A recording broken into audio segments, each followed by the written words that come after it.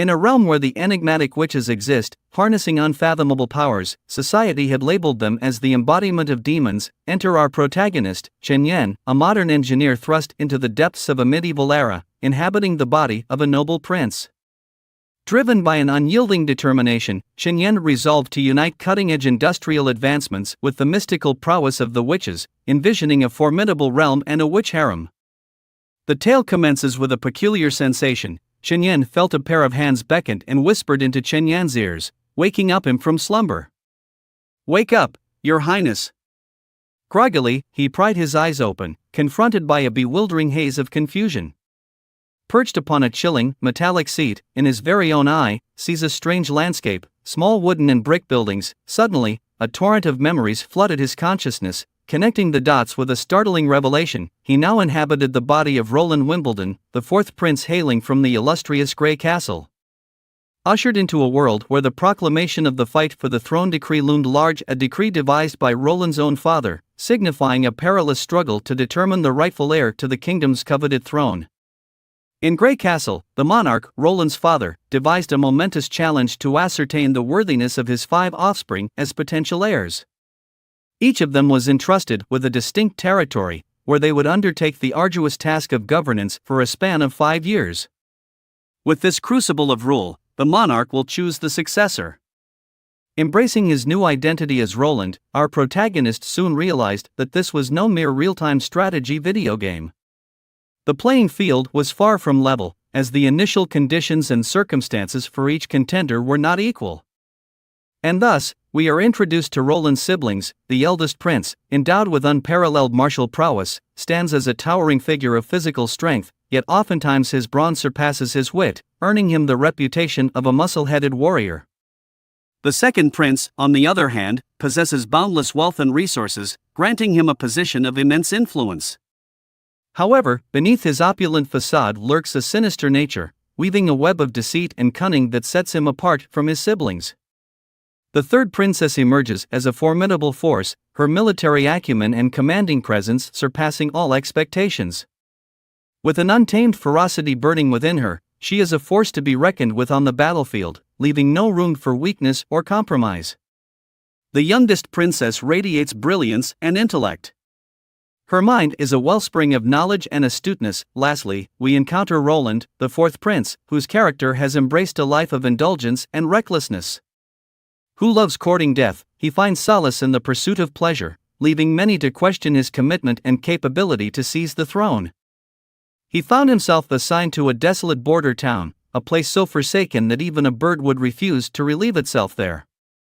It was an underdeveloped, sparsely populated town plagued by poverty, where excrement was carelessly strewn about. Roland instinctively covered his head, fully grasping the wretchedness of his predicament. Before he could complete his thoughts, elderly man implored Roland to initiate the execution. Taking a survey of his surroundings, Roland noticed a gathering of people in the central square, all fixated on a particular spot. It was the gallows, a medieval contraption reserved for the punishment of criminals. A figure wearing a grimy gray shirt and a hemp robe, hands bound behind her back, was unmistakably female with her slender frame, raised chest, and flowing linen hair, billowing in the wind. Roland's mind recoiled at the inhumanity of the situation, struggling to fathom how anyone could believe in such absurdity. "Release that witch!" Roland's voice reverberated with conviction, shocking his minister, his guards, and the town's residents. In an attempt to downplay his outburst, Roland feigned fatigue, suggesting a postponement of the execution to another day. Unexpectedly, his trusted knight, Carter, stepped forward, vehemently opposing Roland's decision. With the witch's identity already confirmed, Carter argued that she must be put to death, fearing that other witches might attempt a rescue. Roland couldn't help but internally scoff at the sight of a knight, whose arm dwarfed the torso of an average person, cowering before girls half his size. Resolute in his stance, Roland turned away, declaring that it would be wiser to lure out more witches, enabling them to capture them all at once. Without further explanation, he retreated to his dilapidated castle, closing the door behind him and releasing a weary sigh. It dawned on him that he must have died from overworking, and been transported to this unfamiliar world. With time, Roland managed to overcome his initial fear of the unknown, took a deep breath, and accepted his identity in this new world. Eager to uncover more about this mysterious world, Roland embarked on a quest for knowledge. Later that day, accompanied by Carter, his trusted chief knight, Roland descended the stairs of the border town's prison. All the while, Carter persistently warned of the peril posed by a witch. However, Roland couldn't resist taunting his own knight, playfully questioning how the formidable Carter could possibly be afraid of a mere girl. Eventually, they reached the lower level of the prison. Within a cramped cell enclosed by sturdy metal bars, a young woman huddled in a corner, clad in the same worn and tattered gray shirt. As she stood up and locked eyes with Roland, he felt a blush creeping onto his cheeks. The young lady possessed a captivating beauty, her eyes a serene shade of light blue, resembling a calm and undisturbed lake. No trace of fear, anger, or hatred tainted her gaze. Summoning the courage to approach her, Roland requested that she come closer, eager for a closer examination. However, Carter swiftly positioned himself in front of Roland, adamantly forbidding the girl from drawing near. He reiterated his warnings about the inherent danger of a witch. Unperturbed, Roland tapped Carter on the shoulder, urging him to calm down.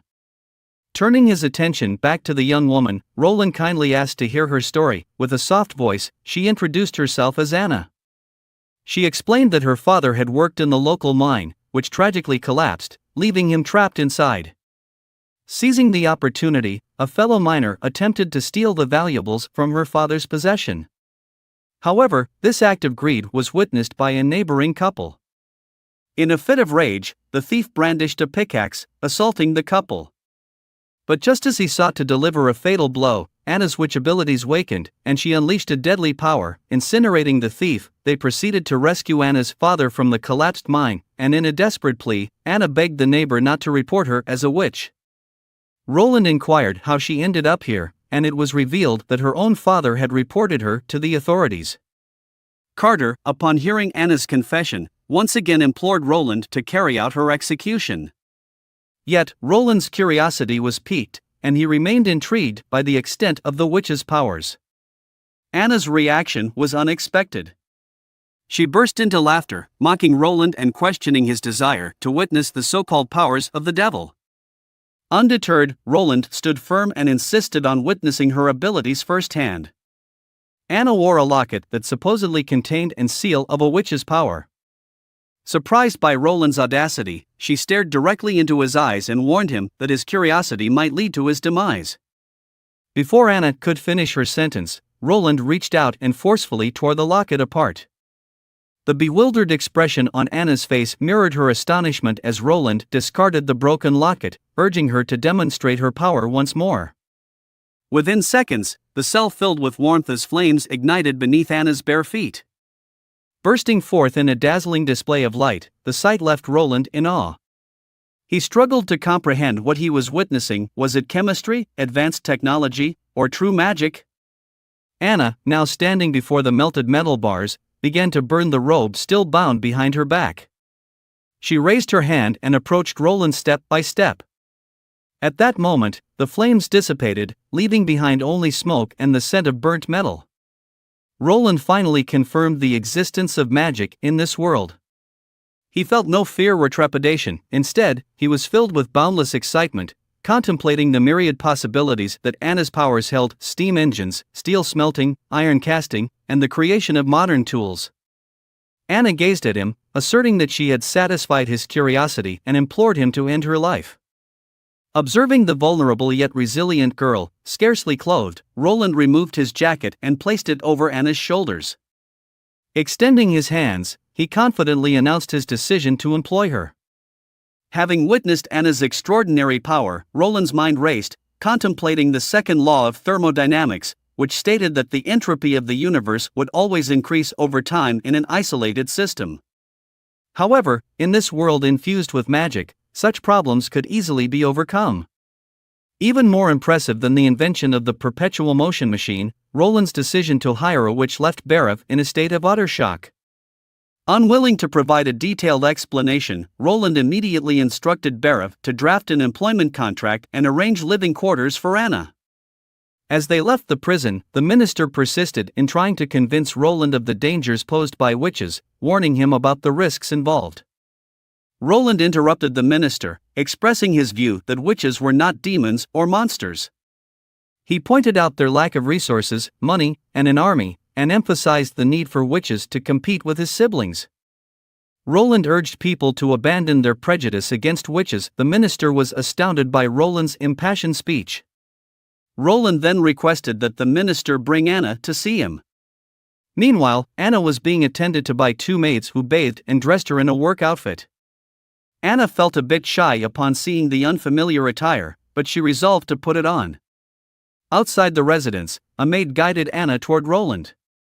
Roland and Carter stood before a wooden shack they had built for Anna to practice smelting. Shortly thereafter, Anna arrived, clad in her new outfit. As Roland beheld Anna with her long, silky hair and radiant appearance, a beautiful bloom in his eyes, he felt a slight blush creeping onto his cheeks. Roland was certain he had made the right decision. He deemed the typical worker's outfit too mundane and the magician's robes too cumbersome, but the maid's uniform was perfect for Anna. Curious about why Roland was treating her so well and going as far as signing a contract with her, memories flashed through Anna's mind, reminding her of how terribly she had been treated after others discovered she was a witch.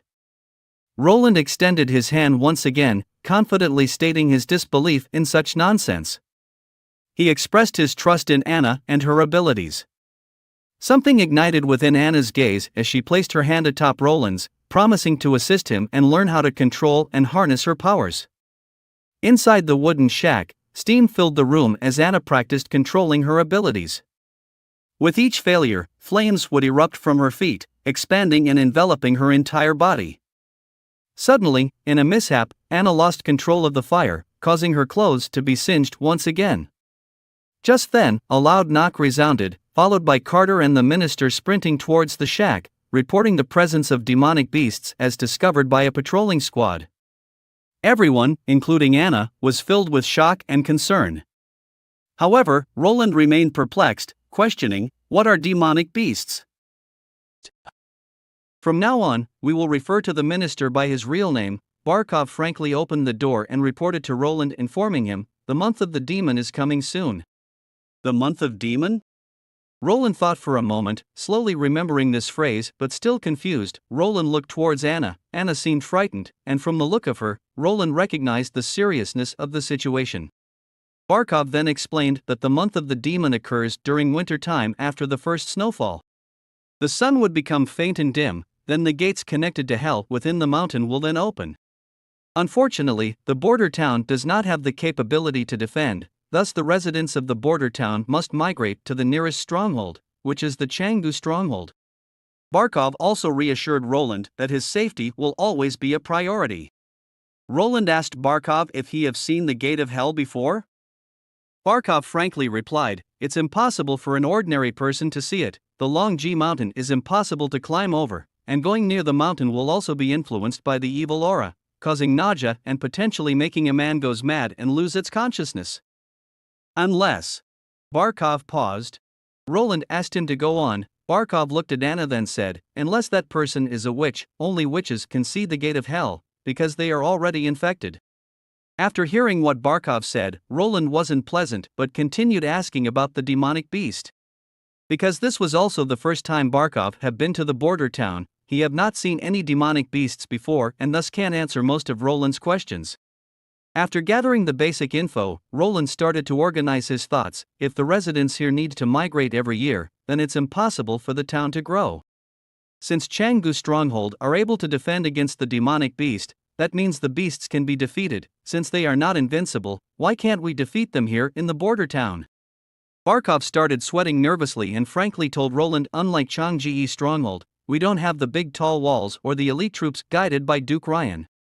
Roland frowned his brows and sneered, finally understanding that the border town was built at this exact location for one sole purpose only, that is to be used as an alarm warning the stronghold.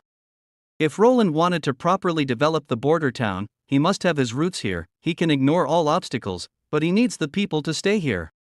He then ordered Barkov to bring all the local guards, hunters, and farmers to him. Roland added a few conditions. First, They must have been living here for more than 5 years, too, prefer those who have experienced the month of demon, or have fought against the demonic beasts before. After issuing the order, Roland and Anna went to the backyard garden to enjoy some dessert. This was the first time Anna had ever had such an exquisite cake. While Anna is slowly and carefully chewing on the cake, Roland asked Anna to tell him more about the month of the demon. Anna lowered her brow and slowly explained what an average peasant experience is like during this terrifying time. People like Anna and her father would have to start to migrate towards the stronghold, transporting their yearly harvest to exchange for food and gold. The stronghold will set up a temporary refugee camp for them to stay in. The length of the demon month may vary, some lasting as long as 4 months. But the officials in the stronghold told them their harvest is only enough for 3 months of supplies. Because of the lack of food and supplies, a lot of bullying occurred where weaker people's food would be forcefully taken away, and these people couldn't make it, thus dying. Anna started to tear up, seeing that. Roland reckoned that it must have been very difficult for her. Since her father, before Roland could finish his sentence, Anna told him, his father was still protective of her during that time. A moment of silence between the two. Moments later, Anna lightly said, it was 25 gold, referring to the gold offered as a reward, reporting a witch. She then followed up by saying, her father just wanted to continue living. Upon hearing what Anna said, Roland was furious, as he slammed the table, and promised Anna, what she said will never happen here in the border town ever again. He slowly walked towards his office and demanded to see Barkov. Alongside Barkov, there were 3 men, 2 of them were guards, and 1 local hunter. The 2 guards are the patrol captain in charge of the fire beacon every year. Alarming nearby stronghold about the attack of the demonic beasts, and this hunter, a tall muscular man with blue hair and a giant scar across his face, claimed not only he have fought a demonic beast before, but he has also slain 2 of them. Roland nodded his head and told the 3 men to introduce themselves one by one. The younger guard was extremely nervous when talking to Roland, probably the first time seeing a prince up close. He stuttered as he spoke, telling Roland that when it started to snow, they will light up the fire beacon in the tower in the north side mine when they see the demonic beast surge past the forest, then sprint back using a secret passway.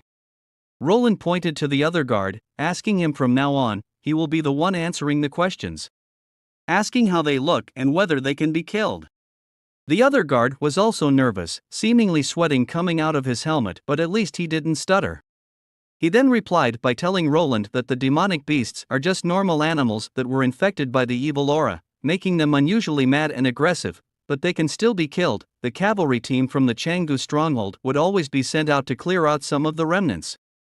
Suddenly the hunter stumped his feet, kneeling on one of his knees and shouting, "They are nothing formidable." He grinned as he proudly said he had killed 2 demonic beasts before. Even Roland was astonished by the aura given out by the hunter, well over 7 feet tall.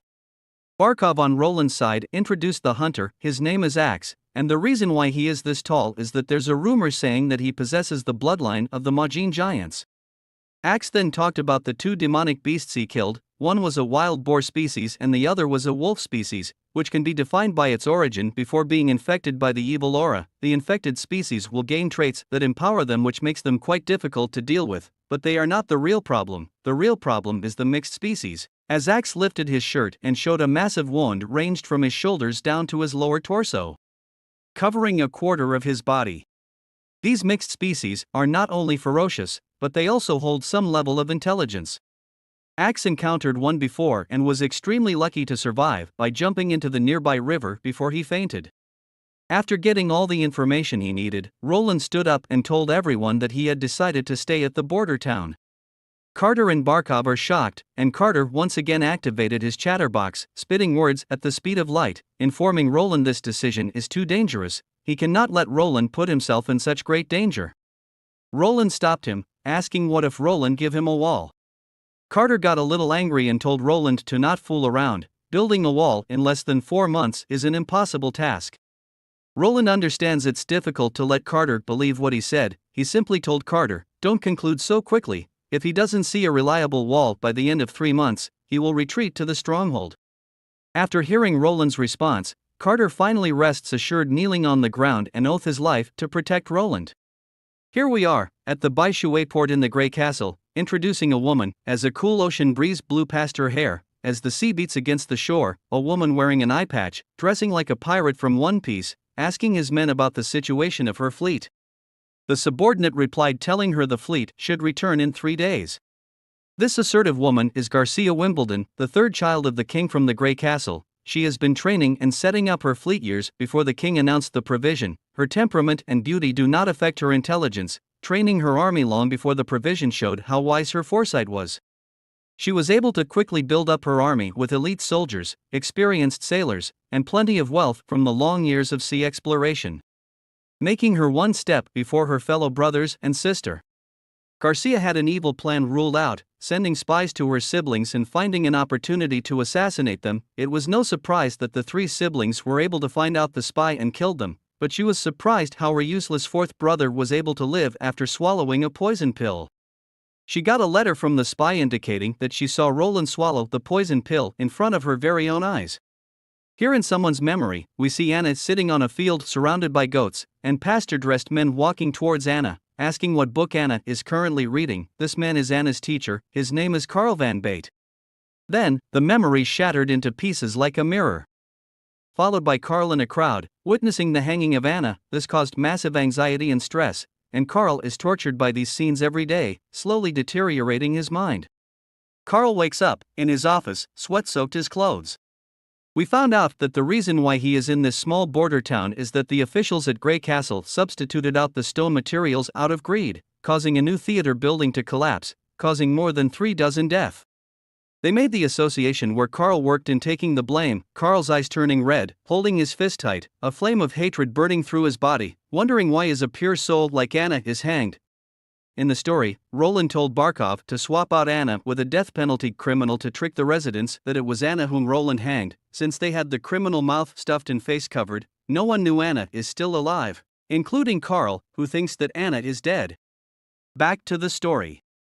These terrible humans are out there dancing in money and fulfilling their greed.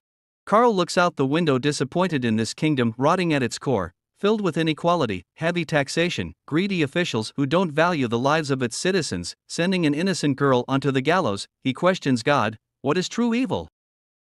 Knock knock knock, Carl opened the door and sees a little girl crying. The girl is upset and worried, she feels something wrong with her body, and she is afraid that she will end up like Anna, shivering in fear, and doesn't know what to do. Something clicked in Carl's head. He frowned his brow, looked at the little girl in her eyes and said he will protect her, then patted her on the head. Carl walks on the street, regretting not standing up when his association was blamed, regretting not standing up when Anna is hanged. He cannot have the same thing happen to Manhwa, the name of the little girl we saw earlier. Carl broke his line of thought when he heard someone yelling behind him. He turns around and sees a bunch of people gathering in front of the billboard. Many of them were laughing, sounded like they have just heard the best joke in their life. It was a work notice sent out by Roland. It was a piece of recruitment information, looking for people to build a wall, looking for positions like stone grinders, craftsmen, handymen, and stonemasons, offering them wages from 12 bronze a day to an astonishing 1 gold per month. Carl was shocked when he sees the last line of the recruitment. It wrote, "People who showed excellence will be awarded the position of the official." Carl thought of a rumor passed around in the border town, which is that Roland has a special personality and extremely dislikes the Holy Church. He recalls what he saw during the execution. Roland showed unwillingness to hang Anna. Maybe Roland has a different outlook on witches. This is Carl's last and only hope. On the other side, Carter and Roland are walking and examining the walls. Carter asked Roland how high he wants to build the wall, and Roland said he wants the wall to be at least. Side note, I've converted the measurement from Chinese foot to standardized measurement, which is 5 meters tall and 2 meters wide, big enough for 4 people to walk in together. Carter briefly thought about the blueprint of the wall, calculating how long he needs. Carter said, even with the men Roland gave him, he can only finish the project during the next year's month of the demon. The main problem is to ensure the stability of the wall. The stones must be picked and grounded properly. Roland didn't explain much, but said, cement will surprise Carter. Carter wondered, what is a cement? Moments later, Carter and Roland arrive at the structure Roland recently built, which is the cement burning room. Roland thinks in his head, knowing the raw material to produce cement is common, and he can find everything in the border town, but the temperature is a crucial step. Roland doesn't remember the exact temperature, and no tools or machines to control the temperature, but Before Roland finished his line of thought, the door opens, and heat and steam poured out of the door. Roland told Carter to stay put. Roland walked towards the door, and it stood behind the door, full of specks of dust on her face, and fully naked. Roland handed her his robe and asked Anna, "How is everything?" Anna didn't let Roland down, and showed Roland the product. It's a pile of gray dust, which looks like cement powder, but it still needs to be tested. Anna is unfamiliar with this material, asking what use it has. Roland listed many uses for cement, like building houses, building bridges, and how a cement house can protect people from the cold and rain, or snow, and is much more durable compared to the houses that average people live in. Complimented Anna for creating such amazing material. Moments later, Roland showed his product to Carter and Anna. Carter was amazed by the product and tried to lift the cement, also trying to pry open the crack. After testing the strength of the cement, Roland told Anna and Carter his ambition. He wants to tell the rest of the kingdom that witches are truly the best waifu. Roland moved on to his actual project. After days of hard work, Anna produced many bags of cement dust, alongside the people Roland have recruited, and the project finally on the right track. Roland himself even went out lowering his status to show the residents how to dig trenches, which raised the morale among the workers, and everyone is working very hard. Although workers are motivated, the project is progressing very slowly, and the trenches look worse than a sewer. Although Roland used to be an engineer, but not a civil engineer, and he has no idea what to do now. This gives Roland a headache, scratching his head. Meanwhile, Barkov came to report a stonemason was recruited, who used to work at the Grey Castle Stonemason Association. Roland recalls it was a famous association, but got disbanded. Needless to say, he told Barkov to bring the stonemason to see him. It was later in the afternoon, and Roland have returned to his office. Sitting on his side is Anna. She is smiling while reading a book. That frame looked like a work of art in Roland's eye. Roland was dazed, but soon got interrupted by the voice of Carter, telling Roland that the stonemason is there. While the stonemason was showing his respect, Roland cut him off and got straight to the point. Seconds later, the stonemason looked up and saw Anna. He was shocked and can't believe his eyes, calling Anna by her name. This made Carter and Roland stoned and extremely nervous. Anna closed the book and looked up after hearing someone calling her. Roland screamed, telling Carter to block the door and don't let Carl run away. Carter dashed towards the door, putting both his hands out ready to tackle Carl. Carl suddenly kneeled, still unexpected to see Anna. Carl then started repetitively apologizing to Anna but was very thankful to see Anna is alive. From the look of Carl, Roland is at ease, knowing this person is unlikely to harm Anna. Anna stood up, looking worried, explaining and introducing Carl as her teacher. A few minutes later, Carl calmed down. Roland then asked who Carl is. Carl wiped his tear and followed by introducing himself and how he became Anna's teacher. He also looked into Roland's eye, telling him, although he doesn't know why Roland saved a witch, even if it's because Roland wants Anna to serve him on his bed as a concubine, it's still better than killing her. Meanwhile, Carl is also thinking to himself, although he doesn't know what Roland truly wants, at least the rumor is right. If he can also send Nanoa as his concubine, Nanoa will also be safe. He then introduced Nanoa, saying she is also a cute and adorable girl, wondering if Roland can also accept her as a concubine. Carl misunderstood Roland's intention to protect the witches. Roland continued by telling Carl he will call in to see Nanoa if she is really a witch, but he cannot take her away from her original family, especially when there's no trace of actual threat from her family. He followed up by telling Carl he misunderstood him. The reason he saved Anna is not what he thought to be. Roland was happy to know another witch is in his town. Hoping to not let Carl misunderstood him, Roland decided to tell Carl the real truth.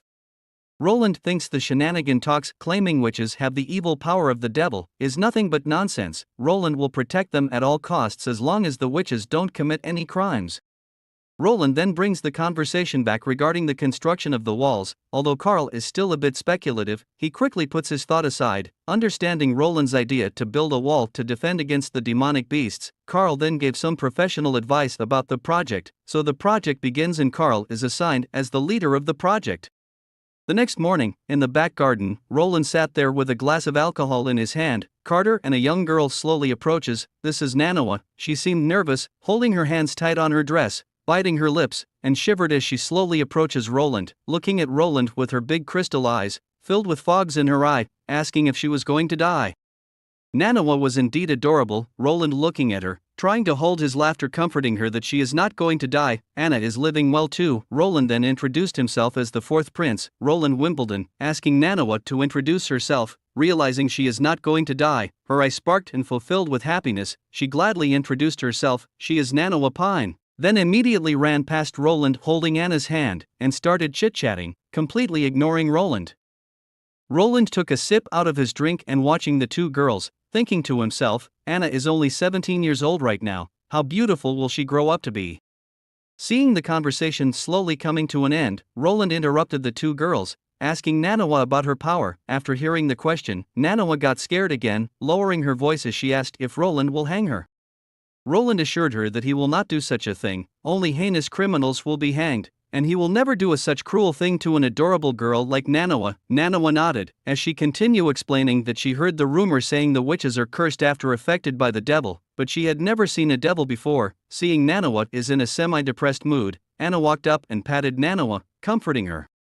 Nanawa calmed down and started explaining what happened. She said, about a week ago, she had seen a little bird gets injured and wanted to help the bird, then all of a sudden something came out of her hands. It was in a liquid form, surrounded the bird. Next thing she remembers, the bird is all healed up. After hearing what Nanawa said, Roland's heart skipped a beat. He understands the importance of Nanawa's power. In a time where there's no modern medicine, no antibiotics, and no life support, a small wound can lead to infection and later death. Roland might have just found an amazing treasure. Roland immediately ordered Carter to bring him a live chicken. Roland then asked Nanawa whether she still thinks her power is still evil after knowing her ability to heal animals. Nanawa looked up and told Roland her teacher said witches can do things ordinary people can't do, but it's a trap set by the devil, then followed up saying while holding 3 fingers up, she swears that she had never seen a devil. Roland stated that he believes everything Nanawa said, but the devil thing is nothing but a lie told by the Holy Church, and her teacher is also a victim, deceived by these lies. Nanawa asked why would the church lie to its people. Roland shook his head, as he understands how religion works back on Earth. A similar thing happened in history as well. There isn't a proper answer, just purely for one's sole benefit. Moments later, we heard Nanawa holding her hands together. As her face turns red, she lightly said, Your Highness, please be gentle. It will hurt. Roland smiled then replied, It's alright, it will be done in a quick moment. Hold up, wait a minute, something ain't right. Nanawa nervously whispered to Roland, Please be gentle, I don't want it to be painful. Roland grinned and replied, Don't worry, it'll be over very quickly. Meanwhile, poor Carter was struggling to hold onto a screaming chicken that was flapping its wings like crazy. It was as if the chicken was auditioning for a role in a horror movie. As Roland began to make his move, Nanawa clenched her teeth, preparing for the worst. But just as she was about to scream, the chicken let out a blood-curdling screech with its feather flying everywhere. Nanawa stretched out her tiny arms toward the injured chicken, using her special powers to heal it. Within seconds, the chicken went from looking like a sad sack of feathers to being so energetic, it seemed like it was on steroids. The little guy was bouncing around like it wasn't a chicken, but a majestic eagle soaring through the skies. Hours had passed, and the poor chicken had been put through the ringer with various tests and procedures. Its little body was now cold and lifeless, cradled gently in Carter's warm arms, as Roland concluded that Nanawa's ability can recover damaged parts of the body, but her power cannot grow out a new limb, but a limb that has been reattached to the body can be healed completely, nor can she bring the dead back to life. After the conclusion was reached, Roland ordered Carter to take the chicken back to the kitchen. Nanawa stood off to the side, tears streaming down her face. She bit her lip, trying to hold back her emotions after witnessing so much today. Roland noticed that Nanawa was still feeling a bit down after the earlier events, so he had an idea to cheer her up. He invited her to a delightful picnic. Nanawa's eyes lit up with excitement as she saw the table overflowing with delicious dishes. Full of various desserts as she took a seat at the table, Nanawa couldn't help but feel like all the sadness from earlier had vanished into thin air. She was surrounded by good food, good company, and good vibes. As the sun began to dip below the horizon, Carter escorted Nanawa out of the residence. Nanawa was beaming with joy and even waved goodbye to Roland, promising to see him again tomorrow. Anna, who was standing beside Roland, couldn't help but wonder why he didn't try to convince Nanawa to stay. After all, she was a fellow witch.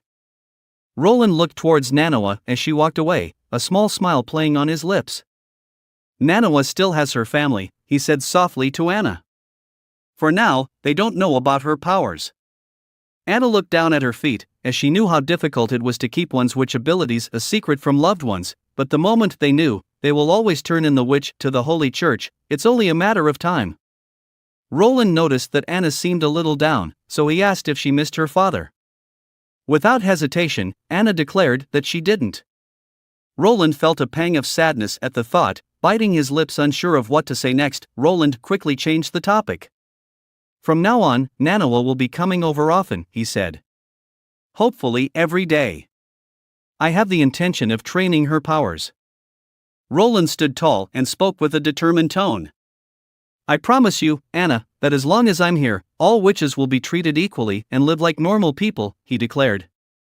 I know we can make this day come, and I won't rest until we do.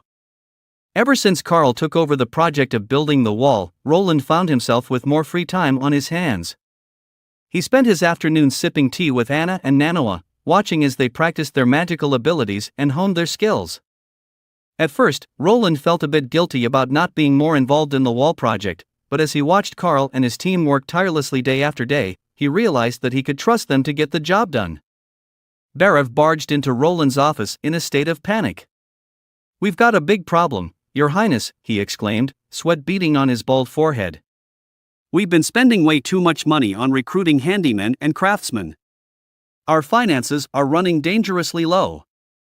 Roland leaned back in his chair, can't help but feel helpless, as he is also poor, scratching his head, desperately trying to find an idea. As Barav observed the fourth prince, he couldn't help but marvel at how much Roland had changed since their time at the Grey Castle.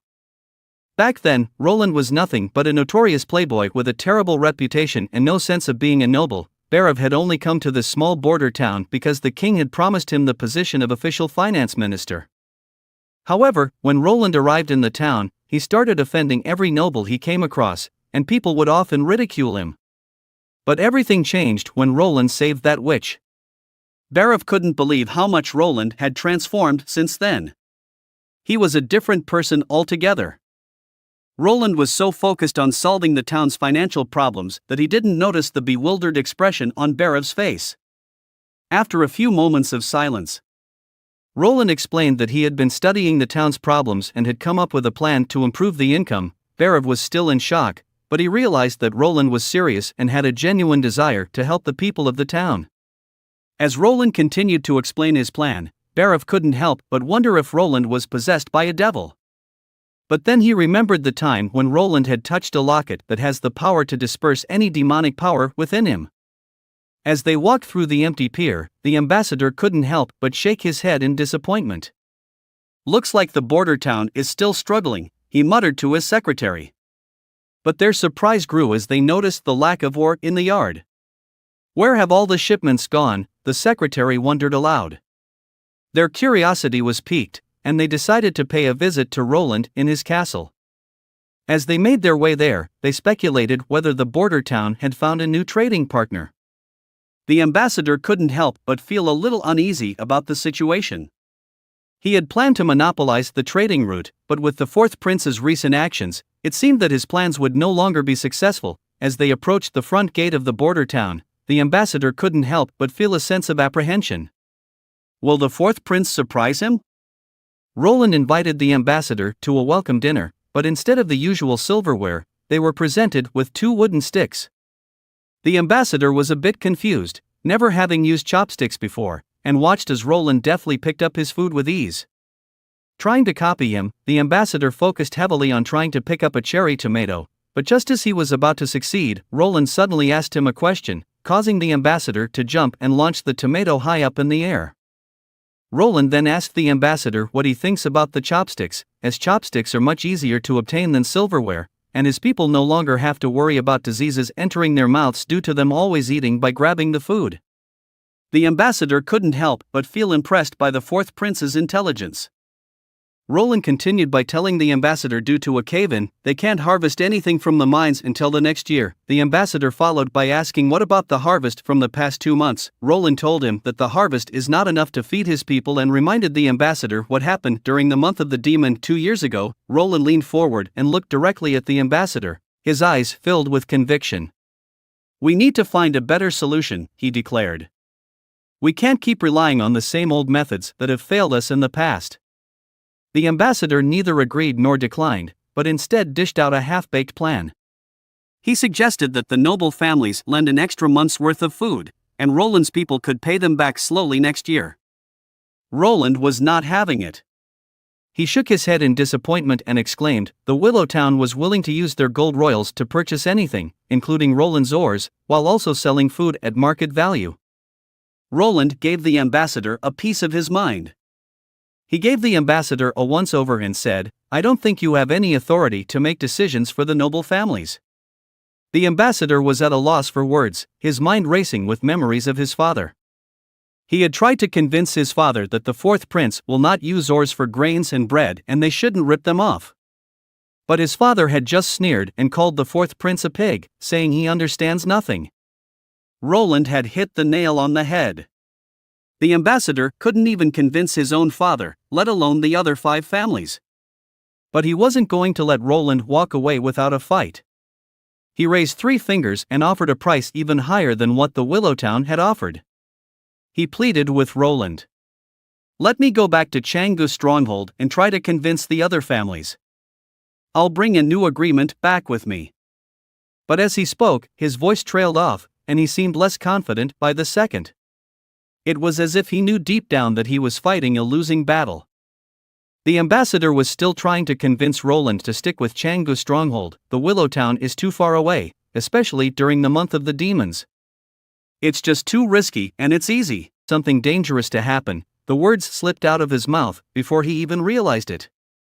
As he accidentally threatened the fourth prince.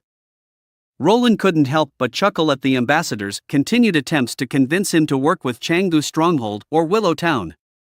You know, I have no intention of becoming a refugee, he said, shaking his head. I'm not leaving Border Town. He then boldly proclaimed, one day, Border Town will be the new border for the kingdom. He even went as far as to invite the ambassador to come to see the massive wall they were building in the north slope.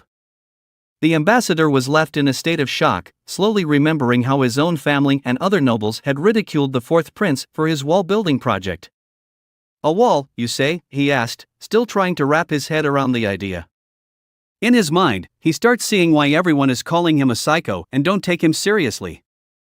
As Roland entered his residence, he was startled to find a shadowy figure sitting on his bed.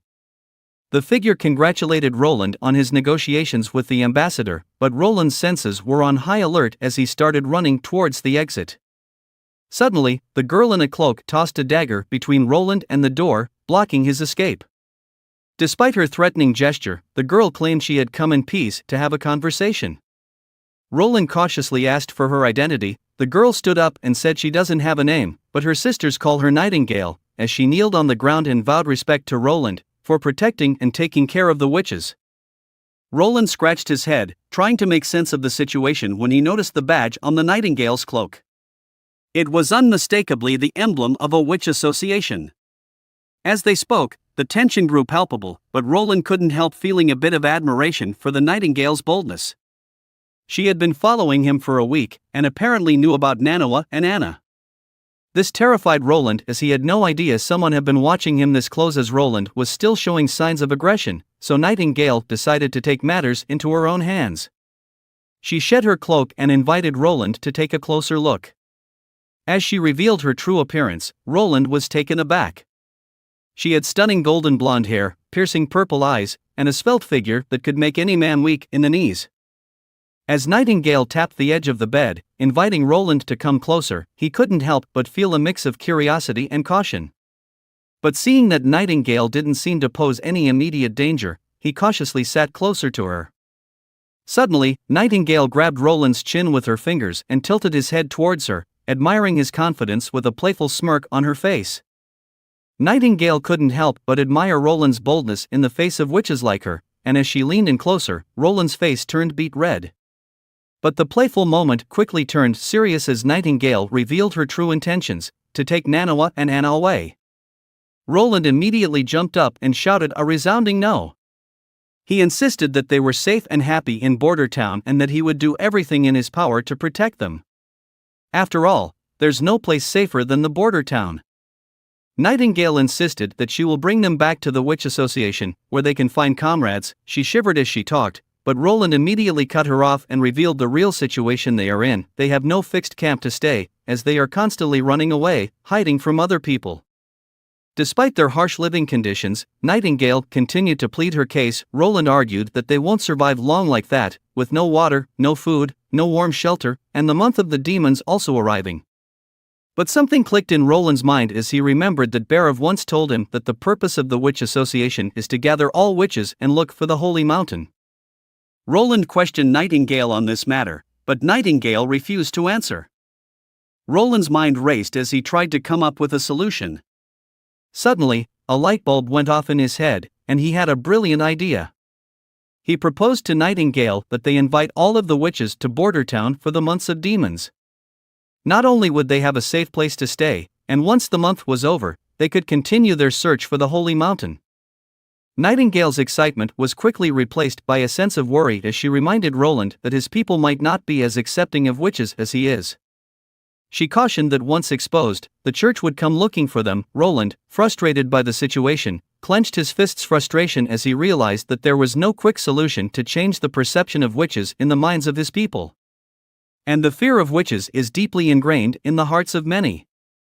Nightingale dropped a bombshell, revealing that Nanawa and Anna are approaching the age of awakening, causing Roland to be taken aback. Nightingale then shifted her tone and asked Roland if he knew the reason why the witches are viewed as the incarnation of the devil. Roland was puzzled and replied that he had no idea. Nightingale went on to explain the terrifying fate that awaited Nanawa and Anna as they approached their 18th birthdays. Every year during the months of the demons, they would suffer excruciating pain as the devil within them ravaged their bodies. The pain was unbearable, like being ripped apart from the inside out. Those who were strong enough could recover after a few days, but for those who were not, their bodies would twist and contort into grotesque shapes before finally dying a painful death. This is the reason why people view the witches as the incarnation of the devil. Roland then questions what happens after the coming of age. Nightingale explained that once they reach the coming of age, their power will become stable and increase substantially, with the possibility of creating a new branch of magic. Roland was in a tight spot. On one hand, he needed Anna and Nanawa's help for the months of the demons, but on the other hand, he couldn't risk their lives. So he let the girls make the final decision. Nightingale nodded in appreciation of Roland's democratic approach. Anna was resolute in her response. "I'm staying here," she declared. Both Roland and Nightingale were taken aback. "Don't you understand the danger you're in?" Nightingale pressed on, telling that she is much safer in the witch camp. Anna turned her gaze towards Roland, a determined look in her eyes.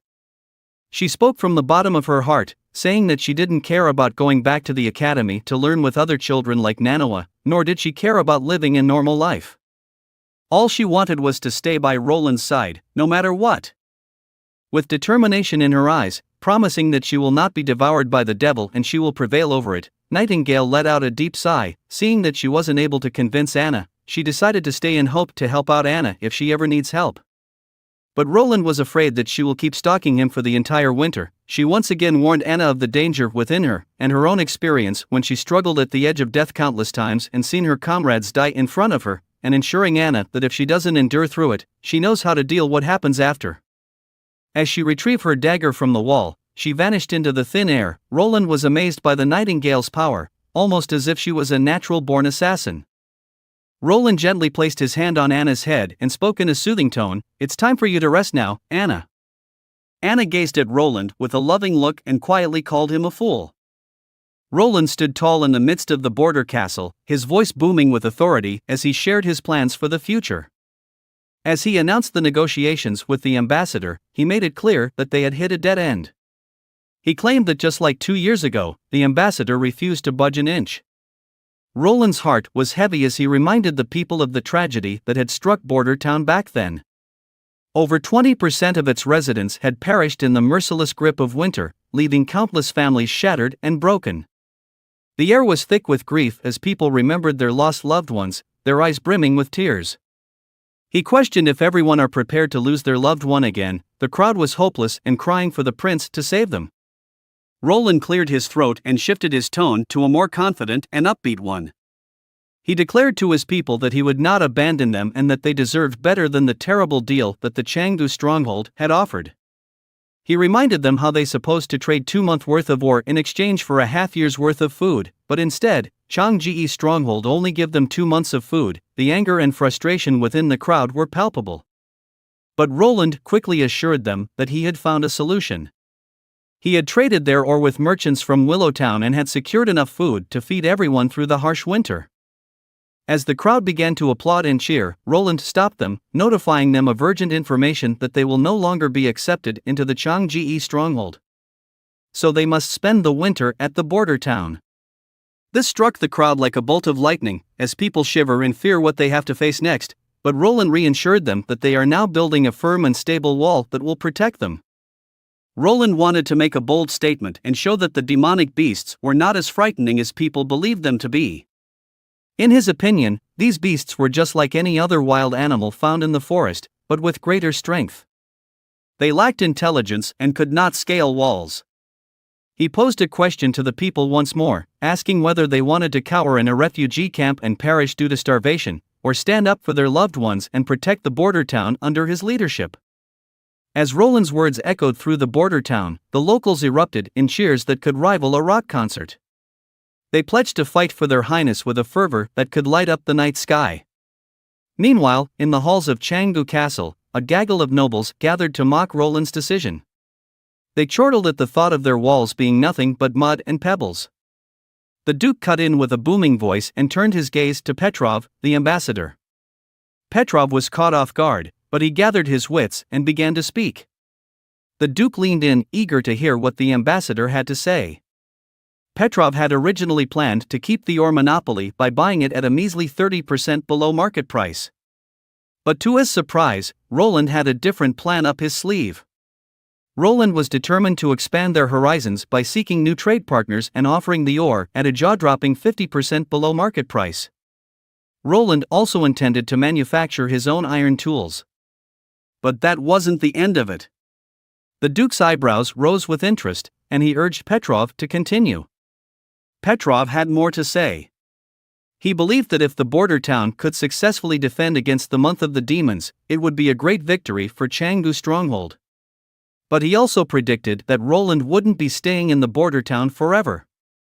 With the fight for the throne decree only lasting 5 years, it was only a matter of time before the Changdu stronghold could take over the much more prosperous border town and expand its territory.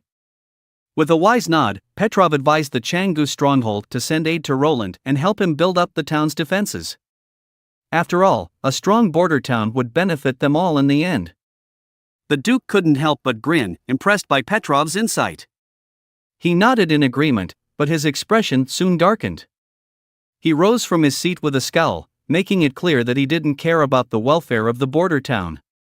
However, he made it abundantly clear that no one, not even the prince, should dare to lay a finger on his border town. The next day, Roland summoned Carter to see his latest invention. It was a steam engine, a marvel of engineering made possible with the help of Anna's deft hands. As an engineer himself, Roland was smitten with the fascinating machinery that sparked the first industrial revolution. But Carter was skeptical. He had his reservations about this strange new contraption. Roland just grinned mischievously and poured some water into the tank. Then, he asked Anna to heat it up. Within a few minutes, the water started to boil and the engine roared to life. The connecting rods started moving and the wheels began to turn. In mere seconds, it reached its maximum velocity. As they beheld the steam engine in action, both Anna and Carter were left stunned by its sheer power.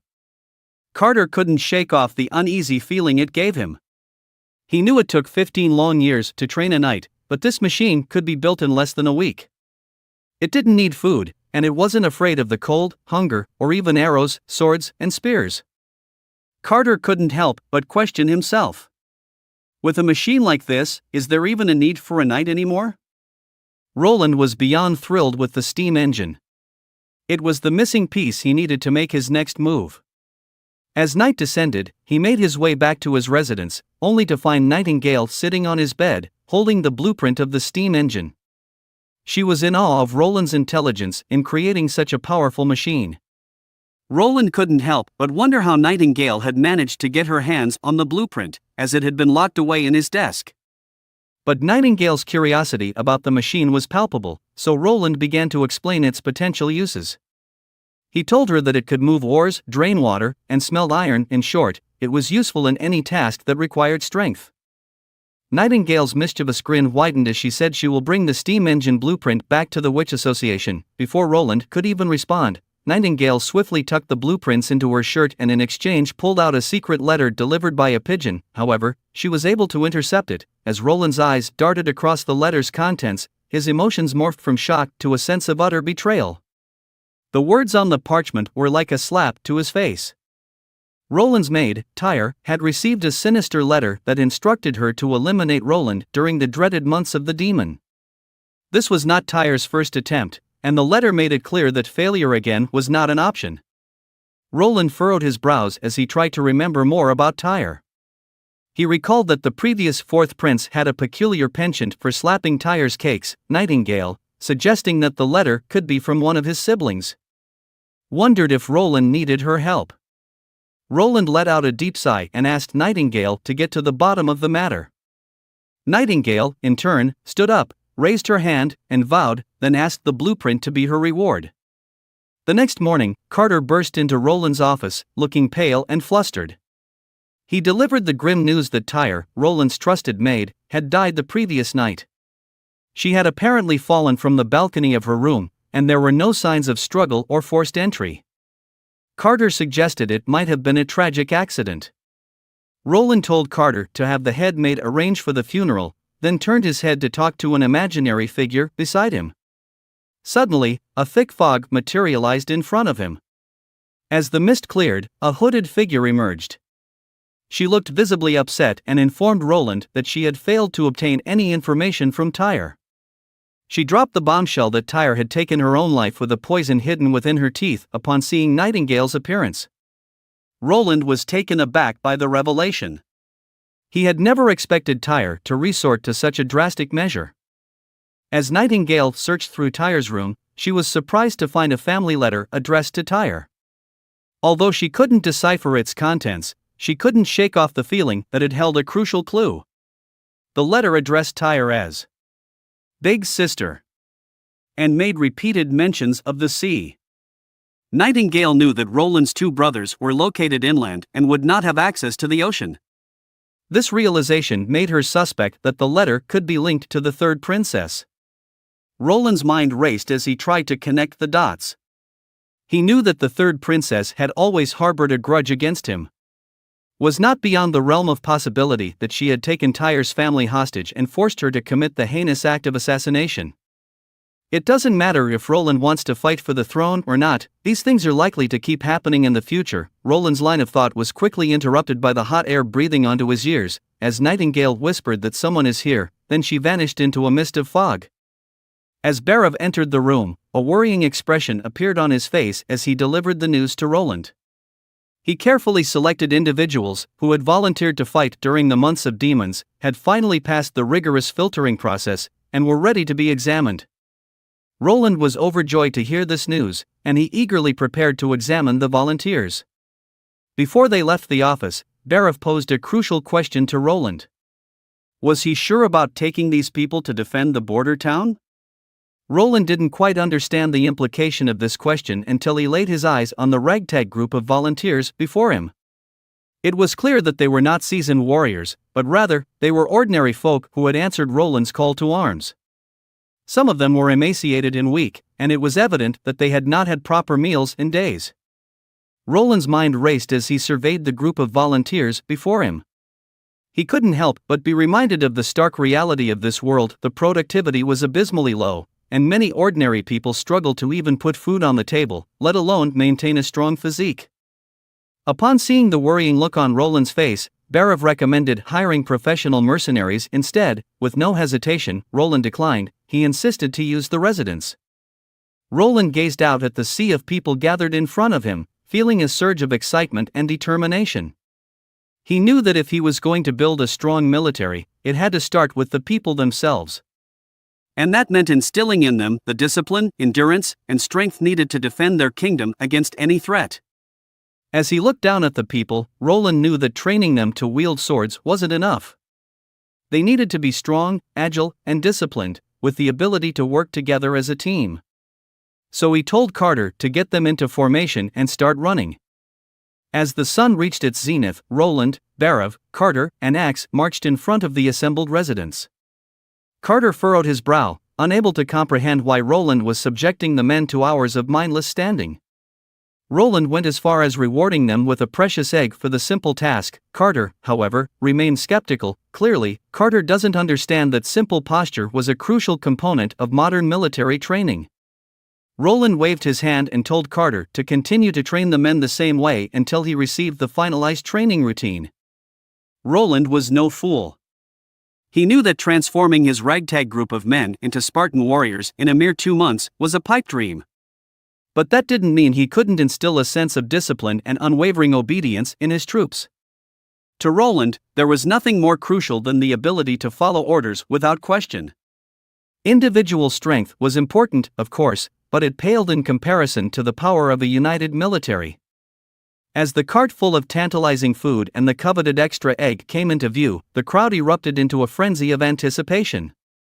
Like a swarm of locusts, they surged forward, eager to claim their share.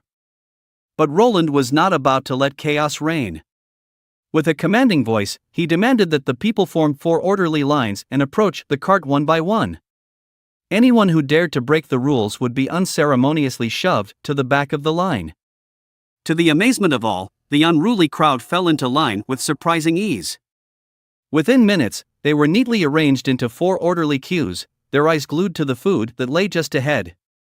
After a hearty lunch, Roland gave the order for his men to rest and then set off for the camp where the patrolling soldiers were stationed. He put Axe in charge, assigning him the task of teaching the troops how to set up a proper tent.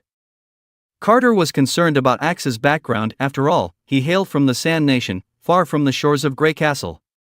But Roland had made it clear that loyalty and merit were the only things that mattered. To him, everyone was his people, regardless of where they came from. As the sun began to dip below the horizon, Roland sat back and surveyed his handiwork. Before he lay the final training plans, a carefully crafted blueprint for turning his ragtag band of men into a disciplined fighting force. 2 things stood out to Carter as he pored over the document. Every day at noon, the men were to run around the border town until sunset. If they succeeded, they would earn an extra egg at their next meal.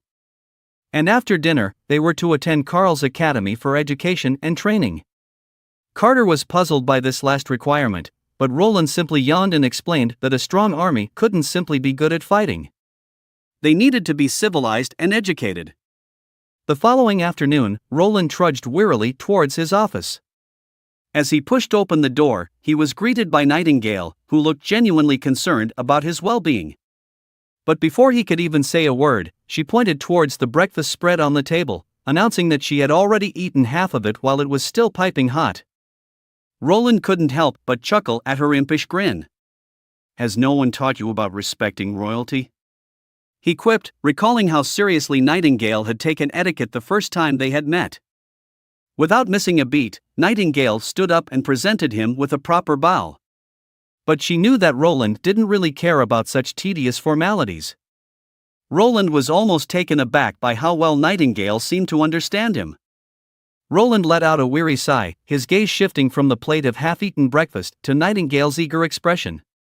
"If you are hungry, then eat all of it. I can always ask the kitchen to prepare something else." Nightingale's eyes lit up at the mention of food, and she eagerly picked up the remaining bits of toast and eggs. As she munched on the food, she couldn't help but ask, "What's with all the ice on you looking to purchase?" She thought Roland is looking to make some cold beverages.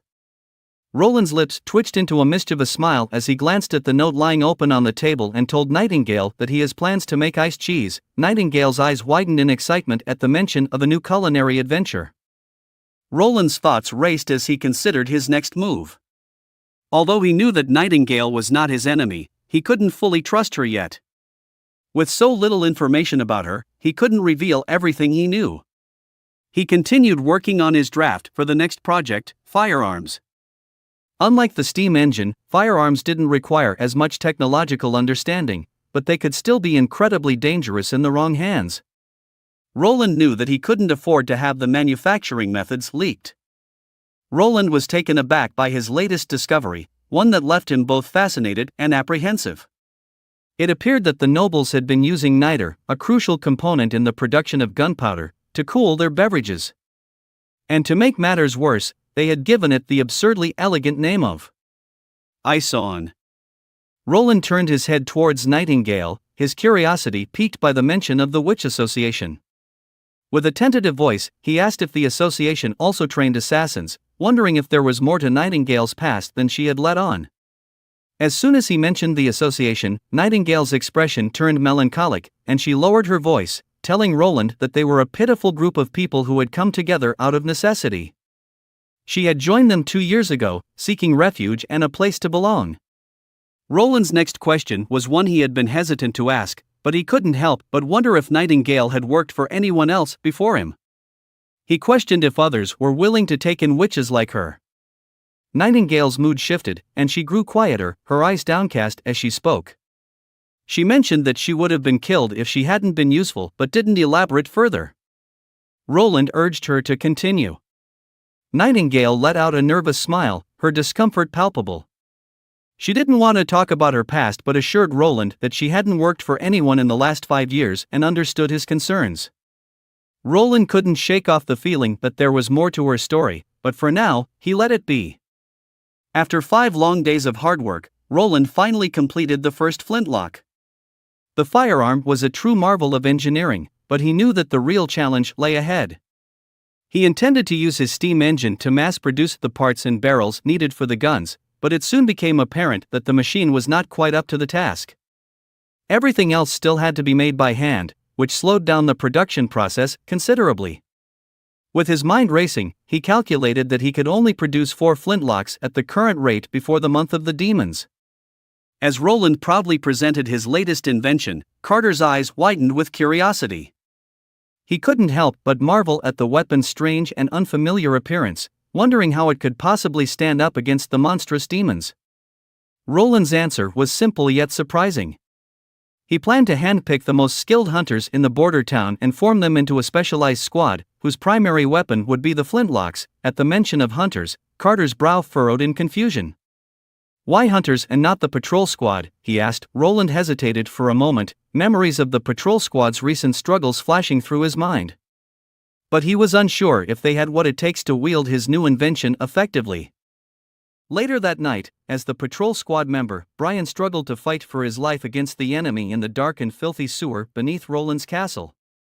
The clanging of swords echoed in the narrow tunnel as he fought against the scar-faced assailant, who threatened him with the same fate as his former squadmate, Grey Dog.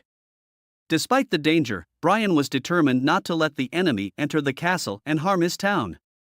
With a burst of strength, he disarmed the scar-faced attacker and thrust his sword into his chest, leaving the enemy stunned at the fact that he had been defeated by a mere patrol squad member. Brian sneered in defiance, reminding the enemy that while they wasted their time drinking and gambling in the bars, he and Grey Dog were training hard to protect their town. He will not let these people who were sent by the Changu stronghold cause disaster in the border town.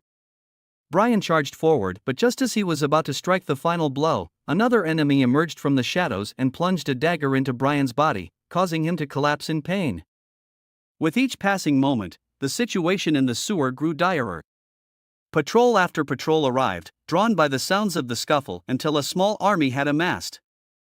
Despite the excruciating pain coursing through his body, Brian knew he had to act quickly. With a shuddering breath, he yanked the dagger from his wound and hurled it towards the nearest torch. The sewer was plunged into darkness in an instant, the only sound the hiss of extinguished flames and the panicked shouts of the patrols. Brian stumbled back to the granary, his body racked with pain from the dagger wound. He knew that this was the place the enemy was targeting, and without the precious supply stored here, the border town would be left with no choice but to flee to Chang Ji's stronghold. Roland had given them so much hope and progress, and Brian was determined to protect it all. Suddenly, the door to the granary was kicked open with a deafening crash. Brian was seized by his collar and flung to the ground, resigned to his fate. But just as the intruders closed in for the kill, Nightingale descended from the rafters with a wicked grin. In a blur of movement, she dispatched the attackers with ease, leaving them lying motionless on the ground. The morning sun cast a somber light on the granary, where Carter was surveying the aftermath of the brutal attack. 8 corpses lay scattered about the room, 7 of which belonged to former members of the border town's patrol squad. The last was an unknown assailant. In Roland's office, the young prince seethed with anger over the brazen invasion of his castle. He turned to Nightingale and thanked her for her timely intervention. Without her warning, he might have been among the dead. The skilled witch smiled wryly, assuring him that even without her, the intruders would have been no match for Anna. Roland's anger gave way to a wry grin as he offered Nightingale a position as his personal shadow guard, promising a generous salary of 2 gold royals per month, and other great benefits. Nightingale wavered, her heart torn between loyalty to her fellow sisters in the Witch Association and the promise of a new life free from persecution. Despite her hesitation, she stood firm and refused to abandon her comrades. Roland, impressed by Nightingale's unwavering commitment, extended a generous offer. He implored her to gather her sisters and bring them to the border town, where he was overseeing a complete reconstruction of the community. With his watchful eye and a steady hand, Roland vowed to provide a safe haven where the witches could roam the streets without fear of discrimination. Nightingale was deeply touched by Roland's unwavering compassion, yet she remained skeptical of his abilities. She insisted that she needed to witness Roland's success firsthand before entrusting him with the task at hand. Roland, undeterred by his initial failure to recruit Nightingale, was even more determined to achieve his goals. Roland inquired whether Nightingale had successfully escorted Manhwa to safety. As it turned out, Manhwa had been assigned to treat a man covered in blood, a task that had left her shaken and afraid. Roland probed further, seeking Nightingale's perspective on the incident. After carefully considering the details of the event, Nightingale advised Roland that it was unlikely to be connected to his siblings. She believed it to be the work of an amateur schemer, unlike the skilled and cunning Maid Tyre. 2 suspects had been captured alive, and Nightingale reassured Roland that he would soon have the answers he sought. As she spoke, Nightingale casually picked up the teacup from the table and took a sip, her demeanor calm and composed despite the gravity of the situation. Her words were measured and confident, reassuring Roland that she had a firm grasp of the situation. As the noon sun shone down on them, Carter and Roland made their way toward a small, nondescript room. Roland pushed open the door to reveal a man swathed in bandages, his face and body hidden from view. As soon as he saw Roland, the man tried to rise, his movements agitated and uneasy. With a gentle nod, Roland urged the man to relax, assuring him that he already knew the truth about what had happened. He praised Brian for his bravery and selflessness, calling him a true hero. Brian's face crumpled as he recalled his fallen comrade, tears streaming down his face and his body shaking with emotion. Roland reached out to comfort Brian, his hand settling gently on the brave man's shoulder. He promised that Brian's friend would receive a burial befitting his courage and sacrifice. But then, Roland delivered the news that the scar-faced culprit had been sentenced to death by hanging, inviting Brian to attend the execution in 3 days. But Brian hesitated, his expression pained and uncertain. He spoke of the scar-faced man's noble status and the fact that nobles could often use their wealth to atone for their crimes. He is afraid that killing Scar-Face may anger other nobles from the Changgu stronghold. With a resolute tone, Roland asserted that the scar-faced man may be distantly related to a noble family, but he held no title or land to speak of. Furthermore, he had attempted to invade a prince's castle and burn their food supplies, putting the lives of over 2,000 residents of the border town in peril. Such crimes were unforgivable and warranted the harshest of punishments, death by hanging. As he spoke, Roland's eyes gleamed with steely determination, his conviction unshakable. He turned to Brian, his voice softening as he urged the brave man to rest and recover from the trauma of the recent events. Roland promised that a proper conferring ceremony will be organized for him once the month of the demon had passed. Brian's eyes widened in shock and amazement upon hearing of the conferring ceremony, his gaze fixed upon Roland's unwavering expression. Roland met his gaze with a firm resolve, letting the weight of his words sink in as he spoke. With a steady voice, Roland informed Brian that the Brave Patrol would henceforth become his personal knights, entrusted with the sacred duty of defending the border town and its people. At the city wall, Axe, with his imposing presence, commanded the daily training of the border town's soldiers. His voice boomed loud and clear, echoing across the training ground, as he barked out orders for the men to stand at attention. With a swift and practiced movement, the soldiers aligned themselves in perfect formation, their spears at the ready. As the fourth prince approached, Roland descended the stairs with a sense of trepidation, uncertain of what to say to these men who stood before him. His mind raced with questions, pondering over the best course of action. With a deep breath, Roland stepped forward and chose a young blonde soldier addressing the soldiers with a clear and commanding voice. With a radiant grin, the illustrious figure inquired about the well-being of the young lad. From his past experience gleaned from the news, he knew the expected response. Not tired and doing well. However, to his amazement, the youngster unexpectedly collapsed and kneeled to the ground, tears streaming down his face.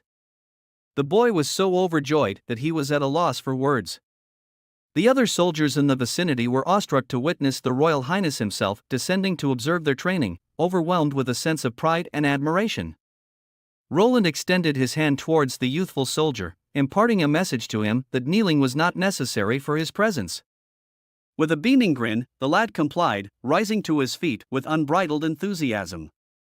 Roland was elated to observe the strides they had made in their training regiment, as evidenced by their elevated energy levels, attributable to proper nutrition and rest. Turning his attention to the young soldier, Roland inquired if he had any novel ideas or suggestions that could further enhance their training, emphasizing that he was always open to hearing feedback. The young soldier hesitated momentarily, understandably apprehensive about conversing with the fourth prince. After taking a deep breath, he mustered the courage to speak his mind, stating that their forces were insufficient in number. In the event of a demonic beast assault, they were only capable of defending a mere third of the wall. The murmurs of agreement from the surrounding soldiers served as a testament to the veracity of his words. Roland raised his hand to quell the cacophony of voices, signaling for everyone to quiet down. Turning his attention back to the young lad, he asked for his name, to which he learned that the soldier's name was Vanner. Roland expressed his admiration for Vanner's keen observation skills and concurred with his opinion regarding the inadequacy of their forces. Axe, who was nearby, affirmed Roland's statement by noting that demonic beasts lacked the intelligence to organize and were akin to wild beasts. Having established the veracity of Vanner's concerns, Roland unveiled his plan. Given that the wall spanned an impressive 600 meters, they would divide their forces into 3 groups, with obstacles set up in between each group. The obstacles would compel the beasts to run around them and concentrate in specific areas, where the soldiers would be lying in wait for them. Axe voiced his trepidation regarding the proposed plan, citing the inherent risks of engaging with only spears and arrows. Roland, however, appeared unperturbed, and with a sly grin, he began to divulge a new and secret weapon. In the distance, not far from the city wall, a massive explosion erupted from a nearby forest, sending flames soaring into the air and causing the ground to tremble. Dust and pebbles rained down upon them as Roland reveled in his excitement, anticipating the success of the new weapon. Carter and Axe were awestruck, unable to comprehend the sheer magnitude of the weapon's power, likening it to the thunder of the gods themselves. As Roland approached the massive dent in the ground, measuring half a meter in depth and 10 meters in width, he couldn't help but feel exhilarated at the sight of the explosive power of gunpowder, which seemed to be the best friend for all Ice Sky protagonists. Nearby, the unfortunate bunnies that had been tied up near the explosion site, their body cold and unmoving. Axe, visibly thrilled by the newfound power of the weapon, eagerly inquired if they could be mass-produced. Roland let out a sigh, acknowledging the harsh reality that it wouldn't be possible by the time the month of Demon arrived. However, he remained optimistic, predicting that they would have amassed a stockpile of 20 to 30 such weapons by then, which he was confident would suffice to see them through the ordeal. From Nightingale's unique perspective, the world appeared to be nothing but shades of black and white, a concept that may be hard for others to comprehend. However, this allowed her to break free from the mundane constraints of everyday life and move about freely. Within the mist, cardinal directions were mere abstract notions that held no bearing on her movements.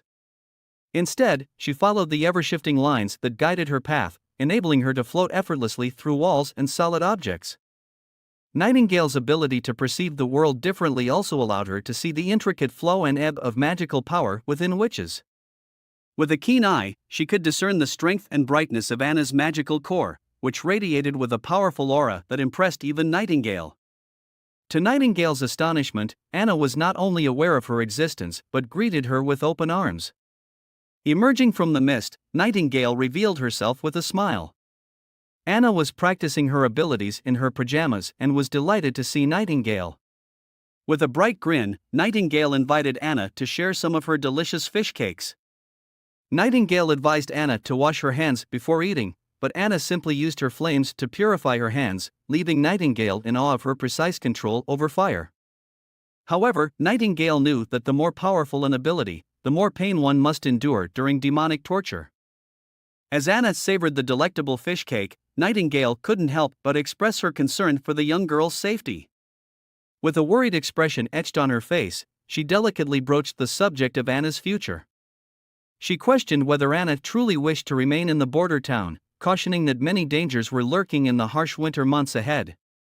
Nightingale implored Anna to consider the comfort and safety of the Witch Association, where she could be surrounded by like-minded individuals who would welcome her with open arms.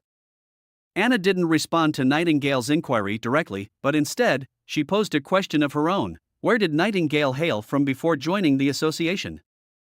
Nightingale's response was that she lived in a bustling metropolis in the east, not too far from the capital. However, Anna didn't stop there and inquired whether Nightingale was happy in her previous life. At the mention of her past, a jolt of memory coursed through Nightingale's mind. She recalled being confined in chains, treated no differently than a lowly animal.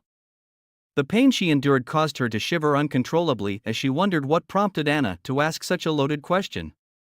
Anna proceeded to recount her own harrowing tale, where she was sold to the church by her own father for a paltry sum of 25 gold royals. Overcoming her trepidation, Anna gently placed her hands atop Nightingale's and shared how Roland had come to her rescue, freeing her from the confines of her bleak existence. The mere thought of her new life here filled Anna with an inexplicable sense of happiness. As Nightingale listened in awe, Nightingale went on explaining that despite what Anna thought, she is still trapped in this castle, and the rest of the populace still harbored an abhorrent disdain for witches. However, Anna's unwavering faith in Roland's vision for change surpassed any fears or misgivings she may have harbored. Fixing her crystalline gaze directly upon Nightingale's, Anna posed a poignant question: where did Nightingale find more fulfillment, in the Witch Association or here? Without missing a beat, Anna professed her own sense of spiritual home in this very border town where she now resided, alongside her unwavering trust in Roland's promise of bringing transformative change to this land. If the holy mountain that the witches dreamed of was Nightingale's peaceful home, Anna believed that she had found her own holy mountain right here, in the company of Roland and the inhabitants of this humble town. Just as Nightingale was about to reply, the door suddenly flung open with a thunderous crash. In walked Manhwa, tears streaming down her ashen face. With wild desperation in her eyes, she flung herself upon Anna, her body trembling with fear. In a frantic and nervous tone, Manhwa begged for Anna's assistance, her words spilling out in an incomprehensible rush. Meanwhile, in Roland's chambers, he was in the midst of a delightful dream, surrounded by his bewitching harem.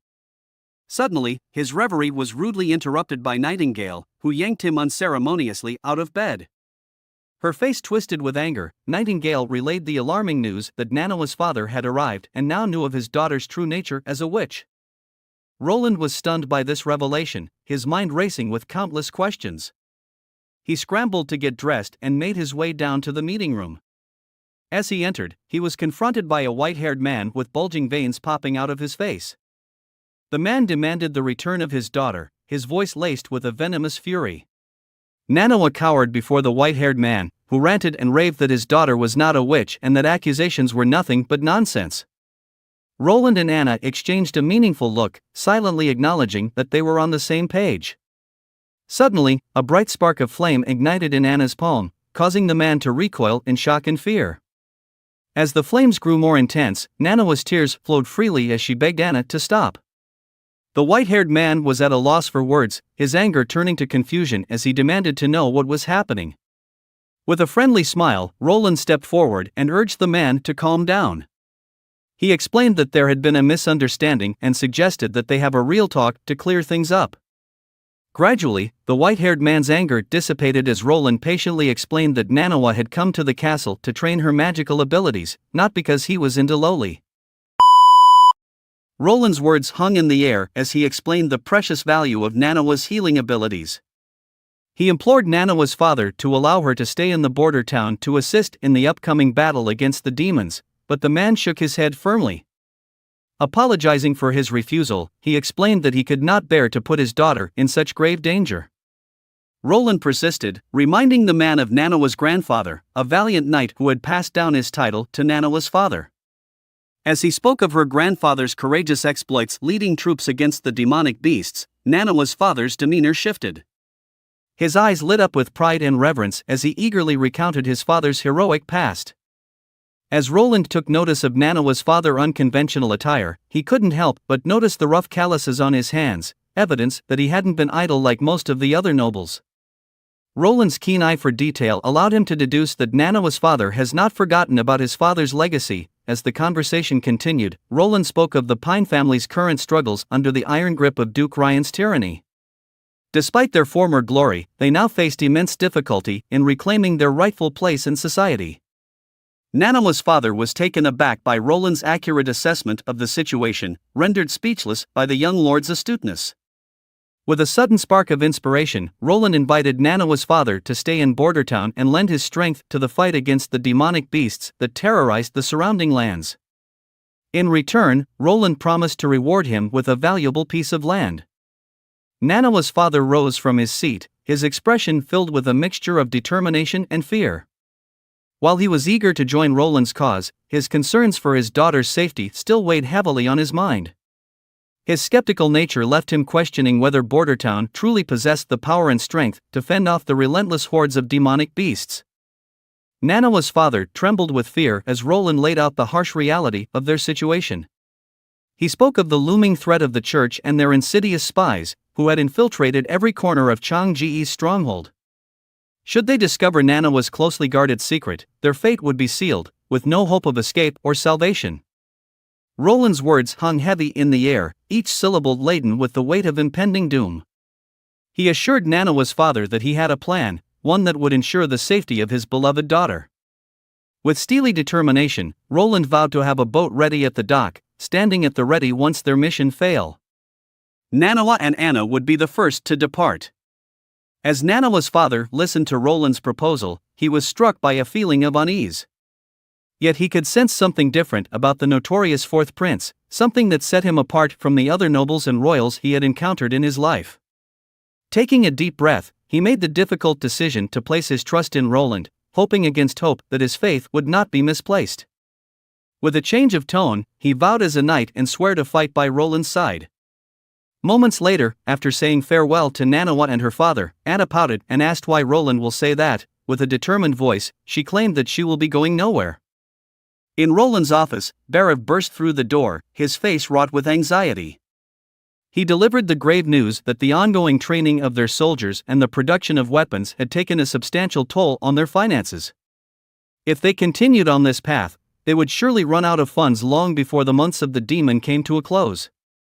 Roland rubbed his temples wearily, acutely aware of the dire situation that faced them. With a heavy heart, he instructed Barav to draw the necessary funds from his own coffers. Barav remained unconvinced, his concern for Roland's safety palpable. Yet Roland remained resolute, determined to see his plans through to the end, no matter the cost. He assured Barav that he would be the first to leave should their mission fail, and urged him to attend to his duties with renewed focus and vigor. As Barav departed, Roland slumped onto his desk, overcome with a sense of despair. He couldn't believe that he had managed to drain his resources completely. In the midst of the fog, Nightingale appeared, materializing from the swirling mist. She leaned against Roland's desk, a mischievous grin on her face as she questioned his earlier words to Barav. Roland could feel his cheeks flush with embarrassment. Nightingale's eyes brimming with concern for Anna's well-being. She urged Roland to spend more time with her, fearful that her time may be running out. Yet Roland remained steadfast in his belief that Anna would emerge victorious against the demonic forces and trusted in Anna's own words that she will not prevail against the demonic torture and will surely survive. Nightingale couldn't believe Roland's unwavering trust in a witch as she continued to say a witch who had been cursed by the devil. Roland met her gaze evenly, a determined glint in his eyes. He refused to be swayed by her words, declaring that he trusted Anna just as much as he trusted Nightingale herself. The room fell into an awkward silence as Nightingale struggled to come to terms with Roland's unwavering words. She shifted her weight from one foot to the other, unable to meet his gaze. As the weight of Roland's conviction began to sink in, Nightingale felt a faint blush creeping up her cheeks. She cleared her throat and stammered out a few words, as if she was a lie detector, admitting that Roland isn't lying. As the tension in the room dissipated, Nightingale found herself drawn to Roland's window. She peered out into the darkening sky, watching as snowflakes began to drift lazily down from the heavens. Her heart quickened with a sense of foreboding as she realized that this was the first snowfall, signaling the month of demons is arriving. Her eyes darted back to Roland, a silent acknowledgement passing between them. Without a word, they both knew what needed to be done. As Roland approached the training field, the sound of gunfire echoed through the crisp winter air. Axe stood at the shooting range, his eyes locked onto the target in front of him. Roland approached him with a stern expression, eager to assess his progress. Axe turned to face Roland, his face breaking into a confident grin. With a nod of his head, he assured Roland that he had been practicing diligently and had mastered the flintlock as per his instructions. As Axe gazed down at the powerful weapon in his hand, he felt a deep sense of respect for the man who had given it to him. He vowed to never disappoint Roland and to use his skills to defend their land against the demonic beasts that threatened to overrun them. Roland turned to Carter and inquired about his progress. Though Carter's skill with the new weapons was commendable, his concerns about their slow production rate were valid. Roland acknowledged the difficulty of pioneering the age of fire weapons but reassured Carter that more weapons would be crafted in due time. Roland strode purposefully to the city wall, flanked by Axe and Carter, two of his most trusted soldiers. As he gazed out over the expanse of land beyond the wall, his mind was consumed with thoughts of the impending demon invasion. The trio arrived at the city wall, where Roland was greeted with a chorus of bowed heads from the assembled soldiers. As Axe reported that no demonic beasts had been sighted yet, Roland breathed a sigh of relief. The first snowfall usually meant a lull in activity from the beasts. However, their respite was short-lived when a soldier on the wall shouted a warning. A lone figure had appeared. Panic spread among the soldiers, and some suggested sounding the alarm. Roland, calm and collected, reminded them of their training and urged them to use proper judgments. Gradually, the men regained their composure and lowered their bows. Roland exhaled a weary breath, acknowledging the grueling drill was necessary to instill discipline in his troops. The soldiers stood in unison, intently watching as the cunning fox crept closer to the fortress walls. Suddenly, the beast leaped forward, its eyes fixed on the towering barrier. Axe, quick to react, alerted Roland of the creature's possible intentions to vault over the defenses. Carter, ever the valiant protector, positioned himself in front of Roland, poised to strike. Without hesitation, Axe drew his bow and let fly an arrow, piercing the beast's sinewy body in a lethal shot. As Roland surveyed the lifeless body of the beast, his inquisitive mind kicked into gear. The ebony hue of the creature's blood piqued his interest, and the realization that witches could withstand the aftermath of the awakening only deepened his fascination. His curiosity now stoked, he made a mental note to explore the enigmatic mountain in the near future. Roland turned to Axe and queried him about the consequences of being bitten by a demonic beast. To his relief, Axe assured him that death was the sole outcome, and not a ghastly transformation into a zombie-like fiend in some otherworldly ice sky. Roland's mind raced with a daring idea, consuming the flesh of the fallen beast. However, before he could vocalize his plan, Carter's voice boomed out, vehemently opposing Roland's suggestion. The thought of consuming infected meat was not just unappetizing, but also perilous to their survival. Axe supported Carter's warning with the grim fact that any hounds fed on the tainted meat would always die. Roland's heart sank at the realization of the opportunity lost, and he let out a wistful sigh. As the troops were conducting their regular patrols, a sudden report came in about an injured individual from the perilous North Slope mines. In a frenzy of activity, Roland made his way to the hospital, where he was met with the sight of Manhwa, a young girl trembling with fear as she backed away from the wounded miner. Manhwa's father, a beacon of calm in the chaos, rushed to his daughter's side to offer solace and support. Drawing on her inner strength, Manhwa steeled herself and approached the injured man. With a deep breath, she summoned forth her latent ability, unleashing a blinding flash of light that left her father in awe. The injured man, now miraculously healed. Brian on the side also said it was Manhwa who saved his life, and showed his gratitude towards Manhwa.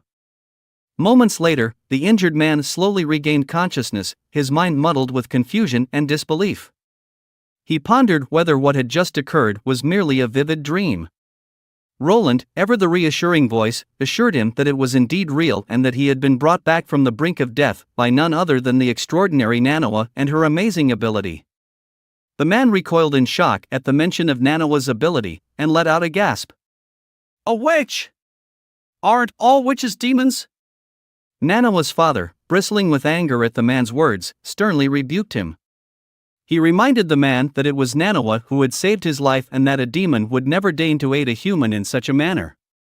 Realizing his grave mistake, the man sprang out of bed and fell to his knees, pleading for Manhwa's forgiveness. With tears streaming down his face, he expressed his deepest gratitude towards the young girl for saving his life. As Roland made his way back to his residence, he was met with the sight of Nightingale perched on his bed, her eyes glazed with concern. She feared that Manhwa's ability would be discovered and that the young girl would never be able to lead a normal life. Before Nightingale could say another word, Roland interjected with a sense of urgency in his voice. He reminded Nightingale that the border town was small and that the Holy Church's influence was limited. He believed that now was the perfect time to build trust in witches and that they needed to seize this opportunity before the dreaded month of the demon arrived. Roland was confident that if they could show the people that witches were not demons, they could slowly begin to break down the walls of fear and prejudice that had been erected against them. As Roland handed Nightingale a glass of wine, he spoke with confidence, assuring her that everything was under control. The heavy snow that covered the path leading to Chengdu's stronghold and the control they had over the shipping ports ensured that no news of the border town could reach the outside world. With 3 months, they had ample time to make a change. Roland reminded Nightingale of the miner who was saved by Manhwa earlier that day. The miner, once afraid of witch power, now believed that Manhwa was an angel of revival. Roland saw this as an opportunity to boost morale and plant a seed of change in people's hearts, especially in the new army he was building. Nightingale gazed at Roland with a loss for words. She stared at Roland's eye, feeling a bit fascinated, also with a mixture of curiosity and admiration. And couldn't help but ask him what was driving him to take such bold steps in support of the witches. Roland looked at her with a serious expression and spoke in a firm voice. Because I believe that witches make the best waifu. Roland leaned forward, his eyes shining with determination. Because I believe that everyone deserves a chance to live freely, hoping one day, even witches can live freely in his territory. Roland's speech had left Nightingale stunned, her eyes fixed on him in awe. After a long silence, she averted her gaze and began apologizing for the lies she had told him earlier. Nightingale explained that her fellow witches in the association had been wandering around for too long, and they simply wanted a safe place to stay, even if it was a castle like his. Roland was initially confused by her words, but then, as if a sudden realization had struck him, he understood that Nightingale was offering to bring the other witches to his castle. He felt a surge of excitement. Nightingale was in awe of Roland's grand vision for a world where everyone, including witches, could live together.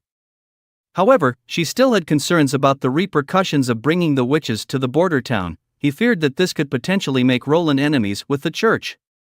Roland, on the other hand, remained calm and collected. He assured Nightingale that the church would not go to extreme lengths just to punish him. He knew that they wouldn't dare to provoke the royal family.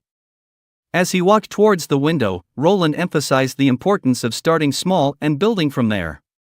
He believed that they needed to start from the border town and gradually gather enough forces to take down the church. Eventually, Roland envisioned creating a kingdom where all people, regardless of their origins, could coexist in harmony. This was not just limited to Grey Castle, but the entire world. One day everyone will know that witches are truly the best waifu. Under the cover of darkness, a thundering of hooves echoed through the night as a group of mounted men thundered towards Grey Castle. Among them was a towering figure with a distinctive scar etched into his face, none other than Gerald Wimbledon, the first prince of the Kingdom of Grey Castle. As they approached the castle gates, a sudden flare lit up the sky from within the walls. Undeterred, the first prince ordered his men to press forward and make their way inside. With a loud clanking, the chains holding the heavy castle doors began to descend, allowing the prince and his men to breach the castle's defenses. The air was thick with tension as the first prince drew closer to his ultimate goal, the throne of Grey Castle. As the first prince strode through the grand entrance, he was met with a respectful bow from a handful of ministers, eagerly awaiting his return. The prince acknowledged their greetings with a gracious smile but wasted no time in getting to business. He inquired if the guards had been replaced as planned, to which the ministers hesitantly admitted that there had been some issues with the scheme. However, the prince remained unfazed, his unwavering confidence a testament to his unwavering determination. He issued orders to secure the entrance with all available personnel, keeping his trust in the 2 guards who would accompany him. As the first prince strode towards the king's residence, his thoughts were momentarily overtaken by fond memories of his childhood spent playing with his younger siblings. But a sudden glint of steely determination replaced his wistful expression as he approached the imposing doors. He knew he was about to break the king's rules and seize the throne by force. As he stood before the grand chamber, a faint odor caught his attention. The scent of blood hung in the air, an ominous omen of what was to come. His minister informed him that a maid was called in by the king and she had seen them switching the guards and that she had been dealt with accordingly. The first prince finds what the minister said to be extremely odd, as he knew his father hasn't touched a woman ever since his mother's passing. The first prince's resolve only hardened, knowing that there was no turning back now. With a deep breath, he pushed forward and entered the room. As the first prince pushed open the door, the metallic scent of blood assaulted his senses. His gaze swept across the room, settling on the bed where a gruesome sight awaited him. The sheets were soaked with crimson, evidence of a heinous crime committed within these very walls. Reacting on instinct, the first prince drew his sword with a sharp metallic ring, preparing for the worst. But what he saw next left him utterly bewildered. Standing beside the bed was his own brother, the second prince, and in the center of the room lay the king, a dagger piercing his chest, his lifeless eyes staring off into nothingness. Rage and confusion swirled within the first prince as he struggled to make sense of this horrific scene. His brother's hands were stained with blood, a damning sight that left no doubt as to who was responsible for this heinous act. The first prince's mind raced as he tried to come to terms with his brother's betrayal. He felt a seething anger deep within his chest, branding the second prince as a demon from the depths of hell. The second prince simply sneered in response, as if daring the first prince to judge him. He knew all too well that his brother had been provided with the same advantages he had, and that he too would have taken the same path if given the chance. Caught in a trap he never saw coming, the first prince struggled to regain his composure. He knew he was at a disadvantage, and that the second prince had planned this all along. But to his surprise, his brother revealed that he had no intention of killing him.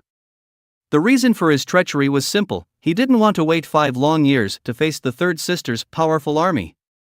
She had been building her forces long before the contest for the throne was even announced, and the second prince saw this as the perfect opportunity to take over Grey Castle without the need to build an army from scratch.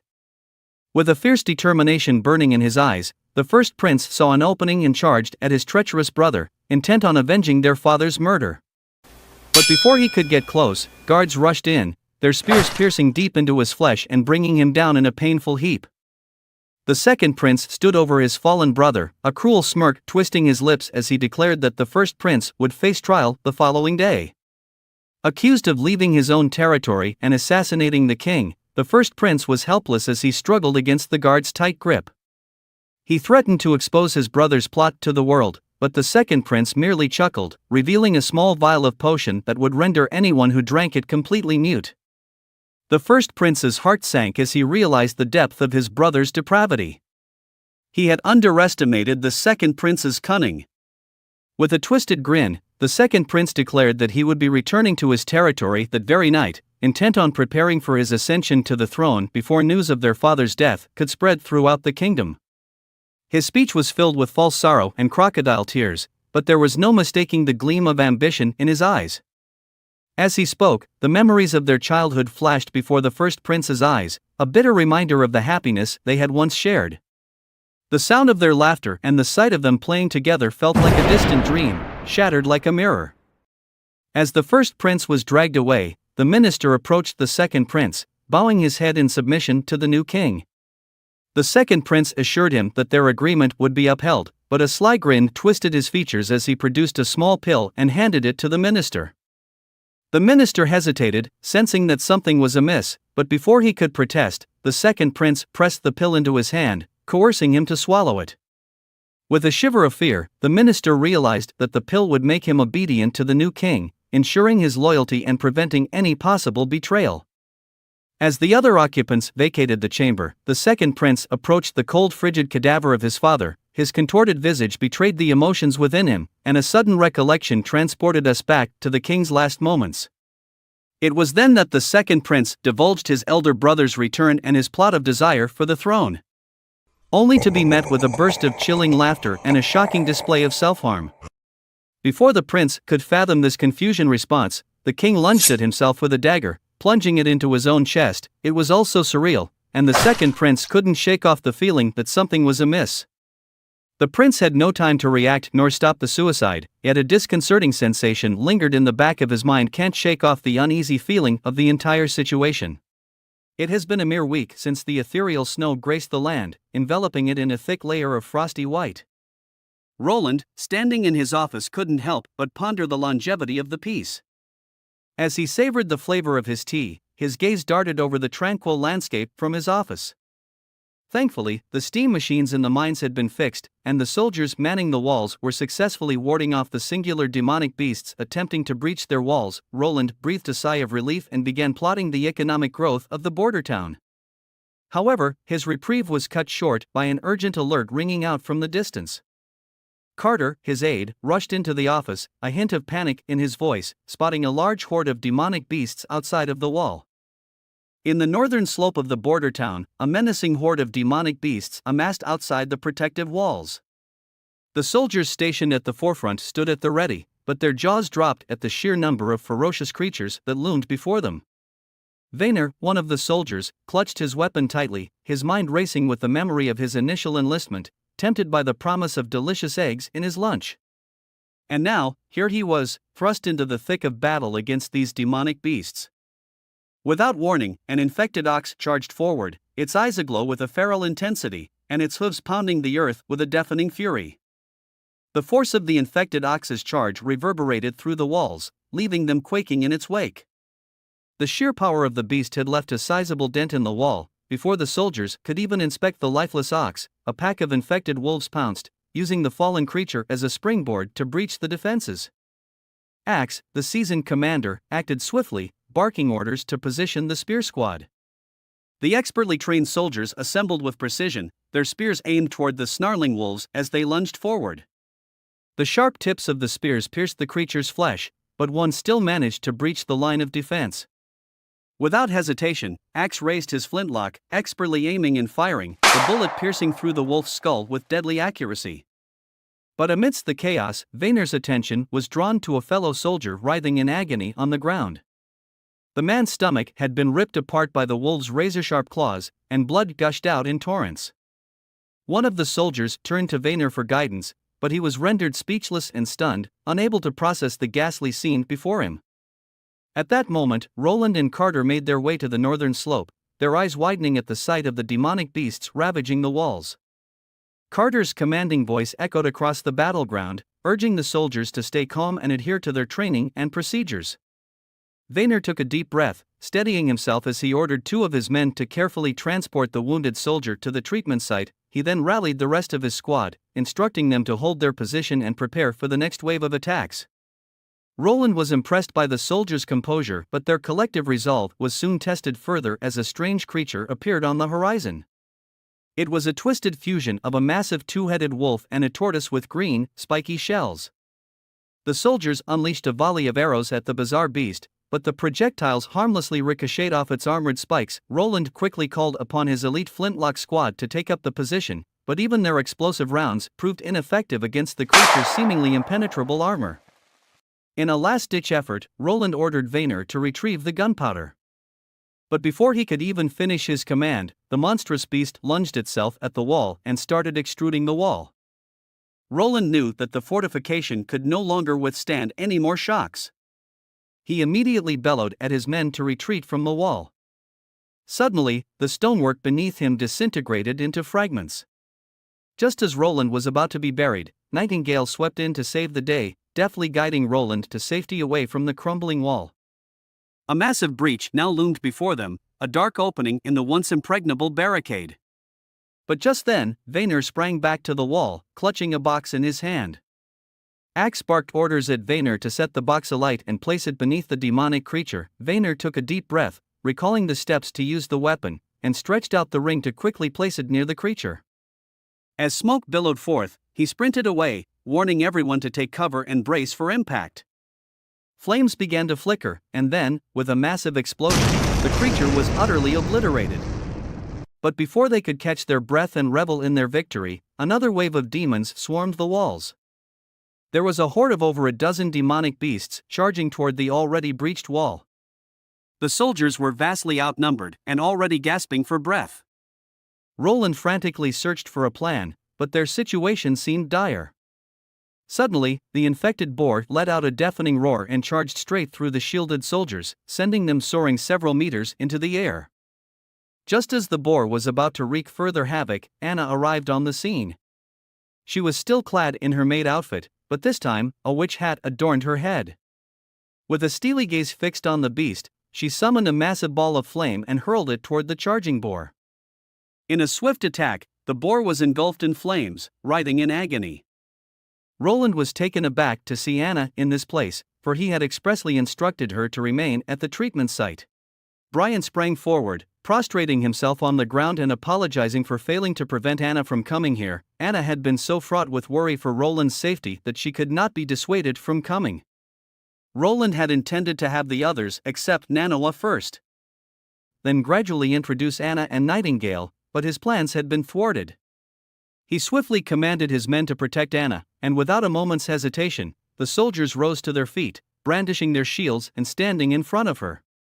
Anna intoned a spell, summoning a massive wall of flame that engulfed the damaged barrier. With a nod of understanding, Roland took the flintlock from Carter and aimed it at one of the demonic beasts. The sound of the bullet piercing the wolf's flesh seized everyone's attention. Roland raised his hand high in the air and bellowed for all to hear that the wall had been secured, ordering his troops to take up their positions back on the wall and defend it at all costs. A mighty surge of morale swept through the field as the soldiers bellowed with all their might, swearing to stand firm and fight for their highness, and to defend the border town to their last breaths. Following a gruesome hour of combat, only a lone wolf remained standing. The creature bore 3 arrows protruding from its flesh, but still, it refused to yield. Yet, in a matter of seconds, it too collapsed onto the blood-soaked earth, signaling the hard-fought victory of the embattled border town. The soldiers who stood watch atop the wall erupted into joyful cries, their voices ringing out in unison as they hailed the prince and shouted, "Long live the prince!" Roland's heart swelled with pride at the sight of his troops working together and triumphing over the monstrous beasts, but he knew that explaining Anna's presence to the soldiers would be a challenge. He feared that the townspeople might once again view her as a demon, especially after witnessing her incredible powers. However, Roland's fears were unfounded, for as the soldiers gathered around Anna, they lowered their heads in a display of utmost respect for the witch who had fought alongside them. It soon dawned on Roland that, while people might fear the unknown, if the power belongs to someone fighting on their side against a common enemy, that fear would give way to gratitude and trust. With both hands outstretched, Roland sought to ascertain Anna's well-being, but to his dismay, he found her deathly pale and unconscious in his arms. In a state of panic, Roland called out for aid.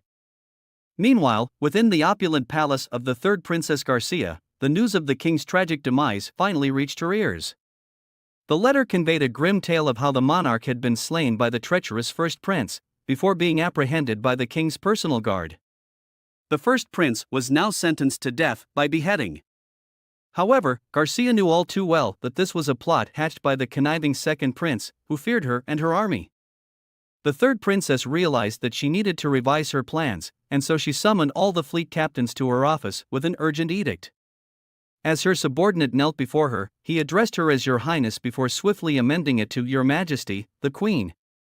As a few days went by, a temporary peace settled over the border town.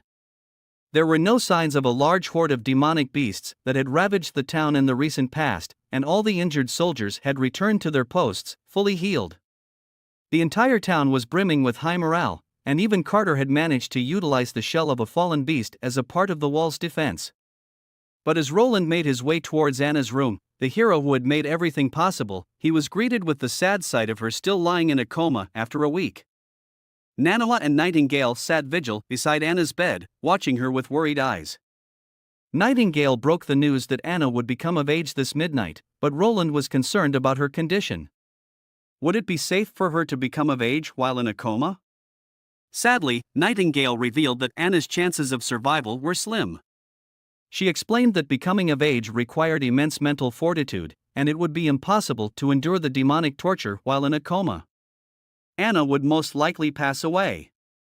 During Nightingale's tumultuous and unstable days, she bore witness to the demise of numerous witches. These individuals, akin to Nightingale herself, were regarded as nothing more than slaves and animals. They were hanged, burned alive, and subjected to torture as a form of entertainment for the nobles. Those who managed to flee were left to eke out a living in the wilderness, far from the trappings of human civilization, in the hopes of discovering the Holy Mountain. However, Anna was unlike any other witch Nightingale had ever encountered. For the very first time, she beheld a witch who was cherished, loved, and trusted by countless people. Nightingale gritted her teeth, quivering with a mix of reluctance and solace, as she reassured Roland that even if Anna didn't survive the night, she had already discovered her very own Holy Mountain. Roland inhaled deeply, inundated with a flood of memories featuring Anna. As Roland stood beside Anna's bed, reminiscing about all the wonderful moments they had shared, Roland held tightly onto Anna's hand, knowing that this would be their final moment together. The snow and cold breeze outside the room only added to the solemnity of the occasion. As the clock ticked towards midnight, Nightingale sensed a sudden change in the air. Anna's body was radiating otherworldly energy. At first, Roland feared the worst, that Anna was in excruciating pain. But to his surprise, Anna was calm and composed. Suddenly, the candle flickered and went out, plunging the room into darkness. But just as suddenly, Anna wakes up. A brilliant green flame burst to life in Anna's hand, illuminating the room and casting a strange, eerie glow on everything around them. Roland could hardly believe his eyes as Anna calmly extended her hand, offering him the strange green flame that seemed to pulse with a life of its own. Roland watched in awe as Anna's green flame danced between her fingers as if it were alive. With a gentle nod, Anna gave Roland permission to touch the flame, and he reached out hesitantly, amazed when he felt no heat or burn. As Anna continued to control her flames with ease, Roland realized that her becoming of age had awakened a new ability within her. With this newfound power, Anna could control the temperature of her flames, manipulating them at will. The best explanation they could come up with was that Anna had used up all of her magical power during the fierce battle against the demonic beasts. This had somehow reduced the backfire that usually came with becoming of age, allowing her to safely complete the process. Both Nightingale and Roland knew all too well the dangers of being a witch. They were always forced to conceal their magical abilities and pretend to be normal humans. This burden placed a heavy toll on their bodies and often resulted in a backfire during their becoming of age. That's why most witches never made it through this crucial stage in their lives. The discovery they had made was of great significance, and Nightingale knew that she had to bring this message back to the Witch Association. Before she left, she promised to return with all her sisters, hoping that Roland would welcome them with open arms. Roland, however, was hesitant to let Nightingale leave so soon. With the month of the demons still ongoing, he feared for her safety with the demonic beasts still lurking out there. But Nightingale understood the urgency of her mission. The sooner she could deliver the message, the more witches would be able to survive the brutal becoming of age process. Bhairav rushed into Roland's office with urgent news. The ambassador from the Canggu stronghold had arrived with a message for Roland. As he entered the conference hall to meet the ambassador, Roland could see the worry etched on the ambassador's face. Carefully reading through the letter, he knew immediately that it was not good news. Scrolling down the letter, Roland's heart sank as he read the cruel announcement of the king's death. Petrel, who was appointed by Duke Ryan, announcing the fight for the throne had ended. The new king of Greycastle would be His Majesty Timothy Wimbledon, Roland's second brother. Roland is informed that he had to return to the capital before the end of winter. Upon returning to his office, Roland couldn't shake off the suspicion surrounding the sudden deaths of the king and the first prince. He needed to act cautiously and wait to see how his two sisters would react before making any moves. Realizing that the kingdom was on the brink of instability, Roland swiftly advised Bhairav to get their family and relatives out of the capital as soon as possible. He ordered Bhairav, Carter, and their subordinates to write a family letter which would be sent with an escort to ensure their safe passage. In addition to ensuring the safety of his loved ones, Roland ordered a halt to the export of iron ores and initiated a new wave of recruitment. As Roland pondered his options, his mind raced with possibilities. He knew that if Duke Ryan saw him refusing to follow the king's order, he would likely take it as a sign of rebellion and move to attack the border town. However, Roland saw an opportunity in this situation. He could take advantage of the chaos and use it to launch an attack on the Canggu stronghold, expanding his territory and claiming their wealth and population for himself. Roland couldn't help but feel a thrill of excitement as he considered the possibilities. With the right strategy, he will be one step closer to this ultimate goal. As Nightingale stepped into the valley, she was met with a seemingly impenetrable wall of vines blocking her path to the cave. With a flick of her hood, she revealed herself to Leaf, who wore two white bands on her arms, a telltale sign of the two witches who had fallen just days before. Nightingale's heart sank at the sight. As they made their way deeper into the cave, Wendy appeared, sprinting towards Nightingale and taking her hands in a tight grip. Turned out, Nightingale's real name was Veronica, a fact that surprised Wendy, who had been worried about the safety of Anna, the witch whom Nightingale had set out to bring back to the association. Nightingale launched into an explanation of her experience in the border town, sharing the news that the fourth prince was willing to take them in and keep them safe. Despite her enthusiasm, the other witches seemed hesitant to trust a human prince. To convince them, Nightingale revealed that both Anna and Nanawa had already been rescued, even before she arrived. This information, coupled with Nightingale's ability to detect lies, swayed some of the witches. She even showed them the blueprints for the steam machine, which Roland had shared with her.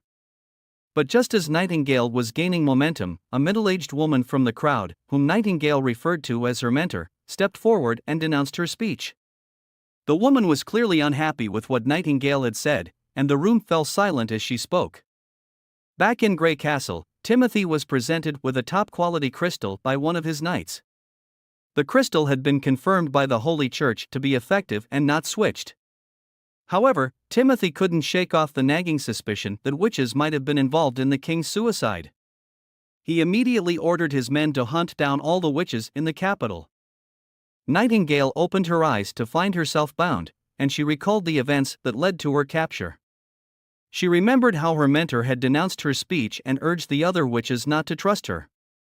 The mentor had even gone as far as to claim that Nightingale had been deceived by the humans and that the test of becoming of age was set out by the gods meant to test their physical and mental strength. She believed that those who failed the test were not worthy of seeking the holy mountain. Nightingale realized that it was impossible to convince her mentor, who had a cult-like mentality. Instead of arguing back, Nightingale tried convinced to have her sisters to choose whether they wanted to go, but as she was about to speak, she suddenly felt a sharp pain in her leg and realized she had been bitten by a snake. She fell to the ground, helpless and vulnerable. Mentor loomed over her, holding the god's locket that had drained Nightingale of her powers.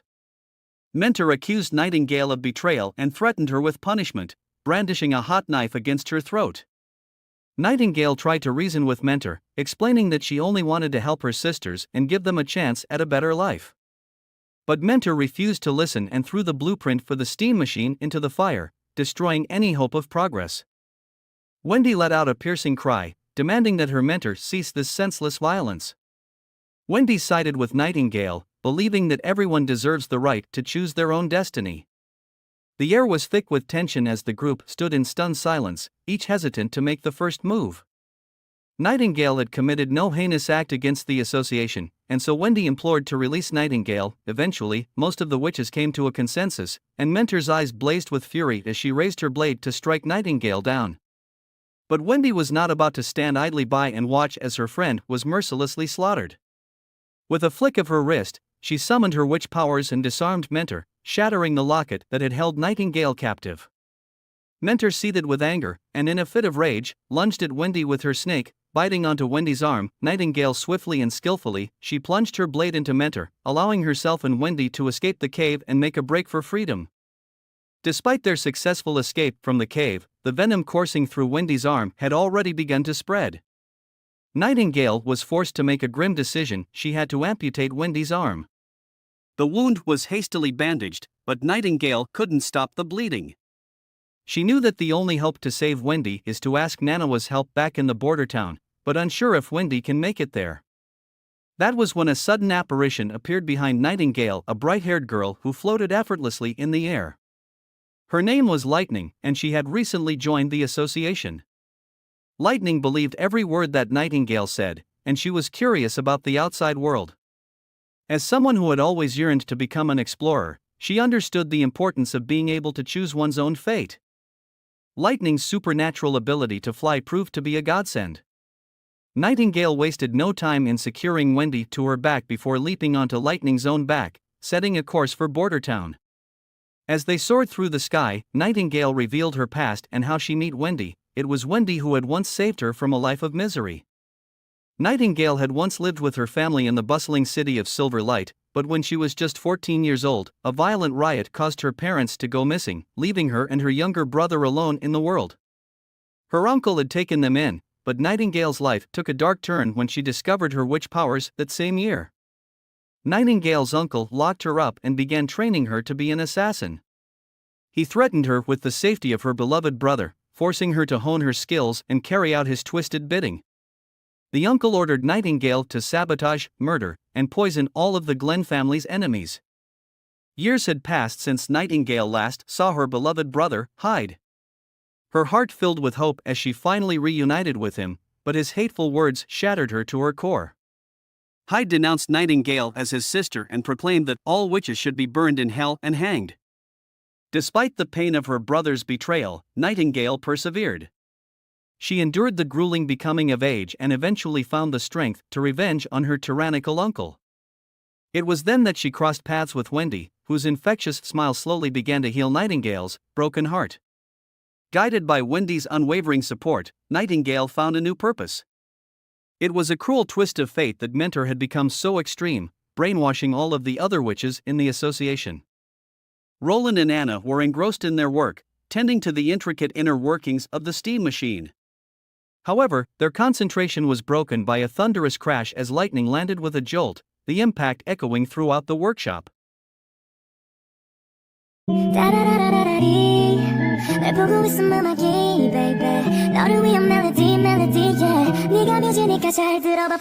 Roland paced back and forth, his mind racing with possibilities. Could it be that the association had been attacked and only the three of them managed to escape? His thoughts were interrupted as the door creaked open and Lightning emerged, reassuring Roland that everyone was fine. As they conversed, Lightning couldn't help but smile at the caring nature of Roland, who proved himself to be a true prince who valued the lives of witches. She then revealed that most of the witches in the association didn't believe Nightingale's story, and even she had been skeptical at first. After some exchange of jokes, Roland returned to his residence, where Nightingale greeted him in her pajamas. Her curvaceous figure and temptatious position left Roland feeling like a raging bull, wondering if fate had finally smiled upon him. Suddenly, Nightingale stood up, slowly approaching Roland with a serious look in her eyes. She dropped to one knee and swore under her name as Nightingale and Veronica an oath of loyalty to Roland, pledging to become his both the shield that fends off all demons, and the blade to pierce through the darkness until her very last breath, as long as Roland will promise to treat the witches with kindness and care. Roland grasped the gravity of the Witch Association's failure to support Nightingale. This made Nightingale look to Roland as a beacon of hope to lead the witches. Roland yearned to collaborate with Nightingale as an equal, but the people of this world have yet to understand the values of equality, peace, and liberty. Determined to do what was right, Roland took up the dagger and embraced the loyalty that Nightingale offered him. As a symbol of the night's ritual, Roland tapped Nightingale's shoulder 3 times, completing the solemn ritual. As the night wore on, Roland and Nightingale made their way back to Wendy's quarters, clutching a contract in hand. They arrived with a proposition: Wendy could work for Roland and stay in Border Town. This was an urgent matter for Roland, for the longer they waited, the more precarious the situation became. Roland was determined to uncover a path for all witches to safely become of age without facing the malevolent tortures of demonic power. The following morning, Roland shared his theory with the others. He posited that witches were akin to vessels, holding an ever-increasing amount of magical power within them as they grew older. This energy would accumulate until it reached a threshold that surpassed the body's capacity, causing damage and distress. During the dreaded month of the demons, this power would surge to unprecedented potency. However, Anna was an exception to this rule, as she trained her abilities relentlessly and expended all her power during the battle before becoming of age. This resulted in her falling into a deep coma, but she emerged from it unscathed. Roland pledged to create a safe haven for witches to freely unleash their powers. Under his leadership, no one would dare to arrest or harm them. Both Wendy and Lightning had already signed the contract, eagerly anticipating Roland's next order. To their surprise, Roland simply smiled and instructed them to keep practicing their abilities until they could wield them at the same level as Anna and Nightingale. Roland requested that Wendy and Lightning demonstrate their powers. Lightning soared into the air with graceful ease, while Wendy expertly manipulated the wind. Nanawa turned to Anna with a thoughtful expression, remarking on the profound changes she had noticed in Nightingale's demeanor since the last time she had met Roland. Nanawa talked about Nightingale's tone and the soft expression in her eyes when around Roland. Anna seemed oblivious to what Nanawa is trying to convey to her, struggling to comprehend the meaning. The peaceful atmosphere was abruptly shattered by the sound of an alarm ringing in the distance, signaling the imminent arrival of demonic beasts. Roland sprang into action, hurrying to the wall to meet up with Axe. Though no beasts were visible, Axe pointed to a hybrid creature in the distance, a 4-eyed lion with formidable wings and razor-sharp fangs protruding from its jaws. It was the same hybrid that almost got Axe killed a few years back. As the beast slowly advanced toward the wall, Axe ordered his men to prioritize Roland's safety. But to everyone's surprise, the hybrid creature abruptly came to a halt just a few meters away from the wall, its intentions unclear. In the blink of an eye, the hybrid beast sprang into action, leaving the ground and soaring through the air with incredible speed. Roland shouted orders to his men to fire upon the beast, but it was too quick, and let out a deafening roar that knocked everyone off balance. The creature then lunged at the wall, choosing the weakest point of its defenses. Roland's worst fears were realized when Axe warned that the beast had breached the wall and was heading toward the residential area. Without a moment's hesitation, Roland ordered his squad to follow him while leaving a reserve force to guard the wall. Roland quickly realized that he had underestimated the intelligence of these beasts. This particular hybrid had likely spent years observing and learning how to spot weaknesses in defensive infrastructure, having previously attacked the Changbu stronghold. A piercing cry reverberated in the corner, causing the men to hasten toward the source. It was one of the residents who had fallen prey to the ravenous beast. Roland, incensed at the sight of the bloodstains on the pristine snow, suddenly emerged from the shadows. The creature ambushed the squad from an unexpected building, pouncing on a hapless soldier who had no time to react. Amidst the pandemonium, the soldiers were unable to discharge their flintlocks. Axe swiftly ordered a few men to ascend to higher ground and shoot at will.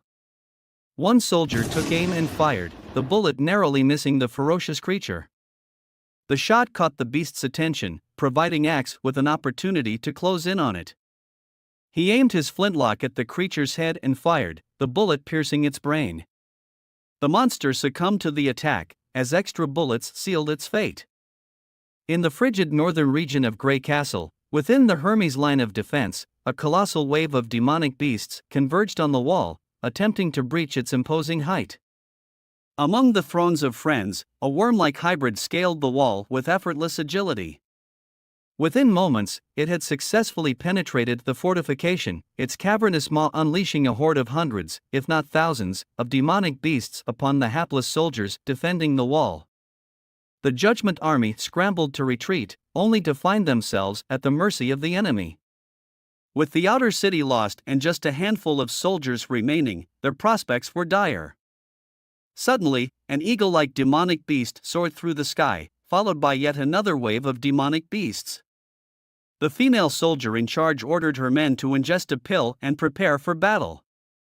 In an instant, a powerful red aura enveloped their bodies, their eyes turning crimson as they entered a berserk state, ready to face their foes. A resounding cry within the walls halted the Judgment Army in its tracks. A battalion of towering soldiers clad in full black metallic armor, each bearing a cross insignia, emerged from the shadows. A dozen of these black-armored soldiers strode past the stunned Judgment soldiers, marching resolutely toward the demonic wave. Suddenly, a colossal demonic beast swooped down from above, its claws sharper than the most finely crafted blades. To everyone's amazement, one of the black-armored soldiers firmly grasped the creature's massive claw, holding it at bay. Another soldier aimed his spear at the beast and plunged it into its head, killing the monstrous hybrid in a single blow. The emotionless soldiers drew their weapons and charged toward the remaining beasts. In the sky tower of the Holy Church, 3 bishops watched the battle from afar. From their conversation, it was clear they were unsurprised by the outcome. They revealed that the 1,000 men sent by the 4 kingdoms as reinforcements had perished on the wall, serving as nothing more than cannon fodder. Despite the losses, the bishops were pleased with the result. To achieve this victory, they sacrificed many of the Judgment Army and used countless pills. The older bishop named Felon remarked that it was inevitable, citing the Holy Book, which prophesied that time was running out for them. The Holy Church needed to unite the entire continent, or else they would face utter destruction. The female bishop Heather sneered and remarked that perhaps their actions were worse than those of the demonic beasts. Even the beasts had more compassion than they did. Felon rebuked her and reminded her not to question the word of the gods. With a hearty laugh, Bishop Heather reassured the elder pastor, telling him not to fret over the matter. She quipped that perhaps the god had a soft spot for the demonic forces. In his heart, Bishop Maine concurred with Bishop Heather's sentiment. He believed that the god of their faith showed no favor to either the human or the demons, rather, the deity only seemed to support those who emerged victorious. Carter, observing from the sidelines, found it strange to witness a member of the royal family attending the funeral of a common soldier with no noble lineage or peerage to their name. Some of the deceased didn't even possess proper names or surnames. However, Roland saw things differently. He had heard that funerals were typically reserved for high-ranking nobles and royalty. Moreover, there had never been a proper funeral in Border Town, where death was an all-too-familiar occurrence, especially during the dreaded Month of the Demons. In such dire times, there was simply no time to mourn the fallen or give them a proper burial, with their remains often laid to rest somewhere in the wilderness. But Roland felt that every life was worth honoring and that every death deserved proper acknowledgement. So, he had taken it upon himself to pay his respects to the brave warriors who had given their lives to protect the town and its inhabitants. It was a small but meaningful gesture, one that the residents of Bordertown would not forget. The idea was to foster a sense of unity amongst the army, to help them understand whom they were fighting for and the purpose behind their battle. Once people began to ponder these things, a newfound sense of purpose was ignited within them.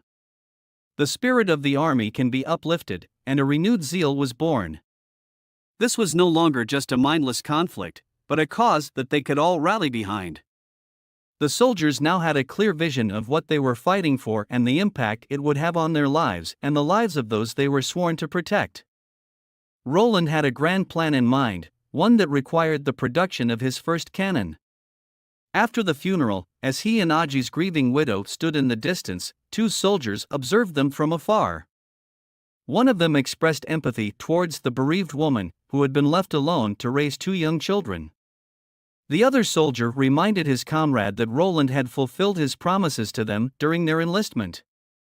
Indeed, Aji's wife had received Aji's wages and a form of compensation known as a pension. In addition, she would be provided with essential provisions such as food and coal every month. This was a testament to Roland's commitment to his soldiers and their families, further strengthening the morale of his army. Suddenly, Vainer turned around, his keen eyes spotting a shadowy figure in the distance. Meanwhile, Roland made his way to the workshop, where he eagerly inquired about the progress on the barrels for the flintlocks. Anna had good news to report. Everything is on the right track, as Roland showed her the blueprint for the 12-pounder long gun, an intermediary caliber piece of artillery. Anna set to work, expertly extracting molten steel and pouring it into the waiting mold. As the day wore on and the work continued, Roland's gaze lingered on Anna, who was working with great focus and dedication. He couldn't help but be struck by her beauty and grace, and when he noticed the beads of sweat on her brow, he pulled out a handkerchief and tenderly wiped them away. Their eyes met, and both blushed at the sudden intensity of the moment. As the day drew to a close, headed back for dinner, unaware that they were being watched by a mysterious figure lurking in the shadows. Little did they know that this man had just witnessed something shocking. The fourth prince was living with a witch. The spy wasted no time in relaying this information to Timothy. As the spy made his way through the army's training grounds, he couldn't help but sneer at the soldiers as they ran around in circles, seemingly wasting their time and energy. His mind was preoccupied with the strange things he had witnessed in the past week: the sudden appearance of a wall, the existence of a deadly metal stick that could kill hybrids, and the shocking revelation that the fourth prince was living with a witch. The spy's thoughts were consumed by the potential rewards he would receive from Timothy for bringing him this valuable information. Little did he know, however, that Varner had been keeping a close eye on his every move. Suddenly, Vainer's voice rang out, alerting everyone to the presence of a spy in their midst. In a flash, the spy found himself surrounded by over a dozen soldiers. As Barov sat in his office, he was presented with Roland's latest request to purchase a schooner without the need for a captain or any crew. Barov scratched his head, perplexed at how he was supposed to transport the boat without any sailors. While he relished his newfound power and authority over all legislation and law, Roland's fanciful ideas often proved to be quite challenging to implement. Barov's heart sank as he processed the news of yet another spy in their midst. This Karl, or Marmot as he was nicknamed, had been living among them for months, posing as a relative of a border town resident he had killed. The spy was sent by the second prince Timothy, Barov told his student, to organize the documents, to sentence the spy by hanging. Sitting in his chair, Barov couldn't help but recall the conversation he had with Roland, where he had expressed his concern about the spies sent by other princes and princesses. They were short on manpower to capture these spies. Roland, however, had a plan. He believed that the residents of Bordertown could help them capture all the spies. They were the eyes and ears of the city, telling Barov to post an announcement once anyone spotted suspicious activity or person, then report it to the city hall, offering a reward of 15 silver to anyone who reported a spy. Barov was skeptical, but clearly, it worked. A month had passed in the grand capital of Grey Castle, and not a single one of Timothy's siblings had returned. Frustrated, he turned to one of his ministers, who reported that Roland had sent a letter saying he would return once the month of the demon had ended. But the letter didn't refer to Timothy as "Your Majesty" or "the King." Timothy sneered, not taking Roland seriously. He then asked about his youngest sister, only to discover that she had disappeared along with her housekeeper and 2 maids after confirming the letter. Timothy knew that Garcia will not comply with his order. As he ordered the minister to tell Duke Joai to attack Garcia, before he could finish his order, a knight rushed in, informing that Duke Joai had been defeated by Garcia's army 5 days ago and that Garcia had taken charge of Eagle City and declared herself queen. Most of the lords seemed to honor her, and to Timothy's shock, the entire southern part of Grey Castle was now completely independent. As Axe and Carter pushed the massive artillery through the streets of southern border town, they couldn't help but wonder why Roland had assigned them to protect it. The cumbersome metal contraption seemed like more trouble than it was worth, and they couldn't fathom why anyone would want to steal it. Meanwhile, Lightning's eyes lit up with excitement as she prepared the artillery for use. As long as there were new inventions for her to tinker with, Lightning was more than happy to work for Roland for free. She meticulously cleaned the bore, ensuring that no debris could cause any problems. Roland turned to the soldiers and began to instruct them on how to use the artillery. First, insert the gunpowder, he said, as he demonstrated the steps. Then add the shell, making sure it's tightly packed in the back. Stab the gunpowder bag and insert the fuse. Roland gave the order for his men to retreat to a safer distance as he lit the fuse on the 12-pounder artillery. In a matter of seconds, the projectile was launched with incredible force, easily piercing through the armor like a hot knife through butter and landing hundreds of meters away. The onlookers were awed by the immense power of the cannon, and Carter couldn't help but express his concern over the weapon's weight and complexity. He pointed out that each 12-pounder would require a team of 5 or 6 men to operate. Despite the downsides, Roland remained resolute. He firmly believed that the benefits of the artillery outweighed any potential drawbacks. He told Carter that with just 3 cannons, he could take out Duke Ryan. He coughed and then said he means the dreaded turtle demon beast. Roland had a brilliant idea to transport the 12-pounder cannon and half of his troops across the river using boats. With Wendy's remarkable gift of controlling the wind, they could outmaneuver the Duke's army by flanking them. But Roland's cunning plan came crashing down when Berev delivered some distressing news. The cost of a schooner was far too high, averaging between 80 to 120 gold royals just for constructing a boat, plus the crew. Then it will be at least 200 gold royals, even if they were to use half of the city hall's balance, which is just about 300 gold royals to purchase one. They would be unable to pay their soldiers next month.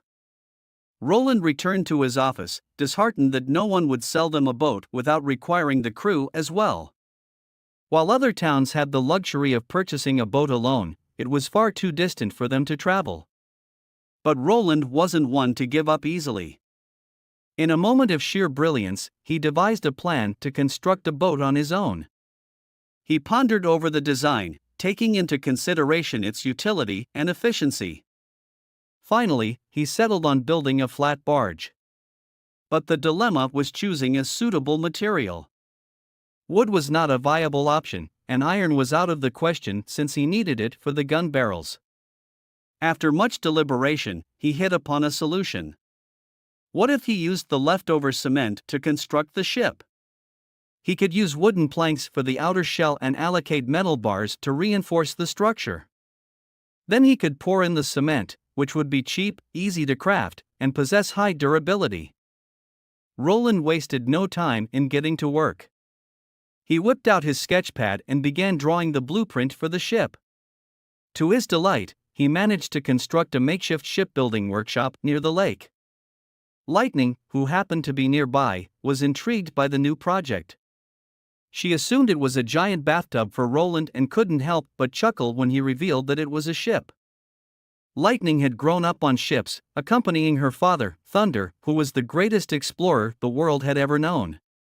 Wendy was pleased to see Roland and Lightning bonding so well, but her thoughts drifted to the Witch Association, wondering if her sister was doing all right. Meanwhile, in the valley, a group of witches was braving the blizzard as they made their way forward. One of the witches reported a trace of a demonic beast approaching, which filled Mentor's heart with hatred toward Nightingale. The group worked together, with Leaf using her vines to trap the beast and the others depriving it of air, suffocating it in the process. As the sun set, the group decided to set up camp nearby. The Mentor raised her head and spotted a strange city with peculiar structures. They were tall and pointy, and the Mentor's eyes glimmered with excitement as she declared that this was the Holy Mountain. But some of the witches felt uneasy because, according to the ancient books, the Holy Mountain was supposed to be a breathtaking sight with golden radiance shining all around it. Moreover, they saw something crumpled up in the holes, which added to their suspicions. The mentor shouted at the group to keep moving forward, but Leaf hesitated. She knew that she couldn't convince the mentor to change course. As they advanced towards the city, another witch fell from her injuries. Despite this, the mentor urged them to keep going, unwilling to let anything stand in their way. As the hours passed, the city didn't seem to get any closer. Some witches suggested setting up a camp for their safety, but the mentor let out a loud cry. She claimed that this was just a test from the gods to determine their mental fortitude, and they couldn't stop there. Suddenly, the witch carrying the mentor on her back realized that the holy mountain had disappeared. Leaf remembered what Lightning had once said, and she knew that they had been deceived. It wasn't the holy mountain, but a mirage. It was a phenomenon that produced a displaced image of distant objects, and everything they saw was an illusion. Even if it did exist, it could be very far away. However, the mentor insisted on continuing their journey. Out of nowhere, a sense of impending doom swept over the group of witches. One of them, sharp-eyed and quick-witted, caught a glimpse of something hurtling towards them with terrifying speed. But before she could even cry out a warning, a spear plunged into her body with brutal force, sending her hurtling several meters away. In the midst of the chaos, malevolent forces emerged. The coven of witches sprang into action, forming a battle formation to fend off the demons. One of the witches summoned a swamp to impede the demons' advance. Undaunted, the two demons rode on the back of their wolf mounts, using them as a springboard to leap toward their prey. With razor-sharp claws raised high, they struck down one of the witches in a swift and deadly blow. The witches fought back valiantly, launching their own magical attacks in retaliation. One witch used a powerful fireball to scorch one of the demons, saving her friend who had been stunned. Leaf trapped one of the demons with her vines, and the other demon hurled a spear in her direction. The spear narrowly missed. The trapped demon then unleashed a surge of electricity from its claws, targeting a group of unsuspecting witches. Before they could even react, all three were struck down, their lives snuffed out in an instant. As the dust settled, the lone mentor stared in terror at the towering, demonic figures that strode towards her. These were the very creatures that haunted her darkest nightmares. With razor-sharp claws glinting in the dim light, the mentor summoned all of her snakes biting the demon, and the snake attack was a veil. But one of the snakes managed to tear the tube connecting to the demon. The demon before her was engulfed in a cloud of crimson fog, killing the mentor in an instant. The demon writhed and convulsed in agony, and soon fell to the ground lifeless. Leaf, who had been watching from a distance, took note of this strange phenomenon. With the knowledge that the tube might hold the key to defeating these monstrous creatures, she picked up a crossbow and aimed it straight at the remaining demon. With all of her might, Leaf aimed the crossbow at the final demon, taking careful aim at the tube that seemed to be their source of weakness. As she released the arrow, time seemed to slow down, and she watched in awe as it soared through the air, its trajectory true and steady. With a thunderous crash, piercing the tube and sending the demon into a final, writhing convulsion before falling lifeless to the ground. Leaf let out a shuddering breath, realizing that the battle was finally over. But as she looked around her, the true cost of victory became all too clear. Her comrades lay strewn about her, their lifeless bodies a haunting reminder of the toll that had been exacted in this brutal conflict.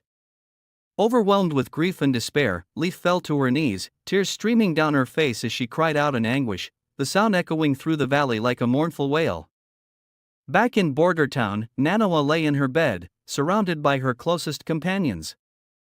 Roland, Anna, Lightning, Nightingale, and her father stood by her side, their eyes filled with worry and concern. With a sense of trepidation, Nanoa looked up at the group and asked the question that weighed heavy on her heart. Am I going to die? Roland spoke up, his voice calm and steady. You will not die, Nanoa, he said, his words ringing with conviction. Nanoa let out a shuddering breath, relieved to hear the group's words of reassurance. Since Nanoa has been using her ability daily, she should be able to go through the process peacefully. Hopefully. Wendy gently tapped on Nanoa's noggin, assuring her that everything would turn out all right. Mr. Pine, anxious about his daughter's condition, clutched onto Nanawa's hand, pledging to stay by her side no matter what. Meanwhile, Roland and Lightning tried their best to lift Nanawa's spirits.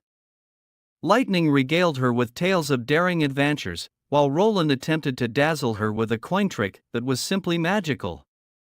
Nanawa's eyes met Anna's, who approached her with a tenderness that warmed her heart. Anna whispered soothing words, promising that everyone would be there for her. A soft peck on Nanawa's forehead sealed the deal. As time marched on, the group lost themselves in time. The night passed uneventfully, and even Nightingale, with her keen sense of magic, detected no abnormalities in Nanawa's core. Suddenly, a rooster's crow pierced the air, signaling the arrival of a new day. Roland swept open the curtains, allowing a brilliant shaft of sunshine to flood the room. Nanawa stirred, roused from her slumber by the morning's radiance. The group breathed a collective sigh of relief, ecstatic that Nanawa had made it through the first day of awakening. Wendy's heart swelled with hope as she gazed at Roland. She believed he held the key to a brighter future for their fellow witch sisters, and she pleaded with him to spread the word far and wide. Roland's nod of agreement set her mind at ease. He had already been formulating a plan of action. He predicted that once the month of the demons had passed, the townsfolk would be more accepting of witches. He intended to dispatch the news as a form of rumors. He knew all too well that if he openly recruited witches, the kingdom would erupt in chaos. But Roland was nothing if determined. He swore an oath that one day he would overthrow the church and ascend to the throne. That was when the winds of change would truly sweep across the land, transforming the witch's fate for good. Wendy felt a thrill of anticipation. It was a dangerous, audacious goal, but if anyone could pull it off, it was Roland. She pledged to stand by him every step of the way.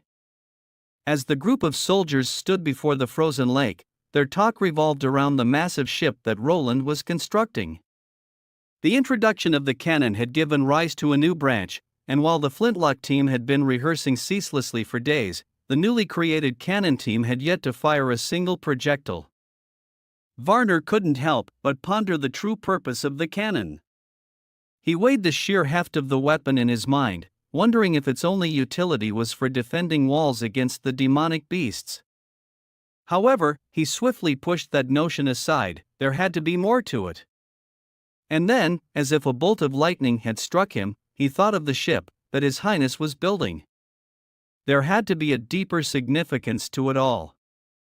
Later that afternoon, on the western fringes of the border town, Axe was busy assembling the cannon team in preparation for its maiden firing. It seemed that there was some friendly rivalry between the team members, likely due to the extra 5 silver offered to those on the cannon team. Once Roland had finalized the team members, he was eager to move on to the next phase, testing the new concrete ship which he named Little Town.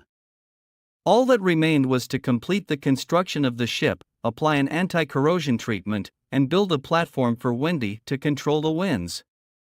Wendy had been tirelessly practicing her wind manipulation skills in the garden for days now, and Roland had appointed his most trusted knight, Carter, as the captain of the little town. With a resounding boom, the cannon team successfully fired its first projectile, and Roland knew that a thrilling new journey lay ahead. With the ship finally completed and the crew assembled, Roland had carefully selected his most trusted men to assume positions on the vessel. Carter, the seasoned knight, was appointed captain, Mr. Pine as the messenger, and Lightning as navigator. Lightning was ecstatic at the prospect of testing out the new concrete ship, the likes of which she had never seen before. She was fascinated by how the sail was made out of all types of animal hide. As the crew worked to prepare the vessel, Lightning took her position and shouted, "Raise the sail and set sail." However, their lack of experience was immediately evident. Carter had no idea what was going on, and Brian, who had been appointed helmsman, was unsure how to perform a hard right rudder. Confused and questioning how many times he should turn to the right, Lightning had to intervene and correct Brian, telling him to turn the helm all the way to the left. Seeing Brian's confusion, Lightning let out a sigh and took the helm herself. As the ship finally sailed steadily, Lightning bellowed toward Wendy, signaling her to unleash her ability. A grin spread across Wendy's face as she positioned herself for the task at hand. Memories of her conversation with Roland flooded her mind, in which he had urged her to keep honing her ability until she can fully control her ability like Nightingale and Anna. However, Wendy had struggled to control her powers before arriving at the border town.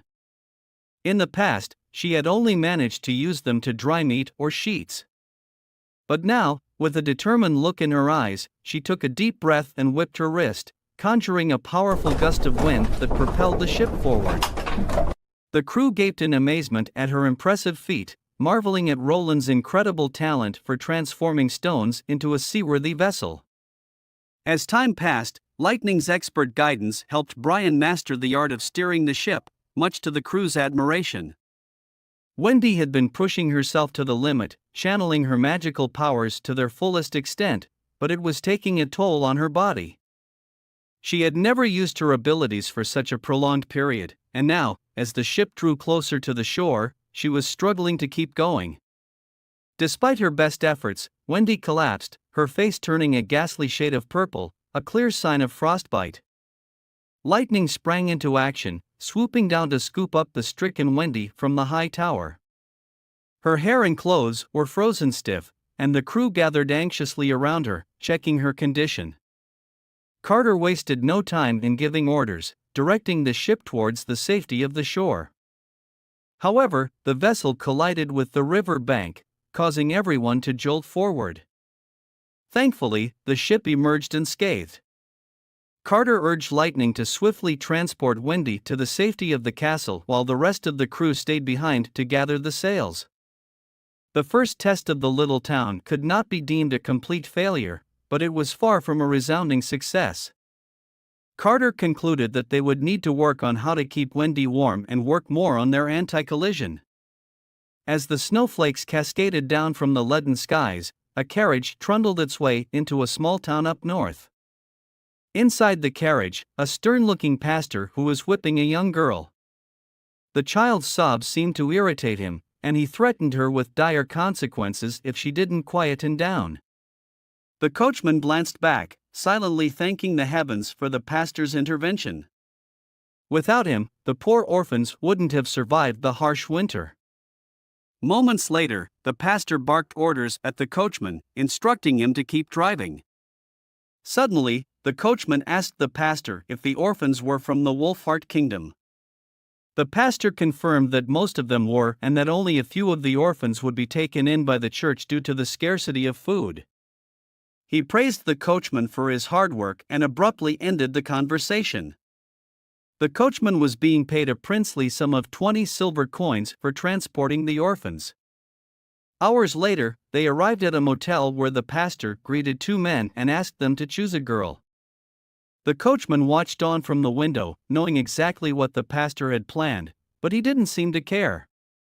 Bishop Maines strode into a curious building that resembled a massive naturally formed sinkhole. It was so vast that he always wondered if this was a gift from God. The cathedral was built atop the sinkhole, acting as a symbol of the holy building. Within the sinkhole, and the real heart of the church lay hidden within. After a few moments, Maine reached the bottom, where two black armored soldiers from the punishment army guarded the entrance. An officer welcomed Maine at the door. The officer is one of many loyal soldiers who lived here and dedicated their lives to protecting the church's secrets. Maine's destination was the prison area, where the church detained their enemies, criminals, and even innocent people. Upon hearing Maine's arrival, anguished screams and cries echoed throughout the prison. The prisoners pleaded to be released, or even to be put out of their misery. Maine strode towards a gate, which he unlocked before instructing the guard to remain outside. He closed the door behind him and entered the cell, alone. As Maine looked at the frail figure imprisoned in the tiny cell, he acted a pang of sympathy for the man. The man trapped inside had suffered greatly during his long captivity, with his gaunt face and sunken eyes telling a story of neglect and despair. Maine tried to offer some small comfort to the man, telling him that the church had been providing him with the finest meals, all made standards in accordance with the king. Turned out, the man imprisoned behind the cell was no other than the king of the Grey Castle, Roland's father, Majesty Wimbledon III, but the king's thoughts were not on his comfort but on the fate of his family. He eagerly questioned Maine about the whereabouts and well-being of his children, but the news was not good. The eldest son, Gerald, had been executed by his second son, Timothy, beheaded on charges of treason and assassination of the king. The third daughter, Garcia, had declared independence in the south and declared as the queen and was now locked in a bitter war with her brother Timothy for control of the kingdom. As for Roland, and the youngest daughter Maine had little information to offer. It was clear, however, that the once great kingdom of Grey Castle was in turmoil, with civil war looming on the horizon. As the terrible news sank in, the old king's worn face betrayed his disbelief. He couldn't fathom the legitimacy of the story. Bishop Maine, however, had more to reveal. Bishop Maine said few words, he said. Fight for the throne.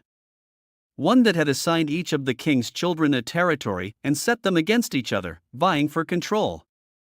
At end of the 5-year term, whoever came on top will become the new king. Maine revealed that the church had masterminded this scheme, which left the old king with a deep sense of pain and betrayal. Suddenly, the old king's memories came flooding back.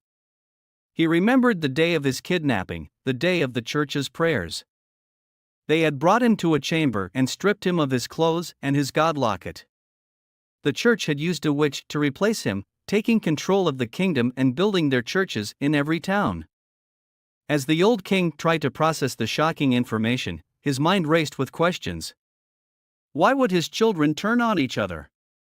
How could the church be so cruel as to force them into a fight for the throne? He couldn't understand why they would choose such a violent path when they could have taken over the kingdom slowly and quietly. Tears streamed down his face as he became more emotionally agitated, coughing and struggling to speak. Meanwhile, Maine just looked at the old king, his face twisted in a sneer of disdain. He revealed that the king's children may not be as noble and united as he had thought. The king's third daughter, Garcia, had been secretly building her army for years, with the sole purpose of overthrowing the true successor, Gerald, the first prince, and placing herself on the throne. Maine went on to explain that this wasn't just happening to the old king, it was happening in the other 3 kingdoms as well. The church was determined to gain total control over the land and eliminate any opposition and completely remove the royal family from their roots, and become the sole ruling power of the land. Despite Maine's attempt to comfort the old king with the knowledge that he wasn't alone in his suffering, the truth was crushing. The church's ruthless plan had thrown the kingdom into chaos, pitting families against each other and tearing the land apart. Maine divulged all that the old monarch yearned to know, but the moment had arrived to terminate the king's existence. The withering gaze of the old ruler focused on Bishop Maine's countenance as his voice faded away. With his final breath, he cursed Maine and the entire church, damning them to the fiery abyss and rot in hell. Soon after, the old king succumbed and collapsed onto the cold, hard ground. Unperturbed, Maine's heartless demeanor showed no signs of remorse as he exited the prison cell, leaving behind the remnants of the monarch's legacy as if nothing of consequence had occurred. The once mighty ruler had been reduced to a frail. Meanwhile, in the Witch Association's encampment, the witches bore witness to the deaths of 2 more of their comrades during the becoming of age ceremony. The loss of these 2 lives only added to the despair felt by those who survived the initial encounter with the demons. With dwindling supplies and no guarantee of survival through the harsh winter, the witches were left feeling hopeless and uncertain about their future. Just then, a figure stumbled into the campsite, bruised and battered, and collapsed onto the ground. It was Leaf, the only survivor of the group that had ventured out into the wilderness. She had used her magical abilities to fashion clothing made of plant material, which helped to protect her from the frigid snow and biting wind. Due to the frostbite, Leaf had some of her toes removed. As Leaf recovered from her injuries, her fellow witches gathered around her. One of the older girls suggested that Leaf take the place of their mentor and become their new leader, as she was the only one among them with any fighting ability. After a moment of contemplative silence, Leaf agreed with the proposal. But she knew that they couldn't stay in the encampment for long. They needed to find Nightingale. Upon hearing Leaf's suggestion of searching for the Nightingale, the group dispersed in trepidation. They were uncertain whether the Nightingale could be trusted, and whether the border town was as safe as she had claimed it to be. Wendy and the Nightingale might have already met their demise within the town's confines. Leaf declared that she would be the first to assess the situation, while the others would wait outside the town and search for a secure location. If the Nightingale was lying, Leaf would take on the mantle of leadership. However, if Leaf were to perish within the town, Scroll, the eldest girl in the group, would have to step up and take on the leadership role. Although Scroll was hesitant, Leaf reassured her that combat and fighting were not necessary for leadership. She knew that Scroll had the same courage as Wendy, being one of the earliest members of their association.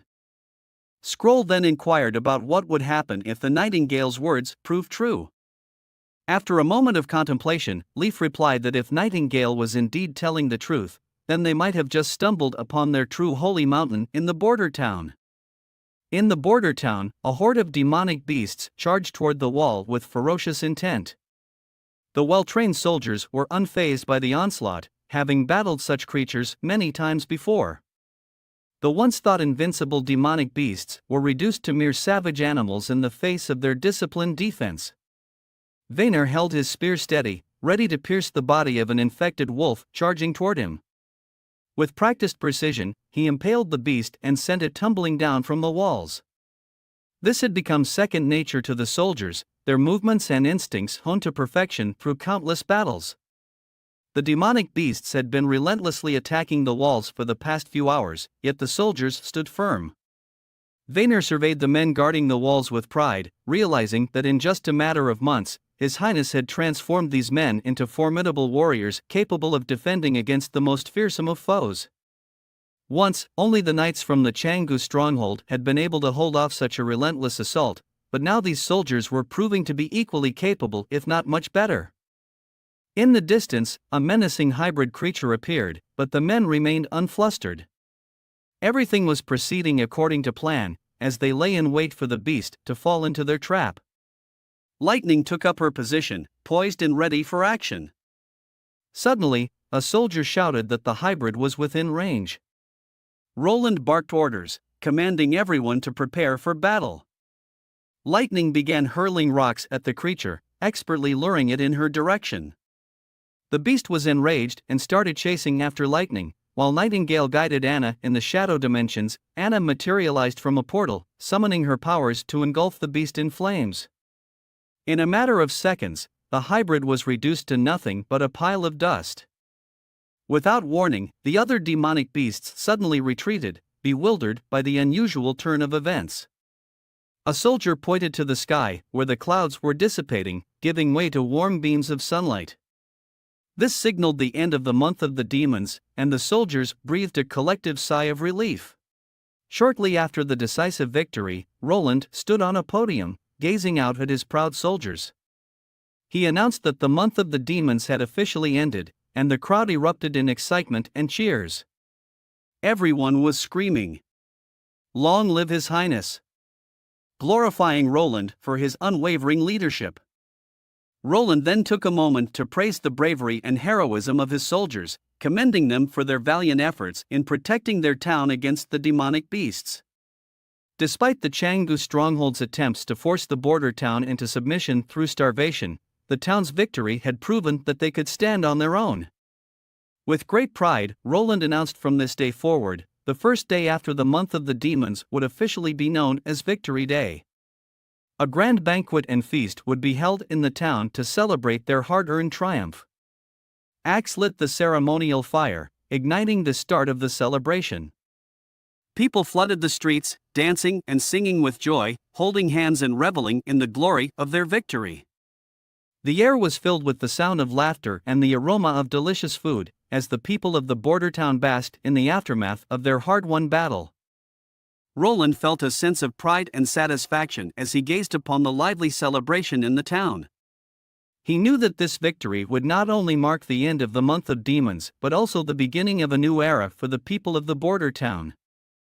As the days pass, this Victory Day celebration would become a beloved tradition, a reminder of the town's resilience and bravery in the face of adversity. With a smile on his face, Roland made his way back to his private garden where a feast was waiting for him. The witches, who had played a vital role in the victory against the demonic beasts, were there to greet him. The aroma of the delicious food filled the air, and Roland could not help but feel grateful for the company of such beautiful group of witches. As the night wore on, the group continued to enjoy their private feast. Anna used her magic to cook the chicken to perfection, while Nanawa eagerly awaited her food. Nightingale displayed her impressive knife skills as she sliced through the beef, earning praise from Wendy. Meanwhile, Lightning indulged in the sweet fruit wine, but Wendy warned her not to overdo it. Roland couldn't help but smile at the camaraderie and joy in the air. Suddenly, Lightning surprised him by sneaking up behind him and planting a kiss on his cheek. Roland blushed furiously, unsure how to react. Lightning explained that in her hometown, it was tradition for girls to take the initiative and kiss the Lord to celebrate a victory. She wondered if Grey Castle had a similar tradition. Roland coughed, trying to regain his composure and defuse the awkward situation. He suggested that Lightning was drunk and needed to rest. But Lightning protested, claiming she had never lost a drinking competition before. Roland looked to Anna for help, and she simply smiled, enjoying the light-hearted moment. As the festivities drew to a close, Roland headed back to his residence. He had indulged in some extra drinks, and the inky night sky was illuminated by the faint light of the moon seeping in through the windows. Roland found himself faced with a solitary figure in the hallway. He took a few tentative steps towards her and met her gaze, attempting to reassure her that the events of the evening had been a mere accident. Anna, however, surprised Roland with her response. She wasn't here to interrogate him about what had transpired earlier.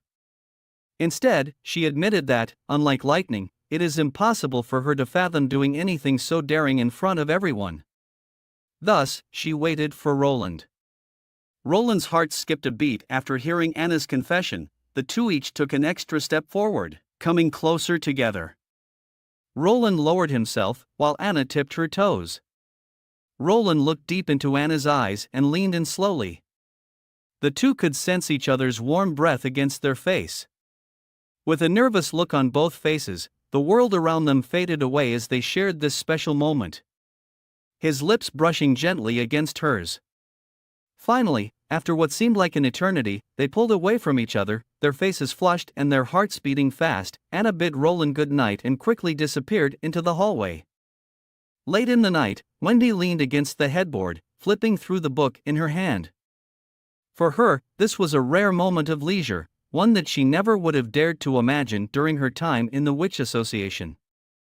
As she started reading the book, she felt odd that it never mentioned anything about the god's name, and replaced every successor with just using Pope. It almost felt like one person was involved with everything throughout history. It doesn't make sense, it almost seems like they were deliberately downplaying everything.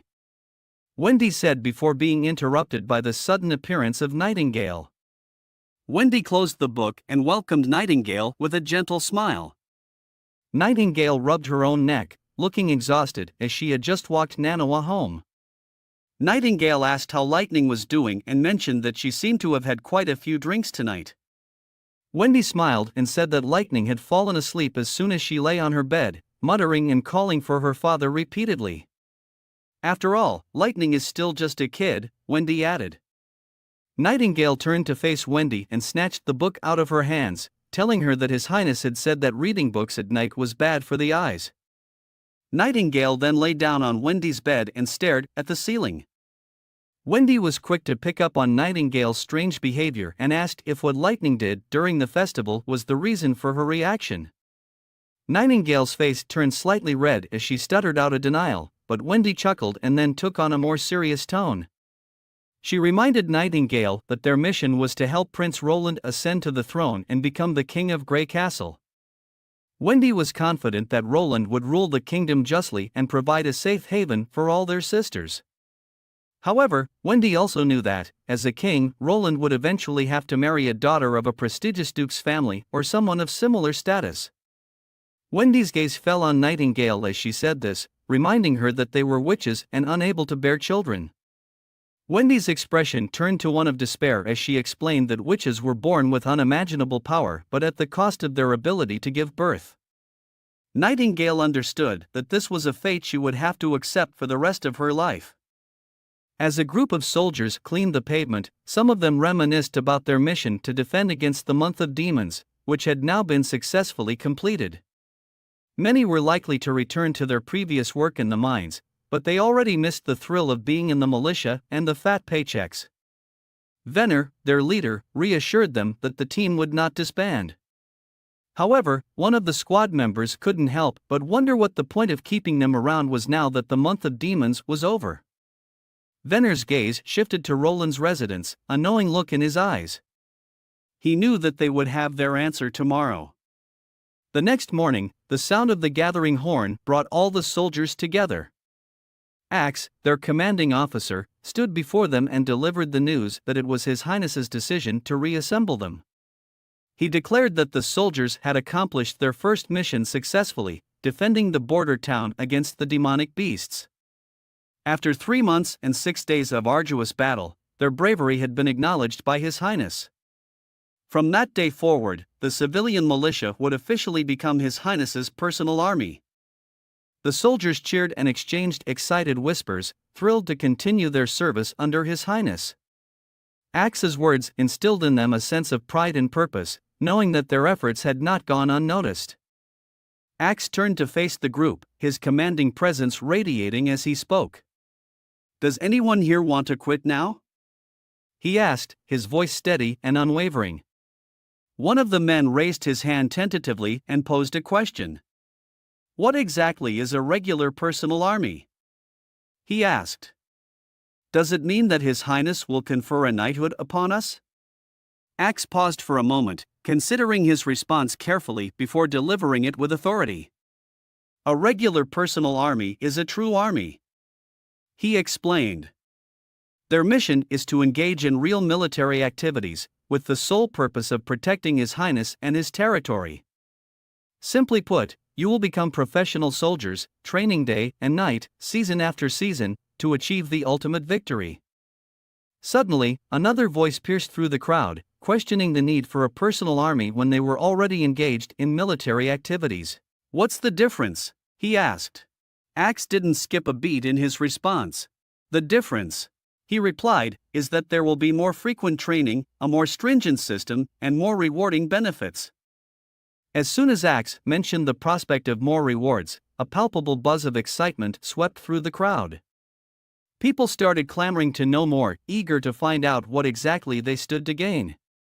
Axe put his hands together and gazed intently at the crowd, his tone serious and resolute. "A professional army will introduce a formal military rank system," he explained. "Those who excel in combat will have the opportunity to rise in the ranks, even becoming officers like myself.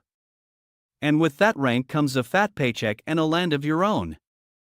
The group of men was buzzing with excitement and anticipation, but Axe's words served as a sobering reminder of the serious nature of their mission. "I want to make it clear," he began, his tone firm and unwavering. "The system we will institute must be followed without exception. From this point forward, the rules will be different. Any failures to complete missions, acts of desertion, mutiny, or acts of treason, as well as other violations, will not be tolerated."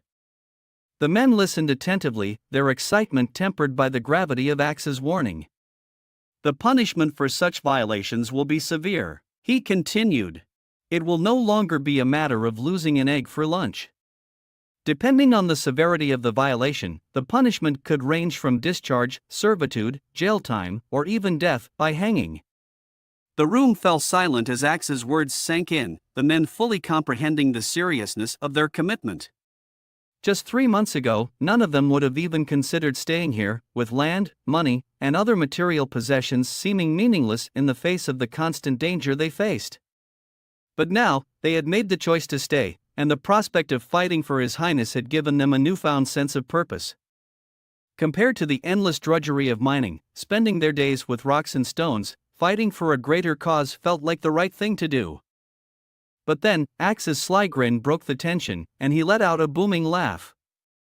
"Make no mistake," he declared triumphantly. "You are all now part of His Highness's regular army." The men erupted into cheers and whoops of excitement, slapping each other on the back and exchanging congratulations. Axe wasted no time in getting down to business, quickly announcing the first training of the day, wilderness training.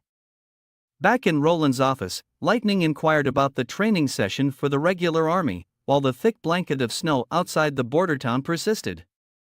The snowfall had been sporadic for 3 months and had now accumulated up to knee level. The soldiers were practically crawling in the snow rather than running. The snow that seeped into their boots had melted, soaking their feet. Despite standing in the sun, most people were still shivering from the frigid cold, and the enormous physical effort only amplified the chill, causing many to fall behind. Roland knew that he can't be too hasty and impatient. He need to take his time with the regular army's training. While Lightning and Nightingale were excited to see the new blueprint on Roland's table, the specific organization, rules and regulations, and rewards and punishments are the problems that give him a headache. He had completely forgotten about the military chess that he played during childhood. He simply decided to make up the details himself.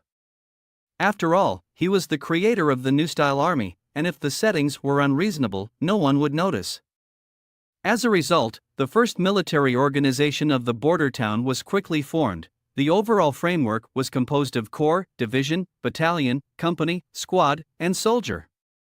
Looking at the blueprint, it was the new bayonet that Roland is looking to implement into the army. Suddenly, the door was knocked and Nightingale quickly evaded into the darkness with Lightning. Barav came to inform that a noble from the Changji stronghold would like to meet Roland. Turned out, the noble was Cornelius Baron, who fled during the month of the demons and returned, who had his house demolished as it was hindered the defense of the city wall. And the man is here to demand an explanation. This fat guy looks like a typical villain noble from any anime. As Roland met the fat man berated him for allowing the stonemasons to demolish his house, ranting that it had cost him 100 gold.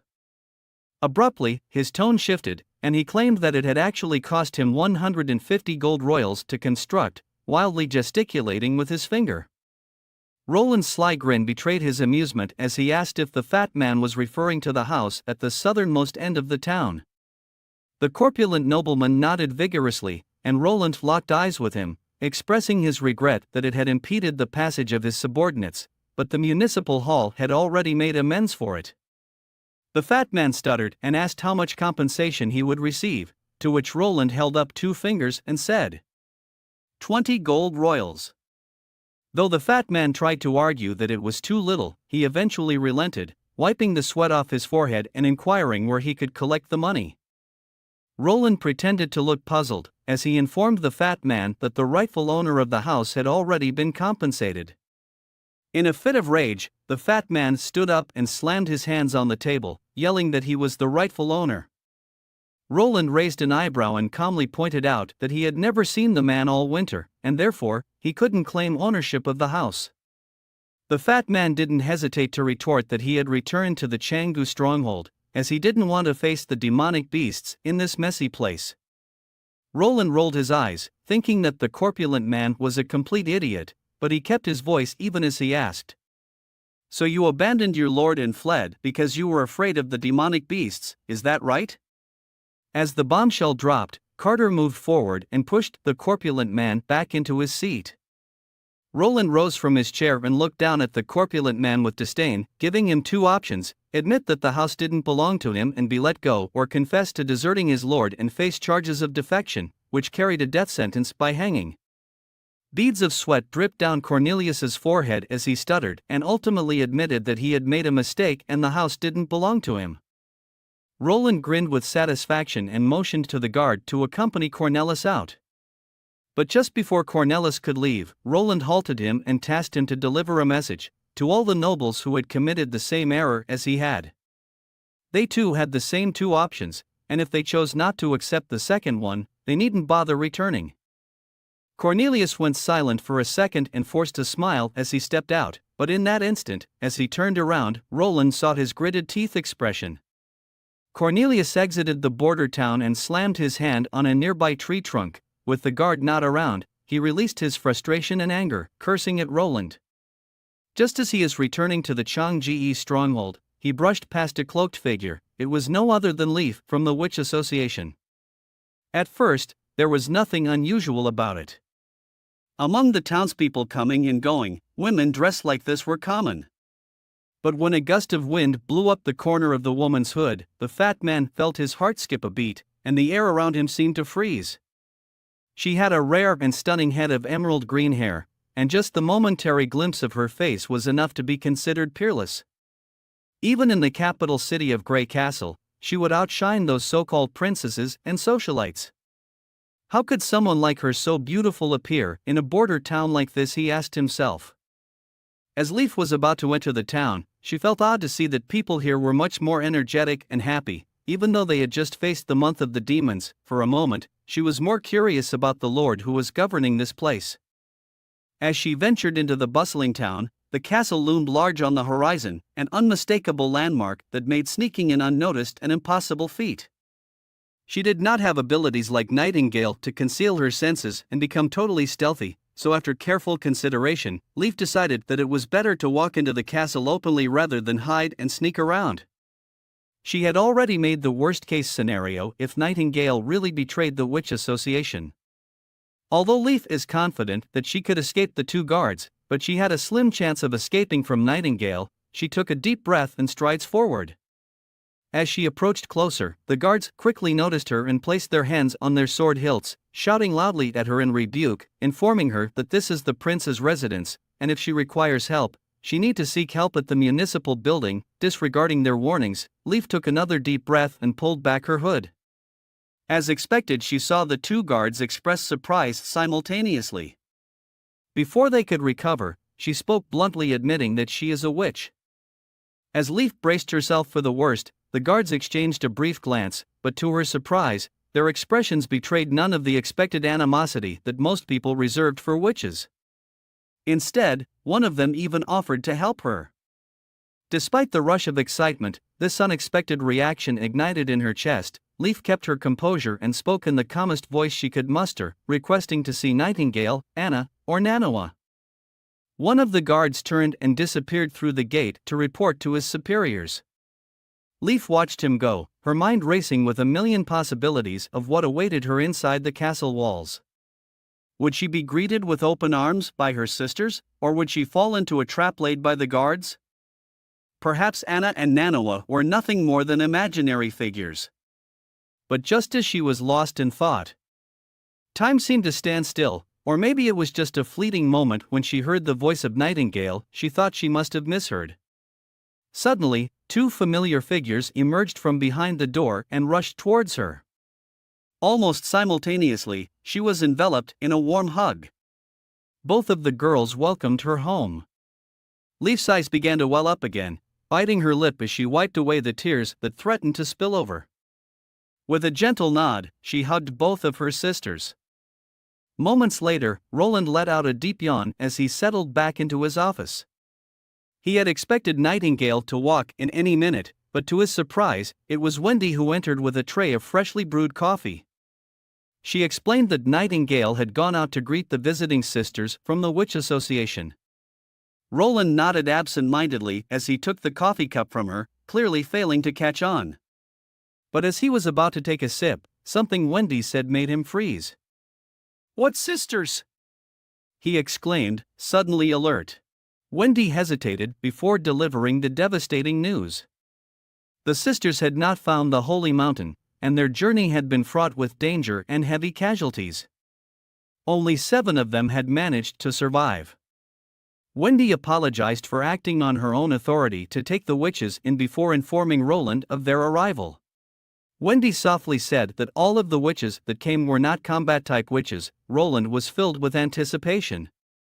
He knew that under the constraints of the god's punishment stone, witches had limited combat abilities, and their area of expertise lay in production.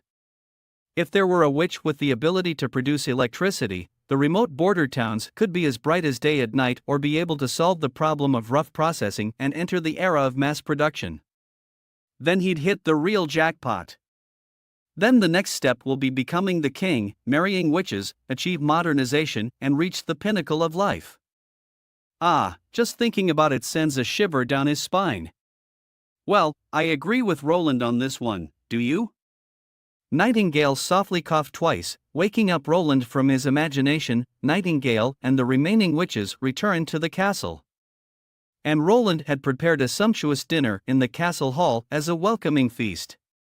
But seemed like this was the first time the girls had seen such a feast and a prince this up close. Everyone appears to be very restrained.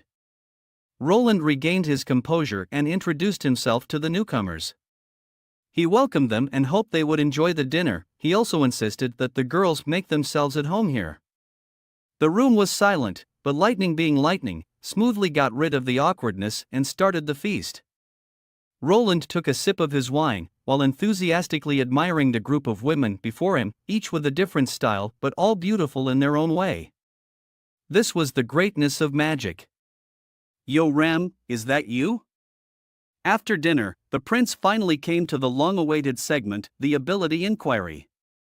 Manhwa helped Roland to gather information about the newcomers and their abilities. Although there isn't anyone with the ability to generate electricity, they were still treasured by Roland. Leaf's first ability can be used to improve fruits and seeds, increasing their yield and growth. Great for the development of agriculture. Scroll, the oldest among the girls, her main ability is an extraordinary memory, which can almost be called photographic memory. At the same time, she has obtained an interesting secondary ability. Books can be temporarily materialized after she has read them. A natural educator. The third witch is named Hummingbird, a short but cute witch, just as her nickname suggests. Her ability is to make objects lighter.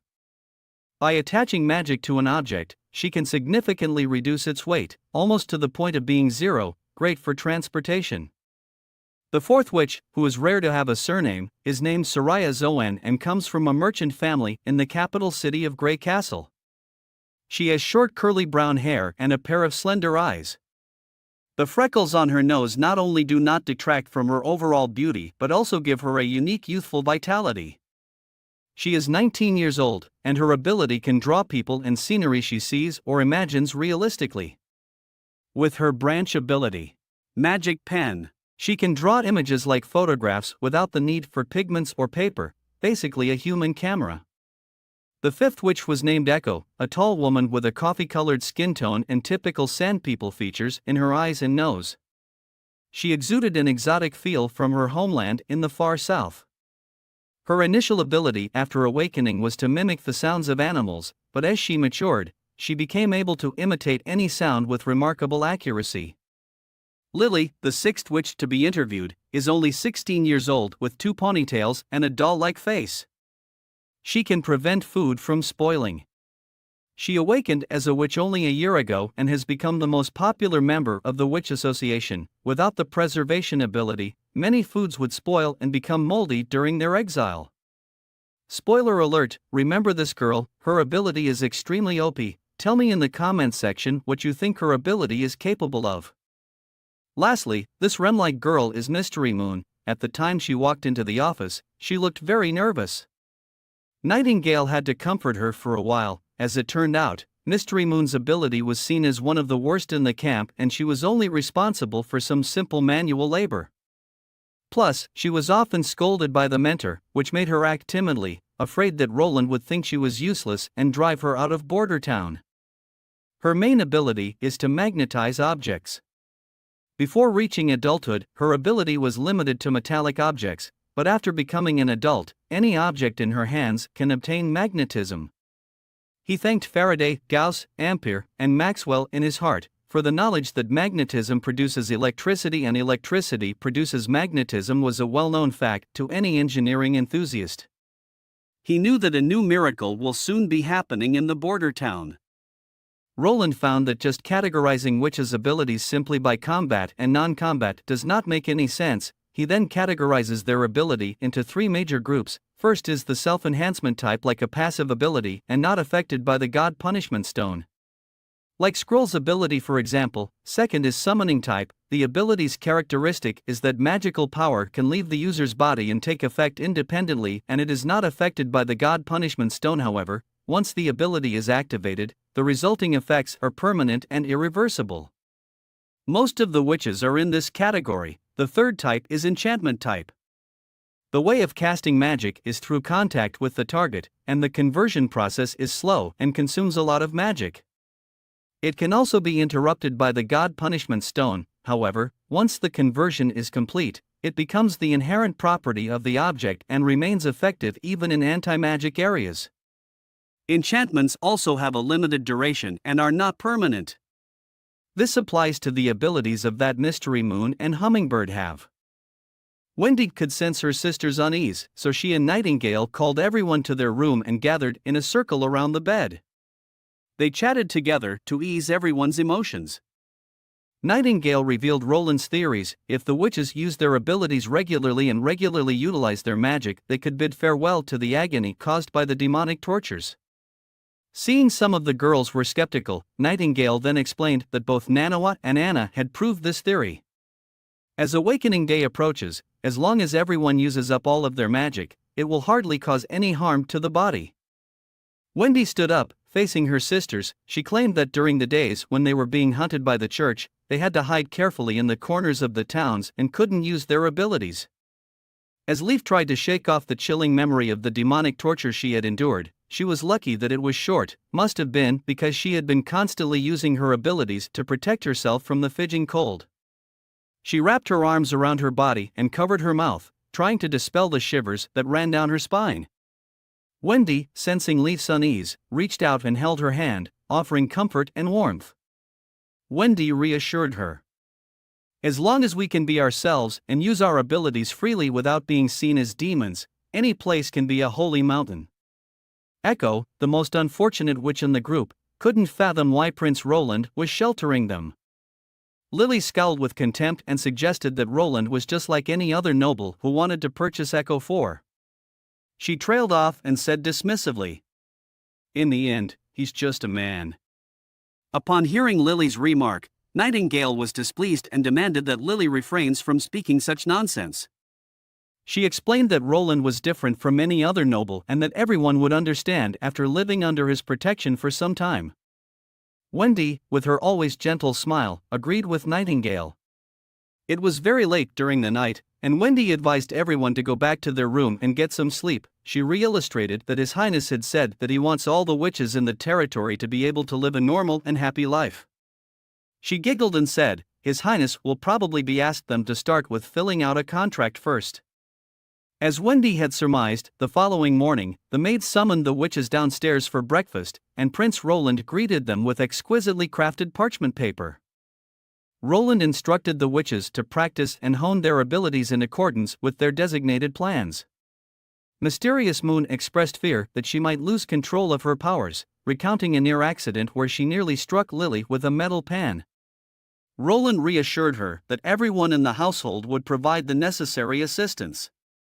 Before dismissing the group, Roland summoned Leaf, Soroya, and Scroll to his side. In Prince Roland's office, he pressed the survivors for details about the demonic beast that had led to the death of their mentor Hakura and left only 7 of them alive. The girls had been plagued by terrible nightmares about the encounter. Leaf clenched her fist tightly and trembled as she spoke, correcting Roland's assumption that they had encountered a demonic beast. She revealed that they had faced demons from the gates of hell, towering creatures capable of controlling demonic beasts and wielding potent magical abilities. She hesitated for a moment, then said, "Just like us." Roland turned to Soroya and handed her a parchment, requesting that she illustrate the demon's appearance. Though visibly frightened, Soroya closed her eyes and accepted the paper before walking over to the nearby table. As she began to use her powers, the goose feather pen, which had been faintly visible, appeared in her hand. The tip of the pen glowed with a rainbow light as it flew out of her hand, moving rapidly across the paper. A vivid image gradually emerged on the paper, yet Soroya never opened her eyes. Roland approached the table and saw the incredibly lifelike image on the paper. No, he corrected himself, this wasn't a painting, but a real-time recording of the scene. Her power was like a camera, reproducing the massacre that had taken place in the wilderness from a first-person perspective. When the painting was finished, Saloya's forehead was covered in sweat. It was clear that this memory was like a nightmare to her. Everyone rushed to support her and check her well-being. Leaf pointed her finger to the painting, stating the two demons and their abilities. The one with the spear could throw spears faster than crossbow arrows, and the one in the back could summon lightning attacks and had powerful strength. She revealed that the tube underneath the helmet are a weak spot. Hakura's snake bite the tube and both of them perished together. Leaf used the same method and killed the other one with a crossbow. There seemed to be some red gas stored in their pipes, and they only died when the gas leaked out. Roland took a closer look at the painting. This thing looked like an oxygen tank. Roland was at a loss. He wasn't sure if these were aliens, but looking at the patched leather pipes and clothes made of animal skins, they didn't seem much advanced in technology. Leaf then added that there was a floating city, but they could never get close to it, almost as if it was a mirage. Roland then requested Soraya to draw it out. Roland carefully examined the picture, but the blurry image didn't reveal much information. If the city was indeed a mirage, then it at least meant that its true form was located somewhere in the savage lands. The blood mist that enveloped the city and the sky was the gas that the devils breathed. This explanation was much more plausible than the idea of aliens. Roland turned to Scroll and posed his final question, inquiring about the ancient book that Hakura had discovered. He asked if Scroll had any knowledge of it. Scroll replied that no one was permitted to read the book, but she had managed to sneak a peek. The text within was both incomprehensible and remarkable. Roland requested that Scroll record everything she remembered from her glimpse of the book. Scroll used her ability. A book with gilded edges materialized in midair, its covers opening to reveal pages that fluttered before settling with a resounding thud in her hands. Scroll handed over the book and hoped that Roland is the only person who will read it, as she does not want her sisters to end up like Hakura. After the witches had departed from the office, Nightingale appeared silently beside the armchair. As was her custom, she lifted her robe and propped her feet up on the low table before beginning to munch on some dried fish, clearly having no interest in the book. Just like Scroll said, most of the content was difficult to comprehend, with a style of writing and grammar that did not make any sense. It mentioned a blood-red moon and a massive stone door, but there was no reference to the holy mountain. To sum it up, Roland recognized each character, but couldn't make sense of them when strung together. Roland skipped over the lengthy passages and flipped to the back of the book. There was only content on the first few pages, with the rest of the pages completely blank. Starting from the final page, the handwriting suddenly changed, becoming sloppy and rushed, as if jotted down in haste. However, the content was clear and concise. The revelation jolted Roland from his seat, as his expression turned horrified and confused. The first line of text is written. "We have failed, mortals cannot defeat demons." Roland had a million questions as he strode through the text. The gods' punishment stone was powerless to stop their attacks. With their unmatched monstrous strength, they were formidable enemies even without using magic. The holy city of Takara has fallen, and we are scattered and fleeing. We crossed mountains and rivers, trying to get as far away from the gates of hell as possible, but where can we flee to next?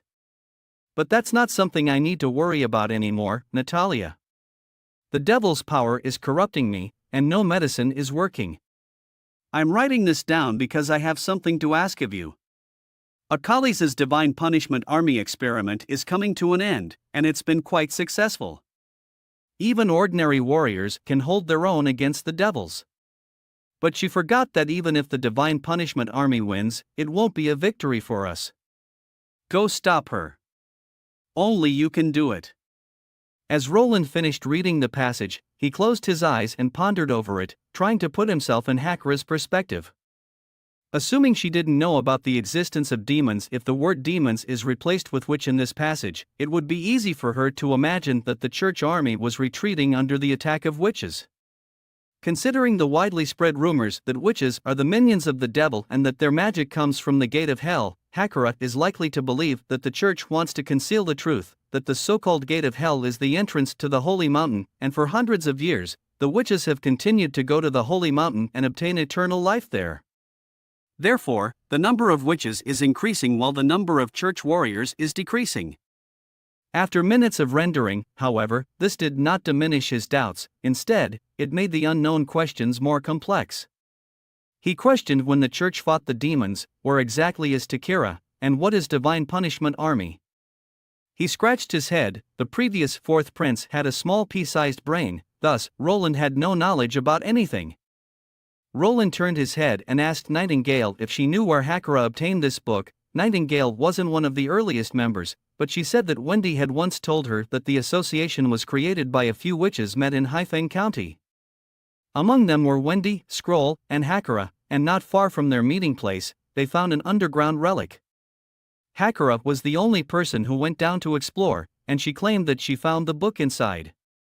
Roland knew Haifeng County was way up in the east, thus he had to cease the investigation and focus on the development of his territory.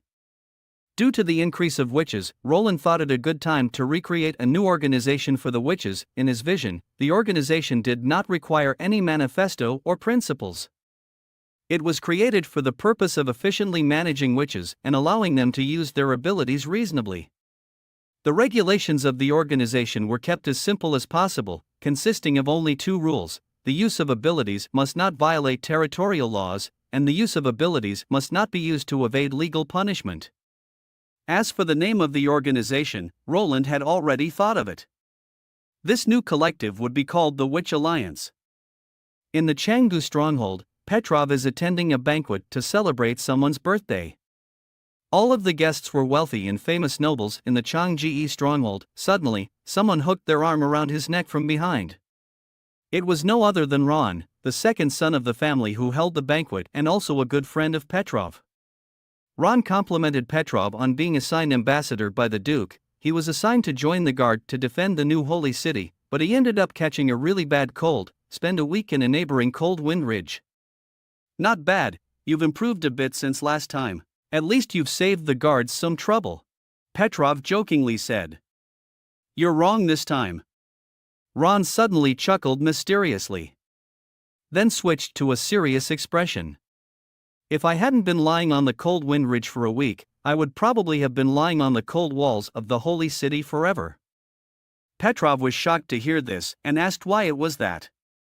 Ron leaned closer and whispered in a low voice, saying that the new holy city almost fell. The demonic beasts charged so far into the inner city. The holy city was saved by a secret army from the church, but the other four kingdoms suffered heavy losses. Barely anyone made it back alive. As Petrov contemplated, he couldn't help but feel suspicious of the situation. He knew that Cold Wind Ridge border guards were mainly defending against the church's judgment army, and now with the leaders and soldiers of the four great kingdoms buried together, there seemed to be a hint of conspiracy. Ron then switched his tone, and with a quirky smile, he asked if Petrov happened to notice the handkerchief in the invitation. Petrov thought it was a prank from Ron. Ron laughed and tapped him on the shoulder. He said that the handkerchief was sewed by her sister, who was turning 16 after today. Ron had the clear intention of helping out his best friend. After listening to the conversation, Ron's sister blushed heavily. Suddenly, a fierce debate broke out on one side of the hall, drawing everyone's gaze toward it. Petrov walked toward the table. One of the men stood up and bowed, explaining that they are talking about the lord from the border town, who confiscated the assets of the nobles from the Changji stronghold. The other man stood up explaining that his friend, Cornelius, had his property demolished in the border town without any compensation and even claimed desertion charges against him. As Petrov pondered, the image of the young prince flashed in his mind. Despite the widespread rumors tarnishing the prince's reputation, Petrov knew that the young prince was not an ordinary individual. The charges were used as an excuse to justify his punishment. The prince had never intended to reason with these people. Seems like the prince wants to cut all ties with the Changji stronghold. The other nobles were furious, asking for Ron and Petrov to bring them justice. Ron let out a smile and informed everyone that Duke Ryan had already had his eyes on the prince, who had recently ordered a formation of a coalition, and Ron himself will represent his family and join the coalition. The crowd roared in excitement. Petrov frowned his brows. Petrov was taken aback to learn that his friend was also gearing up for battle. He whispered in Ron's ears, telling him to not attend, warning that Roland is a prince. Ron sneered, and claimed that just a useless and ignorant prince. Ron laughed and said, "The prince will probably piss his pants just seeing the coalition." Telling Petrov to not worry about him, then turned around to talk with the other nobles. Petrov parted his lips but refrained from uttering a word. He was worried about his friend's safety. Even himself were skeptical about Roland being able to beat the coalition led by the famous Duke Ryan, but he had a bad feeling about this. Later in the night, Petrov returned to his home. His father asked him to gather a summary of their territory's production, population, and income, as his family will also be preparing for the battle and needed to send knights and mercenaries to fight the border town. Petrov hesitated, and quietly questioned, how many did they need to send, sensing the odd behavior from his son. He opened a letter that was sitting on the table next to him, requiring them to provide at least 25 knights, accompanied by their appropriate retinue and horses. 40 mercenaries are required, fully equipped with weapons, and at least 100 freemen and serfs are armed with basic weaponry. Petrov pled to his father to avoid going to the battlefield. He hesitated for a moment before speaking up. "What the problem, son?" The father asked. Petrov said he was concerned about his father's safety. His father burst out laughing, saying how dangerous could it be when an elephant stepped on some ants. The prince only had a few knights and less than 50 guards, and the coalition has 10 times the size.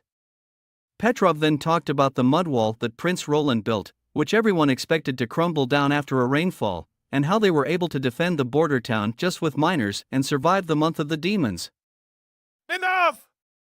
His father's hand slammed down on the table, his expression one of disappointment.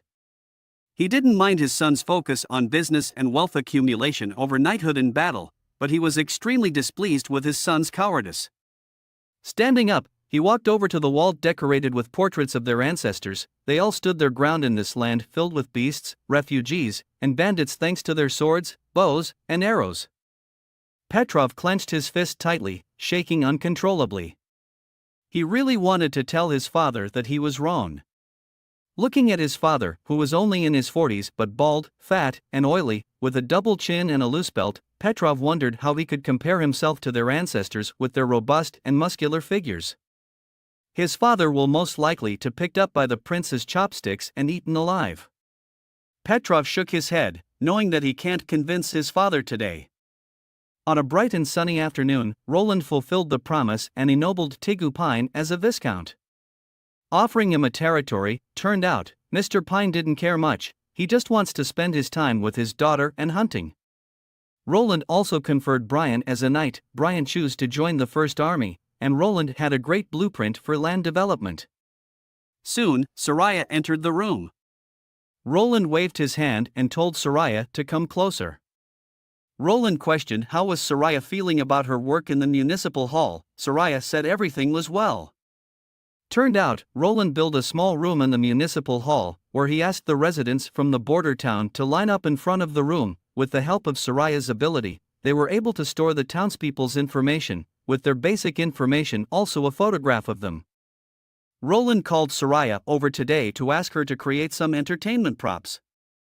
Roland asked Soraya to draw a soldier holding a heavy crossbow on this sheet of paper. Then told her to add some circles and lines, then add a number and a shape in the circles. Thus, the first card of the new card game Gwent is created. After finishing all the cards, Soraya and Roland had fun playing a few rounds, but Soraya kept losing. Roland smiled and told Soraya to play with her sisters and introduce the game to them. Just then, a piece of cheerful and melodious music came from outside the window. It was no other than Echo, who had now mastered the song that Roland taught her. In the other room, Scroll knocked on the door, and Anna was sitting at the table by the window, flipping through thick books. The sunlight streamed in through the window, casting a long shadow on the woman. Her soft cheeks and neck were almost blindingly white in the light, and the linen-colored hair covering her shoulders was almost dyed a light gold. Scroll smiled and asked, "Did Anna check out the new card game?" Anna smiled and said she wanted to read more books and complimented Echo's voice. Scroll pulled out the chair and sat facing Anna. Echo had told Scroll that out of all of the sisters, she envies Anna's ability the most. Scroll then talked about Echo's past. Echo came from the southern continent. The Witch Association saved her from a slave merchant. She was sold for a high price and suffered a lot. She had always wanted a strong ability. Maybe it could have changed her fate. Scroll then lightly patted Anna's head, saying that it was because of Anna and His Highness's encounter that changed the fate of everyone here. Scroll approached Anna and noticed that her hair had grown quite long. She offered to cut it for her, as she was a skilled hairdresser and had already cut the hair of most of the girls in the association. She quickly returned with a bundle of cloth in her hand and revealed her hair-cutting tools, which she had saved from her previous job as a hairdresser in a tavern before joining the association. Scroll had saved up all the bronze she earned from cutting hair and used some for food, but gave most of it to an old captain with one leg. The old captain taught her how to read, until he died of old age. All of the folk stories that Anna read recently were from the tavern. Anna asked if the book she got from Scroll had a lot of stories, but it always ended with a similar ending. Anna hesitated and asked, will the prince always marry the princess as his wife? Scroll paused briefly. The storybook in question was not a true literary work, but rather a collection of folk tales that she had heard from sailors during her many years in the tavern. Scroll had intentionally carefully selected and edited the stories, omitting those with a happy ending or where the prince did not end up with the princess, and compiled them into a single volume, which now appeared before Anna as a magical source of reading material. Scroll then said, in some cases, sometime the prince will also marry a duke or famous noble's daughter. After speaking, Scroll sighed inwardly. Wendy had mentioned Nightingale's feelings to her before. Unlike the mature and calm Nightingale, she was more concerned about Anna getting too close to the prince. Anyone could see how important she was to His Highness. Whenever Anna was present, Roland's gaze would always be more focused on her. Unfortunately, Roland was the fourth prince of Grey Castle, the future king whom the witches supported. Scroll couldn't remind the prince, so it had to come up with a way to hint to Anna. It didn't want to create a rift between the two, nor did it want to see a tragic outcome with no resolution. Anna pondered, why will this happen? What if the prince doesn't like princesses or noble daughters? Scroll was not expecting this question, but she then told Anna that the prince is forced to marry them, because the prince may become a king in the future, in order to maintain stability among the powerful nobles on the far borders of the kingdom, and for political stability, the most crucial factor was that the king must have an heir. There was a silence between the two. Shortly after, the haircut was completed, and Scroll offered Anna a new book. Then walked out of the room. Anna thanked Scroll. And before she left, Anna said, Roland is not like the prince in the stories. Anna's voice was very certain, and not like she was trying to convince herself. He only does what he wants to do, and nothing else matters. Scroll turned around and looked puzzled. Anna let out a brilliant smile and said, if he were such a prince, he wouldn't have saved me. Oh my god, this is too cute and too sweet. Stay tuned for the next video. We are getting real close to the actions. Following his supper, Roland proceeded back to his office, where he continued to transcribe his foundational mathematical knowledge from his mind onto the paper. Roland proceeded to show Scroll the Pythagorean theorem. Whenever Roland finished writing on a sheet of paper, he would allow Scroll to scan through it. Anything that she looked at would be permanently saved in her memory. Unfortunately, Scroll's abilities were limited to memorization only, and she couldn't understand the basic high school level mathematical concepts on her own. Therefore, in his free time, Roland had to explain them to her. Unlike Scroll, Roland didn't have a photographic memory, and in fact, his memory would gradually weaken with time. Due to his engineering background, he often used subjects such as mathematics and physics, but other subjects like history, geography, biology, and chemistry had likely deteriorated to a rudimentary level. Regardless of whether or not it was needed, writing down the contents that he had not yet forgotten earlier could help him retain more knowledge. As Roland transcribed, he pondered what magic in this world truly was. The utilization of magic enabled all witches to manifest an array of inconceivable abilities. In the later half of his life, Einstein aspired to integrate the four fundamental forces of the universe into a single theoretical framework, known as the theory of everything. In a sense, what he did was search for the origin. Roland wondered, could there be a universal principle that applies to any universe? Regardless, Roland could only ponder about it, since with the current level of technology, he couldn't possibly analyze such a force. Therefore, his primary task was to advance industry and technology and promote the progress of civilization. Perhaps one day, he could truly understand this power. Your Highness? Scroll spoke up upon seeing the prince lost in thought and couldn't help but ask. Roland snapped out of his reverie and coughed twice, glancing at the almost burnt-out candle. Let's call it a day here. As she lowered her head to bow and leave, she unconsciously slowed her pace. Turned around, hesitated for a moment before asking a question. He guessed that her question was probably something along the lines of, Why are you willing to shelter us? Aren't you afraid of the threat from the church? Nightingale and Wendy had asked him many times before. Is it possible for you to marry a witch? Scroll respectfully asked. Roland almost spat out the water he had in his mouth after hearing the question. Marriage to a witch? Roland's mind immediately conjured up the image of Anna, who had left a deep impression on him since their meeting in the cell. Her lake blue eyes had captivated him. Witches were women who possessed exceptional abilities, awakened from ordinary humans. They excelled in both appearance and physique, for sure making them the center of attention in modern society back on Earth. So why hesitate? He looked towards Scroll and replied with a smile. Why not? Rubbing her sore shoulders, Wendy returned to her room. After nearly a month of training, her wind-controlling abilities had greatly improved. When Wendy arrived, Nightingale had already finished bathing and was sitting on the bed in her pajamas, waiting for her. However, what surprised Wendy was the uncontrollable smile on Nightingale's face. Did something good happen, or maybe you joined the other for a game of Gwent? Wendy couldn't help but ask, but Nightingale shook her head and didn't say anything, just smiling a little deeper. Nightingale was concealed in the room when Scroll posed the question, her presence unbeknownst to all. As Roland began to speak, she listened intently, her heart racing with a mixture of astonishment and relief. Wendy smiled, saying that Nightingale must have gotten a really great card. 2 weeks had passed since the month of the demons. After shedding its pure white veil, the trees on both sides of the river have sprouted fresh leaves and are now lush with greenery.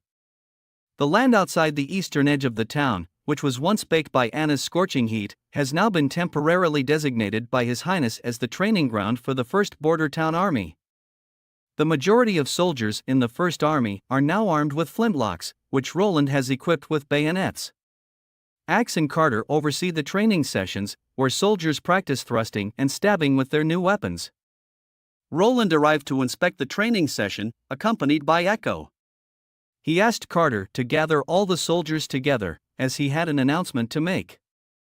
Seconds later. Hail, Your Highness! The soldiers exclaimed in unison, raising their hands to their foreheads. Roland nodded his head and walked over to the crowd, about to say something when a burly man suddenly broke out from the ranks. Carter furrowed his brows and stepped forward, placing his hand on his sword hilt to shield the prince behind him. Nightingale also appeared beside Roland, protecting him. The burly man who rushed out was none other than Axe. He did not run towards the prince, but instead knelt straight down in front of the woman. His whole body prostrated on the ground, head deeply buried between his arms. "My chieftain!" he called out. The training was forced to come to a halt, and everyone followed Roland back to his office. The story itself was not complicated. Echo was originally a member of the Proud Sand clan from the Iron Sand City. Her real name was Drow Silvermoon, and her father was the chief of the Proud Sand clan. The Sand people were not a unified group, and the population that the Iron Sand City could accommodate was limited. Therefore, every 3 years, each clan had to conduct a sacred battle in the Burning Land. Only the 6 winning clans could obtain the right to live in the city. Despite their proud and valiant efforts in battle, the San tribe was defeated through insidious means, leading to the tragic loss of their chieftain and Echo's brother, adding to the tribe's devastation. After the defeat, due to her outstanding appearance, Echo was captured and sold as a slave. Axe, who was of mixed blood, faced discrimination from other Sand people who did not consider him a true Magan. Despite this, he did his best to protect Echo. Unfortunately, during one attempt to save her, he was struck on the back of the head and rendered unconscious. After Echo was sold as a top-quality slave to a trader in Bluewater Harbor, Axe spent years traveling across the southern region and visiting numerous slave markets in search of her.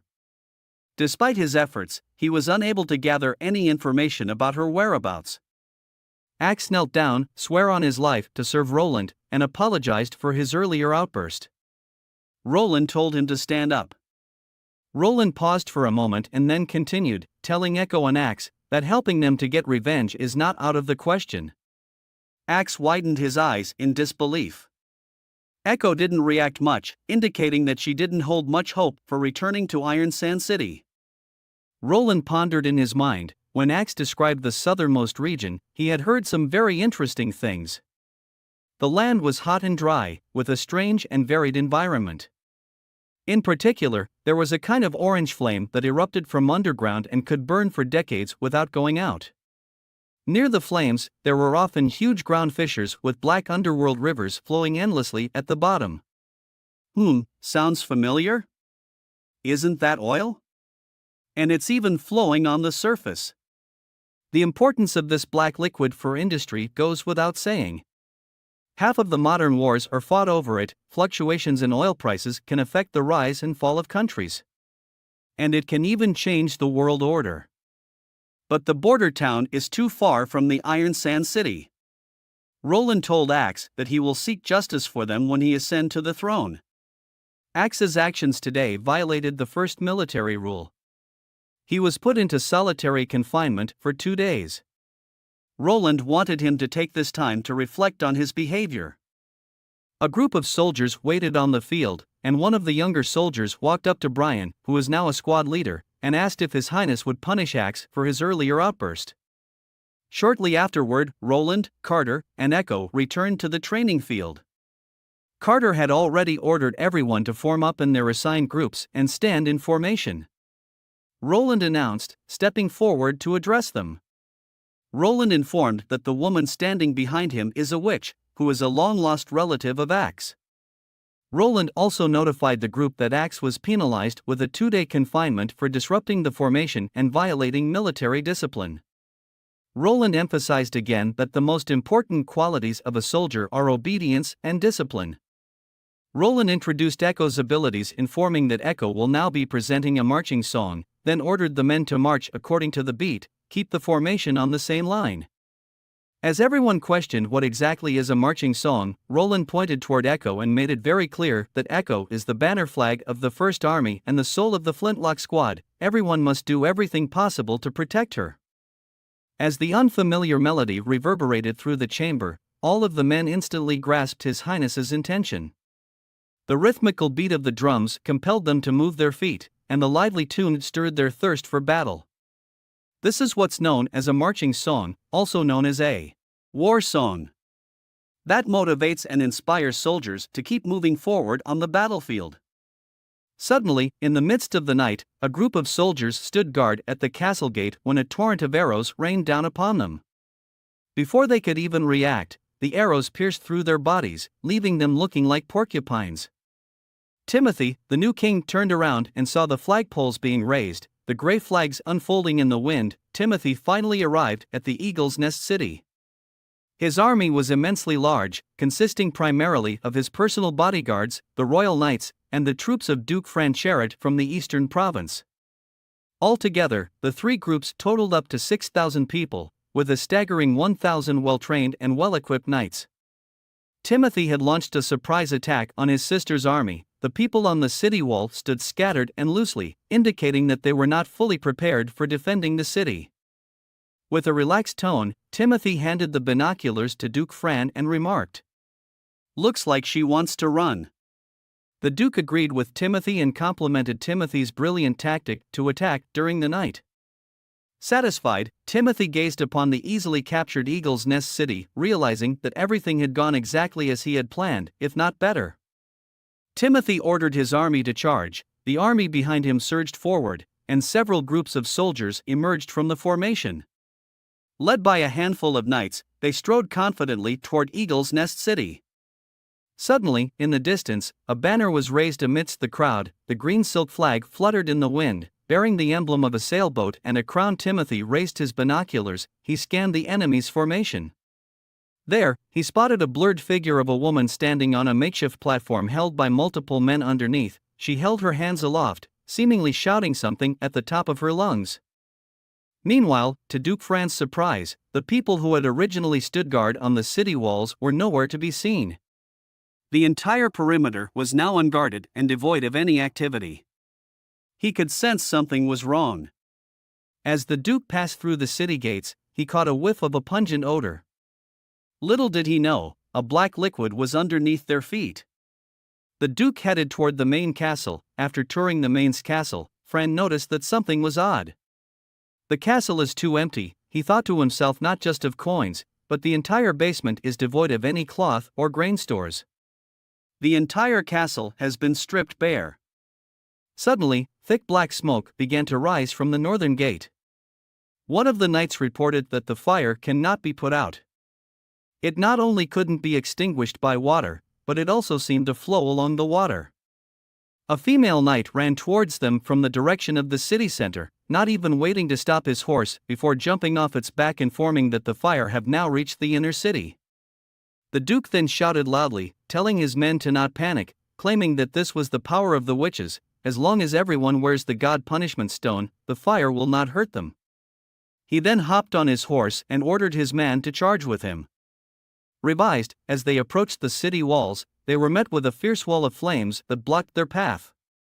Without hesitation, he ordered his man to jump over the flame, as the god's punishment stone will protect them. The Duke leaped over the fire and turned to see if his knights had followed, but to his dismay, none of them made it through. The Duke quickly realized that this was no witchcraft but a deadly trap.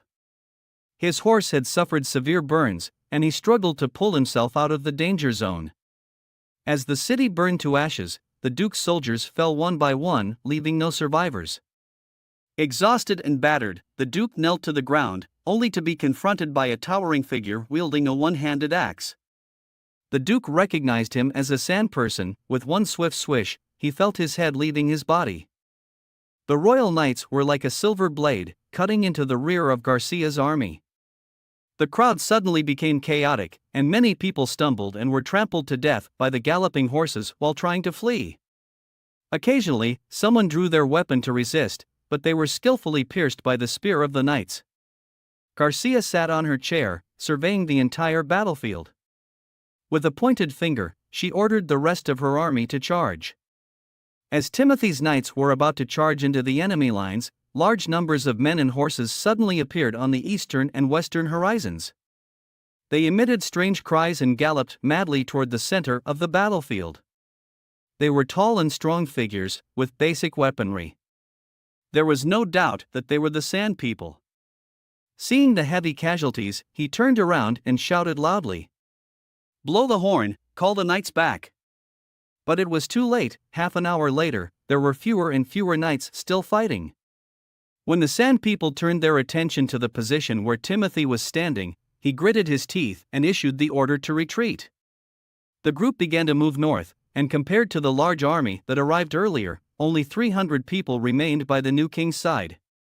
Back in the border town, Roland had already received intel about Duke Ryan and the Changji stronghold. He is confident that his army will be able to defeat the coalition, and he wondered if he should move to the Changji stronghold after his victory. Then he thought about the power structure is complex and intertwined. With a large number of nobles, and the territories are managed according to the feudal system. The border town had much more freedom, but he knew he could move the gold, resources, craftsmen, and laborers from the Changji stronghold to the border town. At that moment, a yellow figure flew in through the window and landed straight toward Roland's stomach. It was lightning, informing Roland that they are here. The mighty coalition marched slowly on the road toward the border town. At the forefront of the procession was the knight formed by the 6 major families of the stronghold. Duke Ryan looked satisfied as he gazed at this sharp and powerful force. There was no doubt that with their strength, no one in the West could stop him. Petrov's father remembered Petrov's warning and wanted to be more cautious since the border town managed to defend against the demonic beasts. Erlmus ridiculed Roland and his army. Duke Ryan agreed with Erlmus's comment and added that Hermes suffered a large-scale attack by the demonic beasts. And the holy city almost fell. He claimed that all of the beasts this year were targeting the holy city. And only a few slipped through toward here. Duke Ryan also knew that Timothy and Garcia had engaged in a fierce battle at the Eagle Nest City in the south, and Timothy had suffered large casualties. And this is his perfect chance to become a king and declare independence in the West. The Duke grinned with satisfaction at the thought. He ordered to send out an envoy to persuade Prince Roland to surrender. Ron, who was responsible for leading the way for the army, rushed back to report that there were soldiers holding weapons not far from them. Duke Ryan raised his binoculars to observe border town's formation. The troops in the lens appeared very peculiar. They held strange weapons that can only be assumed as wooden sticks and stood in 2 tightly packed rows. Duke Ryan let out a smirk and ordered his army to charge, as the enemy appeared in the distance. Vaynor and the rest of the soldiers, seeing the fully armed knights riding tall horses, dressed in shiny armor, slowly approaching the town. Now, with nearly 100 knights appearing all at once, this sight made them gasp in surprise.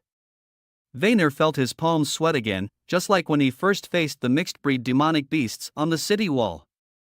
But this time, he was facing his own kind. The coalition army of the Changji stronghold. Vaynor took a deep breath, regaining his composure, knowing that nowadays, under the governance of the prince, the border town has been improving day by day, and these changes are visible to everyone. Vaynor assured his men that the coalition was nothing to be afraid of.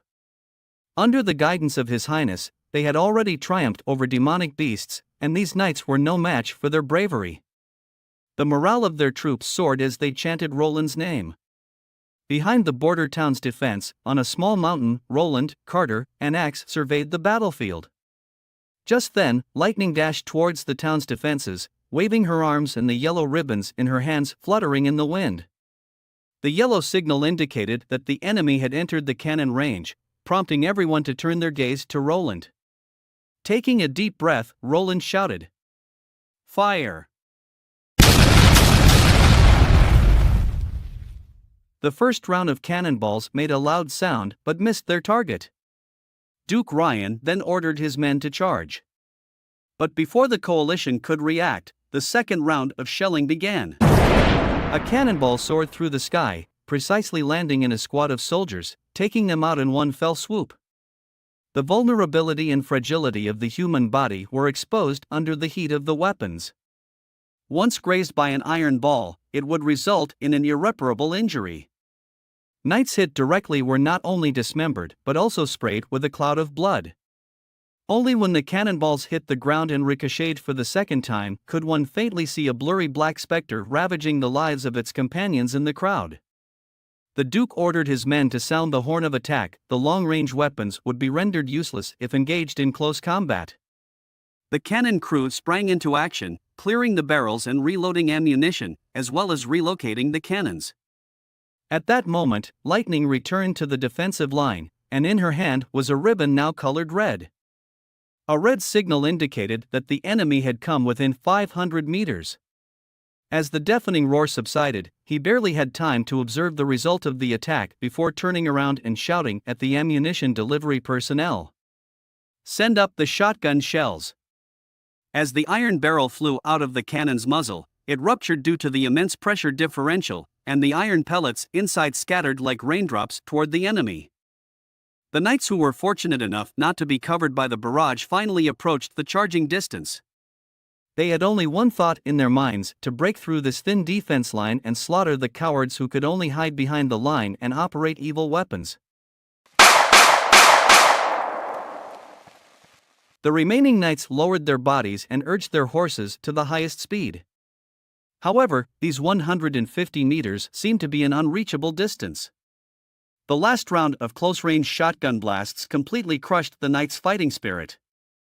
Within 100 meters, the hard-to-deform iron pellets could penetrate 2 to 3 people.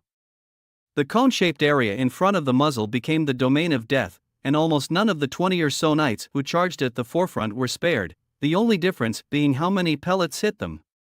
The soldiers collapsed, scattered in fear, had no chance of being saved, turned around, and tried to flee the battlefield.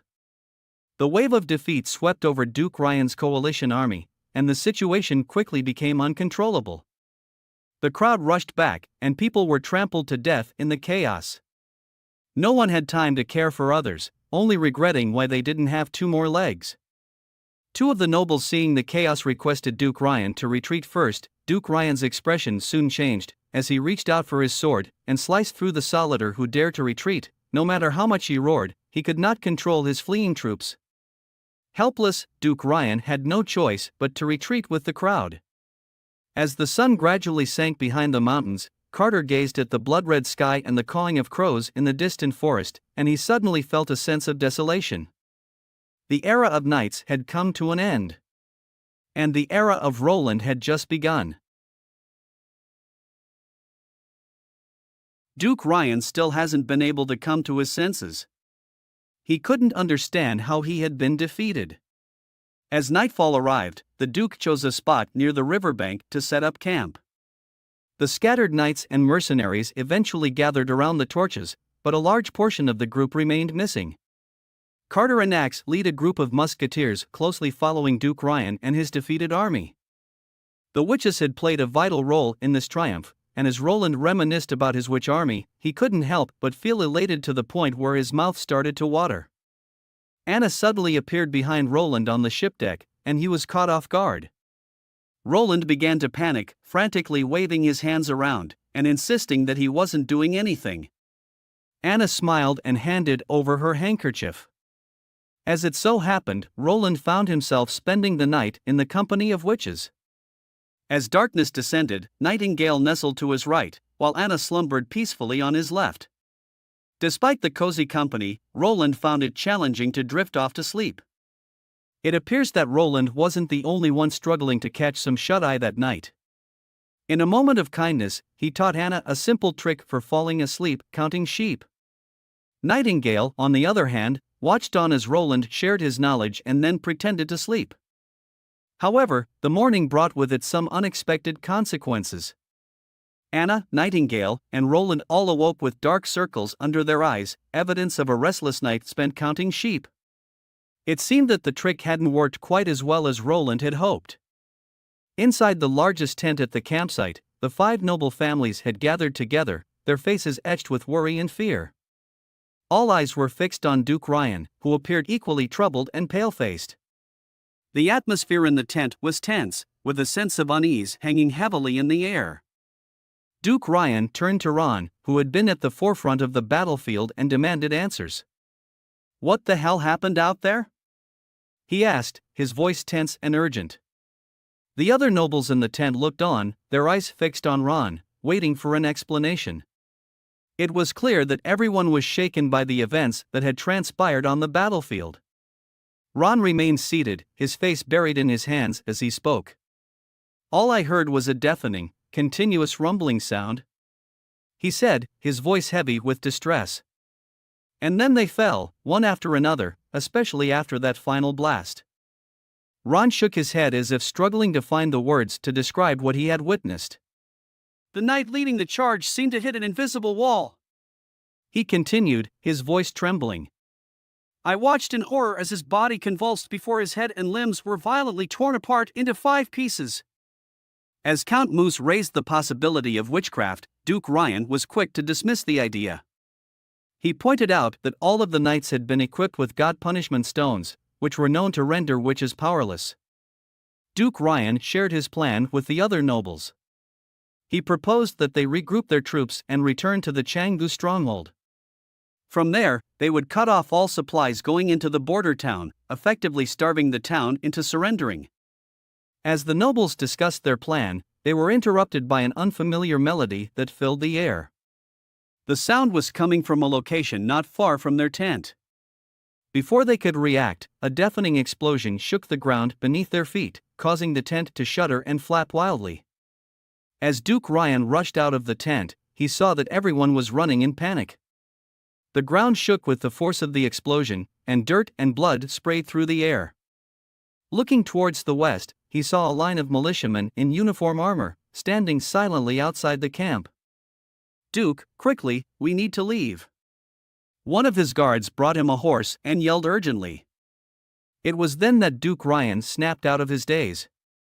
He mounted the horse and rode eastward with his guard, but they had barely left the campsite when they came face to face with another identical army. The soldiers wore identical armor and held strange short sticks in their hands. They stood in perfect formation, with identical expressions on their faces. Then, Duke Ryan heard a rhythmic melody coming from the opposite direction. The army of princes' men led by Axe marched towards them with a uniform step. The army came to a sudden stop, as if choreographed with perfect precision, standing before Ryan like an impenetrable barrier. Then, to his horror, he saw them raise their weapons, short wooden sticks that looked innocent enough until he heard the deafening series of thuds that followed. As the Duke fearlessly approached the wall of soldiers, the pounding sounds reverberated through his body like a thunderous drumbeat. He staggered back, feeling the impact of each blow on his chest and stomach. Suddenly, a paralyzing weakness consumed him, causing his body to convulse and collapse off his horse. Despite his valiant efforts to speak, no words escaped his lips. His throat burned with a thick, sweet, and bloody fluid, leaving him gasping for air. In the end, darkness took him, enveloping him in an eerie silence. After the successful assassination of Duke Ryan, Roland and his men made their way towards the Canggu stronghold. To their surprise, they encountered little resistance and were able to easily take control of the fortress. Now came the most exciting part, the looting process. The group meticulously searched through every nook and cranny of the castle, pillaging everything in their path. As they approached the treasure room, their hearts raced with anticipation. Inside, they found stacks upon stacks of gleaming gold, a treasure trove beyond their wildest dreams. Shortly after, Carter informed Roland that Petrov is requesting to meet him. As Petrov made his way to the castle district in the east, he realized that half an hour had already elapsed. It was then that he came across a group of unfamiliar militia standing in front of the Lord's castle. These soldiers were unlike any he had ever seen before. They were not adorned in polished armor or embellished with cloaks and ribbons. Instead, they held peculiar-looking short sticks with pointed spears affixed to the top. Despite their unorthodox weaponry, their disciplined formation in two neat rows exuded an air of menace and intimidation. Petrov already had planned for the worst. As Petrov entered the hall, he saw the fourth prince seated at the head of the table, scribbling something down. When the prince looked up and saw Petrov, he paused for a moment before breaking into a smile. Roland motioned for Petrov to take a seat, and Petrov breathed a sigh of relief knowing that his father was unharmed, having been one of the first to surrender. Grateful for Roland's mercy, Petrov offered to pay any amount of ransom to secure his father's release. However, Roland shook his head, indicating that he had no interest in gold. "I want livestock and people," he said. Petrov was taken aback by the request. "It's simple," Roland explained, handing Petrov a scroll. "I want masons, carpenters, farmers, and serfs. You can use the values on the scroll to calculate, but the total must be at least 3,000. He smiled slyly. "Oh, and by the way, since your father is the highest-ranking captive we have, his value is also the highest." Petrov couldn't believe what he was hearing. He had expected Roland to demand a hefty ransom, but instead, he was asking for laborers and peasants. Petrov's eyes widened at the sheer amount of livestock and people Roland demanded as ransom. He quickly calculated in his head that the requested value of 3,000 meant he would need to provide either 1,000 cattle or 300 skilled masons to secure his father's release. Petrov, a shrewd noble who was no stranger to the world of trade, was presented with an intriguing problem. He was given a limited number of cows and stonemasons, and tasked with finding the optimal solution to meet a target of 3,000 points while keeping costs to a minimum. The challenge was not an easy one. The various combinations of cows and stonemasons available presented countless possibilities, and finding the best one would require careful analysis and calculation. Roland held up one finger, indicating that he is only willing to give Petrov 1 day to make the calculation, and a week to arrange, since Roland will only be staying here for less than a week.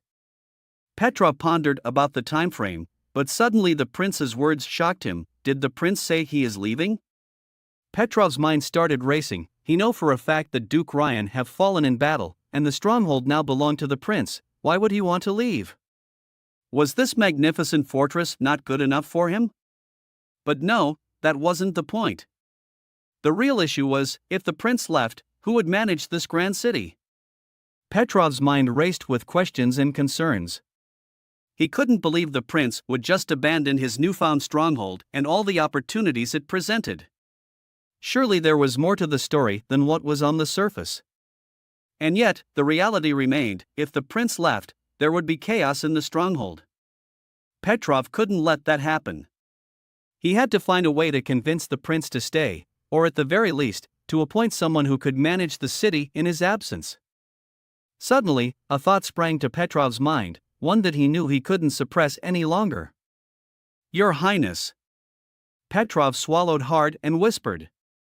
"May I ask, does redeeming the Chang'e stronghold also have a numerical value?" Roland gazed at Petrov with a keen interest and suddenly burst into laughter. "You're the first person to ask me that question in such a way," he said, taking a sip of his drink and speaking in a relaxed tone. Roland is not asking for a ransom, but rather, what he called agency fees. Every month, Roland will be demanding 30% of taxable income from the Chang'e stronghold, and 1,000 value of resources, and the rest will belong to the agent. This was a once-in-a-lifetime opportunity for Petrov, and he was determined not to let it slip away. Before Roland allowed Petrov to respond, he asked what Petrov would do to those who opposed him, what his estimate was for monthly tax income, what his plans and measures were for developing trade and commerce, and how he could guarantee a value of 1,000 resources. Petrov racked his brain to answer each question in this series, while the expression on His Highness' face grew increasingly satisfied. Finally, he clapped his hands and said, "Well done, that will be all for today. Once you have determined the ransom amount of 3,000, you may come and redeem the count. Rest assured, I will take good care of him during these days." After the questions, Petrov's brain was fried, and Carter helped him leave the room. Roland looked at Nightingale, who had just appeared beside him. "Well, he's telling the truth for the most part," she shrugged. Roland was surprised to find such talent. He thought all of the nobles only knew how to fight on horses. He found the name of Petrov Helman on the list and lightly circled it with a quill pen. He leaned back in his chair, and Nightingale came up behind him and voluntarily began to massage his shoulders with her hands. "Your Highness, are you really only staying here for a week?" Nightingale asked. "What's the matter?" Roland closed his eyes and enjoyed the tingling sensation in his shoulders. "Isn't this the largest city in the western region?" she whispered. "Don't you want to stay in this more prosperous place compared to the border town?" Roland's smile widened as he considered the question. He knew the power dynamics at play within the Chang'e stronghold were complex, making it difficult for him to effect any major changes. However, that wasn't the real reason he had chosen to focus his efforts elsewhere. As Roland thoughtfully gazed off into the distance, he reflected on the fact that the church had deeply influenced the people of the stronghold, making it difficult for them to accept witches. His vision was to create a haven where witches could freely walk on the streets and live like normal people, and he knew that only the border town could achieve that. With a nod of agreement, Nightingale chimed in. "You've kept your promise, Your Highness." Nightingale suddenly turned her back and patted her chest, as if she is preparing for something. She could feel her heart pounding, and Roland was taken aback by Nightingale's sudden action. He had been so focused on his paperwork that he had not noticed her approach. Before he could react, she had pulled him closer and given him a quick kiss on the lips. Roland felt his face grow warm as Nightingale disappeared into thin air, leaving him alone and stunned in his seat. Roland was about to take a nap when the castle welcomed a special guest, the High Priest Taylor of the Chang'e Stronghold Church. Roland instantly lost his drowsiness but still had a light blush on his cheeks from the earlier incident. The high priest Taylor is a middle-aged man who wears a white and blue ceremonial robe typical of the church. He is around 40 years old, and both his attire and appearance are immaculate. His manner of speaking and behavior resemble those of a courteous and refined nobleman. After Taylor bowed in greeting, Roland invited him to take a seat and instructed his attendant to serve tea. With a smile on his face, Taylor congratulated Roland on becoming the ruler of the western border and appeared unfazed by Duke Ryan's demise, showing little interest in who holds power. In his defense, the church seldom interferes in secular affairs. Roland then got straight to the point and asked about the purpose of Taylor's visit. Taylor had come to both congratulate Roland and offer his cooperation. He had offered to lend a hand in expanding Roland's territory and influence. Roland's expression turned into a frown. "Didn't you just say that the church rarely intervenes in secular disputes?" The high priest replied calmly, "Rarely intervening doesn't mean never interfering. The ongoing conflict between Garcia and Timothy has made the lives of the southern residents miserable. As long as you can provide your people with stability and peace, the church will recognize you as a worthy and respected ruler." Roland was taken aback for a moment, realizing that Taylor's offer to help expand his territory and influence was a veiled attempt to support his claim to the throne. The high priest seemed to possess a great deal of knowledge about Roland and the border town. He commended Roland's bravery in defending the town and protecting his people. Roland didn't believe the high priest's reasons for offering his help, but at least his words confirmed that the church was keeping a watchful eye on this remote corner of the world, even during the long, isolated winter months when the border town was cut off from the outside world by heavy snow. The high priest took out a box with 2 pills from his pocket, one red and one black. He went on to explain that these were crafted by the church's alchemy workshop. The red pill could temporarily enhance the strength of Roland's subordinates, while the black pill could increase their endurance to pain, cold, and heat several times over. Before the priest left, he said that this was just the tip of the iceberg. The pills are just the beginning, and the church can offer much more help. Nightingale wasn't able to use her ability to spot whether the priest was lying since the priest was wearing a god punishment stone, but when Nightingale took a closer look at the 2 pills are sort of like a god punishment stone. The cavity wasn't circular, but rather like a series of black threads flowing through it, but it doesn't resemble the effect of a god punishment stone. Roland carefully wrapped the pills in a piece of paper and tucked them into his pocket. Roland had a strong hunch that the church had ulterior motives. On the surface, it appeared that they sought to expand their reach by garnering more followers and creating a stable country. However, something felt off. Instead of throwing their weight behind Timothy or Garcia, who was actively striving to unify the country, the church chose to support Roland, particularly after Garcia's decisive victory.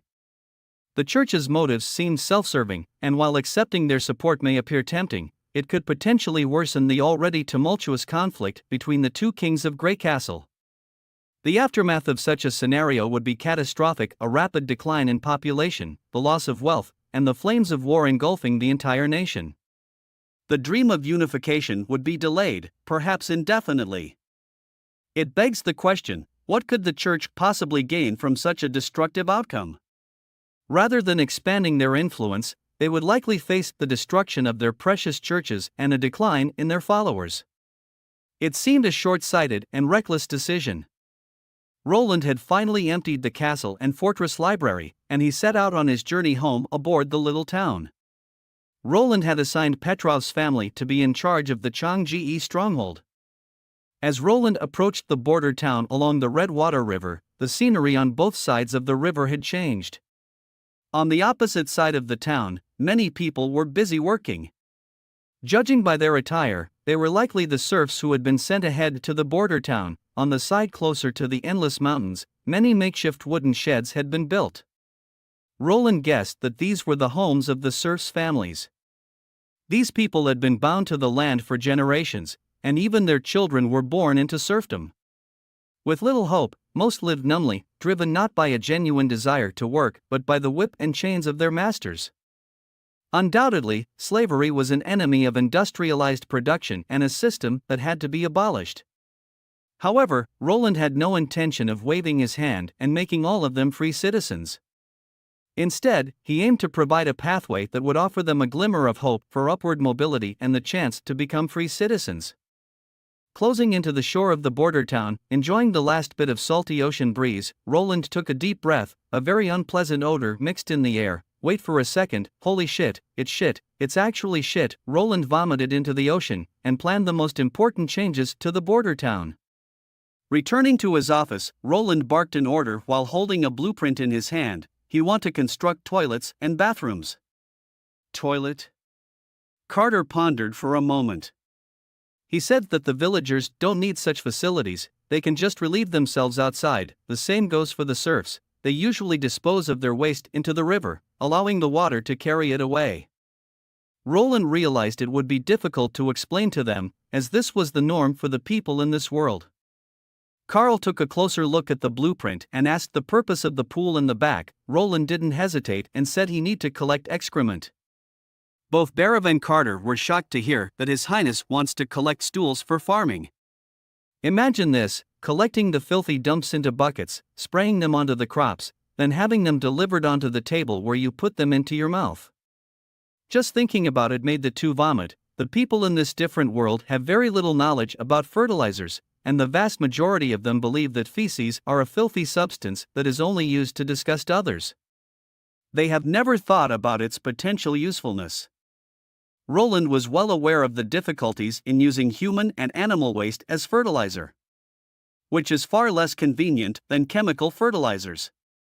However, he had no clue about chemical industrialization, so he had to resort to using this purely natural organic fertilizer. As Roland drifted off into slumber, Nightingale materialized from the mist and gently tended to his bed, tucking in the sheets and covering his bare arm. She stood by his bedside, silently observing him for a fleeting moment, before tiptoeing across the creaky floorboards and disappearing into the shadows of her own room. "You're still awake?" Nightingale was taken aback to find Wendy seated by the bedside, engrossed in a book. "I'm afraid you'll do something wrong." Wendy glared at her, shooting her a sharp look. "His Highness is not a child, is it necessary to watch over him until he falls asleep?" Roland had already sent people to spread rumors of a witch organization in the border town. Nightingale wanted to make sure that no one is there to harm Roland. Nightingale picked up a damp towel and casually wiped her face. She then proceeded to untie the red belt, wrist armor, and clasp of her outfit, before finally taking off the white clothes. This outfit was the prince's latest design. The combination of a white hooded overcoat and a white suit seemed incredibly conspicuous, but he thought it was perfect for an assassin. After carefully hanging up her clothes and smoothing out every crease, Nightingale's alluring curves were enveloped in a light veil, with not a trace of excess flesh visible on her toned abdomen and thighs. "Did you even listen to what I said to you last time?" Wendy sighed. "Veronica, we are witches." "I know, Wendy." Nightingale nodded. "We are witches." Nightingale scooped up some water in her hands, in the reflection. She sees herself, in her heart. She knew that His Highness the Prince will marry a witch, he said it himself, and he didn't lie. She jumped onto the bed, and lifted her slender legs together, flipping her body over to Wendy's side. Nightingale told Wendy about the priest's visit today, and the 2 pills priest Taylor brought in, wondering if Wendy still had any memories about the church. Hearing that the high priest of the church came to visit His Highness and expressed his willingness to support Roland in his bid for the throne. Wendy's tone started shaking, sounding nervously, asking what was Roland's response. Nightingale shook her head and reassured Wendy that Roland had denied the invite. Wendy let out a sigh of relief. Wendy closed her eyes and spoke slowly. She recalled the memories she had in the church. She lived in a monastery located in the old holy city. The place was surrounded by high walls, and there was no view other than the sky. Her daily activities were limited to the confines of the monastery. Living in the convent, the girls can be divided into 3 categories. Some, like Wendy, were born and raised here and have no knowledge of their origins. Others were taken in from the streets or orphanages by different churches and sent here, and some were sold to the church by their parents. They were taught how to read and write, etiquette, choir, and oratory. Girls of the oratory class are sent out of the monastery once they reach adulthood. During the first few years, the girls would often hear the girls from the choir and etiquette class screaming at night, and Wendy didn't understand what was happening. It wasn't until Wendy moved up to the choir class that she found out that the adults from the church would visit the dormitories at night and take away a few girls from their beds, only to return them in the morning. Sometimes, not all of them would come back. Nightingale had never heard Wendy talk in detail about her experiences in the monastery before, so this was the first time she had heard about these things. Nightingale tightened her lips. She certainly knew what Wendy's words meant. Seeing Wendy terrified by the horrible memories, Nightingale hugged her tightly and comforted her. Wendy then continued her story. This kind of thing happened once or twice every month, and when it was more frequent, it happened almost every other day.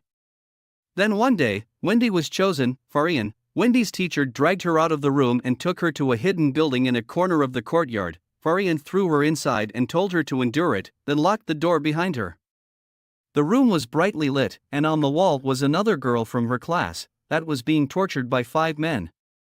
It was clear that these men have done very disturbing things to the girl on the wall. Wendy was visibly scared, her body shaking uncontrollably. She had her back against the wall, watching the 5 men walking towards her.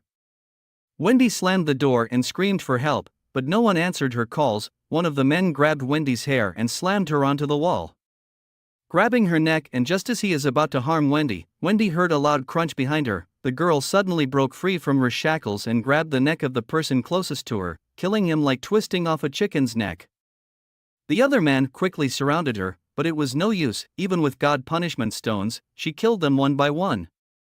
One of them had his limbs torn apart by her. Before he died, his last words were "super awakening." The guards were drawn by the noise and scream, and rushed into the room. Alongside was Farian. One of the guards drew his sword and swung at the girl. The church's standard armor was like paper in front of her, as she had already pierced through the chest with her bare hands. She then leaped into the air and killed the other guard, then struck a sword into Farian's body. The room was filled with gore and blood. As reinforcement arrived, the girl picked up the weapon of the fallen guards. She also cleaved another guard in half, the blade broken into several pieces. All of the guards were chasing after the girl, and Wendy managed to escape during the chaotic scenes. Wendy then spent the next 2 years homeless, but during a winter, she awakened and became a witch. She heard that the church was burnt down to cover up the incident, and the girl that saved her was not sure of her whereabouts. Nightingale sighed deeply and embraced Wendy. "Now you have us. Sleep, Wendy." Wiping off the tear on Wendy, and hugged her tightly onto her chest. Roland summoned one of his trusted guards waiting outside the door and instructed him to retrieve a prisoner from the cell and also bring Carter along. The testing grounds had been set up outside the city walls. As a precautionary measure, Roland called upon 4 squads of elite soldiers from the First Army, positioning them in a circle surrounding the testing grounds, armed and on high alert. The test subject was a death row inmate charged with robbery and murder. He straightforwardly informed the prisoner that if he sacrificed himself for the test, his family would receive a reward of 5 gold royals. After a moment of hesitation, the inmate agreed to the condition. After swallowing 2 pills, the expression on the prisoner's face quickly transformed. Veins bulged on his forehead and arms, his skin turned a deep red, and his breath became rapid. He seized a wooden sword and charged fiercely towards Carter, who stood there calmly, waiting. His speed was akin to that of a sprinting wolf, leaving small craters in the ground with each step. The opponent was nothing more than a murderer, lacking any formal combat training apart from his inherent ferocity. Yet, he was able to hold his ground against Roland's chief knight. Roland gazed at the 2 figures in the distance, realizing that the church had not lied. If this drug were to be used by well-trained knights, their fighting prowess would be unimaginable. A deep gash was slashed across his side, blood flowing freely from the wound. Such an injury would significantly hinder the movement of half his body, but he appeared unfazed. He turned around and lunged at the knight once again. Carter employed the same tactic, delivering a powerful impact that made the criminal stumble back 2 steps. The wooden sword also snapped in response to the forceful blow. Carter threw another wooden sword at him, but the criminal did not catch it. Instead, he looked up at the high wall. As Roland locked eyes with him, in the blink of an eye, his speed reached an unimaginable level, akin to a galloping wild horse, charging toward Roland. Carter shouted for the soldiers to shoot the criminal, and at that moment, the other soldiers had already pulled the trigger. Blood spattered from the criminal's back, yet his speed remained unabated as he swiftly broke through the encirclement. The criminal leaped into the air, effortlessly scaling the several-meter-high wall. Just as he was about to strike Roland, a woman appeared before him, holding a green flame in her hand. Immediately after, another woman in white emerged, wielding a gleaming silver dagger, slashing at him. The injured soldiers were swiftly healed by Nanawa's abilities. They were already familiar with the power of the pills. The black pills had equally astonishing effects. Even a severe slash that nearly severed their ribs or a close-range strike couldn't halt their movements. If it were an ordinary person, they would have long lost their combat effectiveness due to the pain. What troubled them, even more, was the fact that the church was willing to offer such substances. Had they not considered the possibility of the new king using the pills against them once Grey Castle was unified? Unless, they held even stronger cards in their hands and simply didn't care about such an eventuality. Roland sighed as he contemplated the situation. He had initially planned to resolve the town's issues of population and insufficient funds by attacking the Changa stronghold. His focus would then shift to education, production, and agriculture, aiming to transform the border town into a city within a short period of time. As for weapon research, he had intended to set it aside temporarily. However, it now seemed apparent that military development couldn't be neglected either. Flintlocks still needed to be produced, and the research of new weapons, such as the breechloader and cartridges, should be prioritized on the agenda as soon as possible. After careful consideration, Roland concluded that the danger posed by mercury fulminate was too significant. Instead, he decided to invest in recruiting a group of alchemists. He would establish a laboratory in a corner of the town and allow them to explore and experiment on their own. After dinner, Roland called Anna and Scroll into his office. Every night, he set aside some time for teaching sessions. Suddenly, Roland heard a faint sound of breathing. Nightingale had unknowingly fallen asleep on the sofa, perhaps finding the lessons akin to a lullaby. The mist that veiled her mind dissipated, exposing her less than graceful sleeping position in front of the three of them. The prince couldn't help but shake his head with a mix of amusement and exasperation, deciding to conclude today's lesson. He gently removed his coat and draped it over her, extinguished the candle, and closed the door along with Anna and Scroll. Upon returning to her room, Anna tossed a cluster of green flames into a large wooden tub filled with water. Soon, steam rose from the surface, indicating its heat. She undressed and stepped into the tub. When the witches wanted to cleanse their bodies, they would seek Anna's help to heat the water. After all, fetching hot water from the kitchen was quite troublesome. The revelation seemed to astonish His Highness, as if he found it difficult to accept the practice of reusing bathwater. At this thought, Anna couldn't help but find it amusing. For a normal resident, it was a luxury to bathe once a month, so the practice of reusing water multiple times was nothing out of the ordinary. Anna reminisced about today's lesson. Roland had mentioned that the world is composed of countless tiny spheres, so minuscule that they need to be magnified millions of times to be visible to the naked eye. Raising her right hand, the ethereal flames of magical energy glowed like a cluster of fireflies, motionless at her fingertips. Suddenly, a thought struck her. If everything was composed of these tiny spheres, could she make herself as small and spherical as they were? Anna closed her eyes, envisioning herself as a conglomeration of countless particles. The flames began to undergo a transformation.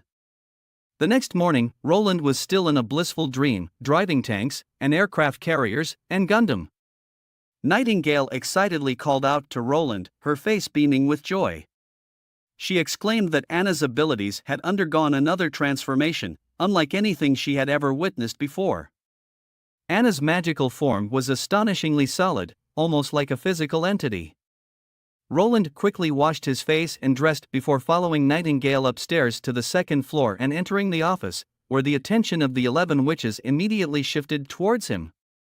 In the morning, as Nightingale passed through Anna's room, she noticed Anna sleeping with her head resting on the desk. Upon closer inspection, Nightingale realized that the magic within Anna had taken on a fixed shape, resembling a continuously rotating cube. Anna recounted her experience to the other witches, explaining the concept of the small spheres, vibrations, connections, and the changes in her abilities. However, they still appeared perplexed, unable to grasp the connection between these elements. Anna had successfully reshaped the form of her flames, allowing them to coil and converge according to her will. With this newfound ability, Anna attempted to slice through an iron ingot, utilizing the formula S equals pi r squared to cut out a perfect iron circle. Roland asked to see Anna's new ability. Anna extended her finger, and a mass of black flames materialized out of thin air at her fingertip. It appeared similar in shape to ordinary flames, except for the fact that it lacked any luminosity. Anna was able to alter its shapes, from a cube to a blanket, to strings even thinner than a human hair. Roland couldn't help but marvel at Anna's brilliance. Apart from calling her a genius, he couldn't think of a more fitting description. The fact that she could immediately comprehend and apply new knowledge to her abilities after learning it that same night showcased her exceptional thinking and absorption abilities, which only highly gifted individuals possessed. Anna's transformation also sparked his interest in delving deeper into the essence of this world, eager to explore its true nature. Roland made the decision to appoint Scroll as the teacher and initiate the teaching sessions for the Witch Alliance. Later that afternoon, Roland gave the surrendered knights from the Changji stronghold a chance to redeem themselves. Some of them were assigned as farmers, while some were assigned to breed animals. The knight brought into the reception hall was tall and impressive, exuding remarkable handsomeness at first glance. This is Ferlin Eltek, the captain of the Lionheart Knight Order. Also known as the Dawnbreaker, the foremost knight of the Western Realm. Ferlin knelt on one knee and showed the utmost respect and congratulated Roland on taking over the Changji stronghold. Ferlin is the chief knight for Duke Ryan. His wife, Eileen, was originally a commoner working in the theater. They met and fell in love, however. Ferlin family did not support the marriage. As a result, Ferlin moved out to a small farm and married Eileen shortly after. Eileen finally got her first opportunity for a formal performance in the theater. Unexpectedly, the Duke watched the play and took an interest in her. Soon after, while Ferlin was away on a mission, he broke into the house and assaulted Eileen. Ever since, Ferlin had always waited for the chance to kill Duke Ryan. Soon, his left scapula felt the pinch of Nightingale's fingers. Indicating that Ferlin was telling the truth, Ferlin is a well-educated knight. Rather than sending him to the mines, Roland appointed him as a teacher in the border town. Ferlin bowed and presented a treasure map, hoping to ask Roland to spare his old subordinate Halon, who's 50 years old and illiterate. In the center of the map, there is an equilateral triangle, and the three acute angles connect three locations. One point falls at the end of the northern slope of the mountain, while another point is located within the enchanted forest, marked by a hexagonal star, presumably indicating the hidden treasure location. However, Roland's attention was completely drawn to the vertex of the triangle. It is located within the savage wasteland and represented by a jagged mountain peak, with the word Takura written on it. Roland called Scroll over. The contents of the treasure map align with the miscellaneous notes recorded in ancient texts, which can be seen as indirect evidence of the church's construction of a city deep within the savage wasteland to run from demons. Maybe they could find some evidence there. Scroll's voice began to shake. She doesn't know why is the church trying to hide this history, and why does the church hunt witches as if they were demons? The hexagon star indicated on the map is only 50 kilometers from border town. Lightning can arrive there within one day, hopefully to scout some important info. Ever since Roland's plan to start providing the Witch Alliance education, Soroya has been tirelessly printing out worksheets and textbooks. Before Roland let Scroll go, he had something to give her. Roland opened a drawer, and immediately Nightingale started to stutter. It was full of snacks. Roland quickly closed it and opened another drawer. This time he handed over a small box. When Scroll opened it, it was a pair of glasses. Even knowing Scroll doesn't have vision problems, this is purely for aesthetics. Arriving at the mine on the northern slope, he picked up a steel pipe and examined it.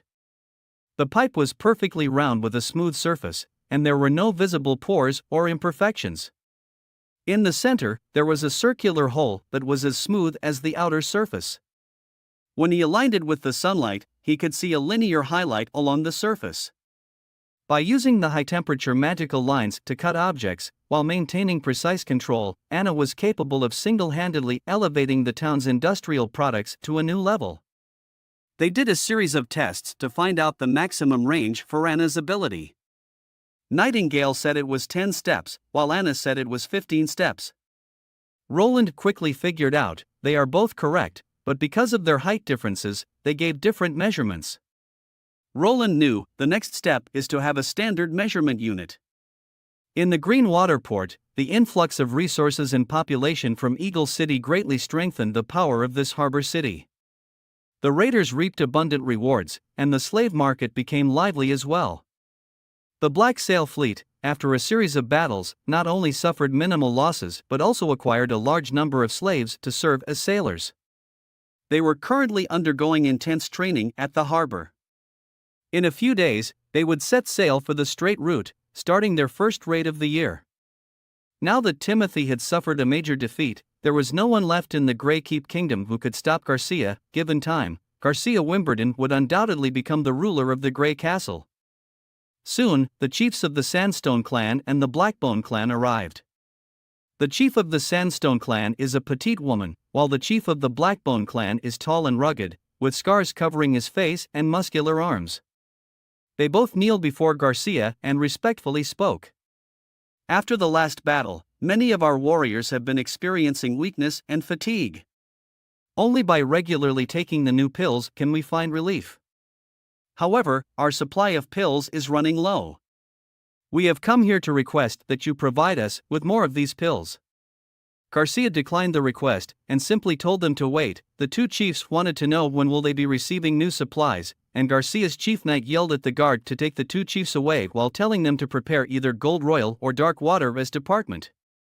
After closing the doors to the terrace room, Garcia let out a soft sigh. She wasn't concerned about the Sand People or the church's pill because she had already threatened the nearby priests. If they didn't provide her with the supplies, she would hang their heads on the bow of her ship. Garcia's headache came from a letter she received, intelligence sent by her spies in another country. The report stated that the church, using the pretext of Queen Lina's hidden identity as a witch, had taken over the capital and seized control of the entire country. As he pushed open the heavy wooden door of the private chamber, a subtle scent of lavender greeted him. Bishop Malin had a fondness for candles infused with herbs and spices, particularly in enclosed spaces without windows. The fragrance it emitted brought him a sense of calm and tranquility. Aside from the nobility in the capital, there is little resistance from the rest of the kingdom. In fact, the common folk even welcomed the church's takeover. Only a few stubborn and deluded nobles cling to the past glory, but they will be dealt with accordingly. Heather suggests that all the nobility be eradicated. Heather, born in poverty, endured hunger and homelessness before being taken in by the church.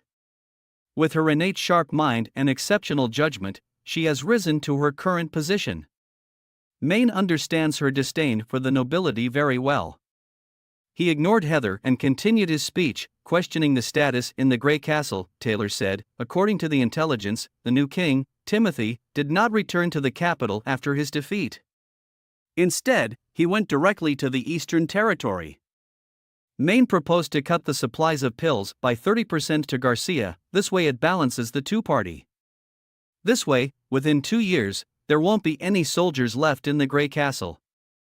Taylor nodded, agreeing on the plan, then said there were some issues in the Changji stronghold. After defeating Duke Ryan, Roland returned to the border town but did not respond to the church's invite. The three wondered what kind of person Roland truly was, whether it was wrong to choose Roland. Well, what do you think? Mean looked at Heather.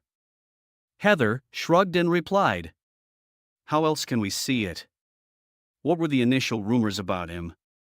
Incompetent, bad-tempered, greedy, and lacking in skills. I don't think someone like that could possibly capture the Changu fortress, right? So the answer is simple, he deceived everyone, whether they were nobles or us. Are you suggesting? Main furrowed her brow. Defeating a duke indeed proves his exceptional abilities, but even if someone is exceptionally talented, it is meaningless without sufficient resources to utilize. Taylor shook his head. Since he chose to return to that desolate place, it means he has given up any possibility of meddling in Grey Castle's affairs and naturally poses no threat to our plans. That's true in theory. However, when combined with this piece of information, it becomes quite interesting. Heather lifted her shirt and tossed out a small piece of paper. My personal intelligence. Maine spread out the paper and quickly scanned its contents. Which alliance? Returning to Bordertown, Roland had implemented a policy that offered serfs the opportunity to attain freedom by engaging in farming. However, Berev couldn't help but question why Roland was only demanding a mere 20% in taxes. In Berev's opinion, even a 50% tax seemed insufficient. Roland, on the other hand, clarified that accumulating stockpiles of gold in the basement served no purpose. Instead, he proposed levying a 20% tax and he will then purchase the remaining crops at market price. This approach would ensure that the castle received an adequate food supply while compensating the serfs. Once they had saved enough, they could begin purchasing items exclusively available in the border town. Ultimately, the money would flow back to Roland, leading to an improvement in living standards. Shortly thereafter, Carter and Shane returned as Roland had requested. Shane headed to the Green Water Port to procure the seeds and plants. When Shane returned, he proudly presented a variety of items. First, he showcased what he referred to as pearl rice. A unique and high-quality grain, Roland knew this was a corn. Additionally, he brought back 2 ground eggs, known for their distinct flavors. This was potatoes. Lastly, he presented sugar sticks, a delightful treat that added sweetness to their meals. Also known as sugar canes, Berev stepped back a few steps, watching the 3 of them happily discussing. My goodness, he muttered, touching the divine punishment stone on his chest. His Highness is truly possessed by a devil. He had suspected this before, but now he was almost certain. The person he had just talked to could not have been the 4th prince. Berev's mind raced as he considered the drastic changes and unconventional actions of His Highness. The sudden acquisition of new knowledge and the ability to lead people out of their predicaments seemed contrary to his understanding of demons. In myths and legends, demons were typically associated with malevolence and corruptive intentions. However, the prince's actions challenged Berev's preconceived notions. As Berev read through the prince's other proposed reforms, such as recruiting commoners into the city hall and providing education for all citizens, a shiver ran down his spine. He couldn't help but wonder what the border town would become if these reforms were successfully implemented. Berev took a deep breath, clutching the god's punishment stone in his hand. There was one lingering question: could demons possess benevolence as well? If anyone dares to say Roland is evil, Berev will be the first one to disagree. The actions of the 4th prince could be considered as those of a wise and compassionate ruler. In his eyes, he had surpassed even the legendary kings recorded in history by showing genuine concern for the well-being of every citizen. He chose to stay alongside his subjects in Bordertown, investing a significant amount of resources to purchase food and ensure the safety of everyone during the treacherous month of the demons. Furthermore, he introduced advanced technologies and machinery, even the which, what people refer to minion of the devil, utilized their abilities to improve the lives of the people. At that moment, Berev realized that even if Roland were to become the ruler of Grey Castle, it might not be such a terrible outcome after all. According to Shane's report, it seems that the church's pills are also circulating in Green Water Port. Although Roland is unsure why the church is simultaneously supporting Garcia and himself, he realizes that he must quickly produce the latest weapons. Suddenly, Anna appeared by Roland's side, startling him. She gently closed the door and walked to Roland's desk, holding a book with golden edges in her arms. She wanted to inquire about the quantum science that Roland mentioned. Roland couldn't help but feel both amused and frustrated, as the realm of microscopic quantum was already a mysterious and complex subject. If he had known, he wouldn't have included that part in his discussion. While thinking about this in his mind, he provided a rough explanation to Anna. She pursed her lips, seemingly dissatisfied with Roland's explanation, but quickly moved on to ask another question. By the time she stopped pressing for answers, Roland had talked himself dry. He underestimated Anna's thirst for knowledge, and at this rate, he wouldn't have much left to teach her. Especially when Roland inquired about her progress in mathematics, she answered with ease, saying it was too simple. Roland suddenly felt the vast difference between individuals. How long had it been? In just 1 week, she had progressed from elementary functions to matrix equations, and next would be calculus. Roland gazed at the woman, who was engrossed in flipping through the book and found himself lost in thought. Her delicate bangs rested on her forehead, with a few strands of hair naturally falling on her cheeks. He couldn't help but extend his index finger, tucking the strands behind her ear. She turned her head to look at Roland, almost as if her eyes filled with a smile. The serene blue pupils were no longer still like water but had rippled with waves. They gazed at each other in such close proximity until Anna mouthed a sentence without making any sound, and Roland still managed to decipher her lip reading. "Nightingale isn't here." It was obvious as it could be. Roland felt foolish if he pretended not to understand. The room was silent, and he could almost hear the other person's breath and heartbeat. As he drew closer, Anna closed her eyes, and a blush appeared on her cheeks. Roland smelled the faint fragrance emanating from her body and gently kissed her lips.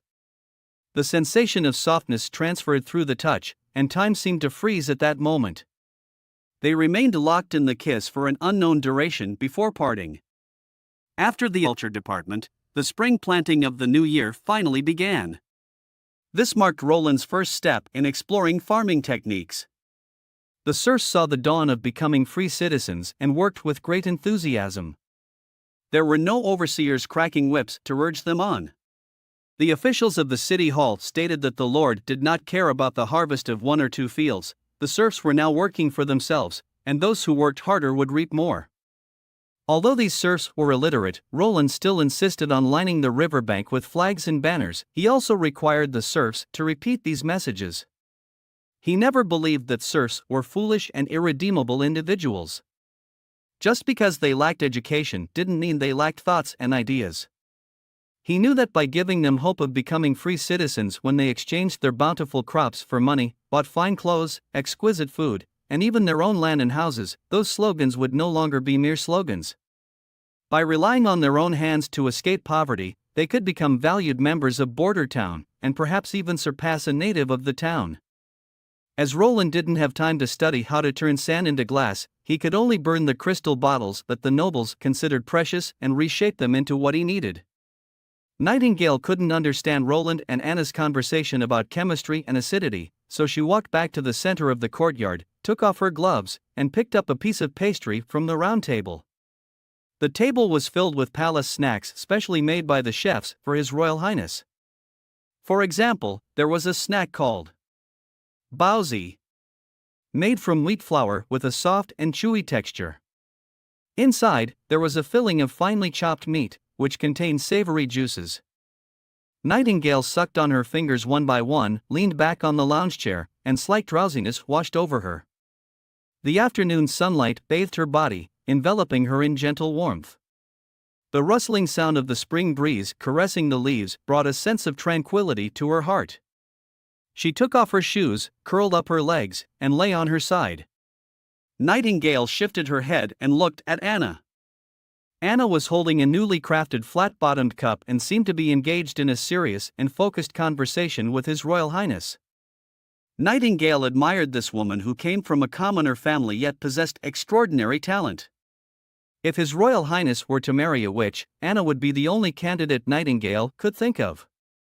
Although she harbored a trace of expectation in her heart, Nightingale chose to bury it deeply. Most of the time, just being by His Royal Highness's side was enough to satisfy her. She closed her eyes, and an image involuntarily appeared in her mind.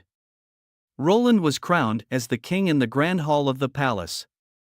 He wore a golden crown and held a jeweled scepter as he walked towards the terrace of the castle, receiving the admiration and cheers of the people. By his side, walking hand in hand, was a woman dressed in a long white silk gown, Anna herself. She also wore a sparkling golden headdress, her face covered by a veil, smiling and waving to the people. Lightning twirled in the sky, showering crimson rose petals, while the distant clock tower of the capital city chimed melodiously. Nightingale and the other sisters stood on the side, applauding and offering their blessings. Roland turned around, lifted the woman's veil, and leaned down to kiss her lips. The final scene became blurred, and as the veil fell to the ground, Nightingale saw, in a trance, that the woman with closed eyes was herself. She curved her lips into a smile and sank into a dream. The three bishops solemnly announced the Church's declaration of an all-out war against the Wolf Heart Kingdom. Bishop Maine, with his astute judgment, appointed priest Nyla as the envoy, entrusting her with a crucial mission. Alongside a formidable group of 10 Judgment Army warriors, her mission is to investigate the border town. Priest Nyla possessed an extraordinary presence, enhanced by her unusually striking pair of knockers. As she departed, Bishop Heather couldn't help but wear a mischievous grin, subtly hinting at Maine's potential interest in Priest Nyla as a lover.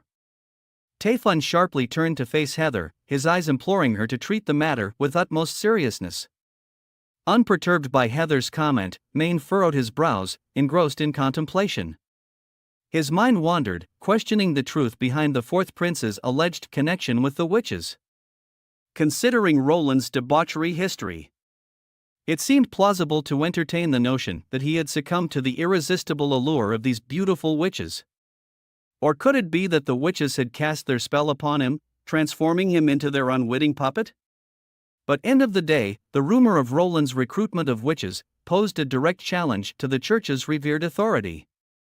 The mission sent out by His Highness was completed. Tessa had visited many cities, searching for the black market and underground gangs. He spread the message among the denizens of the dark alleys in every city. As he walked back to the hotel, he sensed an unsettling atmosphere. He realized that he was being followed. Although the pursuer was discreet, Tessa noticed their presence. He reached for the dagger at his waist and turned into a nearby alley.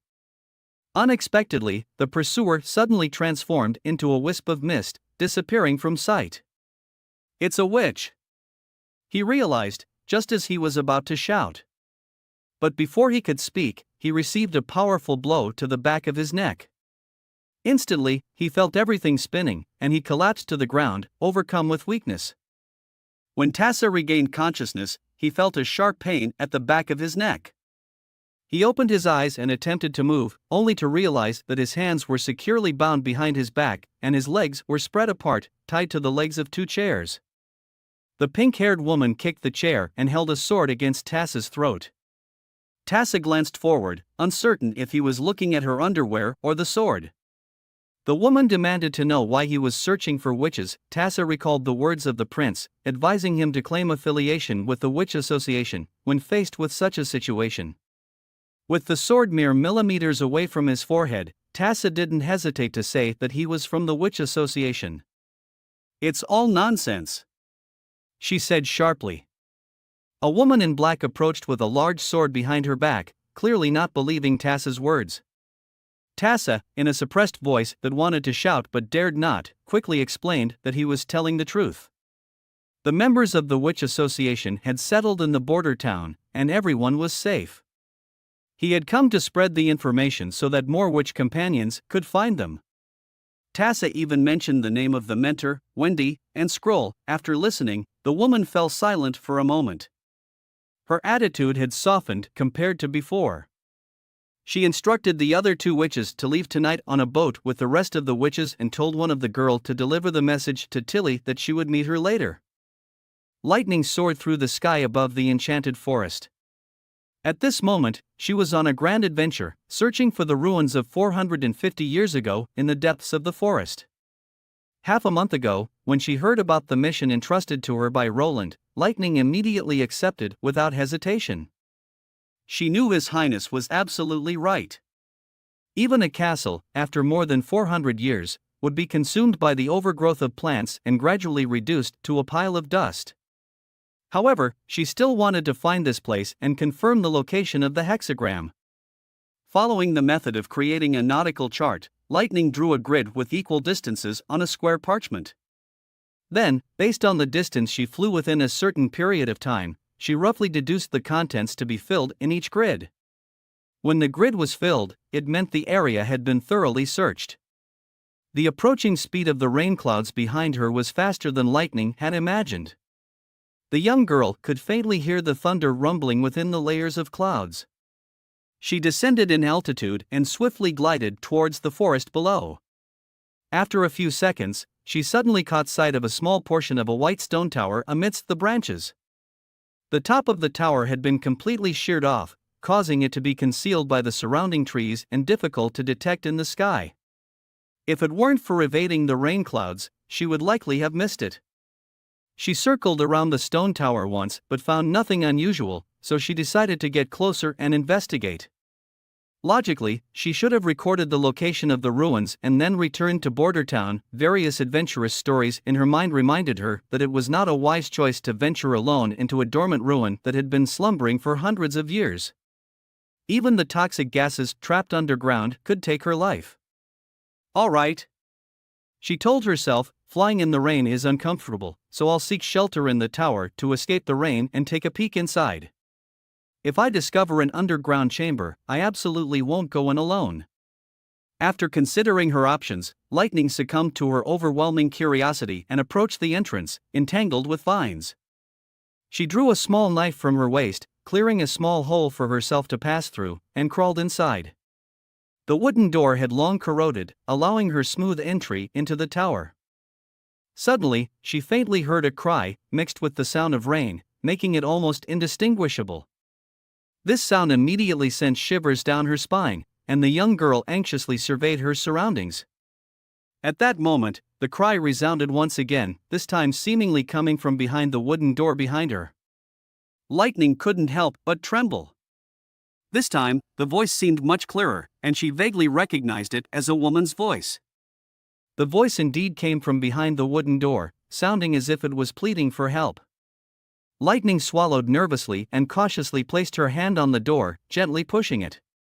The damp and slippery wooden door tilted backward, crashing to the ground with a dull thud. A tall figure suddenly appeared in front of her. Lightning felt her entire body freeze as the figure resembled the demon depicted in Soroya's painting. In the dim light, the demon seemed to be staring at her, its massive body slightly leaning forward. In its three-fingered hand, it held an axe with dark red stains reflecting off its blade. In an instant, graphic images of these brutal demons slaughtering her sisters from the Witch Association flooded her mind. Ah! She erupted into a scream of terror. After the tour of the steam engine, Roland and Margaret returned to the castle office to continue discussing the details of their trade agreement. Margaret was extremely fond of the steam engine and wanted to buy 10 of them for 5,000 gold royals. Roland was conflicted because he didn't want to sell, but Margaret's offer was quite substantial. Margaret wore the God Punishment necklace, and Nightingale was unable to use her lie-detecting ability on her. The two sides negotiated well, and Roland also hoped that Margaret could provide iron, copper, lead, and other minerals. Margaret agreed to the request. Suddenly, her face changed dramatically, and she looked behind Roland with astonishment. He hesitated for a moment, then subconsciously turned his head. There, he saw Lightning, completely drenched, clinging to the window, her hands gripping the glass. Her face was filled with panic and pale, strands of wet hair sticking to her forehead, droplets falling down as if she had just been pulled out of water. Roland quickly stood up and opened the window. After Lightning flew into the room, she rushed into Roland's arms, her anxious expression instantly relaxing, and her body went limp as she fainted. He turned his head and shouted to Carter, "Quickly, call Manhwa," he said urgently. Margaret covered her mouth and approached the prince, carefully examining the young girl in his arms. Roland's heart sank. Damn it, how could he forget about her? He yelled loudly towards the door. "Shane!" The guard walked into the office in response. Roland ordered Shane to escort Margaret to the first-floor living room for supervision. "What? No, Your Highness, please wait," she said panicky, but was interrupted by Shane and let out of the office. Roland anxiously waited outside the door, while Wendy, Leaf, and Nanawa took care of the unconscious Lightning by the bedside. Wendy sat at the head of the bed, gently combing through the young girl's still slightly damp hair. The previously pale-faced Lightning now had a hint of rosy color. Suddenly, Lightning opened her eyes and sat up. Roland walked to the bedside and asked with concern what had happened. "I found the ruins," she muttered softly. "But there's a devil inside."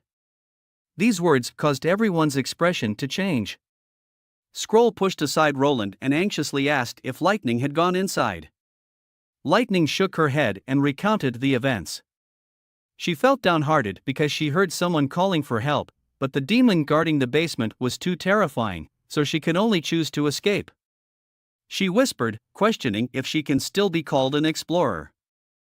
Roland comforted her, saying that Lightning's decision was correct. Excellent adventurers and explorers know how to assess the situation and don't intentionally put themselves in danger. Everyone began to analyze who might have called for help and how to reach them. Roland interrupted them, saying that they would only know by going to see for themselves. In any case, the fact that Lightning returned safely was enough. Outside the window, the sound of rain had subsided, and the clouds were tinged with a reddish hue as the sun was about to set. Roland pushed open the door to the ground floor guest room, where Margaret was pacing in front of the fireplace, looking somewhat uneasy. The guard, Shane, who had been standing by, saluted and left upon seeing the prince, while Margaret hurriedly approached him, anxiously asking, "Your Highness, how is Lightning?" Roland was taken aback, envisioning various possible reactions from Margaret, ranging from calmness to anger to indifference, but he didn't anticipate her first question to be this. Roland apologized for his earlier offense and explained why he had asked her to remove the god punishment necklace. Margaret expressed understanding and sat across from Roland. She then mentioned that Lightning is a witch, seemingly very excited about it. Margaret stood up and slammed the table, remarking that she truly is the daughter of Lord Thunder. After she calmed down, she assured Roland that she wouldn't report Lightning, and she sighed before explaining her relationship with Lightning. Margaret, at the age of 18, joined Thunder's exploration team and met Thunder and his wife during that time. Thunder discovered several islands and lands, and he drew maps of them. Lightning was born on the ship, but unfortunately, shortly after giving birth to Lightning, Lady Thunder passed away due to sepsis. As the only female crew member in the fleet, Margaret took on the role of Lightning's surrogate mother, feeding her, playing with her, and taking care of her. As the days went by, Lightning grew, the journey came to an end, and Margaret's family decided to settle down and move to Grey Castle for business. A few years later, Margaret heard the news that Thunder's fleet had perished at sea in a storm, with no survivors. However, Margaret didn't believe it. As Roland listened to Margaret's story, he realized that she didn't seem to harbor any prejudice against witches. Margaret mentioned that witches are beautiful and have magical abilities, making them the best waifu. However, due to the risks involved in the capital city, she couldn't provide shelter for witches. Upon hearing this, Roland found a kindred spirit in Margaret. Margaret also expressed her curiosity about whether Roland had taken in other witches and expressed her interest in getting to know them. It seems that Margaret has a fascination with witches and a positive attitude toward them, and asked to meet all of them. Tassa climbed up a small hill and could faintly see the outline of the border town. He circled around the hill and quickly found his target, a flagpole with a red cloth hanging from it. From the muddy ground near the flagpole, and replaced the previous red flag with a neatly folded blue cloth. Sitting down in a nearby spot, Ash extended her hand for food. Tassa opened his backpack, took out a piece of dried meat, tore off half of it for himself, and threw the rest to Ash. Seeing the witch chewing on the jerky, Tassa sighed. Although he finally knew her name, apart from a large sword, Ash didn't even have a single copper eagle on her. Despite being penniless, she dared to boldly join him on the journey to the border town. Tessa paid for all the accommodation and meals along the way. The rooms had to be top-notch single bedrooms, and the food had to be neat. Even portable food like dry rations had to be tested by Tessa first. Ash threatened that if the visitor wasn't a witch, this would be Tassa's grave. Swallowing the jerky, Ash suddenly mentioned that her companions had already boarded a ship to the fjord. Tassa knew about the fjord, and it was an extremely harsh environment. Ash said that they had established a witches' sanctuary there. When Tessa heard the name of their leader, he was shaken. It was Tilly Wimbledon, the 5th princess of Greycastle. At that moment, Ash suddenly stood up and stared in the direction of the small road. Tessa followed her gaze, and the figures of a group of people gradually appeared in the darkness. The leading witch was none other than the prince's personal guard, Nightingale. As the group entered the border town, Ash noticed something amiss. The members of the Witch Association were holding torches, boldly walking down the streets. Even after nightfall, the town was not shrouded in silence. Dim lights flickered through the paper windows of many households, and if one listened carefully, one could hear the distant sound of children reading aloud. Candles, although not excessively expensive, were not to be used lightly due to the limited savings of the common folk. It was an incredible sight to see so many households in the town lighting candles at night, coupled with the sound of each word being read aloud. Could it be that they were teaching children how to recognize words? Winding their way through the intersecting streets, the group drew closer to the castle area. Ash could already see the dark walls and the guards standing watch in the night. She couldn't help but slow her pace, recalling what the witches had told her about their work contract with the Lord and how this place was their home. Passing through the castle gates, it became apparent that the guards were accustomed to the presence of the witches, exchanging greetings with one another. Inside the grand hall, Ash witnessed even more witches. They seemed to have been awaiting their arrival for some time, as they erupted into applause upon seeing them. Nightingale took a couple of steps forward, preparing to give a brief introduction when suddenly, a witch dashed towards them. Ash noticed the movement but didn't take any defensive measures. She could sense the surprise and joy in the witch's actions, but there was no hostility. Soon enough, a warm body jumped to hug her. In the second-floor bedroom, only Ash and Wendy remained. Ash hadn't expected to encounter her companion from the monastery here. Calling Wendy a companion felt somewhat weird. If it hadn't been for that fateful night, Ash would never have crossed paths with Wendy. In fact, she hadn't even noticed the hidden room beneath the ground, where another unfortunate soul, Wendy, had been forcibly brought in. Nor did she expect Wendy to also awaken as a witch. Ash told Wendy how she had killed the pursuing judgment soldiers and enforcers that night until the God Punishment Army arrived. The God Punishment Army was the church's elite warriors, specifically trained to combat extraordinary witches like her. The scars on Ash's eyes were a testament to that encounter. Speed, strength, and an ability to not feel pain. They were born weapons of slaughter. As Wendy tried to console Ash, saying that she could stay here and live a normal life with all the other sisters, mentioning how kind the 4th prince was to them, Ash crushed the cup in her hand, but the sharp glass fragments did not cut her. She slammed her hand onto the table, her eyes fixed on Wendy, and asked each word with intensity. "You were taken in by Roland Wimbledon, weren't you?" Upon hearing Wendy's confirmation, Ash grabbed her hand and headed towards the door. In her memories, Roland was despicable beyond measure. She gritted her teeth, wishing she could chop him into pieces. Wendy asked Ash to let go of her, and after a moment of silence, she spoke up, saying, "I can't speak for the other sisters, but I won't leave the border town." Prior to meeting Ash, Roland had already received a detailed report from Tessa. He never expected that the long-lost Tilly Wimbledon had become the leader of another witch organization and had even managed to gather a significant portion of the witches within the Grey Castle Kingdom before him. What he couldn't tolerate was the fact that she now had her sights set on his own territory. According to Nightingale's information, the witch before him was extraordinary, her abilities likely leaned towards a combat-oriented type. Roland knew that any extraordinary deserved cautious treatment. Therefore, when he received Ash in his office, aside from the invisible Nightingale, Anna stood by his side. In front of the desk, there were several incredibly thin black flames forming an imperceptible wall, ready to cut her into pieces should she dare to charge forward. Roland and Ash engaged in a fierce argument. Roland claimed that the witches in the border town stayed there willingly and that it was their best destination. He believed the fjord to be highly dangerous, with constant storms and tsunamis, not to mention the perilous journey across the sea. In his opinion, it was unsuitable for habitation. However, Ash was certain that Tilly would lead them to the fjord where they could be safe from the church's interference and create their own home. She believed that Roland's spreading of information to locate the witches would only invite trouble upon himself. Having heard the intel of the God Punishment Army by Wendy, Roland knew that persuading Ash through displays of power would be more effective than mere words. Of course, he could choose to ignore Ash altogether, but that would mean giving up on any chance of winning over the witches under Tilly Wimbledon's command. Despite the slim hope, he still wanted to give it a try. How many members of the God Punishment soldiers can you simultaneously handle? He asked.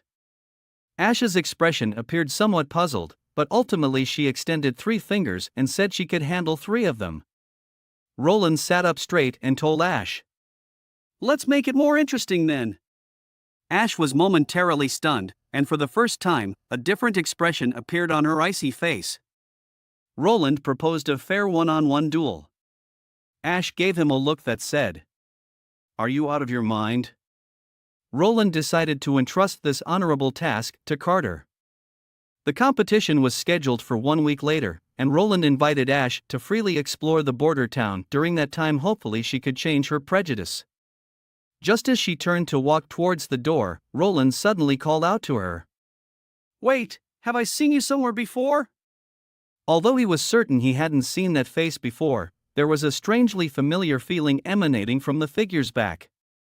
Roland took a brief moment to recollect, and the familiarity seemed to originate from within the royal palace. "If it wasn't for Tilly stopping me, you would have been left with only one hand back in the palace," Ash remarked. As the office door closed, Nightingale and Anna both turned to look at Roland. Nightingale asked, "Did you also grope her butt?" Roland blushed.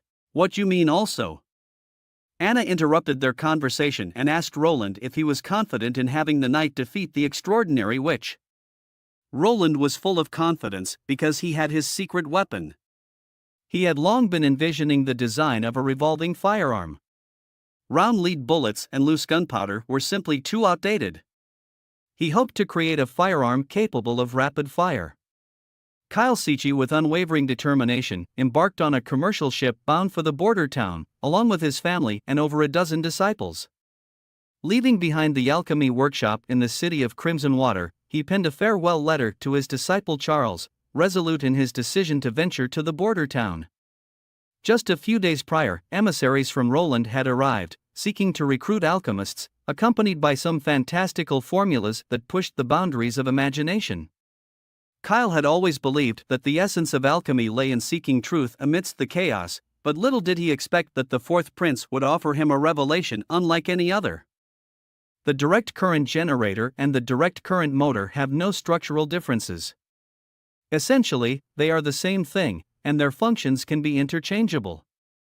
As long as other machines drive the rotor of the motor to rotate and continuously cut magnetic lines with the help of the conductor, an induced current can be generated continuously. With the assistance of Mystery Moon, aka Rem, and Anna, Roland was able to assemble a simple direct current motor in just a few hours. The stator part was entirely made of wood and then imparted with Rem's magnetism ability. The commutator segments were embedded in a piece of round wood, which had a central hole for connecting it to the steam engine shaft. This construction was not only convenient to manufacture but also ensured insulation between the commutator segments. Kyle finally met the fourth prince, inside the reception hall of the castle. After exchanging greetings, Kyle couldn't contain his excitement and eagerly wanted to learn more about the alchemical formulas. He could hardly believe that Roland had authored those formulas himself. Roland attributed his knowledge to ancient texts dating back 400 years. This revelation left Kyle even more bewildered. After all, the Alchemical Association in the capital had a history of less than 200 years. Did this mean that later generations were inferior to their predecessors? Roland explained to Kyle that in the book, the scholars from 400 years ago referred to alchemy as chemistry. They put forth a hypothesis that matter is indestructible. The substances that make up everything in the world do not disappear or increase, they merely transform from one form to another. Roland offered an apt analogy. but it didn't immediately convince Kyle. Kyle then posed a question: if a piece of wood is burned to powder, no matter how it is measured, the weight of the powder is lighter than that of the wood. If the matter is indestructible, where did the missing material go? Roland smiled and explained that it transformed into gas and water. The water evaporated due to the heat of the flame, leaving behind only the residue. Kyle found it hard to believe that gas also has weight. Roland took out a beginner's chemistry book from his desk and offered Kyle a job, with the same salary as in Crimson Water City, but with the requirement to sign a confidential agreement. Barav, who had been lurking in the background, suddenly appeared, startling Kyle. Roland's first task for Kyle was to create a highly concentrated acid. Nightingale emerged from the mist, pouting her little mouth. She accused Roland of deception. She knew that the introductory chemistry book was not some ancient text from 400 years ago, but rather something Roland had written himself. Roland knew that instead of directly telling Kyle the truth, it would be better to let him delve into it on his own and experiment, because people always believe in themselves the most.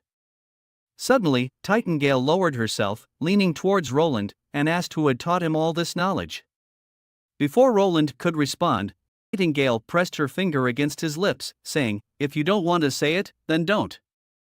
I don't want to hear you lie." The prince handed over a peculiar-looking firearm, and Carter received it with both hands. The trigger and barrel resembled those of a flintlock musket, leading the knight to conclude that they belonged to the same type of weapon. It was not particularly large, but it felt surprisingly heavy in his hands, even more so than a flintlock rifle. What caught his attention was that, apart from the wooden grip, the entire gun was made of metal. Its sleek lines, angles, and gray-white metallic sheen exuded an indescribable beauty. Carter almost instantly fell in love with the weapon. He quickly discovered that its operation was simpler than that of a flintlock. The projectiles and gunpowder were already combined, and all he had to do was load the revolving cylinder in the middle to fire. The cylinder had 5 holes, allowing for the simultaneous loading of 5 rounds. Sparks and gases burst out from both sides of the cylinder, creating a deafening sound that made his ears ache. It felt as if someone had forcefully pushed him, causing his wrist to involuntarily rise. When the smoke cleared, the target appeared undamaged. Carter took a deep breath, firing the remaining 4 bullets, yet not a single one hit the target. Carter looked towards His Royal Highness, and Roland appeared unfazed. Smiling, Roland explained that due to the shorter barrel, pistols have inferior range and accuracy compared to rifles, so missing the target was quite normal. Additionally, with a bullet caliber close to 12 mm, the recoil was much greater than that of a flintlock. He reassured Carter that this was an unfinished prototype and that he needed Carter to practice continuously throughout the week. Before the competition, Carter must ensure that all 5 shots hit the target. Roland reminded Carter to remember to collect the spent casings. Carter looked at His Royal Highness and thought to himself, "The prince is truly remarkable. Given time, he will undoubtedly ascend to the throne of Grey Castle. And I will do everything in my power to assist him." Ashes sat at the top of the castle, awaiting the day of the duel. As she gazed at the sunset, she felt a sense of helplessness. Over these past few days, her attempts to persuade the witch members had made no progress. Their stubbornness far exceeded her expectations. Whether they were the older, knowledgeable ones like Scroll or the young ones like Lily, they all rejected her invitation. The only difference was the manner in which they refused. Some chose to stay because of Roland, while others didn't want to leave their sisters. As for the small town, it was unlike any other town or village she had seen before. If she had to describe it, she would say that it was brimming with vitality. It seemed like the people here had endless tasks to accomplish every day. They always had a joyful smile on their faces. What kind of magic did Roland Wimbledon possess to ignite such enthusiasm among the townsfolk for building a desolate and barren little town? Just then, a chorus of cooing birds came from above. Ashes looked up and saw a giant, fat pigeon descending from the sky, landing on her shoulder. The pigeon nuzzled against her cheek. Ash asked if Tilly had sent her, and the pigeon cooed twice. Suddenly, Ashes grinned and scattered some grains on the rooftop. The fat pigeon flapped its wings and flew over, as if realizing something, and pecked ashes with its sharp beak, while saying, "I'm not a bird." The feathers of the pigeon suddenly expanded, emitting a bright white light from between the gaps. Then, a head emerged, and the expanded feathers quickly shrank, transforming into a cascade of long white hair. No matter how many times Ashes witnessed it, she would always marvel at it. Maisie, a witch with the ability to transform into various birds, was exquisite in every detail, except for her enlarged size.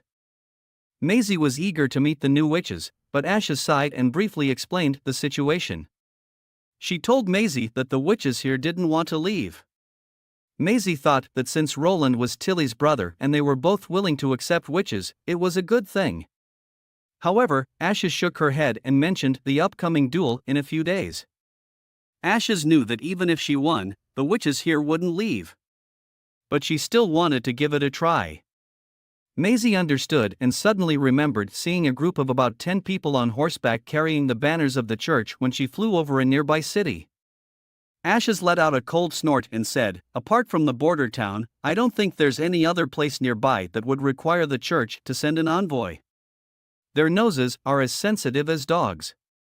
Well, let them witness me cleanly defeat their knight.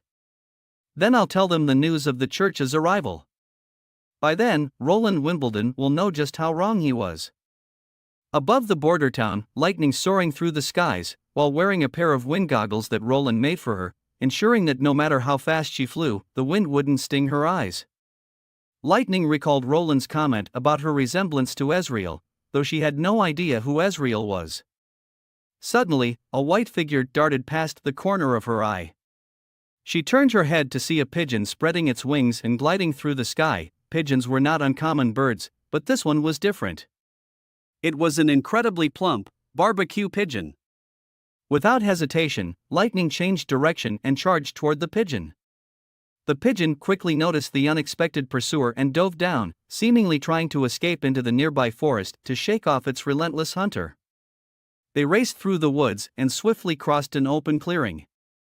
Lightning seized the opportunity, pushed her speed to the limit, and in an instant, she pounced on the pigeon, pinning it to the ground.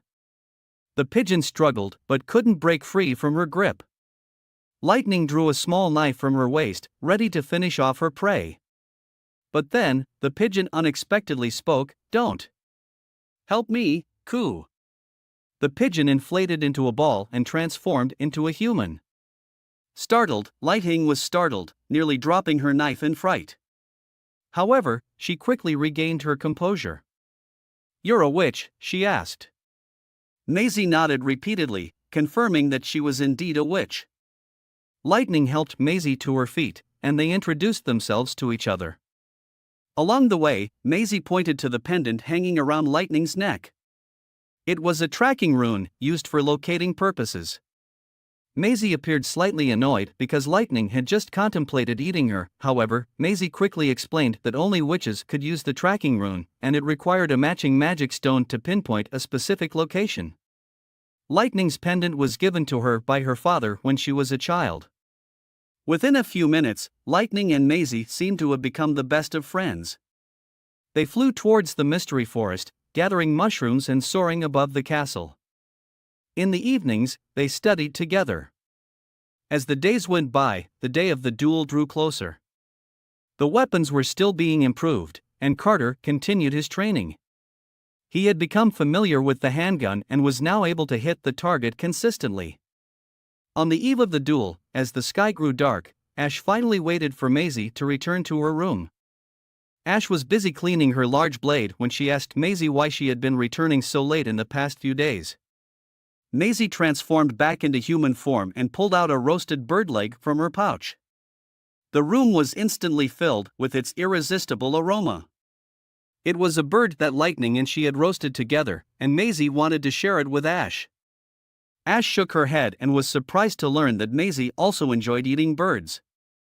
Maisie asked if the duel was really necessary.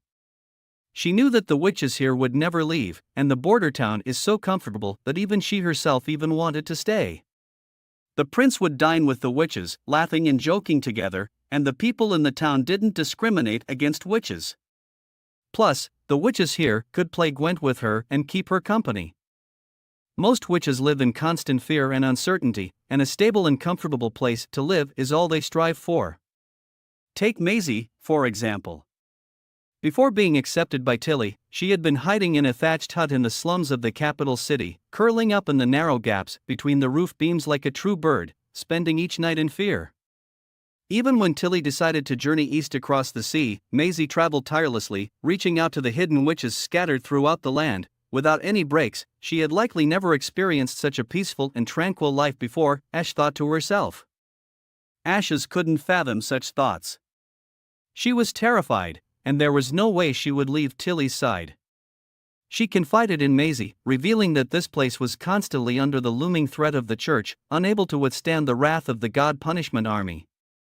The annihilation of the border town was merely a matter of time. What if they can resist? Maisie muttered under her breath. I hope so too, which is why I'll help them prove it, Ashes said solemnly. The following day. Apart from Roland, the spectators included Axe, Brian, and all the members of the Witch Alliance. In addition, there was a fat pigeon perched on Roland's head. Carter was not dressed in his usual knight's armor but instead wore a fitted leather jacket for ease of movement. He had a specially customized gun holster around his waist, with a revolver tucked into each side. A short knife was also holstered at his lower back. Roland had Echo mimic and amplify his voice, saying, "The rules of the contest are simple, touch and stop, no headshots, and you can surrender. As long as you don't die on the spot, Nanawa's healing abilities can quickly heal you. Any questions?" He waited a moment, seeing no objections from the two, and continued, "When you hear the bell, the contest begins." Ashes, still dressed in her usual attire, wore a black robe that concealed her body. Her long black hair was tied back in a ponytail. Ashes silently assessed her opponent, Carter, the chief knight. However, he didn't carry the typical sword, shield, or spear, and he wasn't even wearing armor. The weapon in his hand was extremely peculiar, leaving only one possibility: it must be similar to a crossbow, a long-range weapon. Ashes had learned from numerous battles that a crossbow posed no threat to extraordinary witches. If it were a light crossbow, she could even catch the bolts with her bare hands.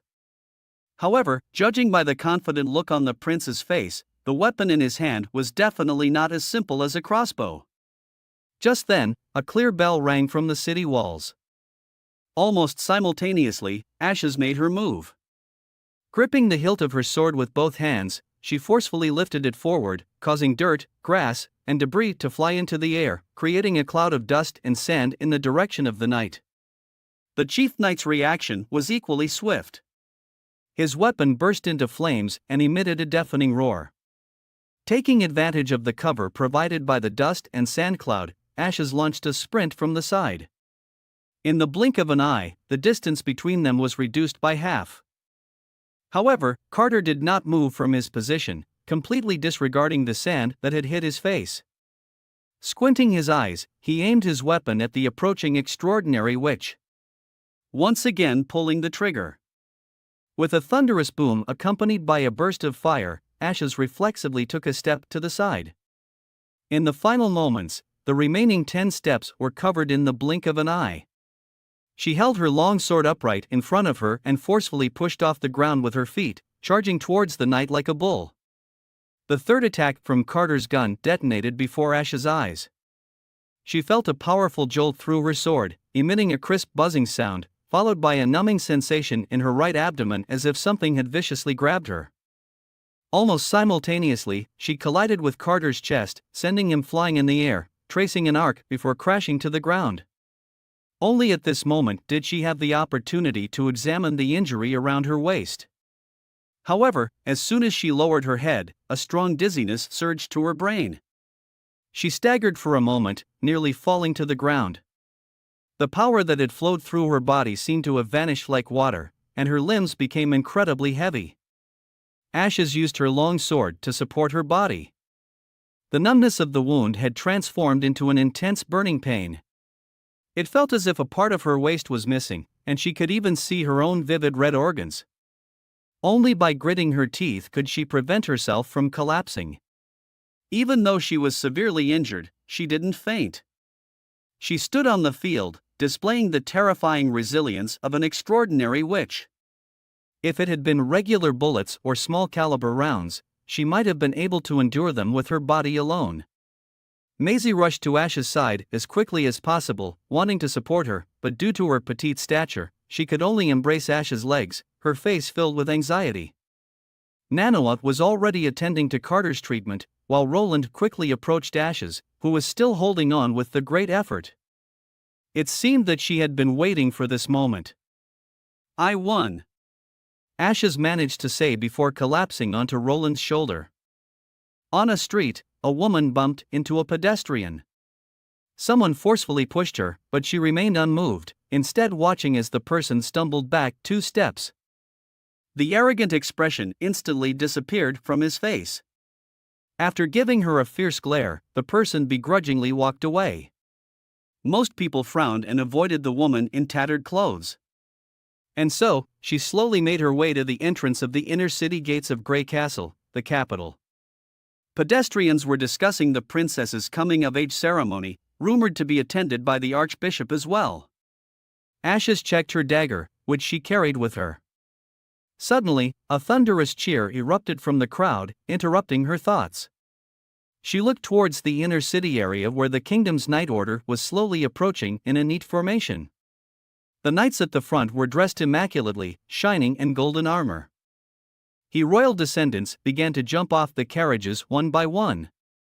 Slowly walking towards the central podium were probably the 5 children of King Wellington III.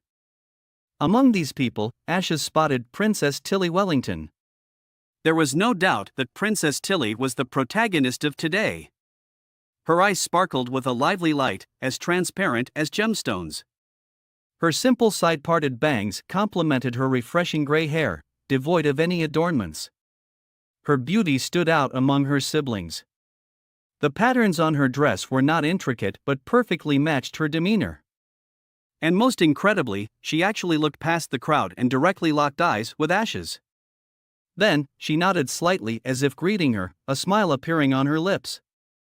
It was definitely not an illusion. In that fleeting moment, Ashes felt the same sensation. It was an overwhelmingly familiar feeling, as if they had been friends for years, warm and sweet. It didn't come from blood ties, identity, or status, but from a resonance of magic. After the ceremony, 2 guards found her and escorted her to the palace. In a secluded chamber, she stood before Princess Tilly. After listening to Ash's experience, Princess Tilly gently touched her face and bestowed upon her the name Ashes, inviting her to follow her in the future. Ashes opened her eyes, and the first thing she saw was Maisie's face. Maisie blinked her eyes and then hugged her tightly. Ashes tried moving her fingers and didn't feel the expected weakness or numbness. There was no sharp pain coming from her waist either. She lifted Maisie and knew that Nanoa had used her healing abilities to cure her. Ashes put on her black robe, glanced at the sky outside the window, and walked towards the door. In the office, Ashes saw Roland again. He was engrossed in writing, presumably dealing with governmental affairs. It wasn't until the prince set down his quill that Ashes spoke up. "I won." "Indeed, you won," Roland nodded. His straightforward attitude surprised her a little. She had expected Roland to be more argumentative, but he seemed to accept the outcome. Ashes acknowledged Roland's ability to fight off the God Punishment Army, and she was curious about the weapon Carter had used.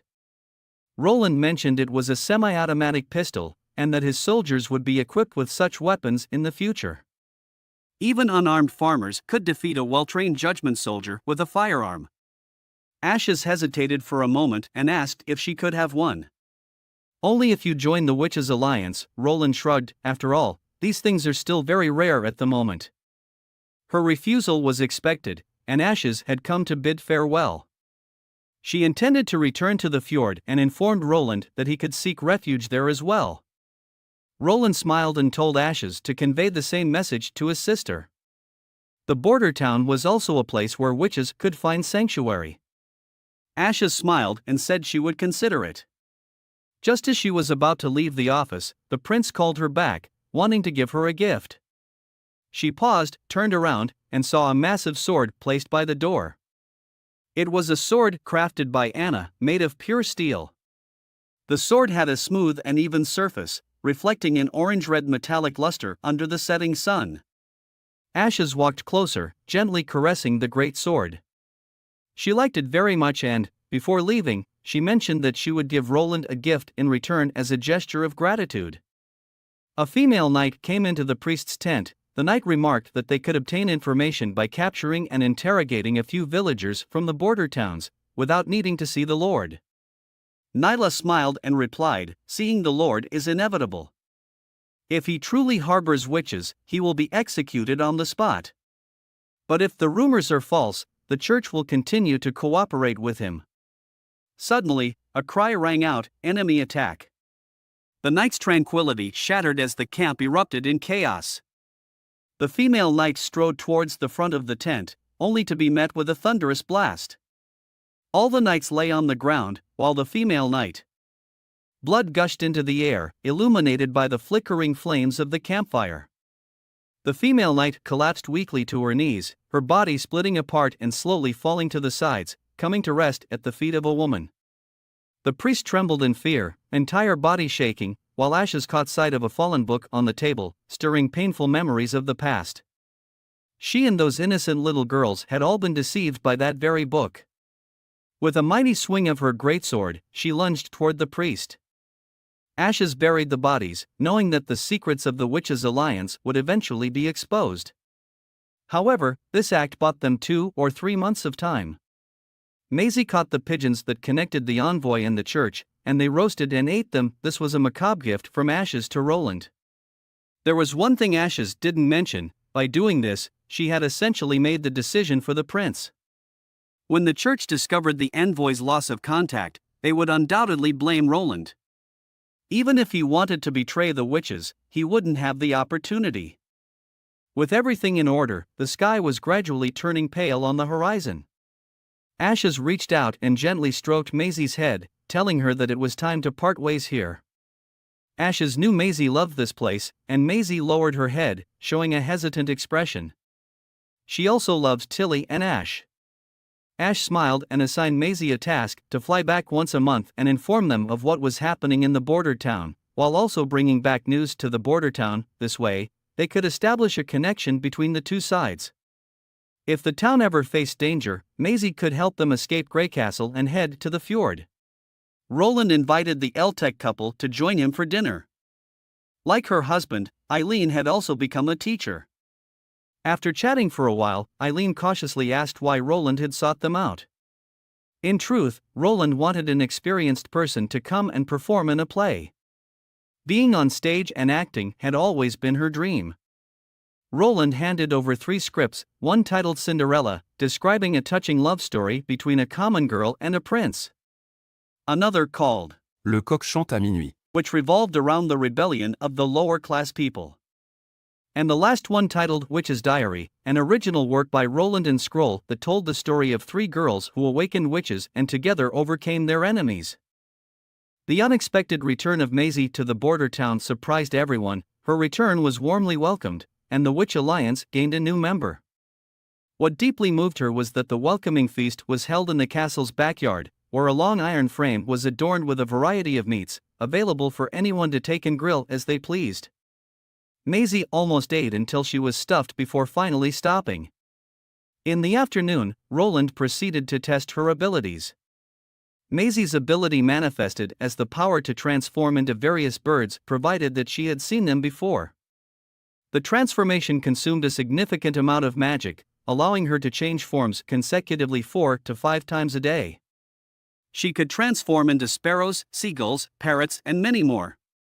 However, Roland noticed that regardless of the bird she transformed into, her size would increase significantly. Furthermore, there was one aspect of Ash's plan that caught Roland's attention. What abilities did the numerous witches gathered by Tilly possess? If there were witches who could significantly improve farming efficiency, he didn't mind exchanging technology with them. Thus, Roland decided to write a lengthy letter to Tilly. He would first elaborate on the net Ural alliance between their two sides, then caution her about the Church's desire to unify the continent. Expressing his willingness for mutual assistance, cooperation, and shared progress. He planned to have Maisie deliver the letter when she traveled to the fjord next month. In gratitude for Anna's tireless efforts over the past couple of weeks, Roland decided to give her a gift. He unveiled a burlap cloth, revealing a basket woven from vines in front of them. The top of the basket was connected to several hemp ropes, with a large canvas attached to the other end. As the balloon inflated completely and began to rise, the traction ropes slowly straightened. Roland was the first to flip into the basket, followed by Anna, who was climbing in. With a gentle sway, the hot air balloon lifted off the ground, gradually ascending. Before long, they had surpassed the top of the castle, and the panoramic view of the town unfolded before them. Looking down from here, one could clearly see the rooftops of the castle, the bustling town under construction, the flowing crimson river from west to east, and the verdant farmland along the riverbanks. The way the border town looks now, it's all thanks to your efforts, Miss Anna. Upon hearing these words, Anna was stunned. After a moment, she leaned back and softly spoke, "My mother died in a fire, and instead of perishing in the smoke and flames, I became a witch. For a long time, I believed that it was my awakening that caused the fire, and I despised myself for being a witch. When I was locked in the dungeon, I thought it might bring me relief, but you rescued me and taught me how to harness my abilities.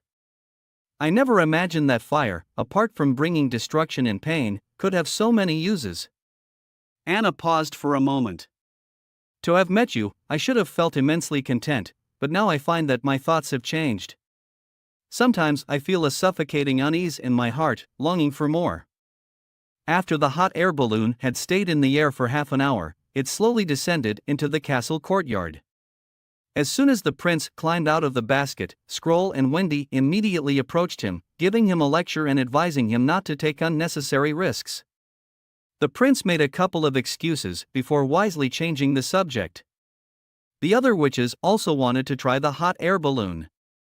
Nightingale found it somewhat amusing and was about to join in when she suddenly froze in place.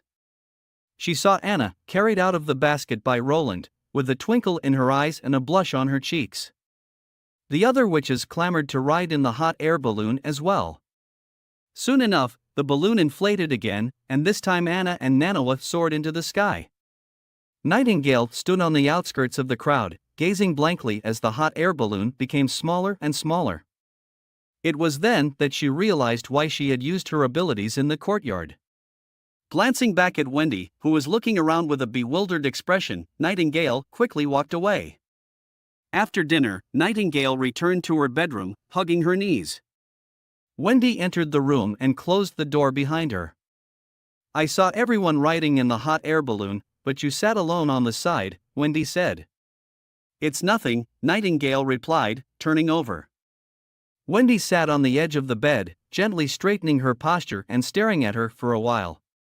"I thought you were willing to confide in me about anything," Wendy said. Nightingale didn't want to share all these troubles because it would make her feel selfish. After all, the first witch His Highness had met was Anna, not her. Whenever she felt lost, the first person she thought of was always Wendy, who would never let her down. With that in mind, she gently held Wendy's hand and briefly explained the situation. Nightingale repeated the question asked by Scroll that day, "His Highness Roland will marry a witch." Nightingale suddenly opened her eyes and said each word deliberately. "He said it himself. And he wasn't lying." Wendy suddenly grabbed Nightingale's arm and earnestly told her that this matter should not be revealed to anyone, not even the sisters of the Witch Alliance. Nightingale was puzzled, and Wendy explained that Roland would undoubtedly become the king, and a king must have offspring. A king without an heir would not be accepted. Whether Roland could become the king would determine the fate of all the witch sisters. Wendy pondered for a moment and asked Nightingale if she wanted to become the queen or continue guarding by Roland's side. Without hesitation, Nightingale replied that she naturally wanted to be by his side. Wendy smiled and said, "There can only be one queen, but even if he ascends the throne, he still needs your protection. Do you understand what I mean?" Nightingale blinked her eyes but did not answer. The secret chamber of the Hermes Grand Cathedral. The ritual of divine punishment transformation is the knowledge that the Pope must possess. When Maine took over the Codex of Divine Punishment a year ago, it was equivalent to obtaining the qualification to be the next Pope. The two judgment soldiers lay on the transformation platform, and Maine recognized them. The guards came forward and blindfolded the two soldiers, securing their limbs firmly to the platform with wrist and ankle restraints. Then a witch was brought in and laid flat between the two soldiers. One succeeded, and one failed. Standing between the two transformation platforms was the highest leader of the church, Pope Oberlin. He wore a striking red robe with gold trim and a sparkling gemstone crown on his head. Maine hesitated for a moment and asked how many judgment soldiers they would need to defeat the demons. Pope Oberlin raised his hand to silence him, telling Maine that he was too impatient. As the next pope, all the questions would be answered in the hidden chamber at the top of the Holy Secretariat. For now, the more God judgment soldiers, the better. Soon, another muscular warrior prepared for the ritual. It was Tak Thor, a member of the Holy City Guards, who knelt on one knee, feeling immensely honored to participate in this ceremony. Simultaneously, a God punishment knight approached, cradling an 18-year-old witch raised by the church. The day before the sacrifice, she had been heavily sedated with copious amounts of dreamer's water, a potent sleeping potion. Shortly after, a delicate silver needle was carefully inserted into the witch's arm, and the reddish-brown fluid flowed through the tube encasing the needle, converging into a crystal basin below her.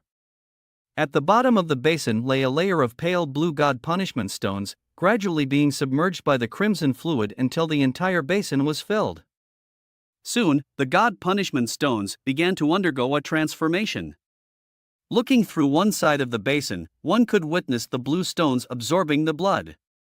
After approximately half an hour, the stones gradually melted away, leaving the once murky blood clear and transparent, changing its color from reddish-brown to sky-blue. The witch's body had been magically altered, imbuing her blood with enhanced organ and tendon capabilities. However, if this blood were used directly, it would instantly kill the recipient. Hence, the need for the God punishment stones to neutralize its effects before injecting it into the subjects undergoing conversion.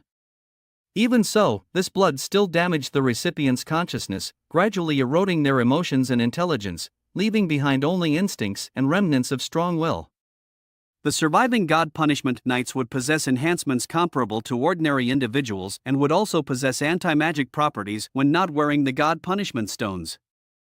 As the blue liquid flowed slowly into the body of the judgment knights through the tubing, the veins in his arms and neck bulged, and his expressions contorted in a grimace, as if enduring immense pain. With the completion of the ritual, Maine could barely remain standing. He stumbled off the platform, awkwardly leaning against the wall of the Grand Hall. Tak had succeeded, becoming the 62nd God Punishment Knight of the year. Before Maine left, Pope Oberlin entrusted him with the latest development, a newly developed poison that, when sprinkled on decaying corpses, would have a long-lasting effect on the surrounding population, eliminating the need for direct ingestion like conventional poisons. Without a specific antidote, it was virtually incurable. In the forthcoming battles against the Four Kingdoms, it might prove to be a useful asset. Today, Anna and Soraya sat atop a hot air balloon, marveling at the scenery below. The basket they sat in was adorned with paintings, depicting an aerial view of the border town. However, unlike the previous photorealistic style, this time her paintings seemed to come alive, almost standing upright. Upon their return to the castle, Roland immediately summoned Soraya, and Nightingale confirmed the observation. Soraya's magic core has transformed, and the golden vortex of magical energy within Soraya's body had transformed. It had condensed into a continuously swirling ribbon. Soraya's painting had become more substantial and more vivid. The trees she painted appeared to be over a dozen centimeters thick. Soraya's abilities had evolved, giving her a different perspective on her paintings. Roland thought the painting was more than just pigment, it seemed to be a coating composed of magic. Perhaps it could be applied to other things as well. Back in his office, Roland embarked on his new plan. He intended to use a steam engine to pump water from the Crimson Water River into the water tower and then utilize the principle of siphoning to distribute it through a pipeline to every household, creating an automated water supply system. Lately, Roland felt that Nightingale had been growing distant from him. He called her name a couple of times in the office, but there was no response. Suddenly, an evil grin appeared on his face as he reached for the snacks inside his desk. However, Nightingale intervened, stopping him in his tracks. Seeing Nightingale still by his side, Roland smiled and expressed his gratitude for her unwavering protection and companionship. Nightingale discovered a silver handgun in one of the drawers. The pistol gleamed with a polished surface, reflecting shadows, and both the handle and the barrel were adorned with exquisite engravings. The name to Veronica was inscribed on the barrel. This plan had been brewing in Roland's mind for a long time. Compared to the cumbersome and inconvenient muzzle-loading firearms, the newly developed revolver was considerably more refined. It maintained high levels of both safety and firing rate. With Nightingale's exceptional agility as a witch, one could only anticipate the power she could unleash with a firearm in her hands. Nightingale possessed great talent, quickly familiarizing herself with the handgun and exhibiting remarkable accuracy in hitting her targets. Suddenly, Roland patted Nightingale's shoulder and told her to remember to pull the trigger while shouting, "It's high noon." Nightingale glanced at Roland and asked if it was necessary or simply his personal preference. She raised the handgun, took a deep breath, and effortlessly hit the bullseye. At that moment, she found her answer. She was his shield and his blade, guarding him by his side until the very end of her life, fearless and without regrets. The highly anticipated premiere of the play was fast approaching. As the Lord, Roland naturally had the best seat in the house. In the direction directly facing the stage, Carl had constructed a temporary wooden platform with 3 tiers, accommodating approximately 100 people. Roland sat right in the middle of the 3rd tier.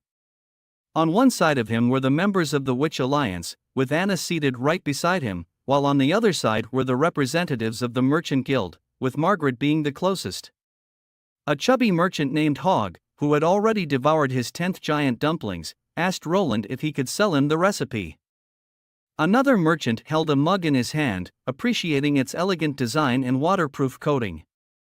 He didn't want the regular fragile crystal cups and expressed his interest in purchasing some. Meanwhile, Lightning and Macy were competing for popcorn in the sky. Soon, everyone quieted down. There was no curtain, no opening speech. Only a wooden board separated the front stage from the backstage area. A group of people were about to perform a play on such a rudimentary stage. It was their first official performance in their lives. The story takes place in the capital of a kingdom, in the outskirts of the city, where a beautiful and kind-hearted girl resides. As the narrator's voice echoed, Eileen slowly walked onto the stage. She was dressed in a dirty gray robe, her hair unkempt and disheveled, and her face smudged with black ash. Swinging the broom in her hand, she meticulously swept the floor, occasionally bending down to wipe away stubborn stains with the edge of her robe. However, what Eileen never expected was that May had actually given up the leading role to her. May was the star of the Western Star Fortress Theater and a prominent figure in the troupe. At that moment, May made her entrance.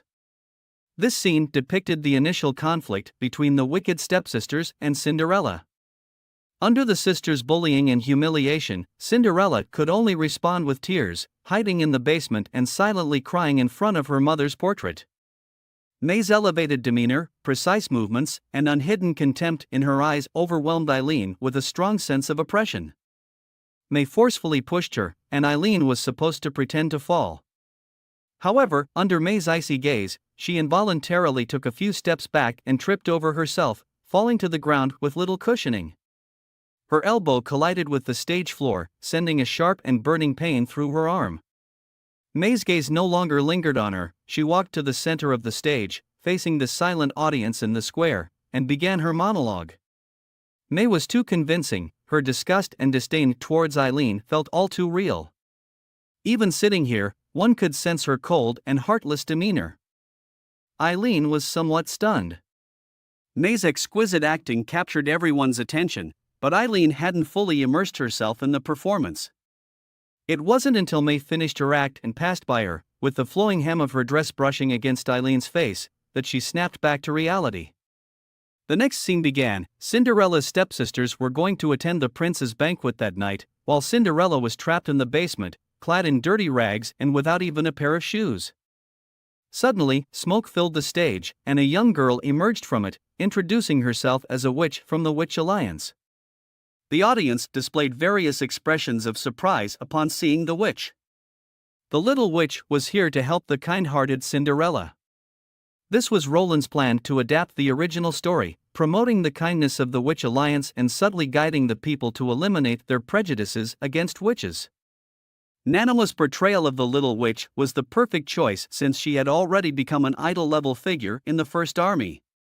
With a wave of her hand, the little witch conjured up a carriage and a set of exquisite evening gowns. The little witch informed Cinderella that the witch's magic could only last until midnight. The next scene began. The handsome prince strolled down the street, feeling bored with the royal banquet. The actor playing the prince was indeed handsome, but his expression seemed too rigid. Margaret commented on this, and Roland chuckled. Next, the prince and Cinderella danced together on stage. Suddenly, the chimes rang, and Cinderella quickly let go of the prince's hand and hurriedly made her way down to the stage. In her haste, she dropped her glass slipper. The prince searched from house to house in the outer city, finally arriving at Cinderella's home. The story had a happy ending. The atmosphere in the entire venue instantly exploded. Everyone erupted in excitement as they witnessed the embrace between the prince and Cinderella. Timely cannon fire sounded from outside the stage, elevating the atmosphere to its peak. The applause and cheers continued incessantly, merging into a harmonious symphony of celebration. The actors bowed and exited the stage as the final narration echoed, yet the applause from the audience showed no signs of stopping. Taking a deep breath, May changed her clothes and, with a stern face, was the first to leave the dressing room. Just as she descended the wooden stairs, a man suddenly approached her. He, too, had a tall and handsome stature, adorned in shining silver armor. He appeared to be a knight from the border town. Carrying a bouquet of flowers, the man introduced himself and praised May's performance, hoping to invite her for a drink. Meanwhile, in the Changgu stronghold, approximately 50 individuals approached, all dressed in armor, glistening under the midnight. Among the 8 groups, 4 of them carried banners.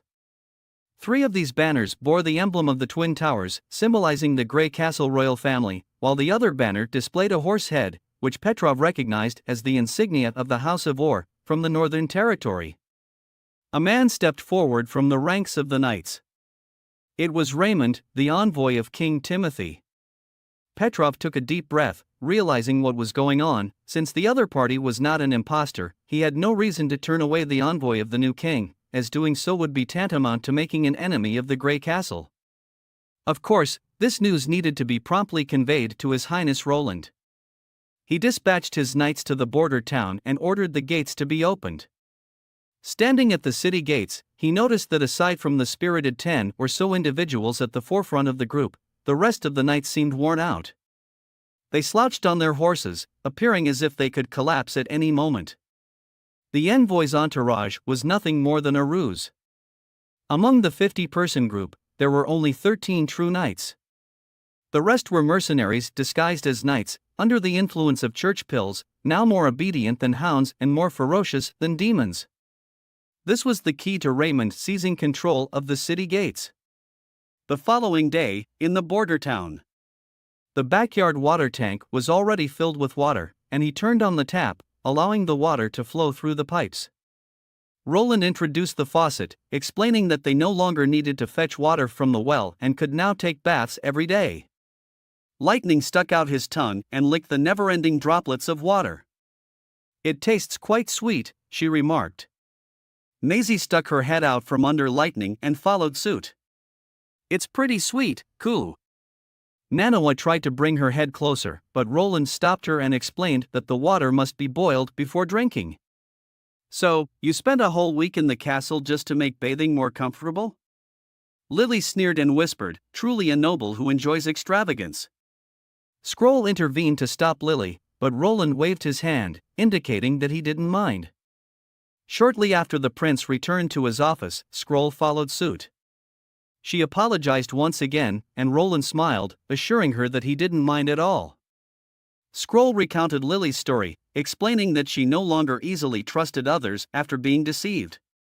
Scroll also had the ability to sense magic, so she would disguise itself as a noblewoman wanting to adopt a child whenever passing through a town. At that time, Lily was locked up in a remote shelter, but when Scroll specifically requested to adopt her, they refused, stating that they only sold adult girls at that establishment.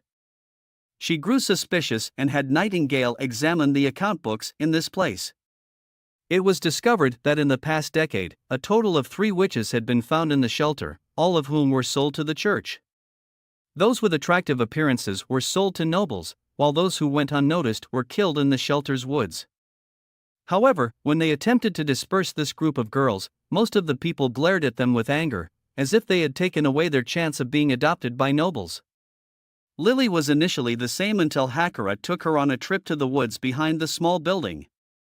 There, she witnessed her friend who had falsely claimed to be chosen by a noble and left the shelter a month ago, as well as several putrid pits. From that point on, she became wary and mistrustful of ordinary people, especially nobles. Roland felt a deep sense of regret in his heart, vowing never to let the country he ruled become like this. Scroll remained silent for a long time before finally speaking up and asking Roland a question. Her expression turned serious, and she looked up, glancing to the side, asking if Nightingale was present as well. Nightingale materialized, asking if she should leave. Scroll shook her head, and then she turned its gaze toward Prince Roland. It brought up Roland's statement earlier about wanting to marry a witch, but Scroll wanted to make it clear to Roland that witches cannot bear children. She wanted to know if even knowing this, if he would change his mind. Roland hadn't anticipated that witches would be so concerned about his marriage. He asked Scroll if the inability of witches to bear children might be due to some misconceptions. Scroll sighed, regretfully confirming that many examples had proven this point. Whether in normal relationships with ordinary people or under coercion, there were no instances of witches being able to have children. In Roland's mind, he wondered if it was because witches had surpassed ordinary humans, making it impossible for them to conceive offspring with ordinary people. However, now was not the time for delving into the root cause. The key was the impact it would have on his desire to marry a witch. The first person he thought of was Anna. Though it was somewhat regrettable that he couldn't have children with her, his love for her was not dependent on having children. Furthermore, as someone with a modern soul, the importance of bloodline inheritance, emphasized by ancient people, was not as significant to him. As an individual with his own separate life, he didn't consider children as an extension of himself. Emotionally, he could fully accept the fact that witches couldn't bear children. The only remaining obstacle was the practical issue of an heir. However, for Roland, who had a broad perspective on history, this was not a particularly difficult matter. He simply needed to establish a democratic empire that didn't rely on having an heir. There were many options for implementing this, and he could consider them at a later time. Perhaps Roland had been lost in his thoughts for too long, as Nightingale couldn't help but grab his arm. Roland snapped out of his reverie and comfortingly patted her hand. He cleared his throat and said, "I thought this way before, and I still think so now." He coughed twice and continued, "I still think so now. I am willing to marry a witch." The expression on Scroll's face, as she departed, was strange, a mix of contentment and a hint of sadness, leaving Roland puzzled. He turned to Nightingale beside him and inquired, but she only smiled and turned away, keeping her back to Roland. Just then, there was a knock on the office door. Carter entered, bringing news that the Changgu stronghold had been occupied and Petrov had been captured. Timothy's envoy had successfully breached the cathedral of Changji stronghold. The soldier's eyes glowed crimson, having consumed the drugs given by the church. The leading knight swiftly dispatched the priest with a single stroke.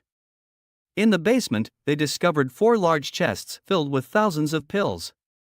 The knight in charge proclaimed that it would be enough to eliminate Roland. In the border town, Roland initially considered disregarding the matter since a mere 50-person group posed no threat to the border town. He reasoned that allowing only the leader to enter for negotiations would suffice.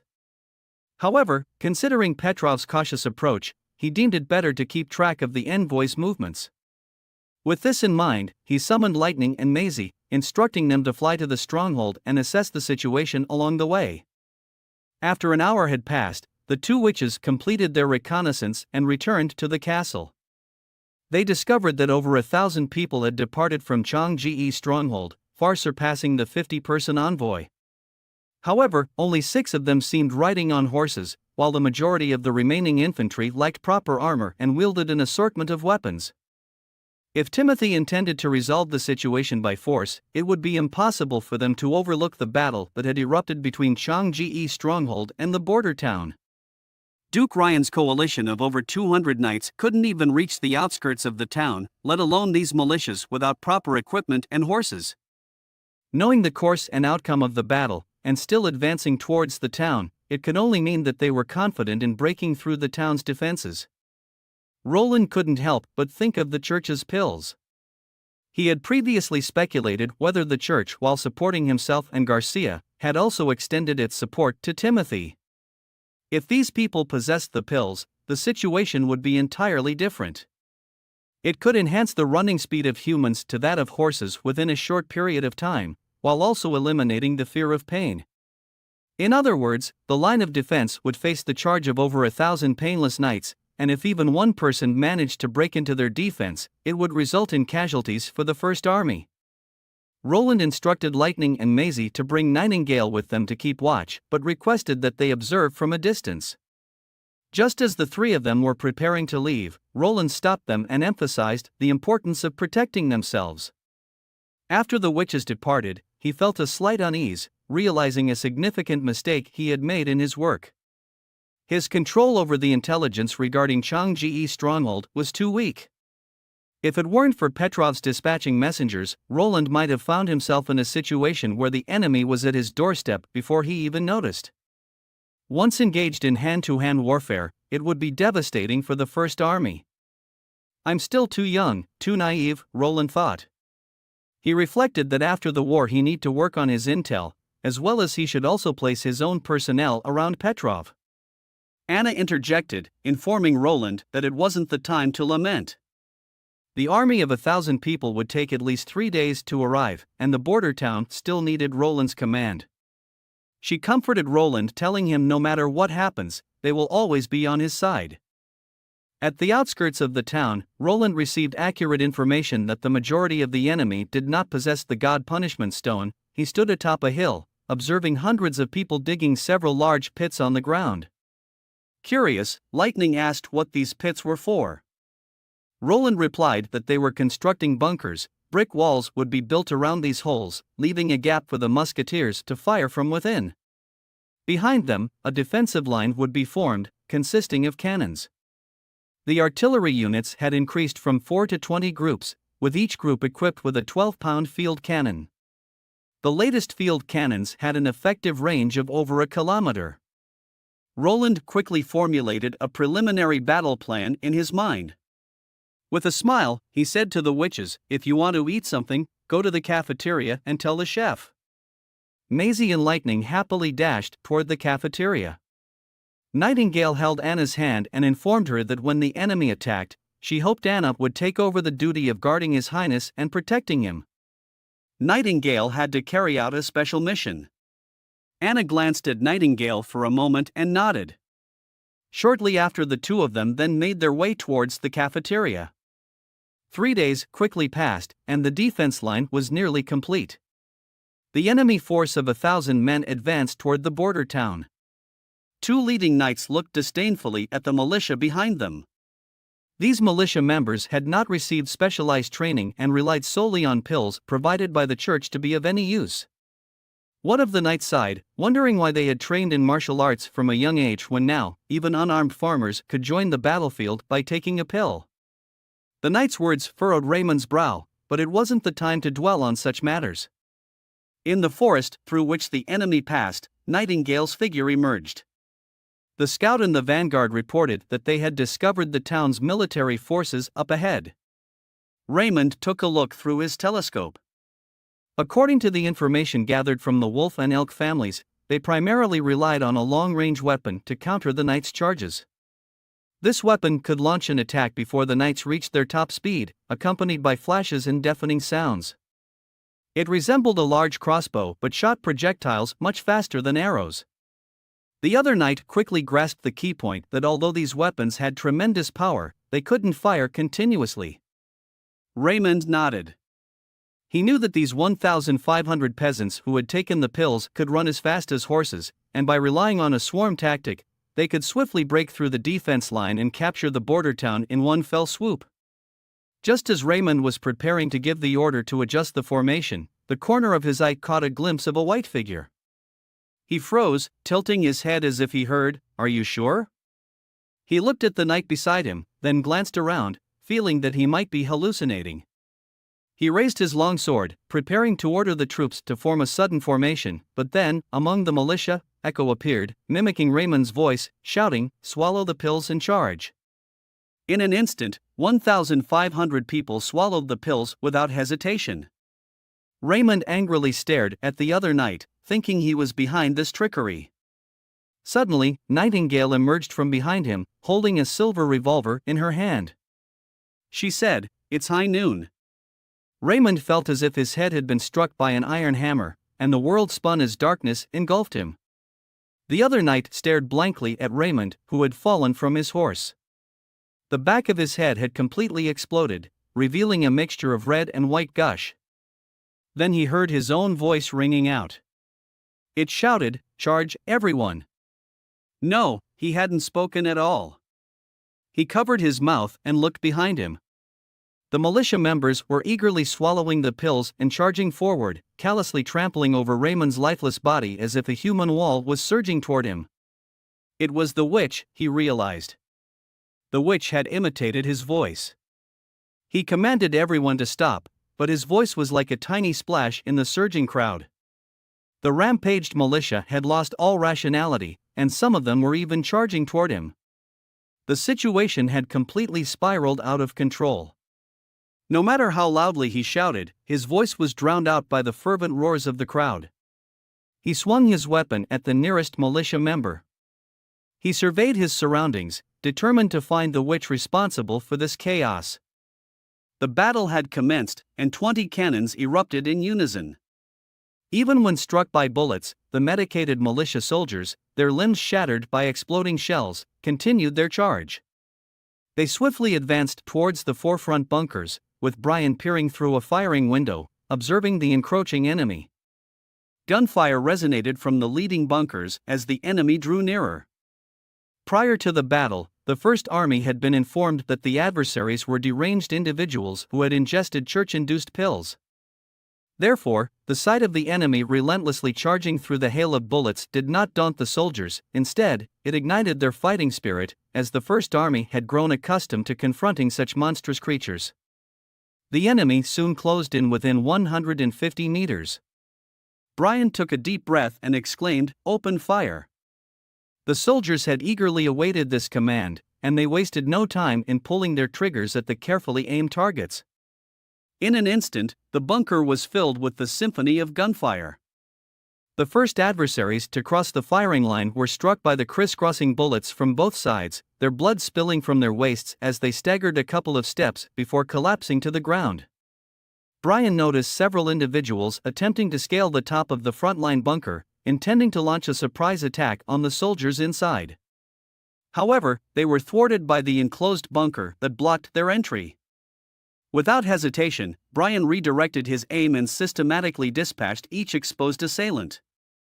Suddenly, he shouted, "Take cover," as the enemies behind them hurled dozens of spears. However, the bunker intercepted every projectile. One of the fresh recruits chuckled, assuming there was no danger, and stood up. Yet, a spear, perfectly aimed, pierced through the firing window and impaled his chest. Emitting a muffled groan, he collapsed to the ground. Brian quickly began examining his injuries. The wounded soldier's consciousness remained relatively clear as he trembled, anxiously asking if he was going to die. The short spear had slanted into his lower chest, slightly missing his lungs, as his breathing appeared relatively unobstructed. Brian recalled Roland's advice not to remove the spear in such situations, but rather wait for Nanawa to treat it after the battle. Placing his hand on the soldier's forehead, Brian asked if he knew about Nanawa's abilities. The soldier managed a weak smile and expressed his gratitude for finally having the chance to meet Miss Nanawa. Brian firmly clasped his hand, urging him to hold on. After finishing his words, Brian returned to the firing window, while Roland stood on the elevated platform, providing a clear view of the enemy surging towards the town like a tidal wave. With each row of bunkers they crossed, their speed noticeably decreased. By the time they reached the third row of bunkers, the flanks of the enemy were fully exposed to the crossfire of the musketeers. Soon, the enemy breached the 300 meters range, entering the deadly zone covered by the artillery positions, a zone where shotgun pellets reigned supreme. Vaynor commanded the cannons to fire, adjusting their angles to flatten the trajectory. Flames and thick smoke erupted from the cannons, and the devastating impact of the shotgun pellets on unarmored targets was evident, with each ion pellet capable of piercing through 2 to 3 individuals. While the pills provided some resistance to pain, they couldn't suppress the innate fear. Witnessing their comrades being turned into sieves, even the overwhelming excitement and thirst for bloodlust couldn't suppress the instinctual fear of their own lives. As half of their forces lay strewn across the assault path, the enemy began to show signs of retreat. Fear spread like a plague, infecting the militia, who dropped their weapons and fled toward the rear.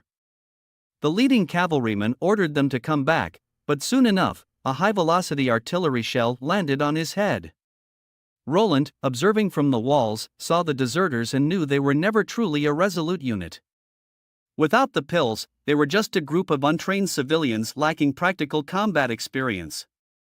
He hammered the wall in frustration, gritting his teeth, damning Timothy for utilizing the civilian. The wounded on the defensive line immediately received medical treatment. Nanawa had been stationed at the rear of the defense line, ready to provide aid, especially when the enemy turned to retreat. Disregarding the thunderous sound of cannons, she rushed towards the artillery positions with Viscount Pine, tending to the injured struck by the short spears. It was hard to imagine that half a year ago, she would faint at the sight of blood. Throughout the entire battle, only 5 individuals were wounded, all from spear throwers, and miraculously, all 5 survived. Amidst cheers, many soldiers saluted her, watching her depart the battlefield. Levin's blazing anger gradually cooled, replaced by a growing sense of fear. His few remaining cavalrymen pursued Nightingale, and he ordered them to consume the pills and find her.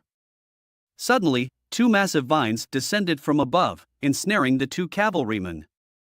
At that moment, the sound of footsteps trampling through the undergrowth echoed behind him. Expressionless, a woman in white approached, standing atop a horse. A frigid weapon pressed against his forehead. From this angle, Levon caught a glimpse of the face hidden beneath the hood. A demon? No, was this the witch? She is remarkably beautiful. Before the gunshot rang out, this was his final thought. The sun had yet to set, but the war had already come to an end. In fact, this battle was much easier than dealing with the Duke's coalition. No, it wasn't a battle, it was a massacre. Considering the effects of the pills, Roland didn't immediately order the First Army to pursue the enemy. Instead, he dispatched Lightning and Macy to scout. Without the pills, the addicted militia members deteriorated rapidly, and they were quickly caught up by the pursuing forces. The pursuit units swiftly gathered them all and escorted them to the Changji stronghold. Based on the information obtained from interrogating surrendered knights, Nightingale effortlessly dismantled the remaining garrison at the stronghold. The captain was shot on the spot. It took 4 days to reach the Changdu stronghold. In the castle dungeon, Roland's subordinates found Petrov, who appeared somewhat weary. However, considering his Count Noble status, he hadn't suffered any inhumane treatment. After nearly 3 months, the prince met with this representative once again. To prevent a recurrence of the stronghold falling, Roland immediately devised new plans, forming an army, constructing roads, and promoting education. He detailed everything on paper and demanded that Petrov put them into action immediately. Petrov assured him that he wouldn't disappoint Roland again. Next, he asked about how to handle the prisoners. Roland pondered for a moment, sighed, and said to keep them alive. They wouldn't survive for much longer anyway. The church's secret pills, which was also Timothy's objective, could temporarily unleash extraordinary power in ordinary people. However, once the drug's effects wore off, the users would gradually weaken and die. Boarding the little township, the prince embarked on his journey back. He stood at the bow of the ship, appearing troubled. Nightingale materialized beside him and asked, "Is it because of those civilians?" Roland sighed, gripping the wooden railing tightly. He knew they were all forced by Timothy. If they hadn't taken the church's pills and been manipulated, they wouldn't have acted as pawns for the enemy, dying in this unfamiliar land. Nightingale reached out and held his arm, comforting him. She said, "It's not your fault." Roland didn't hesitate to respond, knowing that it wasn't his fault. If Roland hadn't stopped them, the small town would have become a sacrifice to Timothy's lust for power. Everyone would have been killed: soldiers, residents, witches. Of course, the church, the creator of the pills, was also one of the main culprits. Nightingale looked at Roland and said, "So, you will destroy the church, put an end to the conflict, and ensure that people no longer have to kill each other for senseless reasons. Under your rule, regardless of their identity or status, whether they are ordinary people or witches, they can all live happily. Is that correct?" Roland looked into her sparkling eyes and nodded gently, "Yes, I promise." The ocean was like a vast expanse of azure land, only smoother. If Maisie were here, she would have chattered away, reporting how far they were from the islands. But now, all she could hear were the rhythmic sounds of the waves lapping against the ship's hull. Although it grew tedious after a while, for the crew, it was a fortunate rhythm, signifying good weather for sailing. An elderly man with speckled white hair approached her. It was surprising that they had truly settled on Slumbering Isle. Despite its large land area, however, when the tide rose, most of the land would be submerged, making it unsuitable for habitation. He questioned why they didn't settle in Crescent Bay instead. It was the second largest island and still had plenty of uninhabited land. Ash chuckled. "Not everyone is willing to deal with witches." Jack One-Eye was the captain of this ship, just as his name suggested. His face was adorned with an eye patch, concealing his left eye completely. He was one of the few captains who were willing to transport supplies for the witches. Ash was well aware that Slumbering Isle would be engulfed by the sea. It was precisely because of this that it remained an uninhabited island. Witches, being adept at manipulating nature, had the power to transform the island into their own sanctuary. She looked up at the sky and remarked, "Without the suppression of the church, they could create a completely different world, a brand new world." Ash changed the subject and asked the captain how long it had been since he last visited Slumbering Isle. Jack replied, "It's been about a month." He scratched the back of his head, recalling the playful antics of the beautiful and young girls on his ship, which had left his crew dumbfounded. Just then, a sailor raised his binoculars and spotted an island ahead. He immediately reported to the captain. Jack, initially skeptical, ascended the crow's nest and raised his own binoculars. To his astonishment, it was indeed Slumbering Isle, but it had changed. The entire ship's crew could hardly believe their eyes. The towering island rose above the sea level like a small mountain, with sheer and steep cliffs that extended for several yards to the summit. The witches on the island were going about their daily lives when one of them, with green hair, seemed to sense something. The witch beside her asked what was wrong. She tucked her hair behind her ear and said, "She's back." A young girl stood at the edge of the dock, ready to greet Ash. She lowered her head and greeted Ash with a curtsy. Ash gently patted the girl's head and chuckled, "No need for such formality." Captain Jack's eyes widened in disbelief. He never expected that they could make an entire island rise. Captain Jack muttered, "No wonder those church folks treat witches like demons." This is almost godlike. Little Molly interjected, it didn't rise. We built a wall around the island. Though Molly had a petite figure, she was the main force behind the logistics of the entire slumbering isle. She could summon a massive blue slime that could carry several tons of cargo at once.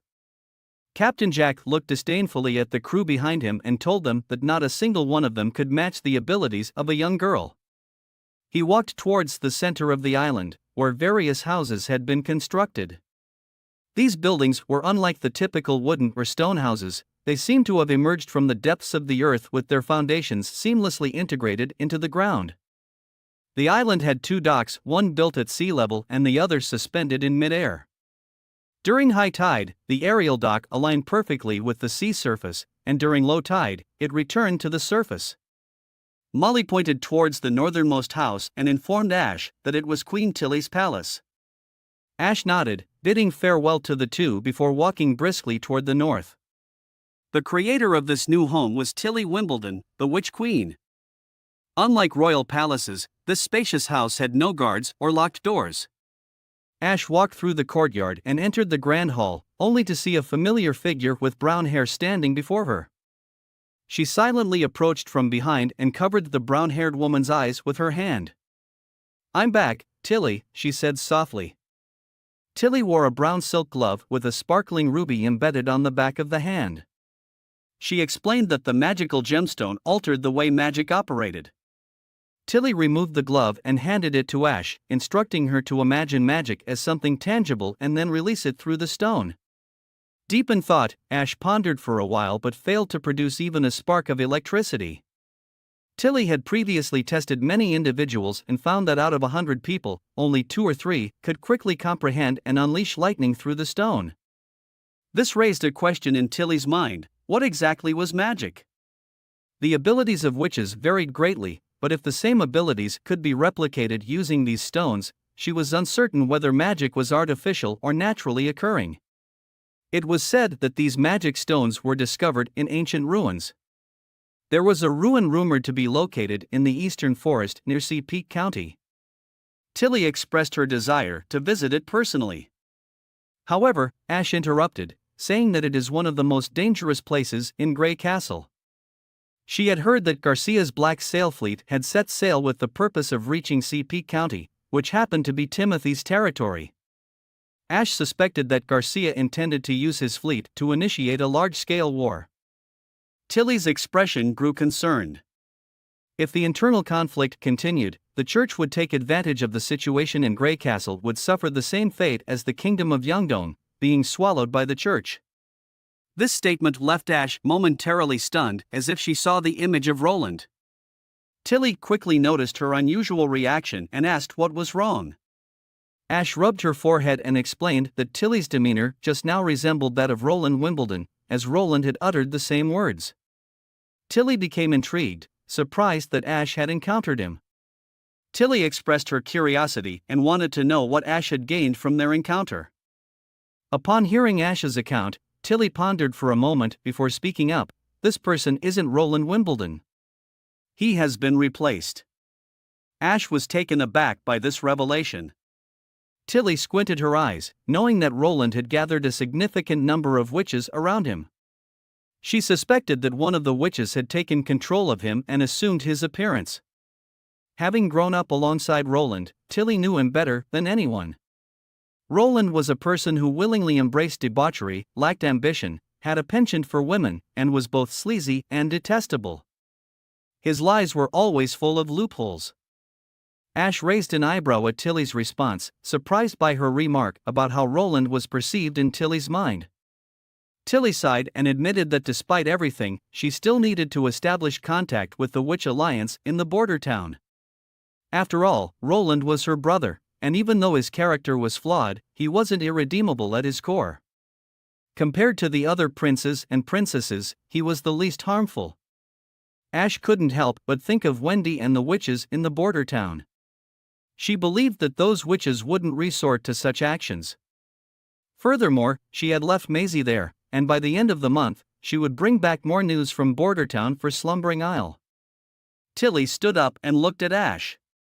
Now that Ash had returned, it was time to move on to the next phase of their plan, the cleansing operation. Tilly issued the command, declaring that there should be no trace of the church remaining in the bay. Ultimately, all the islands in the bay would become a haven for the witches. After repelling Timothy's forces, the border town returned to tranquility. Scroll held a mirror in her hands, and it was the first time she saw her own reflection so clearly. Every witch had tried the mercury-coated mirror, which Soroya had simulated from the laboratory. She applied a bright coating directly to the glass using her ability, mimicking the effect of a mercury mirror while eliminating the risk of mercury vapor poisoning. Soroya said it was Prince Roland's idea, as it would make it more convenient for the witches. Ever since he learned about Soroya's evolution, he had been planning to create a microscope that could observe cellular structures. If they could witness the marvelous microscopic world firsthand, it might trigger the evolution of new abilities in the witches or, at the very least, ignite their interest in learning. Taking advantage of the ample afternoon sunlight, Prince Roland gathered all the members of the Witch Alliance in the backyard of the castle, and the first lesson on natural biology officially began. Once all the witches were assembled, Prince Roland placed two dark gray metallic instruments on the table, the microscope he claimed could reveal the microscopic world. After placing a few drops under the microscope, Roland proceeded to teach the witches how to use it. Anna saw movement in the water, not just one but many tiny organisms resembling small insects. The witches exclaimed in surprise as they observed various organisms, each with its unique appearance. Lightning even found a seemingly transparent crab-like creature. "Your Highness, are these really all insects?" asked Scroll. Roland explained that what they were seeing were probably protists or single-celled algae, and it would be more appropriate to classify them as microorganisms rather than insects. Seeing Scroll's confusion, he continued his explanation, stating that these microorganisms were also independent life forms, although much smaller in size. In addition to the ones they were observing, there were even smaller bacteria and viruses that couldn't be observed with the current magnification of the microscope. These microorganisms were responsible for food spoilage and various diseases. Roland's enthusiasm grew as he continued his explanations. These tiny life forms were everywhere, in vast numbers. Fortunately, most of them were intolerant to high temperatures, which explained why water should be boiled before drinking, fish should be thoroughly cooked before consumption, and bathing water should not be reused. It was all due to these microorganisms' presence and the potential harm they could cause. Nightingale is drinking the water from the well, but the moment she heard there are small bugs in the water, she spat the water out. As the witches continued to discuss their individual discoveries, Lily approached the microscope, recalling Roland's words about these small organisms being the cause of food spoilage. She released her magic, enveloping the water droplet under the microscope. Unexpectedly, a remarkable transformation occurred. Some of the insects started to tremble and rapidly changed their appearance. Their previously transparent bodies became covered in purple armor, and they sprouted numerous tendrils. They began assimilating the unaffected organisms around them, but it wasn't mere consumption. Lily could see that they were assimilating at an astonishing speed, using their sharp tendrils as swords to pierce the other microorganisms and transform them into their own likeness. Nightingale suddenly felt a change in the magic behind her. She sensed a subtle vibration of magic. A swirling mass of purple mist started to form, drawing in the surrounding magic like a miniature storm. This disturbance was only visible to Nightingale, and she snapped out of her astonishment, widening her eyes and holding her breath, determined not to miss any details. Unlike Anna and Soroya, who were oblivious to the unfolding events, this was Nightingale's first-hand experience of magic condensing. The center of the storm was none other than Lily. Completely absorbed in the microscopic world beneath the microscope, Lily was completely unaware of the qualitative change in her magic within her body. Eventually, the magic gathered inward, gradually coming to a halt. It formed into a compact mass, about the size of a fist, with a round shape and 8 pairs of undulating tendrils, 4 facing downwards and 4 facing upwards. At first glance, it resembled an insect. Roland was taken by surprise when he witnessed the remarkable effects of the first natural biology class, with Lily being the third witch to undergo evolution. Seeing the microorganisms arranged so neatly under the microscope startled him. They exhibited astonishing coordination and uniformity as if they were saluting Lily. Lily became the third witch to experience an ability evolution. The next step was conducting specific experiments, including studying the effects, duration, and influence of God Punishment Stone on her ability. Perhaps Lily's ability would pave the way for medical advancements in Border Town. The testing lasted for 3 days. Despite her usual inclination to argue, Lily diligently followed Roland's instructions. Roland instructed Lily to separate the summoned purple insects into the parent organism and the replicated organisms. Whenever Lily released magic, the initial mutated microorganism would be the parent organism. As long as the mother organism had a supply of magic, it could continue to exist. However, it would self-disperse if the distance exceeded 5 meters. Moreover, it would instantly dissipate within the range of the God Punishment Stone. On the other hand, the replicated organisms were not restricted by the God Punishment Stone, appearing as a truly new form of life. They could not reproduce through division and would only live for 1 day, also being susceptible to high temperatures. Roland also mentioned that assimilating deadly bacteria and viruses could serve as a rapid anti-inflammatory and sterilization method. After coming out of the bath, Lily explained to Rem that it was possible to evolve new abilities without understanding the theory of tiny balls, cells, bacteria, and fungi. By deeply understanding one's own ability, magic could undergo a qualitative transformation. Lily yawned and confessed that she didn't understand the concepts of cells, bacteria, and fungi, but she suggested that Rem could ask Anna to teach her. However, with Anna being busy every day, Rem didn't know when to approach her. Lily jokingly proposed that Rem could ask Anna during their bath time together. In the evening, May walked to the shade in the center of the market area and sat for a while. A tall man approached her with quick strides. It was Carter, the chief knight of the border town. Ever since she had turned down his previous invitation, he had not given up but persistently visited her. May followed Carter and saw a shelf with 5 or 6 pink cubes, each about the size of a palm. This was His Highness's recent invention. Now, everyone in the castle uses it for bathing. After washing, one experiences an entirely different and refreshing sensation, leaving a lingering aroma of roses on the skin because perfume was added to it. May picked up a piece and brought it to her nose, inhaling the unmistakable scent of roses. Subconsciously, she glanced at the price. In the capital city, a bottle of perfume the size of a thumb costs 5 gold royals, while this sizable bar of soap is priced at just 25 silver coins. Once again, it was His Royal Highness. Since arriving in the border town, May had heard the name Roland Wimbledon mentioned more than any other. Whether it was Eileen or Carter, whenever they spoke of the town's transformation, his name would inevitably come up. It seemed that His Highness knew everything. Carter was exceptionally thrifty and frugal. He purchased several bars of soap and gifted them to May. As May looked into his earnest eyes, she felt a strange sensation in her heart, as if something had gently scorched it. For a considerable amount of time, she pursed her lips and remained silent, silently watching as Carter neatly wrapped the soap. The Stronghold Theater wanted May to return and perform, considering that the border town's theater was supported by third-rate actors and attended by the common folk. As the star of the western frontier, the bustling city should have been the most suitable stage for her. However, she really wanted to learn more about the border town. At this moment, Carter handed her a beautifully packaged box. It contained a mirror. Carter said, "You look as beautiful tonight as you did on that day on the stage." Returning to her home in the border town, the window displayed a dusky yellow hue. The setting sun's radiant glow seeped through the window, casting a tinge of orange-red on the objects in the room. May arranged the novelty items she had purchased from the market on the table. Besides the 4 bars of soap, there was a bottle of wine. Removing the cork from the bottle, May poured herself a glass.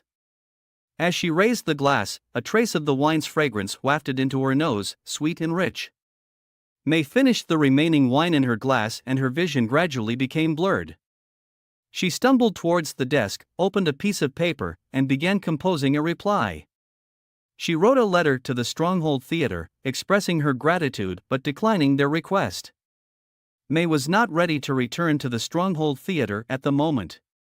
In her mind, only the image of Carter's smile remained. "Hello, Miss May.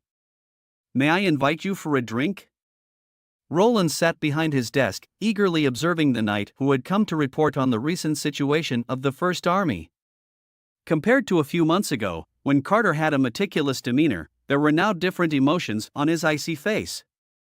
The sense of calmness had diminished, replaced by a hint of anticipation and impatience. Barav and Roland looked at Carter, and Barav jokingly asked, "Your Highness, do you know this person? Is he a newly recruited knight?" Roland smiled and replied, "I'm not sure. Let me check the list." Roland had heard some rumors about Carter becoming closer to May lately. However, Roland didn't mind such matters. He hoped that Carter could find his significant other. According to the report from the knight, the First Army had currently equipped around 200 rifles, and there was also progress in forming the Second Army. Proper management of firearms was crucial during live shooting exercises. What was taken out had to be accounted for. The same applied to gunpowder, with on-site distribution during training, and veteran soldiers from the First Army were assigned to supervise. After the work report concluded, Carter hesitated for a moment, scratched his head, and asked if it was true that thumb-sized perfumes from the capital city could be sold for 5 gold royals.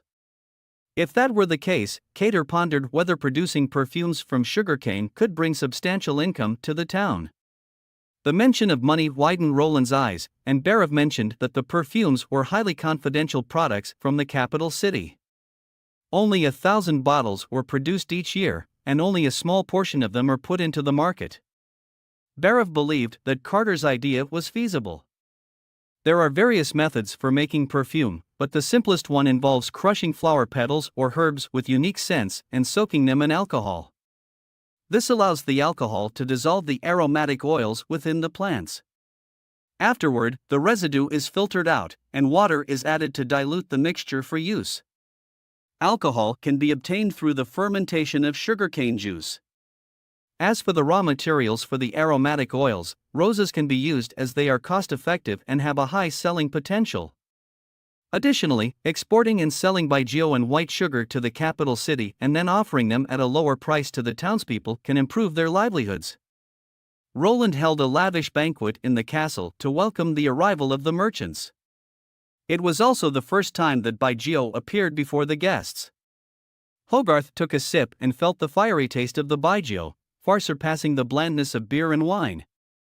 Roland had simply produced some as an experiment.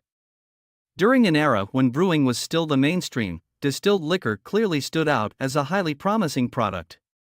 Spirits like future hard liquor, rum, whiskey, and vodka, all high in alcohol content, emerged from the process of distillation. Along with these distilled spirits, a range of cocktail cultures also developed. However, for the border town, it was still too early to delve into this industry. Margaret showed great interest in the perfume business. In response to the instructions she had given in the previous letter, she had already dispatched people to gather a wealth of information. After the church took control of the internal Winter Kingdom, not much happened. However, the resistance in the Wolfheart Kingdom was much stronger. The church's forces were concentrated at the Broken Tooth Fortress, and they hadn't made any progress for 2 months. King from the Dawnlight Kingdom sent a messenger to Greycastle, believing that the church's intention was to take over all the kingdoms. He hoped that the two nations could form an alliance, expel the church's influence, and jointly confront the Holy City. Margaret said Timothy rejected the proposal. Hogarth waved his hand and said Timothy led the army to the eastern frontier. It is said that a massive fleet has already landed in the Seabreeze County and is plundering extensively in the eastern frontier.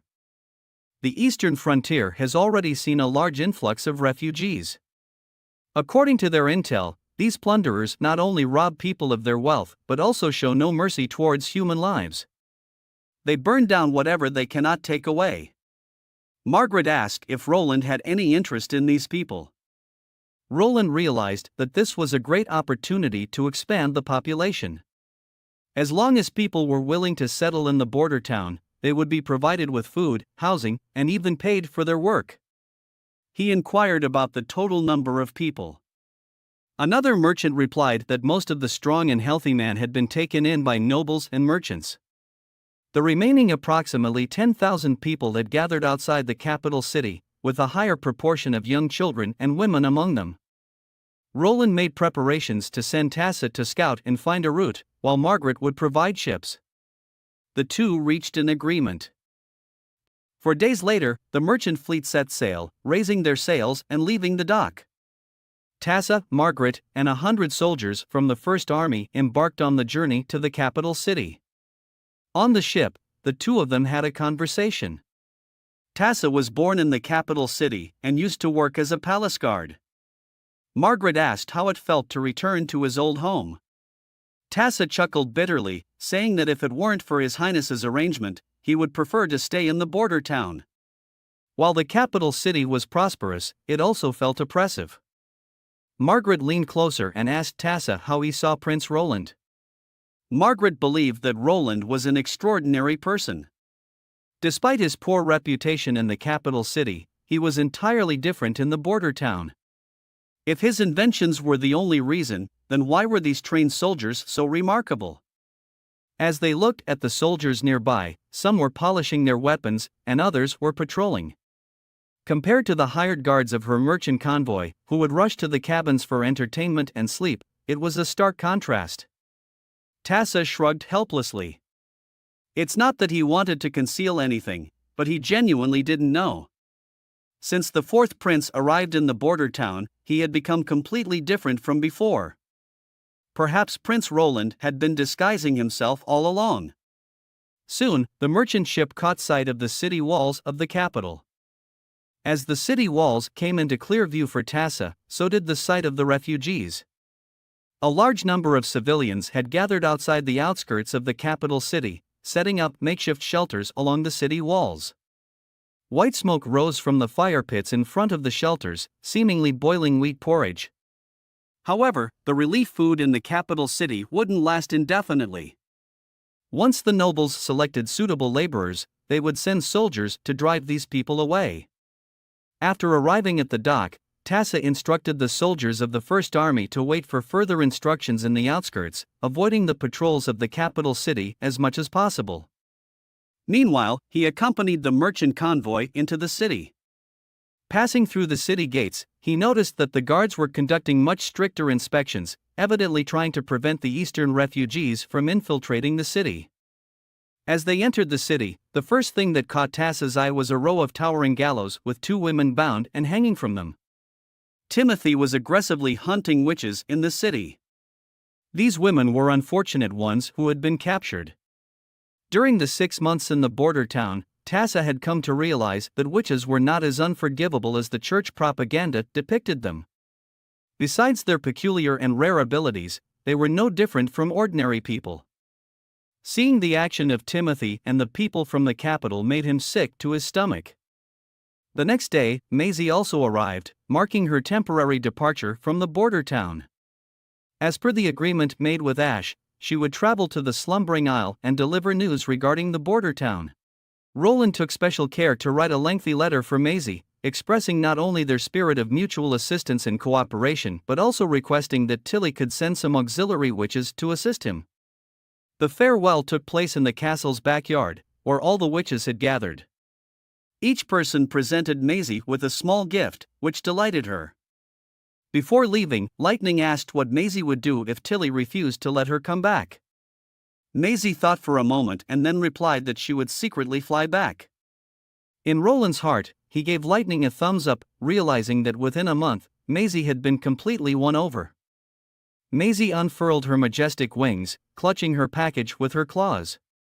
After circling twice, she gradually disappeared into the southeast. Lily carefully observed Maisie in the sky and remarked that she seemed to have gained weight. The outer city area of the capital remained largely unchanged, and after crossing 2 streets, the caravan proceeded toward the market district. Tassa and Margaret waved goodbye, and Tassa ventured alone into a narrow alley. On the table lay a token, a skeletal finger, which may sound frightening, but it was just one among many rats in the dark alleys of the capital. A burly man introduced their group, including one recent addition who had lost everything due to gambling, his money, his wife, and even his house. Penniless, he had no choice but to join the ranks of the dark streets. Tassa had come to discuss business and wasted no time. He directly addressed the increasing number of refugees and the decreasing daily rations for relief. If this continued, a revolt would erupt in the capital. The burly man asked what they needed to do, and Tassa replied that they had to spread a message. A lord in the western border town was willing to accept refugees. In 3 days, a fleet would arrive at the dock. Tassa didn't provide any further information but was willing to offer double the original reward. One of the members suggested that he will go along with a young girl from their group since Timothy had ordered the hunting of witches within the city, and any woman venturing outside had to be cautious, as many had been wrongfully killed. Tassa sighed, recalling the gallows he had seen in front of the city gates. He closed his eyes and hoped Prince Roland will soon become the king of Grey Castle. In the vicinity of the capital, inside a tent, there were 2 sisters who were thrilled to be heading towards the western town. They believed that once they reached their destination, everything would improve. Suddenly, the younger sister began coughing, and at first, the older sister assumed it was just because she had eaten too quickly. The younger sister looked at her hand, where dark spots had appeared in her palm. A strange illness had suddenly emerged in the capital city. The first victims were found lying by the roadside, their bodies covered in dark patches, teeth falling out, skin cracking, and blood oozing out, as terrifying as when witches were consumed by demonic forces. However, the deceased were not women, they were male commoners residing in the northern district of the city. Several more bodies with the same symptoms were discovered, and those who had come into contact with the bodies began developing dark spots on their own bodies. No herbs could cure the illness, and even during bloodletting treatments, the blood turned blackish red as if mixed with a large amount of ink. Fear quickly spread among the crowd, and the number of people seeking solace in the church and praying increased, but all efforts were in vain. More and more people exhibited dark spots on their bodies, and even the refugees outside the city began showing the same symptoms. The high priest of the church stepped forward, declaring that everything was caused by witches, who were unleashing the devil's power to infect innocent people. Currently, no treatment methods could withstand the demonic force, and those affected would perish in extreme agony. However, the church would not stand idly by. They claimed to have developed a holy elixir capable of restraining the demonic force. The high priest gave the infected individuals a glimmer of hope, and they gathered every day outside the church, awaiting the distribution of the holy elixir. Although Tassa harbored doubts about the church's claims, he temporarily halted the transportation of refugees just to be on the safe side. After leaving the tavern, he found a shop marked with the emblem of the Margaret caravan and presented his token. It didn't take long for him to meet the female merchant again in the back room of the shop. Tassa took out a neatly folded letter from his pocket. "Please ensure that Margaret delivers this letter to His Highness as soon as possible." Lucia felt nauseous after several days of sailing. Over the past month, it seemed like she had been constantly on the run, escaping from the eastern city to the capital, and now rushing from the capital towards the western border town. However, this was her last glimmer of hope. Her younger sister let out a painful groan and reached out, grabbing her arm. A middle-aged man in the cabin, weakened and struggling for breath, warned her not to get too close. The dark spots had already spread to her sister's neck, and she wouldn't last much longer. Shortly after leaving the capital, people on the ship began contracting the horrifying illness. It started with a fever throughout the body, followed by the appearance of dark spots on the skin. The symptoms would rapidly worsen after 3 or 4 days, causing the afflicted to fall into a coma and infect those who came into contact with them. Consequently, on the 5th day, the fleet specifically cleared a sailboat to transport the infected individuals. Lucia speculated that the reason they didn't simply throw the sick refugees into the river was that their own people had also been infected. However, Lucia hadn't given up hope. She believed that once they reached the western border town, everything would improve. In her heart, if the rumors were true, the Witch Association would be her last hope. A soldier on the ship confirmed her thoughts, saying, "You're right. When we arrive in the western border town, His Highness the Prince will provide treatment." His eyes were filled with confidence and respect. News of the epidemic quickly reached the border town, sounding eerily similar to the infamous Black Death. However, the plague bacterium couldn't possibly cause people's blood to change color, let alone make their skin crack open. With these thoughts in mind, Roland gave orders to Carter, commanding him to lead the First Army to set up a quarantine zone outside the docks, forbidding anyone from entering or leaving. Roland gathered all the witches, knowing that this situation was extremely delicate. He had just received Tassa's message and had no time to devise a thorough plan. The key depended on Lily's abilities. Lily began the disinfection process, and the stage was set for her. Roland summoned 2 carpenters, and with Anna's help, they quickly constructed a rectangular box-shaped room. In the center of the room, there was a partition with a small glass window embedded at the top, allowing a view of the opposite side. Below the partition, there was a flexible curtain drawn by Soraya, symmetrically perforated with 2 small holes for Lily to extend her hands through. The order at the docks was maintained by over 100 soldiers from the First Army, who believed that the angelic Nanoa would surely restore them to full health in the face of the terrifying contagious disease. Once the box room was prepared, a soldier who could still walk on his own and only had black spots on his arms was selected. He followed the instructions and entered the room, standing still as Lily extended her hand through the partition to unleash her power. Roland stood by her side, observing the soldier's condition through the window. After a burst of purple light, Lily nodded and retracted her hand. Roland also noticed that the black spots on the soldier's hands were rapidly fading away.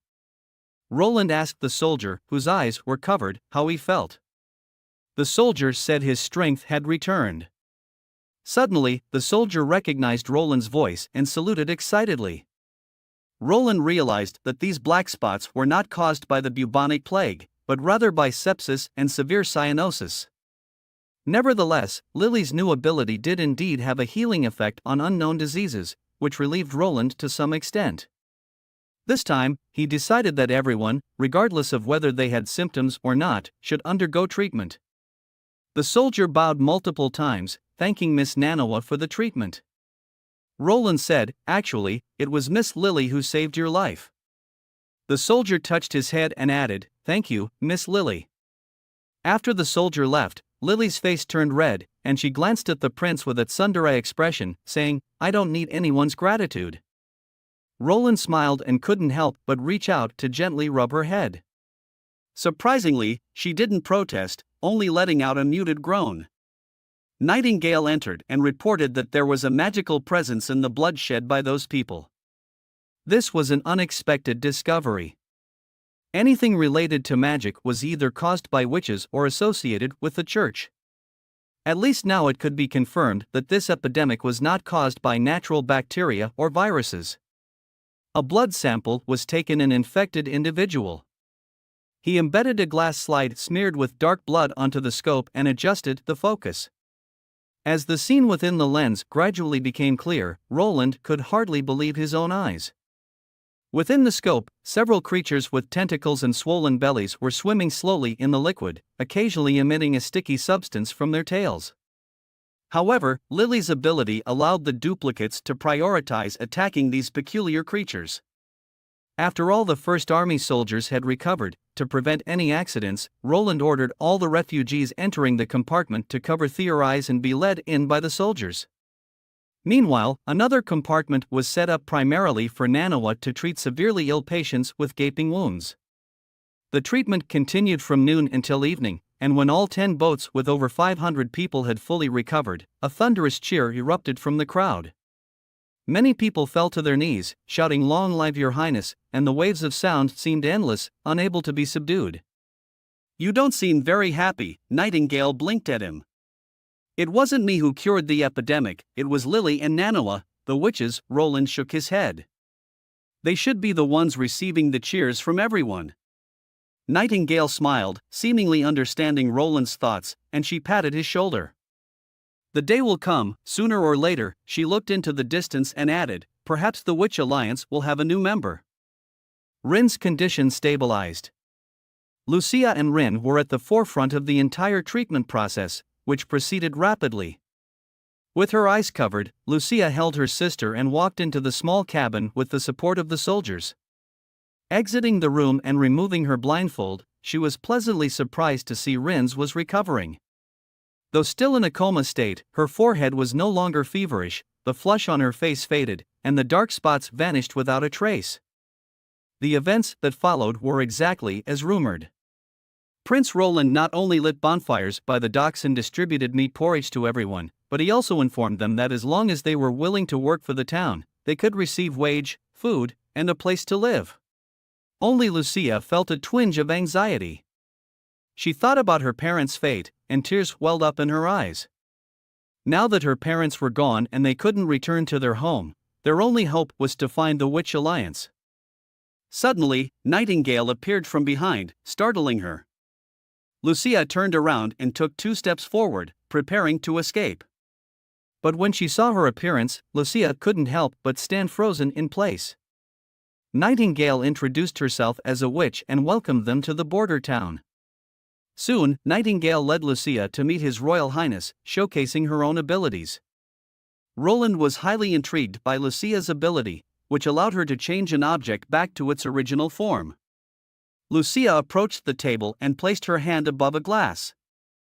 Before long, the glass began to shrink and deform, ultimately transforming into 3 entirely different substances. Roland was astounded by Lucia's incredible ability and wanted to ask if she could manipulate other objects. Just then, Lucia's stomach growled. Nightingale remarked that Lucia hadn't eaten all day and suggested testing her abilities the next day. Welcome to the Witch Alliance. A group of witches of various ages and vibrant appearances raised their glasses in the hall, laughing joyfully. Thank you, Lucia felt her eyes welling up again. She sniffed and held back the urge to shed tears. Each witch was exceptionally warm and welcoming. It was the first time Lucia had seen so many of her kind, and her last trace of doubt dissipated. If witches were imprisoned here or forced to serve the Lord, they wouldn't display such carefree and bright smiles. This was indeed the witches' home. After the banquet, Lucia bid the witches good night and returned to their new residence. Prince Roland had allocated the last guest room on the 2nd floor of the castle for herself and Rin. Despite Rin not being a witch, he didn't insist on separating herself from her sister. When heard a sound in the room, Rin opened her eyes. Lucia's heart leaped with joy, and she rushed to the bedside, inquiring about her sister's condition. Rin seemed as though she had just awoken from a long sleep, completely free from the suffering caused by the epidemic. Her gaze was somewhat unfocused, but she mumbled, "I feel so hungry." Lucia took out the dried fish Nightingale had given her and fed it to her sister, telling her they had arrived at the border town. Gently stroking Rin's head, Lucia assured her that everyone welcomed them and that the lord of this place was truly kind. Rin looked at her sister, munching on the dried fish, and asked, "But sister, aren't all nobles bad?" Lucia coughed twice and said, "Even among the nobles, there are a few good people." Rin picked up the last piece of fish from the bag and asked if the prince needed her sister to work, like the maids at home, sweeping and cooking, and even serving in bed. Lucia pinched Rin's face, asking who told her all this. Rin mumbled and replied that their mother had said that, which was why their father was never allowed to recruit pretty maids. At the mention of their family, Lucia's expression dimmed. She didn't blame Rin anymore but embraced her sister and let out a gentle sigh. Ever since their family discovered Lucia's witch abilities, her parents had done everything possible to protect her from falling into the hands of the church. However, whenever Lucia thought about her own abilities, she couldn't help but feel worried. Reverting objects to their original state proved to be utterly useless. Initially, Lucia had been curious about her abilities, but she quickly realized how difficult it was to control them. She would only end up completely destroying the painstakingly crafted creations of others. But now, what worried Lucia even more was the fear that if the prince deemed her useless, he would kick her out of the castle. With an anxious heart, she blew out the candle and held her sister, who had finished gnawing on the dried fish. She closed her eyes slowly, awaiting the arrival of a new day. Roland had filled his office floor with various testing objects early in the morning. There were solid and liquid substances, minerals and metal ingots, inorganic and organic materials, everything you could think of. He asked Lucia to test each one individually. Nightingale sat on the table, picking up a small dumpling from the plate and throwing it into her mouth while watching Roland. He said Lucia's ability was incredibly useful, both in decomposition and restoration, as it could bring significant progress to the fields of metallurgy and manufacturing. Combined with Anna's ability, it could increase the strength of machinery several times over. Nightingale ate her dumpling, looked at Lucia, and remarked that Lucia herself didn't seem to think so. Next, they tested grapes and steak. Roland watched eagerly as Lucia transformed each test item into a pile of different substances. Iron ingots and iron ores turned into silver-white particles, with some colored powder visible on the side. Grapes and steak remained unchanged, but the small dumplings turned into water, meat scraps, and flour. However, halfway through the transformation, Lucia suddenly stopped as her mana was depleted. Shortly after, Roland extended another invitation to Lucia, urging her to stay in the border town. He promised to provide her with meals, accommodations, and a salary. Each evening, after dinner, there would be lessons taught by scroll specifically for the witches, and Lucia could bring her sister along as well. Lucia was taken aback for a moment, but then she lifted her head and, upon confirming that Roland was not joking, she happily bowed in gratitude. After 3 days, when the second fleet carrying refugees from the capital city arrived at the town, the same epidemic broke out on the ship, but this time it was even more severe, infecting nearly half of the passengers. Meanwhile, Roland received a letter sent from the capital city, bearing the seal of the Marguerite Trading Company. As he finished reading the contents of the letter, his brows furrowed. The malignant epidemic was spreading rapidly in the capital city, and the church proclaimed it as a witches' conspiracy while declaring that they possessed a holy remedy to combat the epidemic. A large number of infected individuals also appeared outside the city walls, and for safety reasons, Tassa chose to temporarily halt the transportation of refugees. After careful consideration, Roland decided to send a team to escort Lily to the capital city. Otherwise, the majority of the capital's citizens and the eastern refugees would perish in this artificially created disaster, while those who survived would become devout followers of the church. This was the first military expedition for the border town, far from their usual operations in the western region. Unlike the 2 previous defensive battles, Roland quickly formulated a comprehensive rescue plan. He gathered all the corps members and outlined 2 main tasks: first, to protect the witches who could cure the refugees and bring them back to border town, and second, to prevent the further spread of the malignant epidemic. The primary method of treatment relied on Lily, who could purify the collected river water and feed it to the patients. Roland also hinted to his team that he believed this outbreak might have been caused by the church. Upon the outbreak of the epidemic, the church immediately claimed to possess the antidote but deliberately withheld it from the refugees, wanting to play the role of savior. It was necessary to thwart the church's conspiracy. Tassa had a meeting with Margaret, and His Highness needed to transport all the refugees back to the western region within a very short time frame. It required a large number of ships and Margaret's assistance, but it had to be done within 3 days. Margaret hesitated for a moment, then shook her head repeatedly, saying it was impossible. Transporting all the refugees within 3 days would require the preparation of nearly 100 sailboats, even if the trading company suspended other shipping operations to meet this demand. However, Margaret would suffer losses of thousands of golden dragons, and the loss of customers could not be quantified. As a businesswoman, Margaret couldn't accept that. Tassa then presented Margaret with a letter from His Highness, assuring her that he considered her a friend and would not let his friends suffer any losses. Transporting the refugees within 3 days was also an urgent matter, as any delay would risk the church's discovery. Finally, Tassa mentioned that lightning would also be involved in this operation. Upon hearing this, Margaret's attitude changed, and she directly asked when it would happen. Tassa was puzzled by her response, wondering if the female merchant had a special connection with the lively and adorable blonde girl. Margaret stood up and said she would arrange everything as soon as possible. The church's soldiers climbed the walls and shot crossbow arrows at the witches, but their efforts were futile against Shabby's earthwall and Molly's giant slime. The arrows either fell uselessly or were devoured by the slime. Only when the church's arrows were embedded with stones of God punishment did they pose a threat. After a couple of rounds of shooting, more than 20 witches had advanced to the edge of the wall. Ash leaped onto the wall, swiftly eliminating any daring soldiers who dared to expose themselves. Macy covered Ash as Ash systematically slayed them one by one. The witches surged forward, unleashing their abilities and launching attacks against the soldiers. After the intense battle, the witches managed to clear the last remaining church, with the bodies of the enemy's followers scattered inside. Only the captain remained, and Ash crushed the pills on the ground, reminding him of the pain he inflicted upon the innocent. She then beheaded him with her giant sword. With victory achieved, the witches rejoiced and cheered.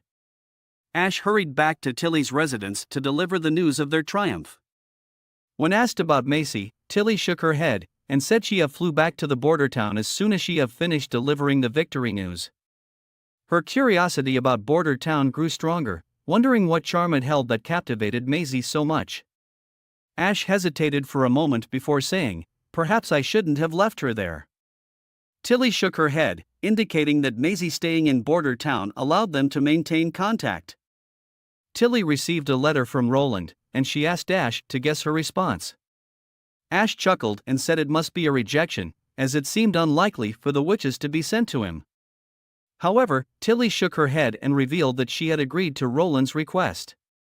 She also provided him with an introduction to the witches' abilities on Slumbering Isle. As long as Roland could ensure the safety of the witches, she would consider sending some of them to Border Town. Tilly herself was also interested in visiting Border Town, but Ash's expressed concerns for her safety. Tilly reassured her that Roland could allow the witches to learn and evolve their abilities, and Sylvie had the ability to see through any disguises, whether they were makeup or magical illusions. This way, they could uncover the truth about the fourth prince. Before that, they needed to visit an ancient relic on the Isle of Shadows. And now, the greatest explorer was currently on Slumbering Isle, as he was the first to discover this relic. He would assist Tilly in reaching this ancient site. Entering the capital city had become quite troublesome in recent times due to the presence of refugees outside the city walls. All the major gates of the capital were sealed shut. As Brian and Echo ventured into the refugee zone, they couldn't help but furrow their brows. The place was filled with ailing souls on the verge of collapse, their bodies oozing blackened blood and pus from festering wounds. The church claimed to distribute medicine, prompting crowds of infected individuals to surge towards the city gates, yet what awaited them was bows and crossbows from the guards atop the city gates. Roland devised a plan for Echo to employ her unique abilities, projecting her voice to specific areas or individuals. In this manner, the treatment was administered discreetly, avoiding any major commotion. Brian witnessed Echo parting her lips, but no sound escaped. However, those among the refugees turned their heads in response. In their mind, they heard a voice akin to that of an angel, guiding them toward the docks where they would receive a free cure. Soon, a group of people stumbled and rushed towards them, as if they had finally grasped a glimmer of hope. Brian began guiding the refugees, while other soldiers stepped forward to help lift the immobile patients lying on the ground. The procession swiftly grew to several hundred individuals, all making their way toward the canal docks. Many others noticed this sight and followed suit. Upon their return to the docks, soldiers had arranged bags filled with purified water on a long table. Standing beside the table, he informed the refugees that by drinking these canteens, they would be cured. Simultaneously, he warned them that the church's words were all lies, and their so-called sacred medicine was merely a ploy to extract more money from the people, forcing them to grovel in gratitude for saving their lives. On the other hand, His Highness Roland not only brought the medicines but also demanded no payment. Yes, not even a single copper coin. This proclamation stirred unrest among the crowd. Although some were still skeptical. They had nothing to lose. The first person to consume the purified water soon experienced changes in their body. In disbelief, they tore open their clothes and watched as the black spots rapidly faded away. This medicine truly works. I'm healed, they exclaimed. As more people recovered, the crowd's reactions grew increasingly fervent. If it weren't for the soldiers maintaining order, it was likely that the long table holding the canteen of water would have been swarmed and toppled by the desperate refugees. The soldier in charge continued to speak loudly, proclaiming that His Highness Roland required a substantial workforce to the border town in the western frontier. Anyone willing to venture to the western lands and serve him would receive food, shelter, and wages. Of course, those who were not interested, worry not, as they would depart in 3 days. All the food for these 3 days would be provided by the merchant caravan for free. Brian was delighted to witness that not a single person from this group of several hundred chose to stay in the capital city. Instead, they all boarded the sailboats bound for the western frontier. As soon as a boat was filled to capacity, it set sail, followed by the empty vessels that gradually caught up. Under the command of Margaret, there was no pause in the operation. The treatments proceeded in an orderly manner, batch after batch of refugees being attended to. Suddenly, Brian noticed the first army stationed in the southern field springing into action. A small squad sprinted swiftly towards the northern bank of the canal, their hands firmly gripping their firearms. It appeared they had discovered individuals secretly attempting to escape by jumping off the ships, likely rats hiding among the refugees. They had already caught several rats, and once these individuals were apprehended, they immediately confessed their origins and purpose. Axe looked expressionless at the captured individuals. However, what surprised him was that the person on the ground appeared to be in good health, unlike someone who had already fallen ill. The first words he uttered were unexpected. He claimed he wasn't an enemy. He claimed to know Tassa. At this time, both Tassa and Brian quickly arrived. Tassa revealed that he was a subordinate of Black Hammer, acting on his orders to spread messages, but they hadn't anticipated him disregarding the risks of infection and infiltrating among the refugees. You deceived Black Hammer, and you deceived the Skeleton Fingers, Hill suddenly spoke. You're not working for Timothy, you serve His Highness Roland Wimbledon in the Western Lands. Tassa looked at Hill and made a throat-slashing gesture toward Axe. This man knew too much. Hill continued, mentioning that he overheard the soldiers' conversation at the docks and expressed his willingness to serve His Highness. Axe drew his sword, not wanting to bring even the slightest threat to the border town, as Hill loudly stated. I'm not a rat. I am an enemy of Timothy. A small crystal bottle fell out of his pocket. Hill went on, explaining that he had paid a hefty sum to acquire it from the black market, hoping it could help trip up Timothy and aid His Highness. Tassa looked at the small bottle in his hand. If it were a normal circumstance where he couldn't determine its authenticity, he would have no hesitation in killing Hill. However, fortunately, Nightingale was also present here. Hill began recounting his own story. He wasn't a destitute gambler, and his wife hadn't run away with someone else. Those were all fabrications he had made up. He was originally a member of a small acrobatics troupe, and although the troupe wasn't large, they had a close-knit bond. It was within the troupe that he met his wife. They fell in love and got married, quickly saving up their earnings in the capital city to buy a house. However, all of this was disrupted by Timothy's witch hunt operation. His soldiers, like rabid dogs, captured women on the streets, and his wife was one of the unfortunate victims. He believed that paying the ransom would secure her release. The warden accepted the ransom but did not set her free. Unexpectedly, the situation took a sharp turn, and when he was notified to come and collect her from the prison, all he found was a battered corpse. Hill angrily demanded justice, but in the end, the warden, the gang leader, and the guards were only sentenced to 10 lashes and fined 25 silver. This led Hill to vow revenge against the new king, and he hadn't anticipated that this decision would gain the approval of his entire acrobatics troupe. However, a group of actors without combat skills, wealth, or subordinates seeking revenge was an almost impossible goal. The only thing Hill could think of was to gather information about Timothy and provide it to his enemies, such as Queen Garcia. They all joined different underground organizations on the black market, infiltrating them to gather any clues and intel related to the new king. Hill secretly monitored Tassa and discovered that Tassa wasn't serving Timothy after all. The person Tassa truly served was Roland Wimbledon, the fourth prince of Grey Castle. Tassa looked at Nightingale, and she smiled. Nightingale said, Hill didn't lie, but whether he can be of use to Border Town is up to Tassa to decide. Hill looked at Nightingale and said, Prince Roland is truly different. He not only strives to treat the refugees but also treats witches equally. Reflecting on his wife, he continued, if Timothy were the same, my wife wouldn't have. Nightingale and Tassa exchanged a subtle smile. Tassa untied Hill and asked him to follow him into the city. In the evening, Tassa returned to the tavern with Hill. Hill acted as if nothing had happened, sitting across from Tassa with a slight restraint, just like on any other normal day. Tassa brought medication to treat the plague. A bottle of medicine from the church would cost 25 gold royal, but Tassa sneered, saying that they didn't need the church's medicine. He presented several canteens and said, a bag of medication would only cost 10 silver. Black Hammer didn't believe him right away and grabbed one to feed it to his ill member. Miraculously, the infected member was healed immediately. Black Hammer and his members hesitated, seeming to consider how to extract more profit from it, their eyes fixed on the pouch on the table. Tassa knew that selling the medication through the black market using rats wouldn't attract too much attention, but these individuals would surely not sell the medication at the price he gave them. The task entrusted to Tassa by Prince Roland was to thwart the church's conspiracy as much as possible.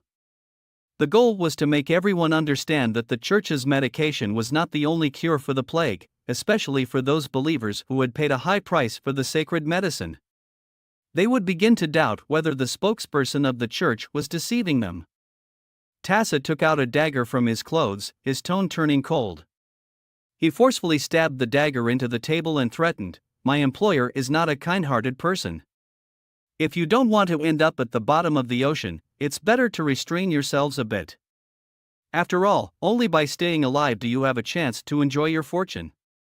To prevent others from reselling the medication, Tassa allowed each person to buy only one bag, and they had to use it on the spot.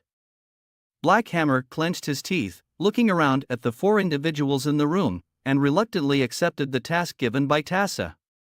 In the grand hall of the cathedral, a high priest looked down upon a kneeling farmer at his feet. The once robust figure of the farmer had now hunched into a frail form. He knelt on the ground, confessing that all his money had been tricked away by rats in his desperation to buy medicine. With his last remaining possession, a single egg, he offered it up in his hands, seeking redemption. The high priest accepted the egg with a smile and declared that the gods had forgiven him. The farmer couldn't believe it and continued to bow his head in gratitude. The ritual continued until dusk. Suddenly, a priest leaned in close to the high priest's ear and whispered that the rat had brought news. It seemed that more and more sick people were being taken away from the city outskirts. Following the church's previous instructions, the high priest needed to fully utilize the plague and the antidote to convert as many followers as possible. In a small room located in the basement, the high priest encountered the rat. His appearance truly resembled that of a rat. After introducing himself, the rat explained what he had seen and heard in the past few days. He had witnessed ships on the canal continuously ferrying away the sick, and they seemed to have a method to cure the plague. Among this group of people, there was even a witch. The rat had spotted a flying witch in the sky. The high priest inquired about their numbers, to which the rat responded that they had no armor, no horses, and their weapons consisted of long wooden weapons. There were approximately 100 of them, and it seemed they were recruited by the lord of the border town. In response to the rat's information, the high priest tossed a crystal vial as a reward for the rat's efforts. Upon catching the vial, the rat's hands trembled uncontrollably. Suddenly, his body jerked, and his eyes widened in shock. A slender dagger pierced through his neck, its tip gleaming with an eerie cold light. Standing behind him was none other than the elderly woman. The old woman effortlessly lifted the corpse, and after seeing her leaving the room, they continued their discussion. The high priest didn't believe the rat was lying, but he had to investigate personally. If he truly discovered mercenaries and witches, he would bribe that group of thugs, numbering in the thousands. Though they couldn't compare to the Judgment Army, they were more than capable of overwhelming the unequipped mercenaries. As for the witch, he would leave it to the faceless. Offering the crystal bottle in her hands, the old woman bowed, then suddenly her entire body burst into crackling sounds as if her bones were rubbing against each other. Her figure rapidly grew, her white hair turning black in the blink of an eye. The wrinkled and loose skin tightened, regaining its tautness and elasticity. Time seemed to flow backward for her. When she stretched her body again, she transformed into a stunningly beautiful woman. The priest smiled with satisfaction, recalling this was the face of who had been hanged at the city gate. The woman nodded and approached the high priest. Among the 4 people, he had spent the most time on her. On the 3rd day, outside the eastern gate of the capital, Nightingale silently watched the group of ragged refugees. They had been gathered in waves using Echo's ability to guide the refugees and were slowly moving towards the docks with Brian. Nightingale noticed that Echo seemed sad and asked what was wrong. Echo's expression appeared somewhat sorrowful. She had always thought that she was treated coldly because she was from the Sand tribe, but these people showed the same lack of mercy towards their own kind.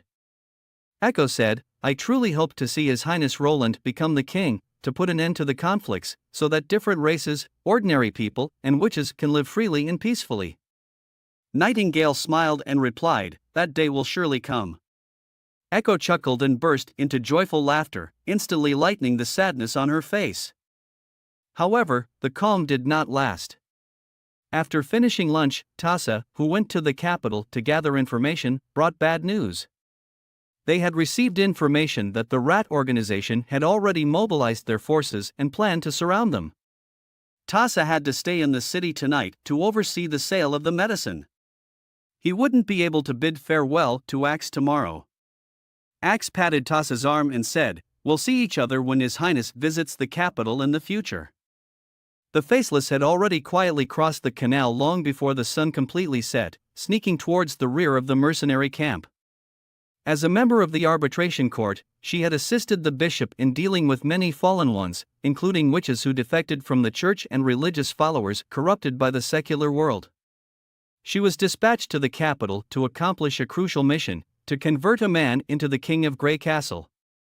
Her true name was Afra. There were still patrols around the camp, and the bonfires burned brightly. Figures moved back and forth, appearing to be well organized and not in chaos. She drew a dagger from her waist and took advantage of a mercenary's diverted gaze. From a blind spot in his vision, she swiftly lunged behind him, covering his mouth with one hand and driving the dagger into his neck with the other.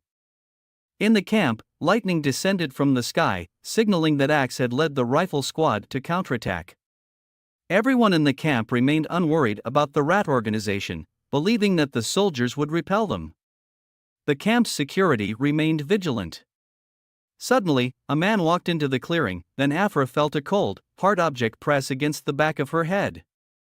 Afra felt a chill run through her entire body. How was this possible? She swallowed hard and lowered her voice. "What kind of joke is this? I am Vort, you know." But instead of a response, a cold smirk echoed behind her. Nightingale, able to see the magical energy within him, knew he was not the real Vort.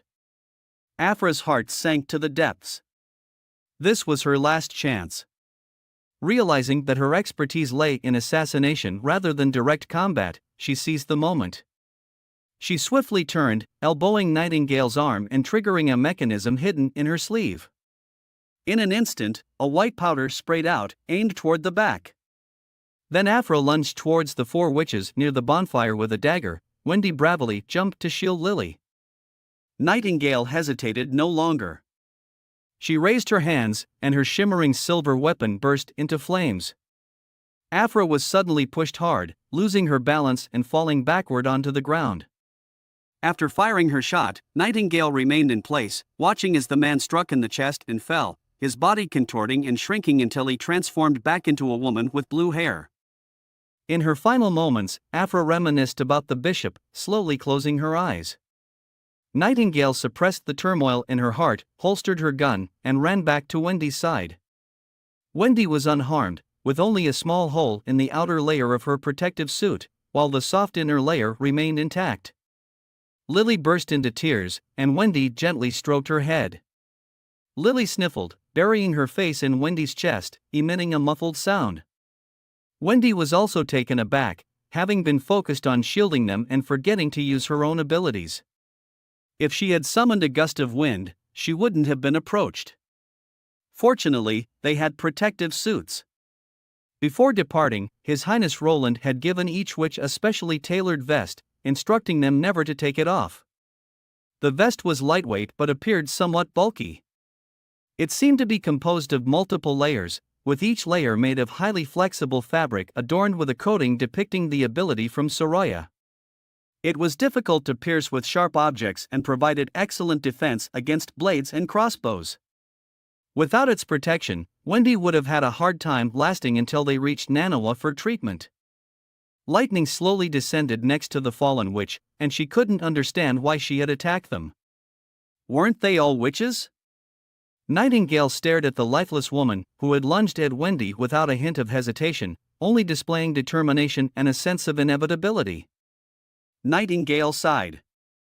She wasn't one of us, just a pitiful individual. On the eve of their journey back to the border town, the large-scale night assault that had long been detected ended with 1 dead and 4 injured by the First Army. The battle was not uneven, the enemies couldn't even get close to them. Soon, the rat organizations scattered, and the 4 wounded soldiers had their wounds bandaged. With Lily present, there was no risk of infection. As for the soldier killed by the witch, he was properly laid to rest, and the entire group attended his funeral. This was the First Army's first expeditionary operation, not a failure but not an outright success either. With complex emotions, they embarked on their journey back home. On a ship, a tall and rugged-looking man was explaining his knowledge of the sea. Tilly, filled with curiosity, asked many questions of this great explorer. He was Thunder, the first explorer to discover the Shadow Isles. However, since his disappearance in a shipwreck 2 years ago, many believed he had tragically perished.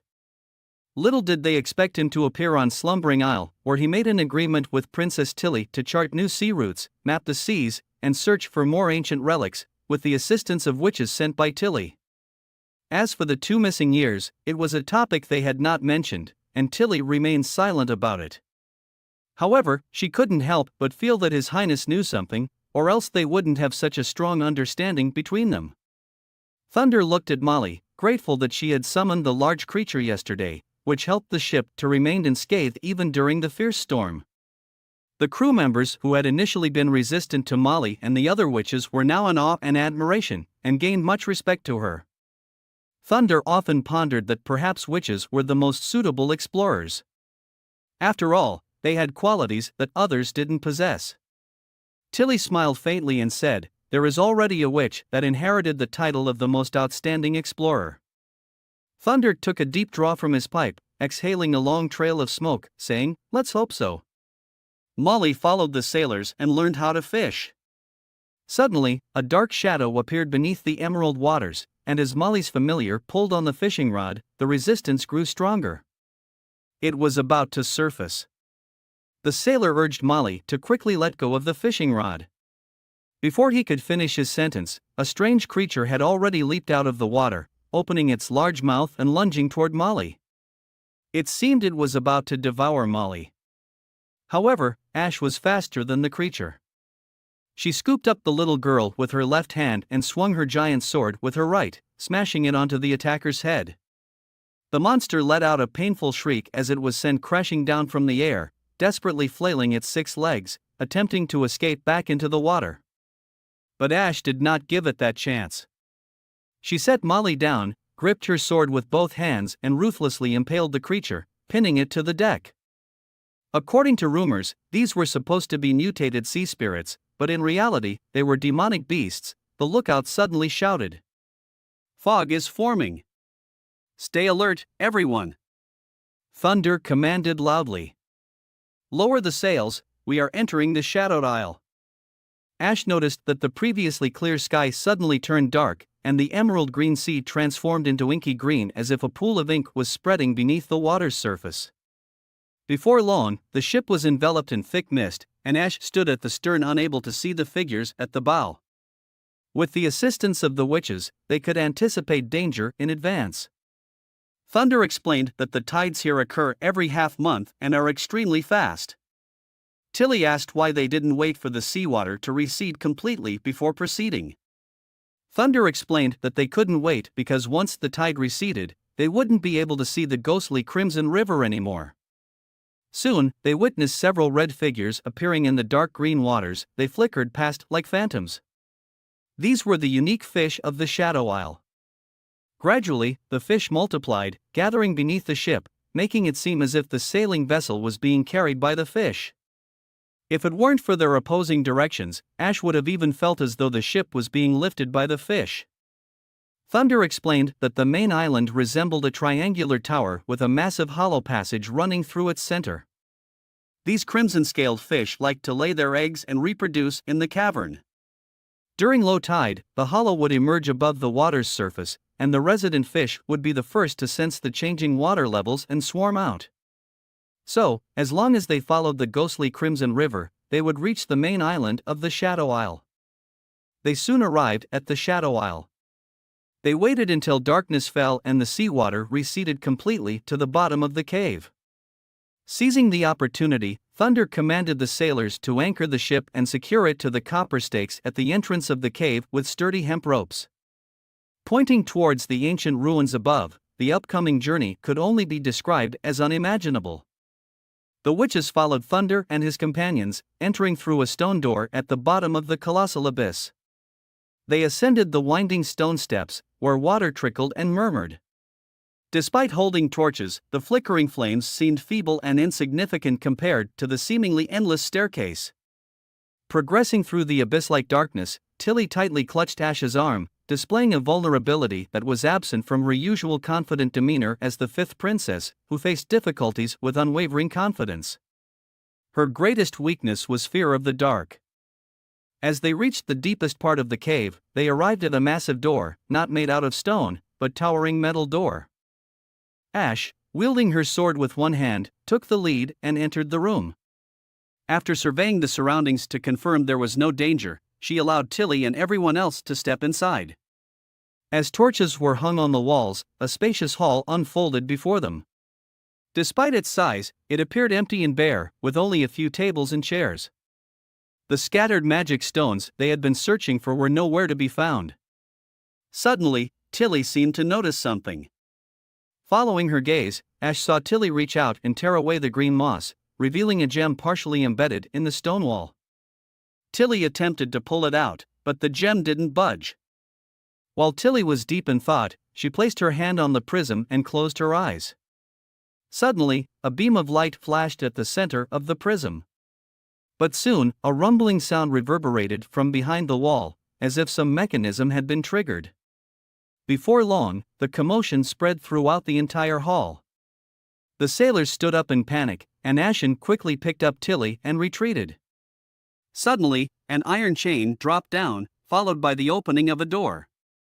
Dozens of small holes appeared on the walls, each containing a stone emitting a pure white glow. Even Thunder was stunned.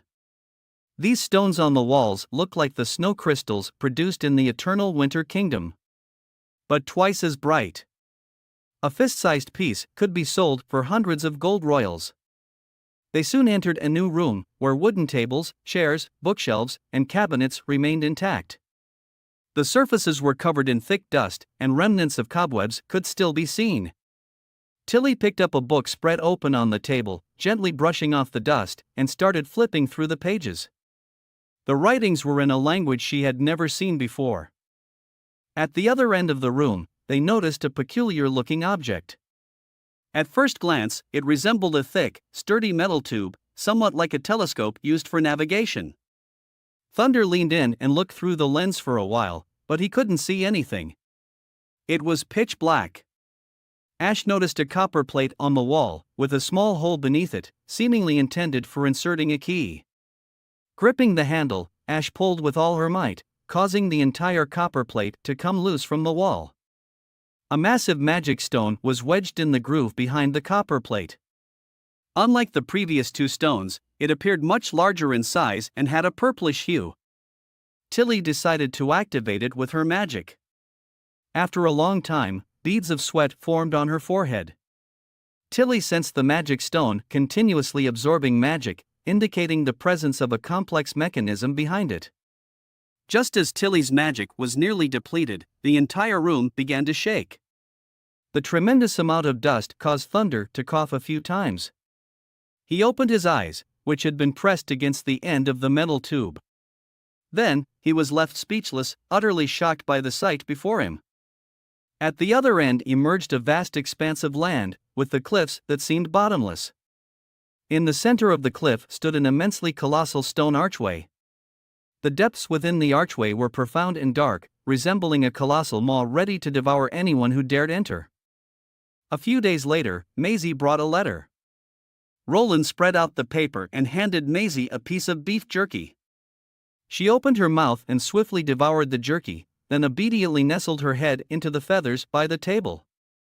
The letter began with, "Dear brother," or rather, Prince Roland Wimbledon. "I have received your letter, and I wholeheartedly agree with your perspective," it read. "Though I am unsure why you have suddenly changed your ways and abandoned your previous frivolous lifestyle to help the witches. But since you have taken this path, the church has become our common enemy." Tilly mentioned in the letter that she had become a witch herself, leading her own team of witches. Roland had gained the approval of Ashes and Maisie. Tilly expressed her interest in the Roland's ability evolution theory and the steam engine. She agreed to the formation of an alliance and agreed to provide auxiliary abilities witches to assist him. She provided Roland a list of some of the witch's abilities, and through Maisie, she informed him that they could set off next month.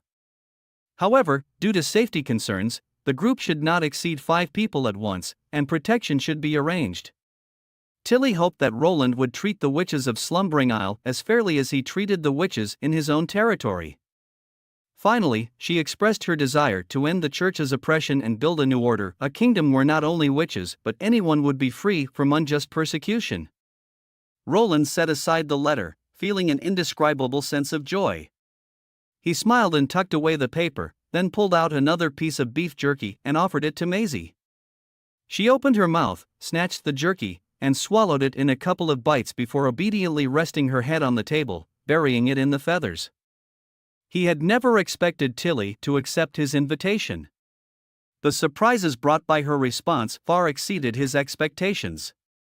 Her openness and enthusiasm made him feel like he had found an extraordinary ally. With her on his side, he no longer had to fight the church alone. As for the secure transportation route, he had already considered it thoroughly. The more he thought about it, the more excited Roland became. However, his thoughts were interrupted by a sudden explosion from the rear. Startled, he woke up from his daydream. Thinking it might be an enemy attack, he hurriedly opened the window to investigate the direction. It was the chemical laboratory. Roland rushed to the laboratory near the Crimson Water River, but the damage wasn't as severe as he had imagined.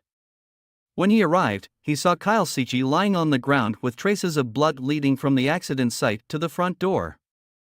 His face was blurred, a mixture of blood and pus resulting from the corrosive acid that had splashed during the explosion. Several fingers were missing from his hand, and white bones could be seen through the flesh. The apprentices had already administered emergency treatment, indicating that they had encountered similar incidents while in Crimson Water City. They had successfully evacuated the injured, applied tourniquets, and sought help. Roland instructed his guards to secure the entrance and wait for Nanawa's arrival.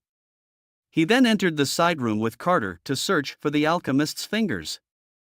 Even if the young girl managed to heal his injuries, he wouldn't be able to conduct chemical experiments without his fingers. It would be a significant loss for the border town. Upon entering the room, an unpleasant odor filled the air, and Roland recognized it as the smell of nitrogen dioxide. The glass bottles on the lab table were shattered, and acid flowed down the tabletop, gathering into puddles on the floor. Something else caught Roland's attention in the storage cabinet above the lab table. He removed the peculiar-shaped bottle and realized it was a bottle of hard liquor sold in the market. Surprisingly, a considerable portion of the liquor had been consumed, with only a little left in the bottle. One of the guards reported Nanoa's arrival, and Roland left Carter to continue searching for the severed finger among the shards of glass. He returned to the front door of the laboratory. For Nanoa, this level of treatment had become routine. Compared to the girl who used to be scared of blood and would faint at the sight of a horrifying wound, she had grown a lot both in terms of her abilities and courage. Nanoa smiled proudly and said, "I can now heal these minor injuries directly." Nanoa placed her hands above the alchemist's chest, closed her eyes, and immediately there was a change in Kyle's injuries. His face healed rapidly, returning to its original state in no time. Surprisingly, even the severed fingers began to grow outward, although at a much slower pace. First, the bones extended, followed by the flesh and finally the nails and skin. It took about 15 minutes for his fingers to fully regenerate. At that moment, the guard reported that only 3 fingers had been found, and one of the severed fingers may have been completely destroyed in the explosion. "When did you learn to do this?" Roland asked in astonishment. Nanoa smiled and replied, "About a week ago, she had been training with chickens. She found that it didn't require severed limbs to grow back. As long as she infused enough magic power, it could gradually regenerate." Nanoa recalled what Roland said, that every part of the human body is composed of cells, so if there is a loss of cells at the severed area, magical power should be able to compensate for it. So she thought, why not try to repair the entire limb? And that's what she attempted. Her magical power is still too limited, so if it were a hand or a lower leg, she would be unable to accomplish it. Kyle slowly opened his eyes, as if forgetting what he had just experienced. Suddenly, he jumped up with excitement and exclaimed, "I've done it! Mercury fulminate!" It turned out that the missing reactant was alcohol. Prior to this, he had tested dozens of different materials without any progress. Frustrated, he went out and bought some liquor. Then it dawned on him that he had learned in basic chemistry that alcohol was an organic solvent and a necessary ingredient for certain reactions. So he distilled and purified the hard liquor, and after 6 attempts, he finally succeeded. As he filtered out the precipitate in the test tube, there was a sudden explosion. Although Roland was happy, he still wished that Kyle would prioritize his safety. He pointed at Nanoa and said, if it weren't for Nanoa witch abilities to heal him, Cammo might have been. Before Roland could finish his sentence, Kyle interjected, "Good heavens! Are you saying this witch can cure injuries caused by alchemy, or rather, chemical experiments?" "Ha ha ha! Your Highness, this is truly marvelous. With her around, I no longer have to worry about danger. I can test everything now." Unexpectedly, Kyle's reaction was quite different from what Roland had anticipated. However, with this new development, the percussion cap for the fixed bullets finally showed promise. Back in his office, Roland immediately began working on the designs for the new machinery.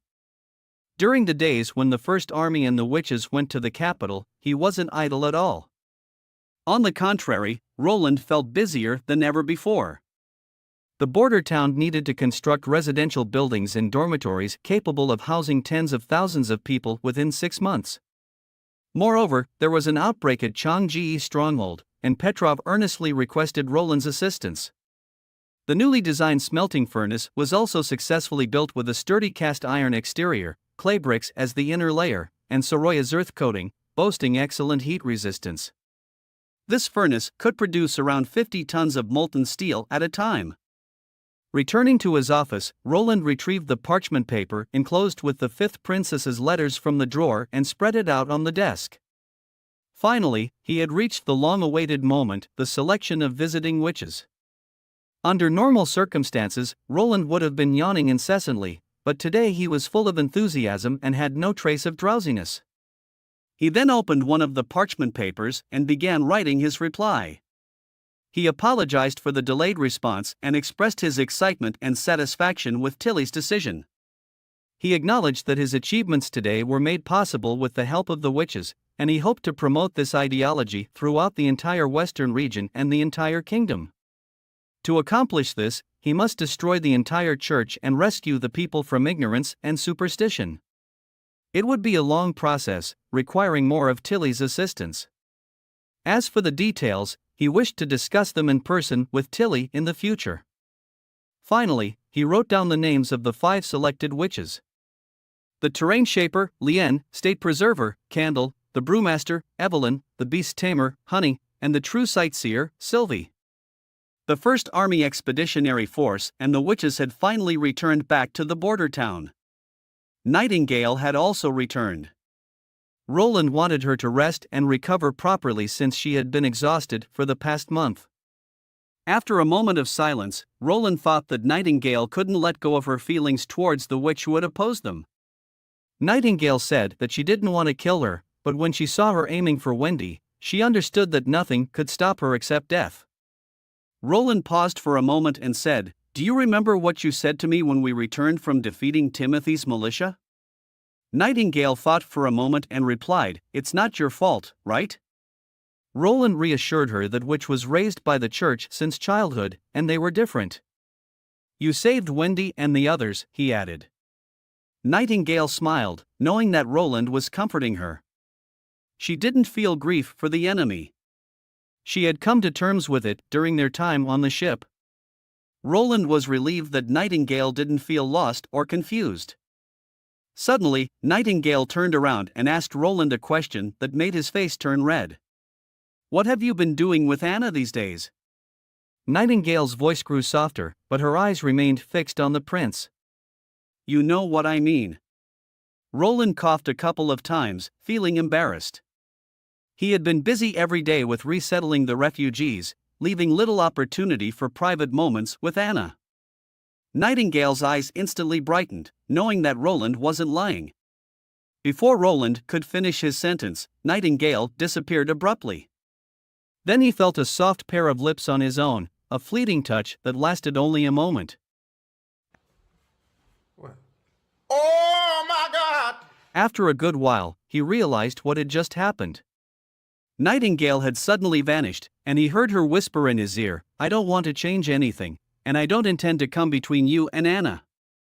I just want to stay by your side, that's all. Please forgive me for not showing myself, because I don't know how to face you."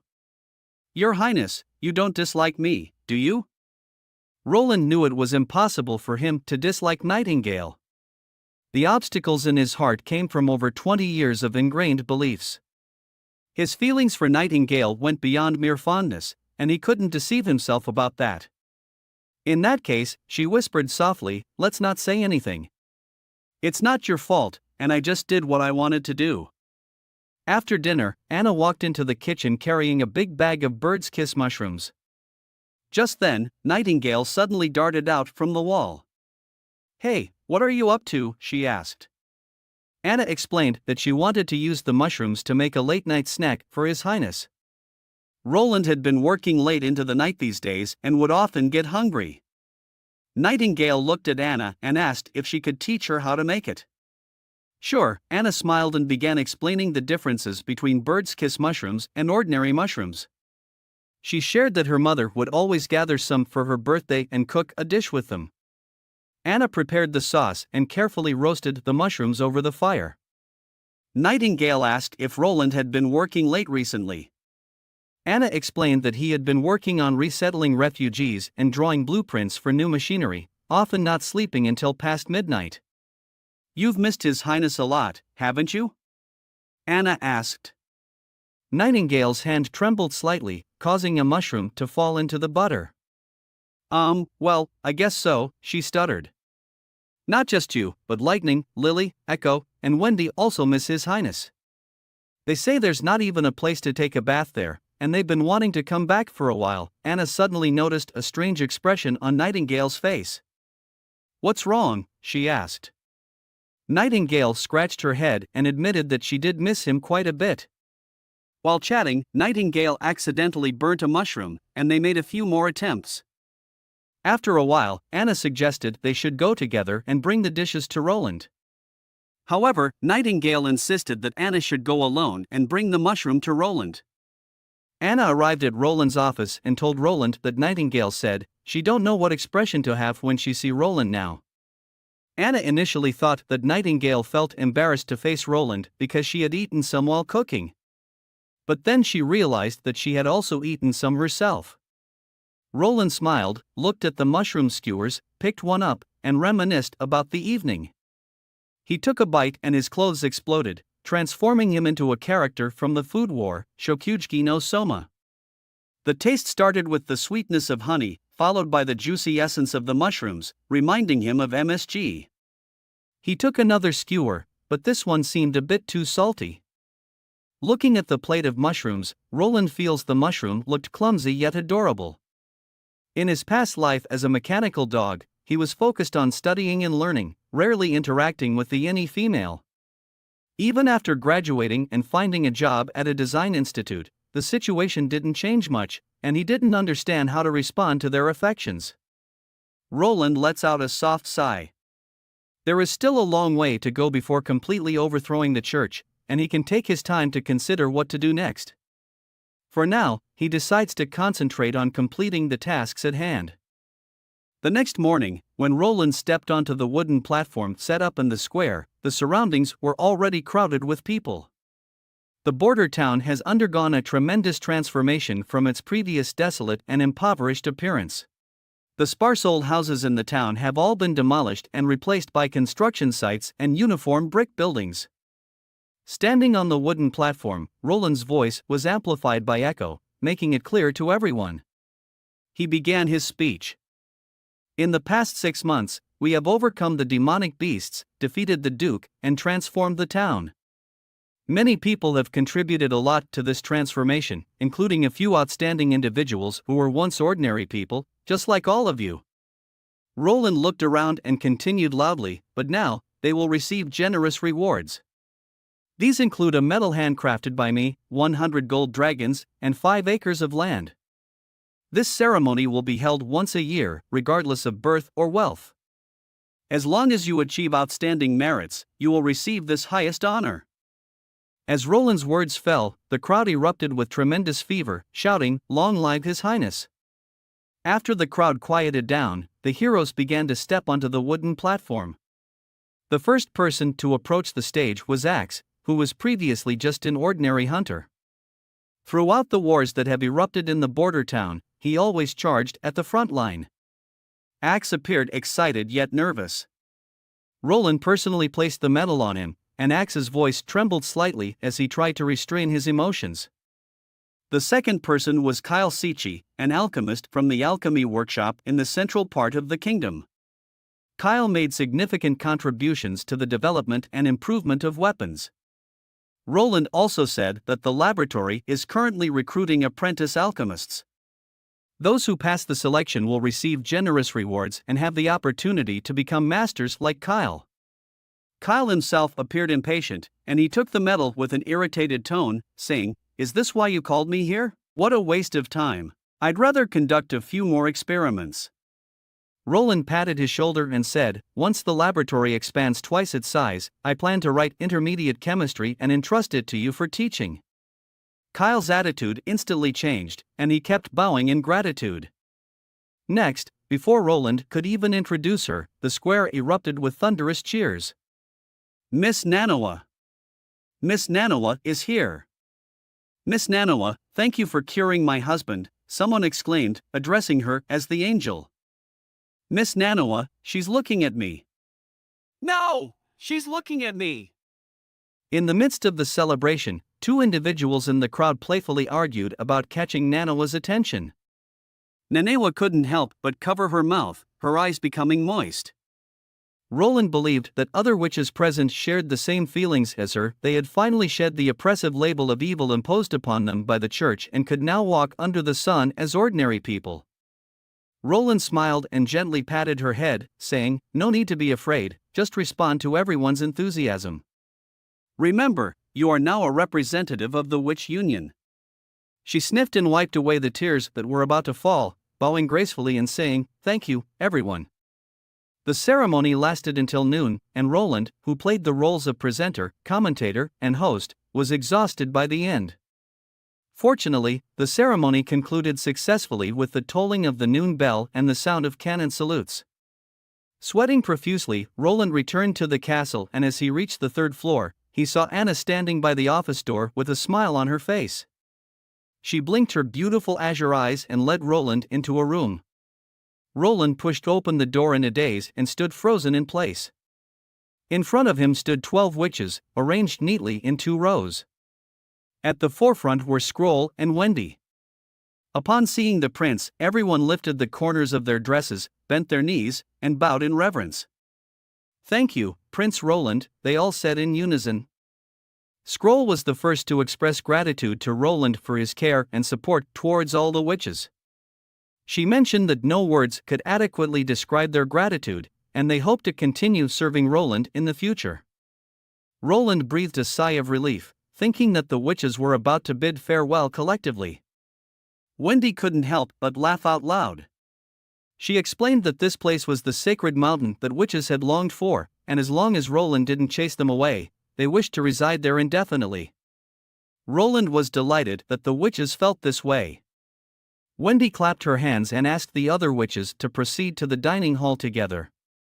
Before leaving, Scroll glanced at Roland's exhausted face, expressing concern for his well-being. Roland reassured her, patting his chest and saying that his health was perfectly fine. After the witches left one by one, only Roland and Anna remained in the office. At that moment, Anna took a few steps forward and gently hugged him. Carl, who was about to come in to report on his work, stood at the door and saw the two of them through the crack, then silently turned and left. As the moon rose overhead, the scorching air gradually cooled down. Tassa sat in the courtyard, holding an oil lamp and walking out of the room. It was none other than Hill, who had been hiding within the skeleton's finger. The people with him were all his companions, former members of the circus troupe. Each person introduced themselves, and the last one was called Magician, who had infiltrated the largest rat gang. Since their failed attack on the dock, their leader had been killed by the church's judgment army. Tassa didn't care about the trivial details, as long as he knew that the biggest rat gang was now non-existent. Undoubtedly, it was good news. He could perhaps seize this opportunity to recruit a group of rats with nowhere else to go and expand his sources of information. Tassa tapped the table and spoke solemnly. As Roland's personal guard, he was responsible for collecting information from all corners of the kingdom. However, for the sake of formality, he still asked once again, "Are you willing to serve under His Highness?" Without any hesitation, the 5 individuals shouted, "We are willing." Tassa instructed them on how to meet and what the secret code would be. He also informed them that Timothy would not sit on the throne forever. Afterward, he let them leave. Hill mentioned that Timothy had returned from the eastern region. He had heard rumors that Timothy was recruiting a batch of rats to join his army. Many leaders had already gone to the palace. Tacit quickly realized that Timothy wanted these rats as cannon fodder, just like during the previous attack on the Changji stronghold and the border town. The only question was, what was their target this time? Outside the western city walls, refugees were undergoing an unprecedented identity check under the guidance of the soldiers from the First Army. At this moment, a middle-aged man cautiously approached. He claimed to be a carpenter and had heard that craftsmen could obtain a place to live. The staff confirmed this, but said that before that, they needed to ask a few questions, such as his name and whether he could read and write. He introduced himself as Marcel and admitted that he couldn't read nor write. The staff then took out a sheet of paper with carpentry vocabulary written on it. This initial screening method was devised by His Highness the Prince. He gathered craftsmen from various industries and asked them questions about their professional knowledge and corresponding handling methods, recording their answers to form an inquiry form. In this way, by comparing the questionnaire during the review and asking a few questions, they could immediately determine if the person was lying. After a few questions, Marcel was able to answer most of them, and his tone of speech became increasingly fluent. Just as the staff was about to give him his identification certificate, Barav appeared. He looked at Marcel and asked him to extend his hand. If he was indeed a carpenter, his palm should not be so rough, especially the two calluses beneath the palm, which would become smooth and tough from frequent contact with wood. Additionally, carpenters often use black ink to draw outlines, so their palms would be stained with a large amount of indelible black ink, making them dark, not yellow. Barav observed Marcel's surprised expression in response to his questions, and he gave Marcel a chance to tell the truth. Unable to hold back, Marcel knelt down on the ground and admitted that he was not a carpenter but rather a neighbor of the carpenter. The staff members were amazed at how Barav knew all this. Barav nonchalantly replied, feigning indifference. Seeing the staff members' shocked and admiring expressions, he couldn't help but feel a sense of satisfaction. In the past, the person who had just been questioned would have undoubtedly been punished. Furthermore, under the influence of His Highness, Barav's way of handling issues had recently changed. Roland sat back in his office chair and carefully reviewed the statistical report prepared by Barav. It took 3 full days for the city hall to comb through over 6,000 refugees, and among them, the proportion of craftsmen was relatively low. In the end, only 150 individuals passed the verification process. Roland instructed Barav to arrange housing for the craftsmen and their families. After a moment of silence, Roland suddenly asked, "How many people have fled after the award ceremony?" Barav paused for a moment and replied, "So far, there haven't been any from the native residents, but there are 7 serfs. The eastern refugees are more numerous, totaling over 100. Roland let out a sigh. This was the moment when he realized that pushing the witches to the forefront would lead to such a situation. The native population of the border town had fully accepted the witches, and it seemed that most of the serfs also supported them. However, among the eastern refugees, despite receiving treatment from the witches and being in a desperate situation due to the destruction of their homeland, over 100 individuals still chose to leave. This somewhat surprised Roland. At this point, Barav suggested executing all of them. He knew that those who were determined to leave in such circumstances must have been deeply influenced by the church. They would undoubtedly become followers of the church, so there was no need to show them any mercy. Roland closed his eyes and thought to himself. Truly devout individuals who were loyal to the church would be the over 300 refugees who were unwilling to leave the capital even in the face of the plague. Perhaps these people who decided to leave the border town simply couldn't change their beliefs. If Roland were to encounter this group on the battlefield, he would not hesitate to defeat them. However, he couldn't bring himself to mercilessly wield his sword and kill a group of civilians just because their thinking was futile and their ideals clashed with his own. After a moment of hesitation, he decided to let Nightingale interrogate these refugees. If there were any spies or infiltrators among them, they would be captured, but the others would be allowed to leave. Roland stood up and asked Barav to join him in taking a few photos to relax their minds. In the courtyard in front of the castle, he called Carter, Axe, and Soraya to join them. In one corner of the garden, several boards measuring 4 to 5 meters in length and width were laid out, with a canvas covering the ground. Although the border town was not large at present, its future scale would be several times its current size. Roland planned to promote this means of transportation in the town, a simple and affordable device that could replace a horse. Roland lifted the canvas, and Carter was immediately fascinated by the novel contraption before him. With 2 wheels and an iron frame, everyone had different questions about it. Roland smiled and explained that it was a bicycle. He positioned his feet on the pedals, assumed a standard starting posture, and with a push of 1 foot, he rode the bicycle around the stone path in the courtyard. After completing a lap, Roland pressed the brakes and effortlessly leaped off the bike, gazing at his astonished subordinates. A sense of immense satisfaction filled his heart. Roland had called them over with a purpose in mind. He wanted them to learn how to ride bicycles first, and then have Soraya capture their cycling photo on wooden boards. He wanted all the citizens to see that for the price of 1 or 2 gold royals, they could possess a mount similar to the Lord, the commander of the First Army, the chief knight, and the chief administrator of the city hall. The three of them spent the entire afternoon frolicking in the courtyard. Carter lived up to his title as the chief knight and was the first to master the art of cycling. Axe followed closely behind and successfully completed a lap around the courtyard. However, Barav failed to succeed even after attempting more than 10 times. He either wobbled dangerously close to falling off or couldn't move in a straight line. In the end, Roland had Soraya draw a static image of him standing next to the bicycle, gripping the handlebars.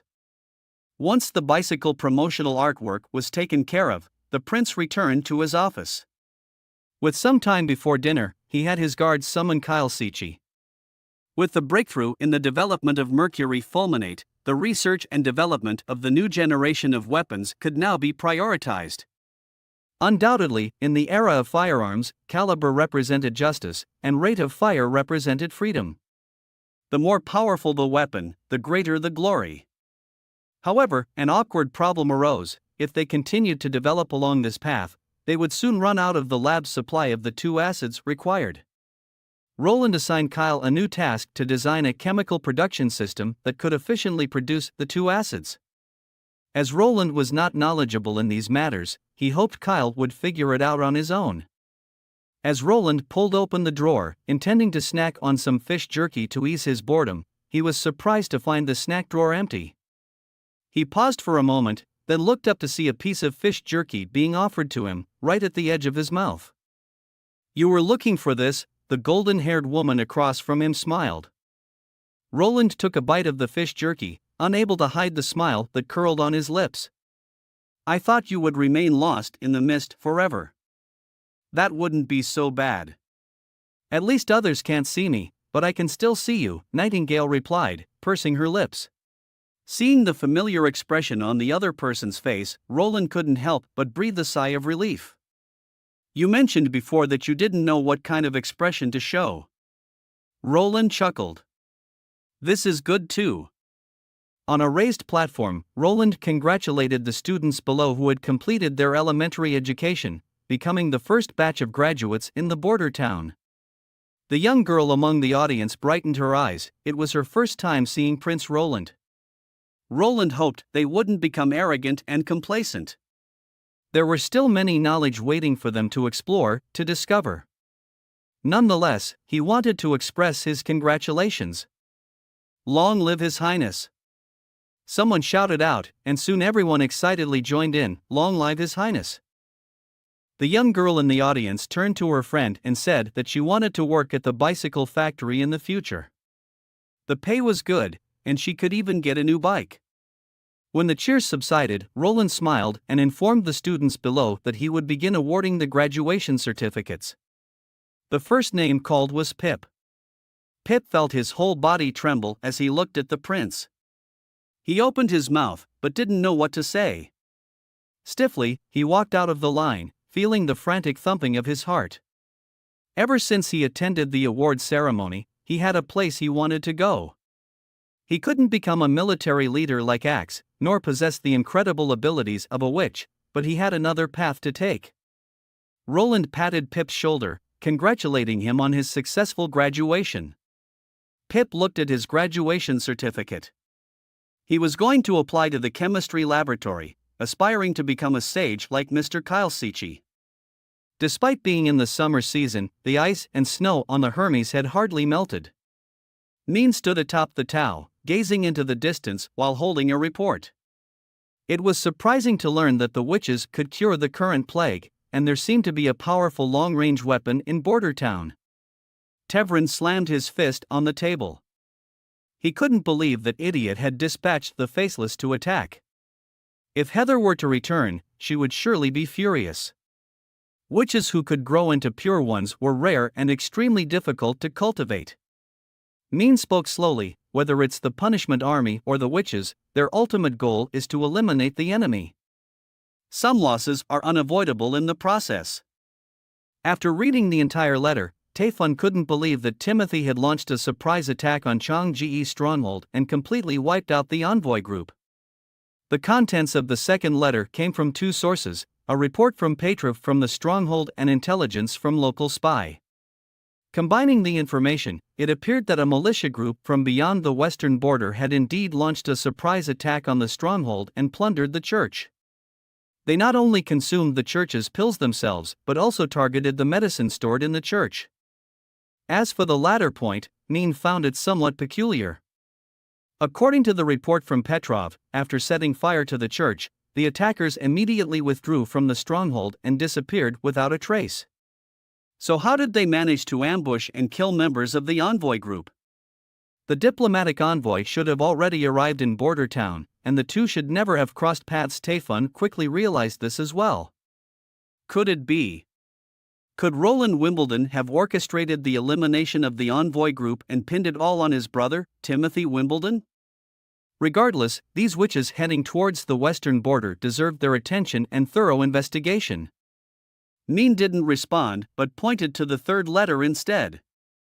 "You should read the final letter before we discuss further," he said. Taefun glanced at him with confusion and unfolded the letter. Soon, his hands began to tremble, and he could barely hold onto the thin sheet of paper. The letter revealed that a large number of witches had appeared in the fjord and destroyed all the churches. Min knew that those witches were far across the sea, and it seemed that Prince Roland Wimbledon of Greycastle posed the greatest obstacle to their plans. Min planned to lead 100 punishment army soldiers and pure ones who remained in the church to thoroughly cleanse the western border of Greycastle and seize an opportunity to deal with the fjord witches.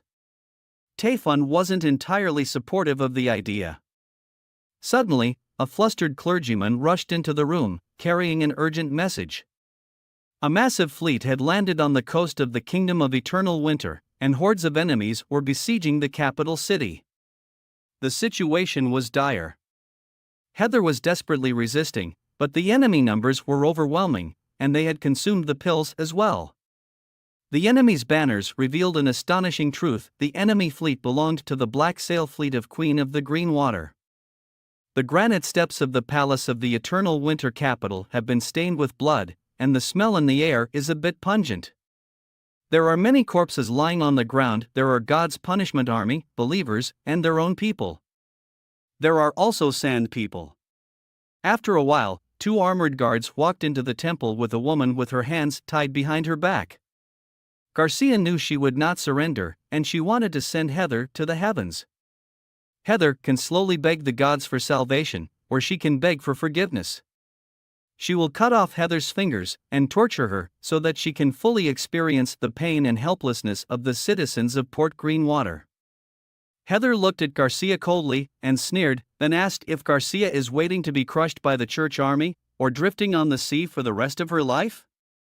Darika signaled her guards to do it. She already had a perfect plan. The army of the church is now attacking Wolfheart Kingdom. Hermes is like an undefended city. The guards drew out their daggers and approached Bishop Heather. Heather gritted her teeth and didn't let out a cry of pain. At this time, the bishop's left hand has become a bare palm, and there are beads of sweat on Heather's forehead. Garcia's Sand Tribe companions couldn't bear it any longer. Garcia laughed and told her, "Do you want to know how those witches in the church's hands will be treated? I guess you're not interested." At that moment, Heather suddenly burst into laughter. She said Garcia would never understand the greatness of the church. For those who opposed the church, destruction was the only outcome. Garcia chuckled, seeing Heather not uttering a word of plea even until her death. Back in the border town, which was about to face its last and hottest month of summer, Anna enjoyed her ice cream. Nightingale pushed open the door, followed by Maisie and Lightning. Roland noticed the weeds and leaves on their heads, realizing they had disturbed a bird's nest. Roland took out a pre-written letter from the drawer and handed it to Maisie, asking her to give it to Tilly when she returned to the fjord. Maisie hesitated for a moment, blinked a few times, and carefully tucked the envelope into her bag. Seeing her expression of sudden realization, Roland suppressed a smile. It seemed that the charm of the small town was quite powerful. Lightning also had a task. He opened the map and pointed to a southern region. He wanted Lightning to take Maisie for a flight and place 2 flags at the junction of the shallows and the mountains, marking it on the map. If Tilly agreed to send the witches, they would guide the sailboat to this location and be greeted by a hot air balloon. As everyone heard the news of possible new witches coming to the border town, they became excited. On the second day after Maisie's departure, Roland took the witches on board the new generation of hot air balloons. Before this, Roland handed them a stack of white papers and instructed them to spread them out to create a massive canvas, while Soroya painted. The pure fabric of the coating was much lighter and more resilient, with no seams at the joints, making it resistant to disintegration even at large sizes. Perhaps soon he would be able to start producing Berlin airships, dropping bombs from kilometers high, achieving three-dimensional warfare across land, sea, and air. Just the thought of it was exhilarating. Anna looked at Roland and not sure what His Highness is smelling at.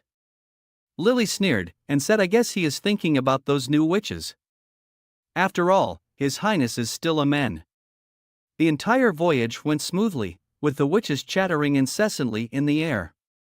After flying around the shallows for a while, the group returned to the castle aboard the hot air balloon. Roland noticed Wendy, who was in charge of direction control, occasionally pounding her own shoulders, appearing very tired. He had heard that women with large boing-boings often experience shoulder soreness, and specialized undergarments were designed to solve this annoyance. Although he hadn't verified this claim, it wouldn't hurt to give it a try. Roland decided to make a small gift for each adult witch. The merchant caravan from the capital city arrived at the border town. Margaret and the merchants sat in the hot air balloon. Margaret was excited, while Marlin was somewhat afraid. Although they, as ordinary people, were flying in the sky, Marlin believed it was all thanks to the witches. Without the witches, the hot air balloon wouldn't be able to take off. Margaret noticed that Anna was only releasing flames, and as long as there was hot air, the balloon would rise on its own. Margaret wanted to purchase 5 hot air balloons that could carry one person each. She intended to use them on the ship so they could spot nearby pirate ships earlier. Roland gritted his teeth and said the cost wouldn't be low. He estimated it would require over 1,000 gold royals. Margaret generously said, 1,000 gold royal for each balloon. Marlin was also very interested and was willing to help Roland promote them.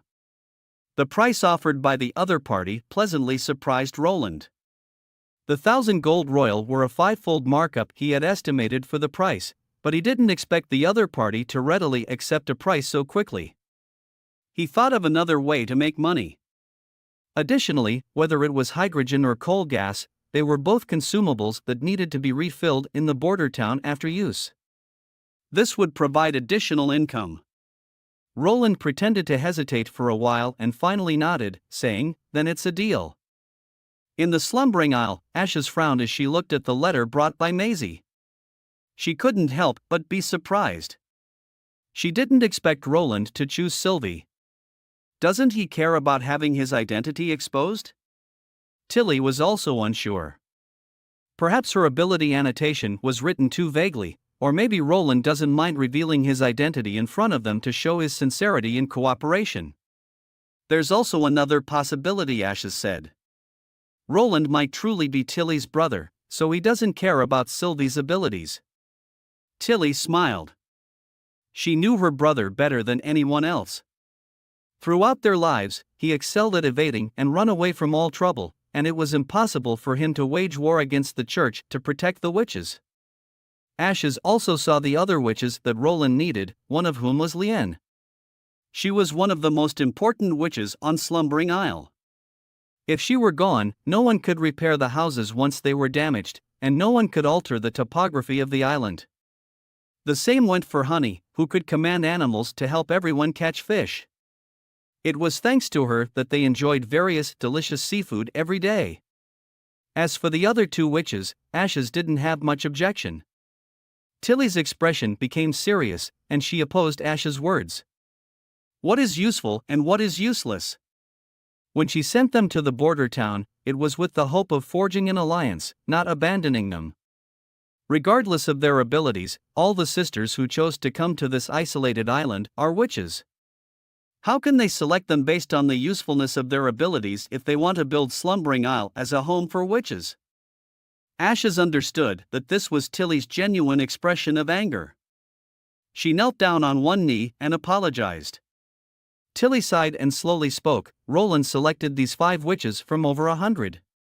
Among them are the ones you mentioned, Candle and Evelyn, whom you think have little impact.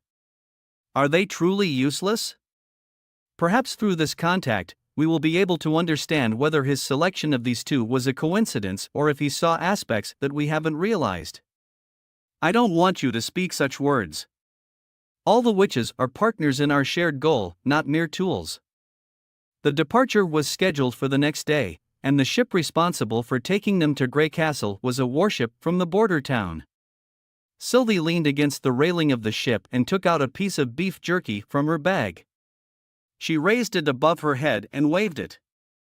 A massive seagull descended from the sky with a cry and snatched the jerky in one bite. Captain Jack 1 I knew that seagulls would never get lost at sea, and they could sense the approach of storms in advance. Jack looked at the plump seagull in the sky. Although it looked similar to an ordinary seagull, it was much fatter. This journey was entrusted to Sylvie by Princess Tilly to establish connections and provide mutual assistance with another gathering place for witches. In addition to the chosen 5 renowned witches on board, there were Ashes and Molly. However, they won't stay. Their presence was only to ensure a smooth and safe voyage. Sylvie, on the other hand, had another responsibility: to uncover Roland Wimbledon's true identity. But honestly, Sylvie felt that this task wouldn't be so easy to accomplish. If the Witch Union didn't agree, it would still be manageable. But what if they didn't want the information to leak out and decided to imprison her and the other 4? Looking through the cabin wall, Sylvie sighed as she watched Leanne, Evelyn, and others happily playing with the slime. She couldn't help but hope that the witches of the Witch Union were as welcoming and friendly as Maisie had described. Ashes looked at the other witches and sighed, patting her forehead. Y'all must remember to keep your distance from Lord Roland Wimbledon. Never be alone with him easily. Why? Isn't he Lady Tilly's brother? Evelyn asked, puzzled. He is indeed, Ashes replied seriously, but that doesn't stop him from enjoying groping witches' bottoms. Everyone gasped in shock upon hearing Ashes' words. As they approached the shore, Sylvie noticed a peculiar dark shape approaching them. It was massive in size, and all the witches looked up in astonishment, hardly believing what they saw. A remarkably large spherical object floated in the air, with a wicker basket hanging beneath it. Maisie and another witch stood on either side, accompanying the basket's flight. What caught everyone's attention was the long yellow banner hanging from the bottom of the basket, displaying a bold message: "Welcome to the border town." After the basket descended, Wendy stepped forward to welcome the witches from the fjord.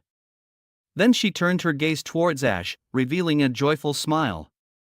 The appearance of another witch caught Sylvie's attention, as her strikingly pure blue eyes resembled a pristine lake. However, what intrigued Sylvie even more was this witch's immense and flawless magical power. Lightning also arrived, followed closely by Maisie, landing on Lightning's shoulder. Once Ashes briefly introduced the witches from Slumbering Isle, Wendy smiled and invited everyone to board the basket. Ashes smiled back, bid farewell to Wendy, and departed. Wendy looked slightly disappointed seeing Ash leaving, pursing her lips, but assured Ashes that she would take good care of them. Sylvie felt a slight tremor beneath her feet as the basket lifted off the ground. She saw Ashes and Molly waving to them as the hot air balloon ascended higher and higher, shrinking the landscape below into tiny dots. She sighed. No matter what, a new life in the border town was about to begin. The atmosphere during the flight was much more harmonious than Sylvie had initially expected, just as Ashes had said. Wendy showed care and concern for everyone, treating them all equally without any distinction because they were newcomers. Lightning seemed to get along well with Maisie, and she had a lively personality. Occasionally, she would fly into the basket with the chubby pigeon and engage in conversations with everyone, completely disregarding the fact that she was once a stranger. With Maisie acting as a bridge between the two groups, the other 4 gradually relaxed and began inquiring about the situation in the border town from Lightning. Eventually, the young girl hovered near the basket and started sharing stories about the town's battles against demonic beasts and invaders, as well as the incredible feats of the prince, such as his inventions and ideas. Her tales left everyone in awe and captivated their attention. Before long, a hot air balloon arrived above the castle. It descended directly into the castle backyard, and as soon as they stepped out of the basket, a series of booming sounds suddenly echoed through the air, startling the unsuspecting witches, leaving them momentarily frozen in place. Wendy explained that it was a cannon salute, a welcoming gesture from His Highness. The witches from the border town had come out to greet them. They walked through the green-shaded corridor and entered the grand hall of the castle. There, Sylvie finally saw Tilly's brother, who was seated at grand table. He bore a slight resemblance to the princess. Roland introduced himself briefly, assuring the witches that there's no need to feel constrained and that they could treat the town as their own slumbering isle. Unable to contain her curiosity, Sylvie activated her magical eye and was taken aback. The expected darkness did not materialize. The man before her wasn't wearing the god punishment stone, and there were no traces of magical activity around him. He appeared just as he did in the normal field of vision. It wasn't an illusion, nor was he being controlled. This could only mean that the man before her was indeed Roland himself. Since the arrival of the 5 witches from Slumbering Isle, Roland had been in a constant state of excitement. After the evening banquet concluded, he found himself lying in bed, unable to fall asleep. Frustrated, he got up and poured himself half a glass of baijiu. Nightingale sat beside him, teasingly remarking if he couldn't sleep because he had seen new witches. Roland smiled and inquired about how things were going with the new sisters. She pursed her lips and expressed skepticism towards these new witches. One of them, named Sylvie, spoke was at least lying 50% of the time. While it wasn't to the extent of malicious intent, there were definitely hidden agendas. Roland casually remarked, "Perhaps she wants to confirm if I am truly Roland Wimbledon." Nightingale was slightly shocked and didn't quite understand. Roland explained that he knew Tilly believed he might have been replaced or controlled because, in her eyes, Roland was nothing more than a lazy and inept prince who would never protect witches. Any derogatory comment to describe the 4th prince would be an understatement. In order to avoid punishment, he often shifted all responsibility onto Tilly Wimbledon and even fabricated evidence. Curiously, Nightingale asked, "So, are you really Roland Wimbledon?" Roland looked into Nightingale's eyes and replied, "I am. And also I'm not." Nightingale was taken aback. She knew that Roland wasn't lying. Nightingale didn't mind. Regardless, as long as Roland was the Roland she knew, it didn't matter to her.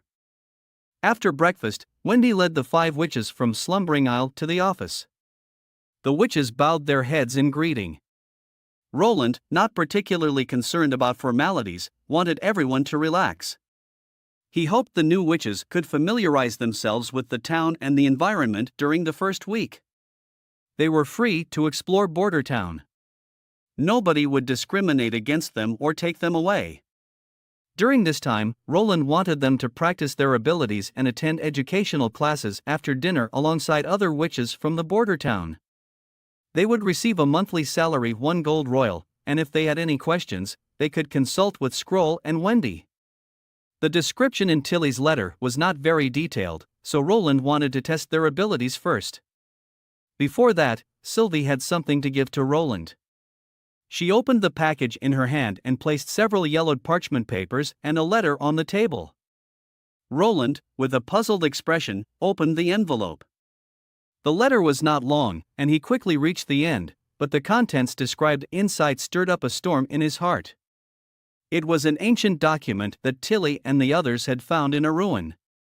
Roland and Scroll immediately recognized that the writing on the parchment was identical to the ancient books Hakura had previously obtained from the ruins in the eastern forest. If it was the church that had constructed all of this, why did they abandon it all? Moreover, not only were these grand structures left behind, but even the records from 450 years ago were completely wiped out. What were they trying to hide? The scorching summer sun couldn't bring any warmth to Roland. He could only feel a chilling sensation rising from the depths of his feet, eerie and frigid. What about the ruin lightning found in the hidden forest somehow connected to these ruins? And what about the demonic beasts, devils, and the city of Takira? What kind of catastrophe had occurred 450 years ago? Roland felt a strong sense of unease welling up within him. He decided to inform Tilly about the devils and the holy city of Takira in his response letter and included a picture of a devil as well. After equipping the entire army with the new generation of firearms, Roland will then make preparations to venture into the forest alongside the witches to confront the potential threat of the demons. He understood deeply that peace was not permanent, and it was essential to rapidly strengthen his own power. When the inevitable war arrived, he wanted to have the strength to fight back. The testing location was chosen to be the grassy land outside the town walls. The first to undergo testing was Lien, a petite girl with short, black curls. Her ability allowed her to effortlessly manipulate the terrain within a 5-meter range. During the test, Lien caused the earth beside her to rise vertically, forming a towering pillar that reached a height of 7 to 8 meters.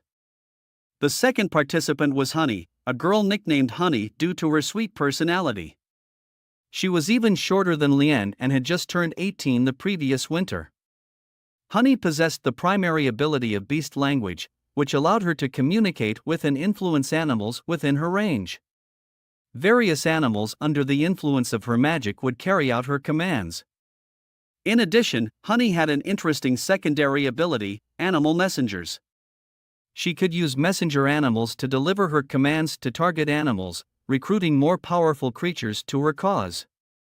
However, this ability was currently unstable. The third participant was Evelyn, a woman in her mid-20s. According to Tilly, her ability could transform low-quality beer into other tasty alcoholic beverages with completely different styles and flavors. Roland's initial purpose for her ability is quite apparent: alcohol purification. However, it wouldn't be gentlemanly to give someone alcohol early in the morning. So on to the next one. The fourth witch is Sylvie. Whenever Roland faces her, he can't help but feel a sense of unease. He simply senses that he has an inexplicable vulnerability in her presence. What's worse is that he knows it's not just a figment of his imagination, it's actually her ability. Sylvie possesses a vision that disregards obstacles. As long as she wishes it, his clothes might as well not exist. Roland can't help but sigh inwardly, wondering why he doesn't possess such an ability. Sylvie's long, straight hair falls to her shoulders in a vibrant shade of green. Her ability is quite easy to understand. She can see everything within her surrounding area, including what is behind her. Her vision can penetrate through obstacles. Moreover, she can also see magical energy. The last witch to make her appearance is Candle. Like Anna, she also celebrated her coming-of-age day during the previous month of demons. She now has the ability to maintain the original properties of objects she touches for a certain period of time. For example, if she uses her power on an ice block, it won't melt even when exposed to sunlight and will continue to emit a chilling aura. However, after several rounds of testing, Roland realizes that her ability is not as perfect as he had imagined. Candle needs direct contact with the target object, which makes it difficult for her to solidify objects with high temperatures. His plan to obtain a drop of steel that would forever remain in a white-hot state, providing a continuous heat source for the blast furnace, has fallen through. Aside from Anna, no one dares to touch something that reaches thousands of degrees with their bare hands. However, even so, this seemingly introverted girl remained Roland's greatest acquisition. In the realm of industrial production, the solidification of material states can truly be deemed priceless. Subjected to factors such as heating, cooling, friction, and external forces, metals experience structures deform. If a crucial component of a machine can maintain a constant state, it signifies that it can consistently operate at maximum efficiency and precision. In other words, the application of intense heat can effectively enhance the mechanical strength of inferior metals. Emerging from the mist, Nightingale inquired, "Do you have a favorite among these 5 witches?" Roland casually replied, "They are all excellent." "What? You like all of them?" Roland playfully tapped Nightingale's head and she stuck out her tongue in response. Then, together, Roland and Nightingale returned to the castle. In the reception hall on the ground floor, the long rectangular table was already filled with various dishes. As the other witches took their seats, everyone began indulging in the feast. It was the first time for the newly arrived witches to experience such a lavish dinner and enjoy such comfortable showers. Evelyn felt a bit down, fearing she might not have a role to play and be left out. Scroll reassured her, mentioning how His Highness had never treated any witch differently in the border town. Hummingbird joined the conversation. Many of them had nothing else to do besides their work, but His Highness had provided them with ample leisure playtime and a lot of freedom. As the dinner approached its end, the prince suddenly clapped his hands, drawing everyone's attention. The first item to be served was baijiu, which had a richer flavor than beer or fruit wine and was more intoxicating. Therefore, underage witches were not allowed to partake. 3 glasses were placed in front of Evelyn, crystal clear and transparent. Each contained a different drink. One glass was colorless, resembling pure water, the second had a milky white hue, and the last one shimmered with a bright orange color. Evelyn's heart couldn't help but skip a beat. She picked up the glass containing the orange-colored drink and took a sip. Just as His Highness had described, the taste of baijiu was much stronger than beer, even slightly throat-stinging. Her taste buds detected a hint of bitterness, but the fragrant aroma of apples diluted its impact. It was her first time tasting such an exquisite drink. The baijiu mixed with milk was milder, almost devoid of bitterness. She could sense that besides milk, there was probably a touch of honey or sugar added to it. The sweetness and the aroma of the alcohol blended together, creating an entirely new flavor. Finally, when it was time for the last glass, she took a small sip.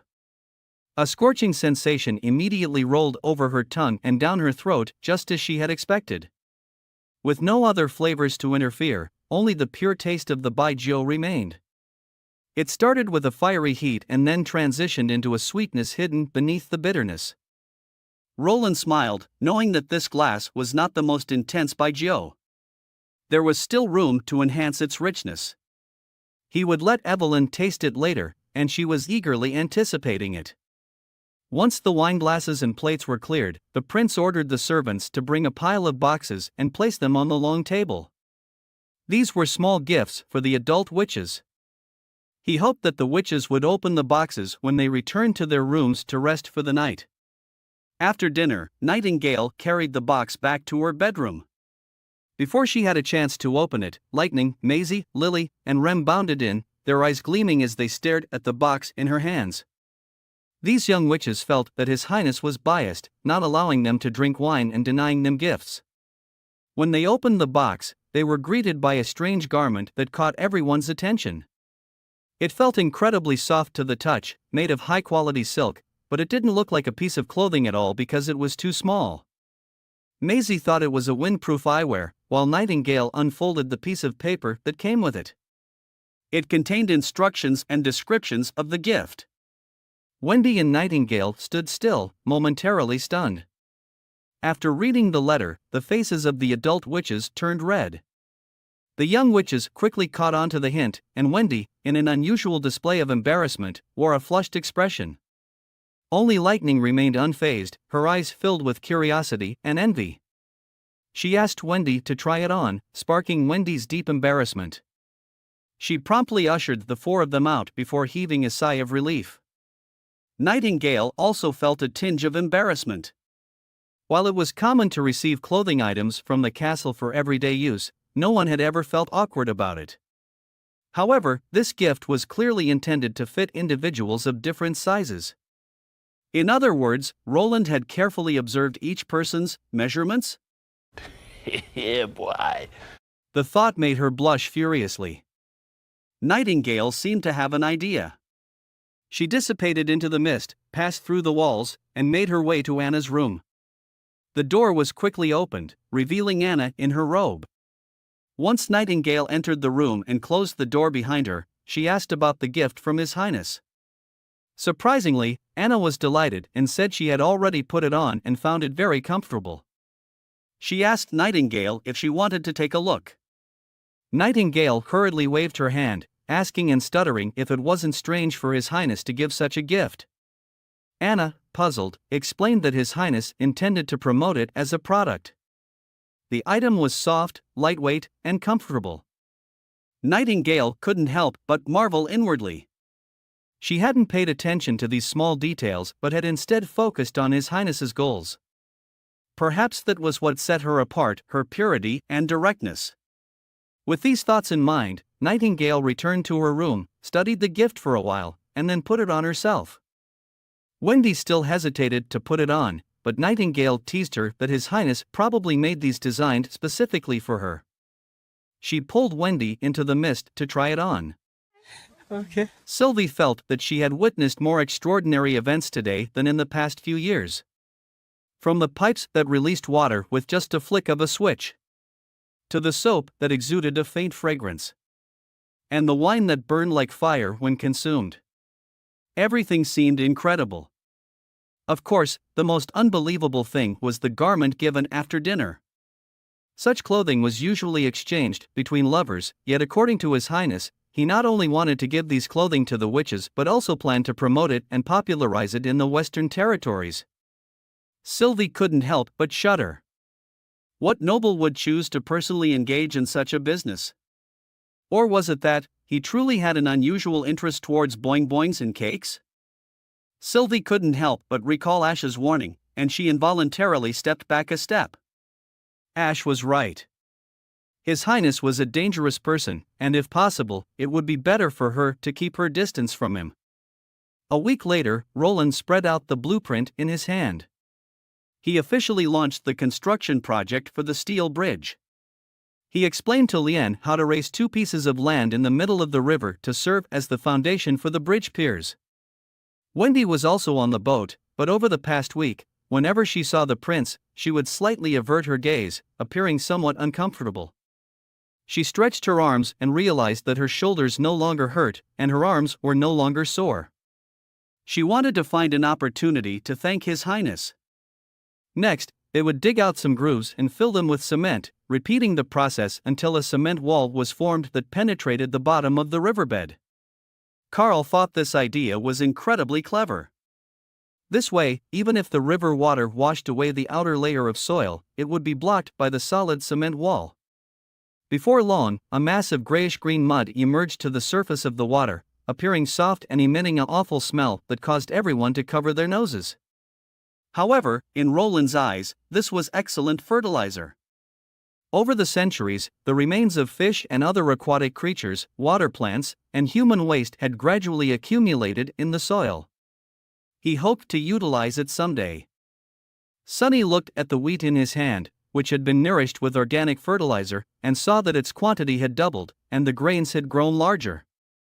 He had initially become a knight to escape his peasant identity, but within a few months, he had turned from a knight to a prisoner and then inexplicably ended up working in the town hall. Now, he was starting to enjoy this job more and more. The first batch of wheat planted in the border town has finally reached the day of harvest. The serfs, under the scorching sun, use sickles to cut the wheat stalks, bundling them up and transporting them to the other side of the river. In the afternoon, Barav excitedly rushed into the office.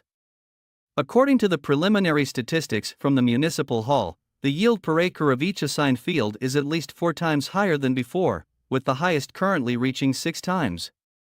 Barav's expression appears even more ecstatic than Roland's. With just an additional 2,000 farmers, the town will be able to meet the food consumption needs of 50 to 60,000 people. It's simply unbelievable. In this era, the main reason for the inability to increase urban population is the low agricultural productivity. Even a large city like the capital, with a population of over 20,000, requires dozens of surrounding villages to provide food for its residents. Roland hopes to enter mechanized farming early, where the output of a single person will be enough to feed tens of thousands of people in the future. The significant achievement of a bountiful harvest in the border town today, without the promotion and application of agricultural technology and machinery, was only able to achieve mainly attributed to Leif's amazing work. In the evening, Roland gave a speech from a high platform, and it felt like time had returned to that dusk 4 months ago. The roaring bonfire, the densely packed crowd, and the last remnants of sunlight reflected on their faces were all familiar sights. However, what was different this time was the expressions on their faces. Instead of the initial fear and unease, now they were filled with the joy of a bountiful harvest and undeniable anticipation. Roland didn't introduce himself or waste time with pleasantries. He went straight to the point.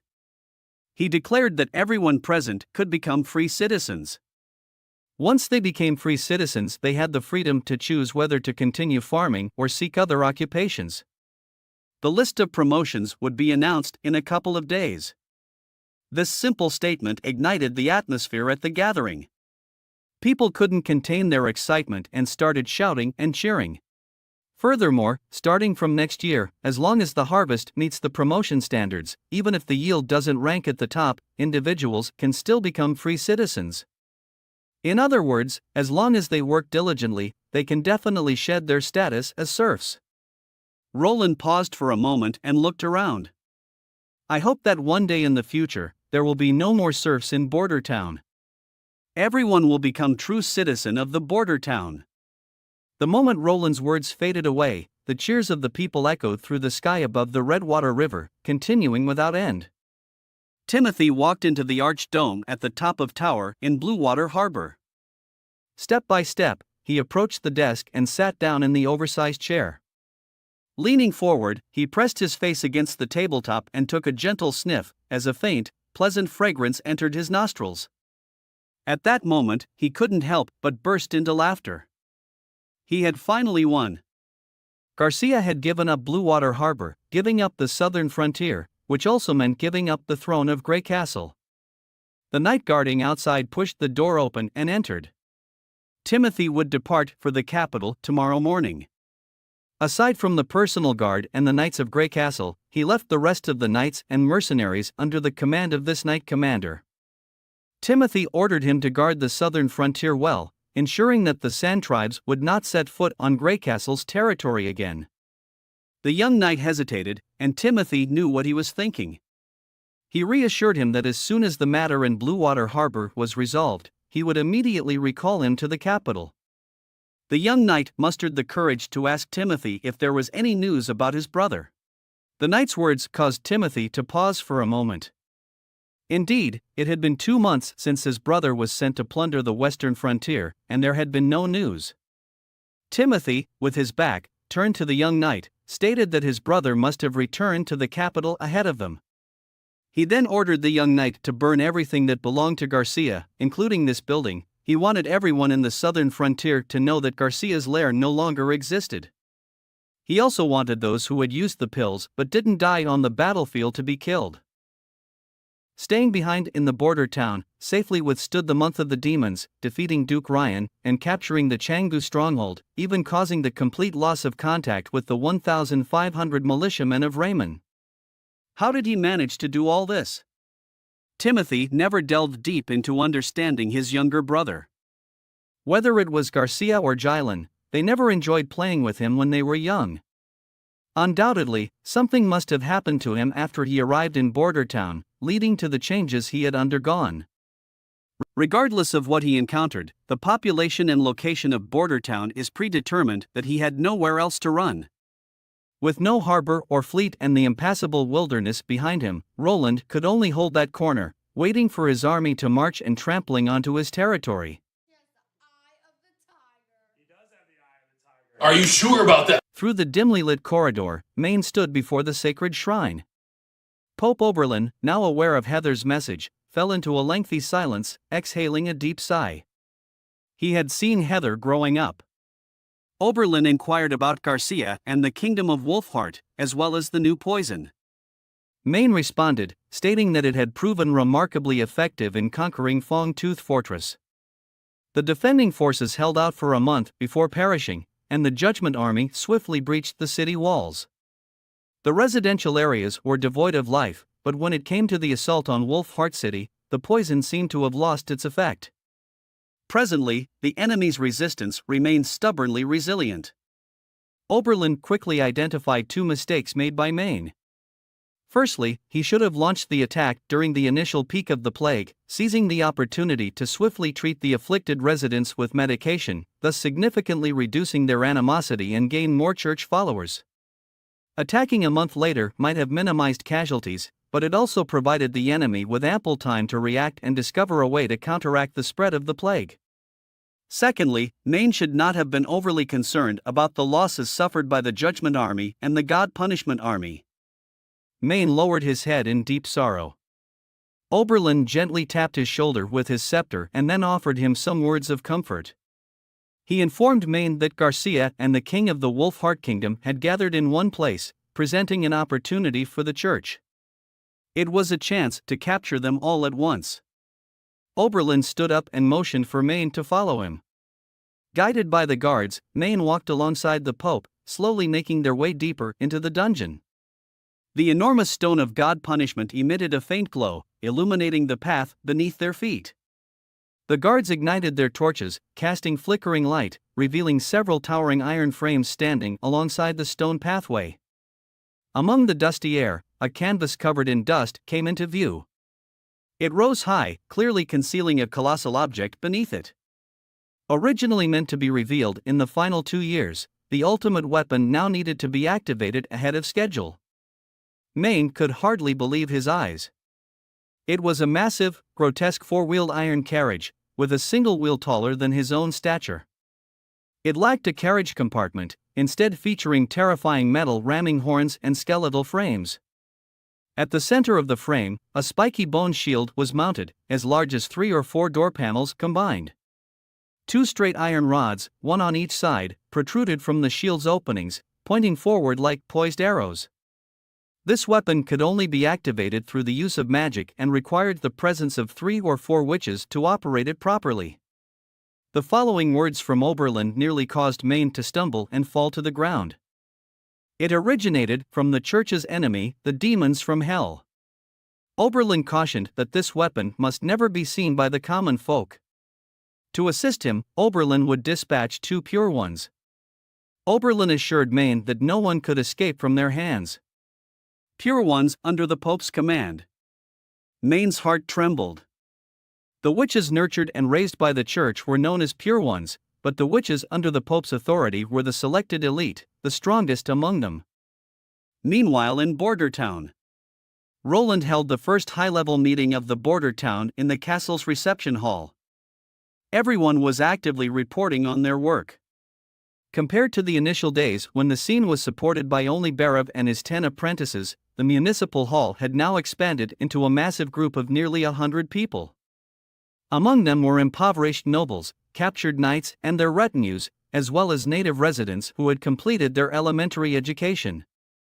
The attendees of the first high-level meeting were all the highest-ranking officials of their respective departments. Sonny applied to construct a mill next to the Crimson Water River, and Roland approved the request, instructing Sonny to first submit an application to the municipal hall. Once the funding was granted, they could work with the Department of Construction to develop a detailed plan. Additionally, Sonny also brought a promotion list of serfs, which included a staggering 516 individuals. Next came the Education Department, where Scroll reported that a total of 85 individuals had completed their elementary education. Following that was the Chemical Engineering Department. Kyle's first statement was that he hoped His Highness could find a true representative as soon as possible. He expressed his dislike for being in a leadership position and attending meetings. Roland rolled his eyes secretly. Since becoming a lord, he had learned to selectively ignore certain remarks. Kyle then began his report, mentioning that the laboratory was short-staffed. Fortunately, 5 individuals had recently joined, all of them young but clever, and they had completed their elementary education. The chief alchemist Kyle, in particular, seemed to have a disrespectful attitude and choice of words. However, considering his age and his enthusiasm for chemical experiments, Roland didn't feel much resentment. After all, when Kyle experienced the explosion accident and was completely healed by Manhwa, his first reaction was to conduct experiments without any constraints. He even planned to taste the flavors of different acidic solutions. Such fervent enthusiasm was truly unrivaled. The fourth person to report was Minister Carl from the Department of Construction. He provided an update on the major projects and construction work in Border Town. The next person was Axe, who was attending such a meeting for the first time and appeared somewhat uncertain. He reported that the Second Army had completed its basic training, while the First Army, except for the artillery unit, had been equipped with the latest firearms. Roland expressed his gratitude to everyone for attending the inaugural meeting.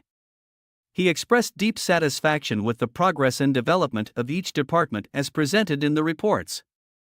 He also mentioned his intention to increase everyone's wage. Furthermore, he announced his plan to officially establish a city in this location after the end of this year's Month of the Demons. In other words, the small town would be upgraded to a true city. This grand city would stretch from the savage wilderness in the west to the Changji stronghold in the east and from the sea in the south. Its natural defenses would be formed by the surrounding mountains and treacherous terrain. The city's area would far surpass that of the capital and any other city in the four major kingdoms. He urged everyone to push forward with their tasks and work diligently, in order to welcome the establishment of the new city with even greater enthusiasm. He looked at each person in the meeting and said, word by word, "I hope that this city will remain warm as spring, even amidst the boundless winter." After the meeting, Roland asked Barav to stay behind for a private discussion.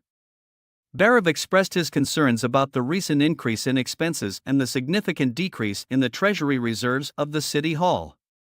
There were only 2,000 gold left, which posed a serious risk. Roland took a sip of tea before responding, stating that next month when the Margaret merchant group arrived in the town, they could generate some income through trade. Additionally, once the sale of the hot air balloons was finalized, a substantial amount of income could be expected. Regarding the Department of Chemical Engineering, Barav expressed his dissatisfaction with Kyle's attitude toward Roland. However, Roland reassured him that it didn't bother him. He didn't need scientists to put on a show in front of him, he only expected them to shine and demonstrate their passion in their respective fields. After finishing his experiments for the day, Kyle returned home and took out a book, flipping directly to the last page. It was a neatly divided grid with around 100 squares. Each square in the top left corner had a small number, ranging from 1 to 118. Most of the squares were blank, except for a few in the middle that had symbols filled in. For example, square number 26 had the symbol for iron, and square number 29 had the symbol for copper. Kyle scratched his head, and wondered how could the prince forget such important information. The Highness reassured him that these symbols followed a specific pattern and believed that Kyle could fill in the remaining squares on his own. Prince Roland mentioned that this principle can be found in intermediate chemistry. In order to uncover the truth of the world, Kyle must obtain this sacred text as soon as possible. He suddenly realized that he could bring in the apprentices from the workshop from another city, thus filling all 3 laboratories and having more people assist him in researching methods for large-scale acid production. The following day, as they ventured deeper into the mine, the cave became increasingly damp. Sylvie carefully avoided the water droplets dripping from above as she carried a torch and proceeded through the cave. Even without light, true sight was not hindered by darkness, they only used torches to conserve magical energy. Nightingale, who was leading the way, suddenly stopped at a fork in the path. Lightning took out her notebook and checked their directions. Sylvie used her ability to quickly determine which path led to the mining area and which was a dead end. Once the task was completed, Nightingale circled back to the front of the group, leading them back the way they came. Sylvie noticed that Nightingale's ability seemed to be more than just invisibility. She could faintly sense the magic fluctuations caused by Nightingale's transformations but couldn't capture her form or movements. According to Lightning's description, Nightingale was the most powerful combat-oriented witch in the Witch Union.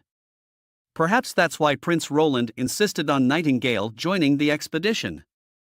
There are rumors that this mine used to be the lair of an ancient monster. Sylvie wasn't convinced, no creature could escape the detection of her magic eye.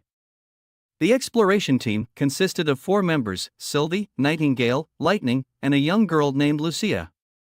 Whenever Sylvie discovered an ore, Lucia would transform it into various fragments and carefully store them in her pockets to be identified by the prince. Lightning was responsible for mapping the cave's terrain, and according to her proud remarks, no expedition would be complete without her. Her tone reminded Sylvie of the captain who temporarily stayed on Slumbering Isle. They soon arrived at cave number 23 and encountered 3 more forks in the path. Sylvie hesitated as she noticed there were 5 possible routes, with one seeming to loop back from below. Upon closer inspection, she realized that the narrow passage descended for a short while before turning sharply and heading directly toward the mining area. The group quickly reached the bottom, and Sylvie swiftly scanned the straight forks. The paths were filled with mud and stones, but when her gaze fell on the middle one, just as Sylvie was about to continue exploring along that path, she was hit by a strong wave of dizziness that interrupted her connection with her magic eye. Nightingale prepared to enter and investigate alone. Sylvie closed her eyes and reopened them, only to find herself still surrounded by pitch darkness. It was as if her vision had been stripped away. She suppressed the growing headache and tried to expand her field of view, but there was nothing to be seen. As Nightingale prepared to descend and investigate, Sylvie held her hand and stopped her. She knew there was only one thing that could cause such an effect.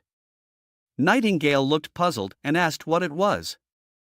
The Stone of God Punishment. Sylvie gritted her teeth and replied, "There is Stone of God Punishment underground, and it's capable of covering the entire area." Upon learning this information, Roland immediately mobilized the soldiers of the First Army to enter the North Slope mine. The final investigation confirmed Sylvie's speculation. The deep cave at the bottom of the mine contained a massive amount of the Stone of God Punishment. Once it was determined that there was no danger, Roland, accompanied by Carter, Anna, Nightingale and Lightning, entered cave number 23. He wanted to witness firsthand of the Stone of God Punishment. The entire cave was illuminated by the light emanating from these crystal-like stones. They rose from the ground, each with a height ranging from 20 to 30 meters, resembling towering neon towers that stood proudly before Roland's eyes. The staircase was not carved out by the soldiers, as Carter explained. He speculated that the staircase had existed for decades, while Anna said it's likely to be here for more than hundreds of years. Roland, accompanied by the knights and witches, walked straight to the edge of the Stone of God Punishment. It was only when standing at the base of the stone pillar that one could truly grasp the enormity of the stones. Roland also noticed that although the stone had the common crystal and prism shape, its surface lacked any crystalline patterns. Instead, it was smooth like a flat glass panel. Lightning was curious about the Stone of God Punishment, while Nightingale was repulsed by it. How she wished that such stones didn't exist in the world. Lightning asked Roland if she could take some as a trophy. Roland nodded, and Lightning swung the stone in her hand, forcefully striking one corner of the prism. However, it remained intact and undamaged.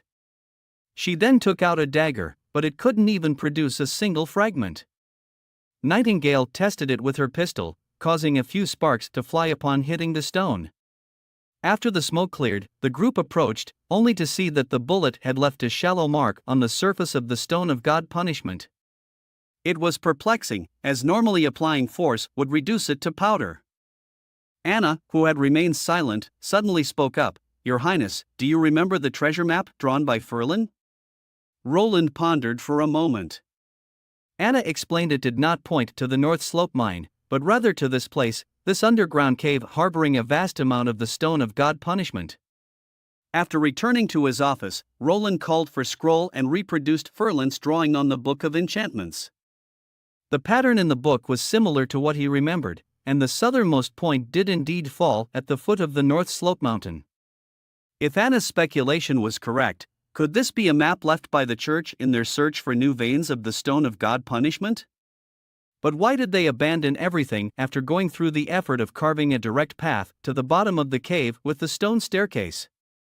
If the church had established a border chapel 450 years ago, the border town would be completely different today.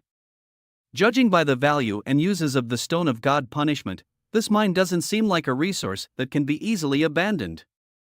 Now that the Takira Holy City was an inaccessible forbidden zone, perhaps these answers could only be found by going to the stone tower, or maybe they would never be known.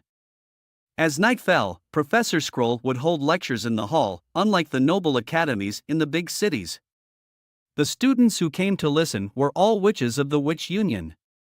When it came to the recent tasks assigned by Prince Roland, Evelyn's eyes dimmed. The prince had yet to give her any real tasks, he would only occasionally ask her to taste his newly concocted baijiu. Evelyn rested her chin on the table, feeling disheartened. And, His Highness's baijiu is becoming more and more undrinkable. She once suggested adding water or fruit juice to balance it out, but His Highness seems to only want to make the strongest alcohol. Candle couldn't find the right words to say either, and in this regard, she could sympathize with Evelyn. As she recalls, after arriving at Slumber Isle, most of their time was spent on mundane tasks. With the increasing abundance of fish oil resources, solidified candles became less essential, and drinking alcohol was strictly forbidden by Lady Tilly's orders. Candle recalled the tense early days on Slumber Isle when supplies were allocated based on abilities, which created a subtle sense of division and exclusion among the witches. Fortunately, Lady Tilly took good care of them. However, in the border town, such situations never occurred. The witches all sat at the same table, enjoying meals together with Prince Roland, wearing and using the same things. Most importantly, regardless of their individual powers, they were treated equally. This was evident in their daily interactions. Although Candle had only been in the border town for a short 2 weeks, she had already deeply felt this sense of unity. As the witches settled down one by one, Scroll arrived. Today, there would be no lessons. Instead, a comprehensive test would be conducted to assess their knowledge. It had been 3 months since the witches began their studies, and His Highness deemed it necessary to evaluate their progress. All the questions were written on these sheets of paper, a total of 60. Total of 120 points. She paused for a moment, then added, "By the way, His Highness mentioned that only those who answer more than half of the questions correctly will be able to enjoy the ice cream dessert on Saturday afternoon. Those who score below this threshold will have their afternoon tea privileges revoked." Candle heard a soft click behind her. She turned around to find Nightingale with a bewildered expression, holding a broken charcoal pencil that had fallen to the ground, split into 2 pieces. His Highness made a special announcement that the newly arrived witches from Slumbering Isle had the option to either participate in the test or take a day off. Regardless of their scores, they would be able to enjoy afternoon tea. Candle and Evelyn decided to stay and participate. Honey and Lien, on the other hand, happily stood up, bowed to Scroll, and left the hall. Sylvie, feeling unwell, also bowed and left after them. The compiled summary sheet was handed to Roland by the Scroll. Lately, he had been puzzled by the new discoveries in the Northern Slope mining area, making it difficult for him to concentrate on his daily work. He decided to shift his focus to something more relaxing for the time being. "Oh, Nightingale actually passed the test?" Roland exclaimed in surprise. Scroll smiled and replied, "Nightingale's score is among the top, and she even got a perfect score in the language section." Roland clicked his tongue and said, "I thought this test would make her cut down on sweets." Before he could finish his sentence, he felt a sharp pinch on his shoulder. This time, all the members of the Witch Union scored above 60, which made him very pleased. Roland noticed that 2 witches from Slumbering Isle also participated in the test. Evelyn scored 5 points, while Candle scored 36. Candle must have had some foundation, and most of her points came from the language section. The individual qualities of the witches are truly astonishing, living up to the continuous enhancement brought by magic, both internally and externally. Witches from the border town are equally remarkable. Within just 3 months, individuals like Lily, Hummingbird, and Rem have gone from being illiterate to mastering the basics of reading and writing. This alone surpasses the abilities of most ordinary people. If everyone could completely set aside their biases and work together with the witches, pushing for social and cultural development, what kind of future would await them? Roland's heart was filled with curiosity. Lucia carefully took out the minerals from her bag, preparing to practice her abilities. Curiosity got the better of Ling, and she peeked her head out from the bed and interrupted Lucia. With a trembling hand, Lucia dropped the bag onto the floor. She turned around and lightly tapped her sister's head, urging her not to disturb and to focus on reading. Pouting, Ling complained that she didn't understand most of the words in the books. Lucia told her that's why she needed to read more, as literacy itself is a process that requires understanding and familiarity. The door creaked open suddenly, and Nightingale walked in. Ling happily ran over upon seeing Nightingale, while Lucia let out a sigh and collected all the metallic debris from the floor into her pouch. She realized that she might not be able to practice this afternoon. A strawberry-scented ice cream was handed to her by Nightingale. Nightingale proudly patted her chest, revealing that it was a reward she specifically requested from the prince. She also handed the ice cream to Ling. When Lucia found out that she only scored 68 points, she felt a bit down. Out of a total of 120 points, she had only answered a little over half correctly. Seeing Lucia's expression, Nightingale comforted her, saying that Lucia had only recently arrived to the border town and her scores already very impressive and that she could always ask her if she didn't understand something. Ling raised both hands and said she wanted to join too, mentioning her desire to work. Nightingale smiled and replied, "The minimum age to start working in the border town is 16 years old and above. Since Ling is only 10 years old, she can't work yet." Ling expressed her aspiration to work in a chemistry laboratory in the future and become a great alchemist. Nightingale shook her head and advised against Ling working in a laboratory, as it was too dangerous. She mentioned that the prince had warned that explosions could happen at any time. Nightingale recounted the incident involving Kyle's accident, which sent shivers down the sisters' spines. Lucia hugged Ling tightly, making up her mind that she would never let her sister work in such a terrifying place. Nightingale suggested that Ling consider working in the city hall. The term civil servant was also coined by the prince. Suddenly, Ling broke free from Lucia's arms and curiously asked, "Sister Nightingale, do you like the prince?" Ling recalled that her mother said if a name is mentioned by a girl many times, it means that person is very important to that girl. Lucia's face stiffened at her sister's question. Goodness, how could she ask such a thing directly? It was incredibly impolite. In a panic, Lucia hurriedly covered Ling's mouth, intended to apologize. However, she was taken aback when Nightingale candidly replied, "Yes, I like the prince." Lucia brought the minerals to meet the prince, still echoing Nightingale's words in her ears. She couldn't help but be amazed by Nightingale's open attitude. It seemed impossible for a witch and a prince to be together.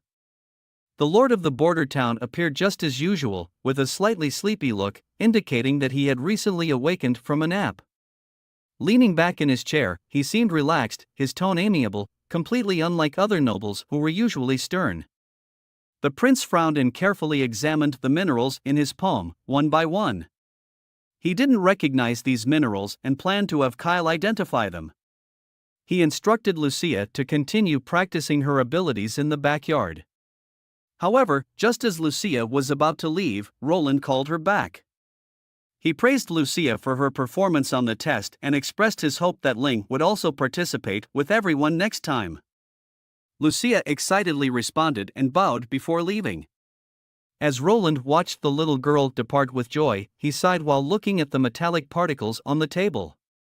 He had been too naive, thinking that he could use Lucia's abilities to uncover the hidden mineral in the northern slope mine.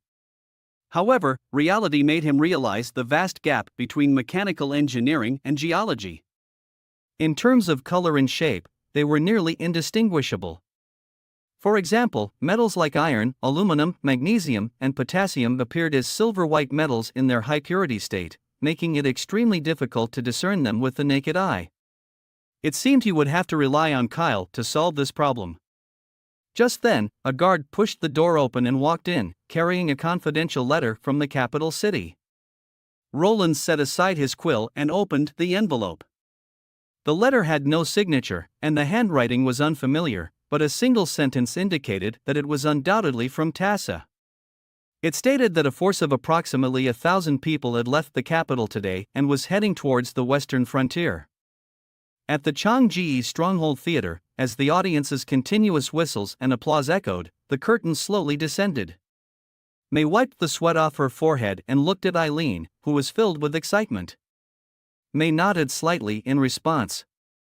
As soon as the curtain fell, Eileen couldn't help but rush forward and tightly hugged May. Her acting had received May's approval. May believed that the other young girl's acting was not up to par: stiff expressions, slow movements, lacking emotions. She pointed out all the mistakes, making the little girl teary-eyed. A backstage crew member chuckled and remarked that May was indeed strict. May shook her head, noting that most of the audience today were commoners. If they were nobles, they would nitpick endlessly. Suddenly, a group of people surrounded them. These people were all actors from the theater, and May recognized the leading woman.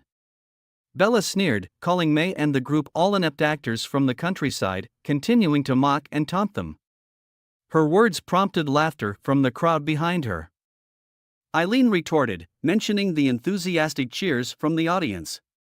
Bella, with disdain, mocked, referring the audience as people who deals with mud and shovels every day cannot be called an audience. She then said even a few monkeys get up on the stage to walk around, they would still cheer loudly. If it weren't for the free tickets, no one would have watched the crap show. Bella raised her voice, stating that their theater's income had significantly decreased because of accommodating the group's performances.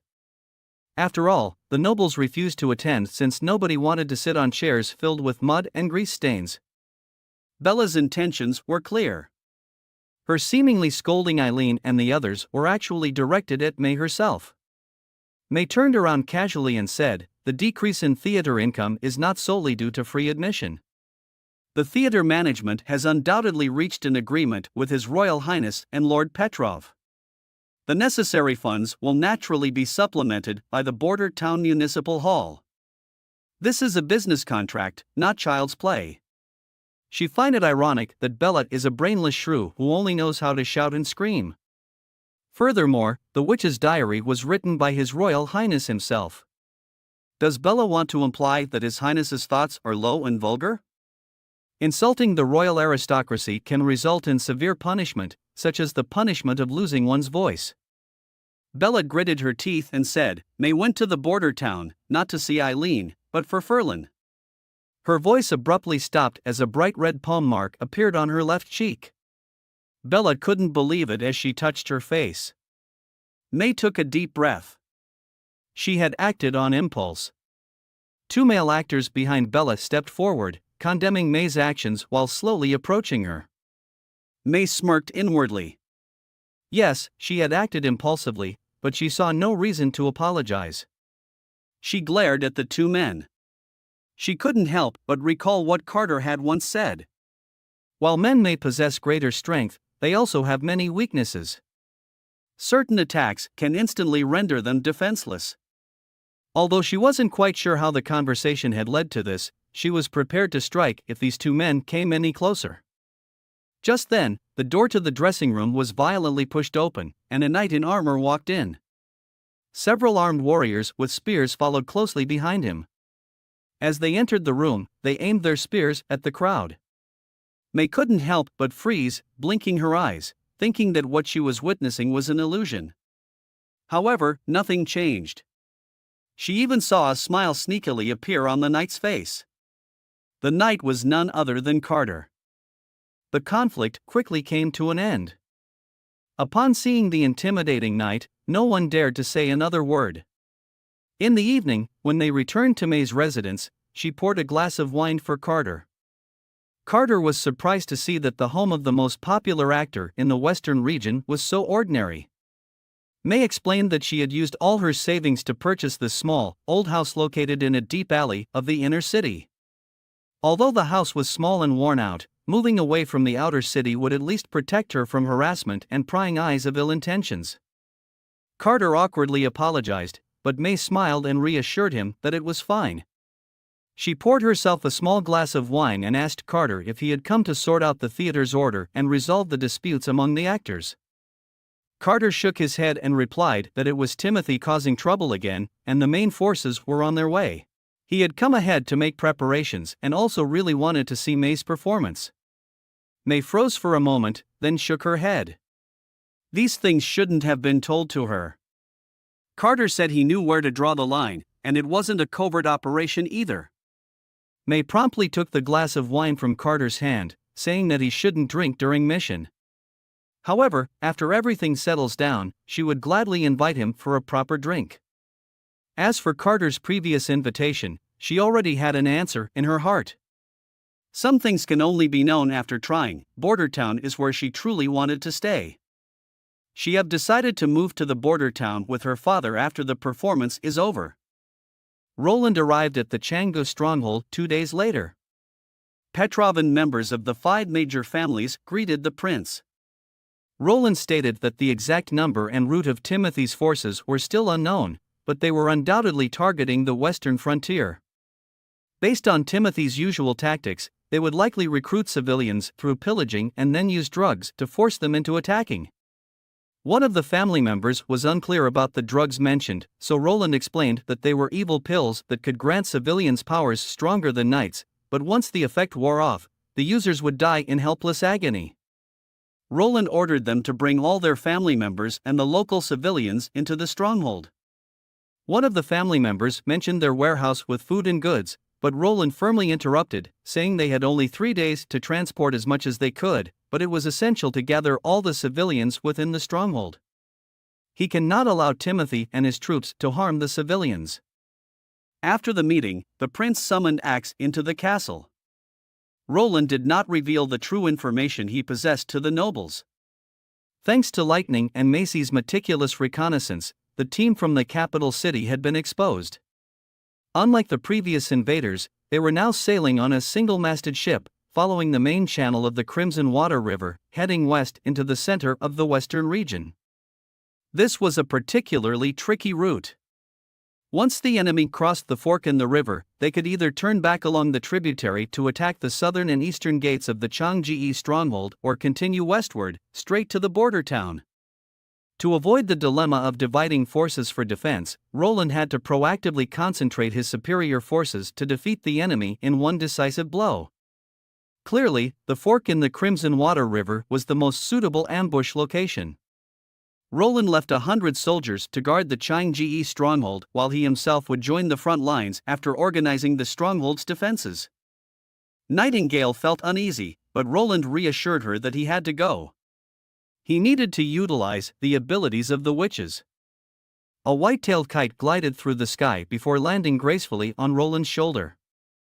Roland summoned the witches and began discussing the creation of bunkers and tanks. The concept of bunkers was already familiar to them, but they had never heard of tanks before. Roland sketched a simple design, explaining that it was a carriage with a cannon mounted on it. However, he mentioned that they couldn't truly call it a tank yet, as they didn't have enough horses. Nevertheless, Honey could gather wild beasts to assist them. Manhwa asked if beasts pulling cannons could be considered tanks, to which Roland replied earnestly, "Of course. They can call them tiger style and leopard style." Next, Roland shared his plan with Lien. He intended to establish defensive lines on both sides of the main river channel. He used sticks to create a rough diagram, but Lien didn't fully understand. While it would allow the soldiers to hide effectively, she doubted it would prevent Timothy's fleet from passing through. Roland didn't offer much explanation, simply stating that there's no way for them to be able to get through. Then he turned to Leaf and tasked her with concealing the fortifications. He instructed her to use weeds and vines, making the bunkers appear more natural and blend in with the surroundings. Leaf assured Lien that they should trust the prince. In Roland's mind, he imagined how, once the cannons were pushed into the well-disguised fortifications, each compartment would fire rounds after rounds. The 16 field cannons would maintain their accuracy despite the rough terrain. In fact, at such a close range, they could hit the sailing ships in the middle of the river even with their eyes closed. The enemy would find themselves in a disadvantageous formation. The enemy fleet arrived at the fork in the Crimson Water River half a day later than anticipated. Upon receiving the news, Vainer gave the preparedness order to the artillery crews and then returned to his own position. Each compartment had a shooting window and a hole near the top of the wall. Climbing 2 steps of the earthen tower allowed for a convenient view of the situation on the river. The soldiers chatted and laughed, happily wiping the cannonballs. Vainer sighed inwardly. These guys had lost their sense of tension. They no longer trembled like they did on the battlefield several months ago. He couldn't say whether this change was good or bad, as he felt they were underestimating their opponents. However, he couldn't harshly reprimand his subordinates either, because he himself wasn't any better. Since becoming soldiers under the prince, their understanding of combat had undergone a dramatic transformation. Bloody and brutal fighting seemed unrelated to strength, skill, or bravery. They simply repeated the memorized steps from their training: prepare and fire towards the enemy according to training to achieve victory. Alongside the assistance of the witches, they hadn't lost a single battle. One soldier even thought that it would be great if he got injured so he could see the angel Manhwa. Vainer punched him on the head, telling him to pay attention to the enemy situation. Just as Vainer was lost in his thoughts, the warning from the scouts brought him back. The soldiers changed their expressions and started loading ammunition seriously, waiting for orders. The compartments became bustling with activity. They had practiced this step too many times. They silently awaited the arrival of the attack signal flag. The fleet, now visible in the distance, was getting closer and closer to their ambush location. However, Prince Roland had still not given any orders. Sylvie and Lien grew increasingly anxious, fearing that they might not have time for the messengers to relay their commands. It was almost too late to stop the fleet from passing through the fork in the Crimson Water River. Roland instructed the 2 witches to listen, and suddenly, a deafening roar reverberated across the river. As if it were a signal to attack, thick smoke mixed with flames erupted from over a dozen bunkers, accompanied by the continuous rumbling of thunderous explosions. Lien redirected her gaze back to the river, hardly daring to believe what she was seeing. There were no knights or mercenaries engaged in close combat, yet the deck of the first sailing ship seemed to explode. Wood splinters and body parts scattered in all directions, and the crew on the ship were instantly killed or injured, with blood mist rising and staining the deck. She can only see a black sphere being shot out from the bunkers, which she thought was useless, swaying for a moment before crashing down with a thunderous impact, knocking 2 knights who had just climbed from the cabin to the deck. Sylvie finally understood what the prince meant by "they won't make it through." However, how did his subordinates manage to achieve this? Compared to Lien, who was observing from a distance, Sylvie had a more vivid view of the scene. It was the first time she had witnessed such a sight. No sharp blades or spears were needed. With just round, rolling spheres, people were torn apart. As her vision was too close, she even felt that the blood and entrails of those killed were splashing onto her own body. Several others were struck by the iron spheres, either severing limbs or shattering their skulls. The ship's cabin was now filled with flowing fluids and a mix of red and white.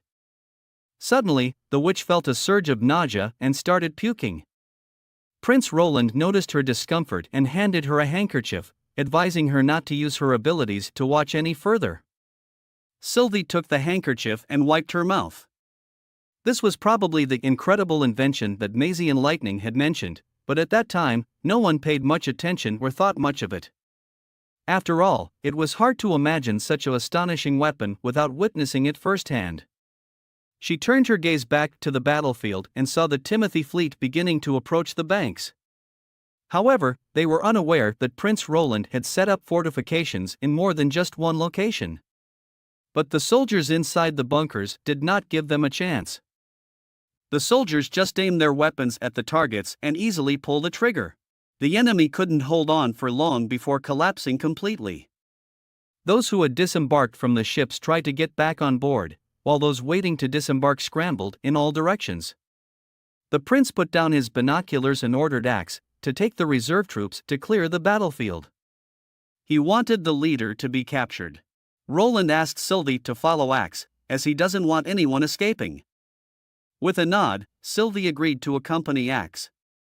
She suddenly understood why Prince Roland dared to openly protect the witches in this corner of the continent. With such formidable power at his disposal, even Church's divine punishment army would not easily defeat him. Axe arrived with 2 prisoners. Before Roland could even inquire, one of them began shouting loudly, claiming to be a Bark Knight and requesting permission to write a letter to his family. He assured them that his family would undoubtedly offer a generous ransom. The other person introduced himself as a nobleman's second son and expressed willingness to pay a ransom as well. Roland raised an eyebrow in response. He asked if these 2 were the ones who led the attack. Both of them were frightened and hastily pointed out Sir Vincent was the leader, but he had perished during the first wave of the attack. They also requested to have their ropes removed, hoping to receive proper treatment. The prince shook his head and stated that no ransom was necessary.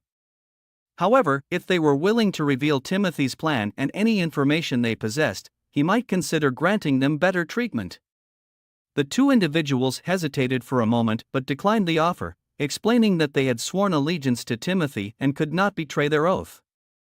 Roland shrugged indifferently and ordered his guards to take them away and hand them over to Axe. Roland turned around and told Axe that he had no restrictions on the methods or means to obtain sufficient intelligence. He made it clear that he would show no mercy towards those who had captured and harmed innocent civilians and dared to invade the Western territory. Roland's tone grew cold. Once you're done questioning them, treat them as deceased. After a few days, Roland returned to the border town. Axe also brought all the information obtained from the interrogation. Roland furrowed his brows. This was just the vanguard force. The information Axe obtained revealed that Timothy dispatched one militia force after another to attack the western borders. He employed the same method to deal with Garcia in Greenwater Port. These forces consisted of criminals, rats, and mostly refugees gathered from various places.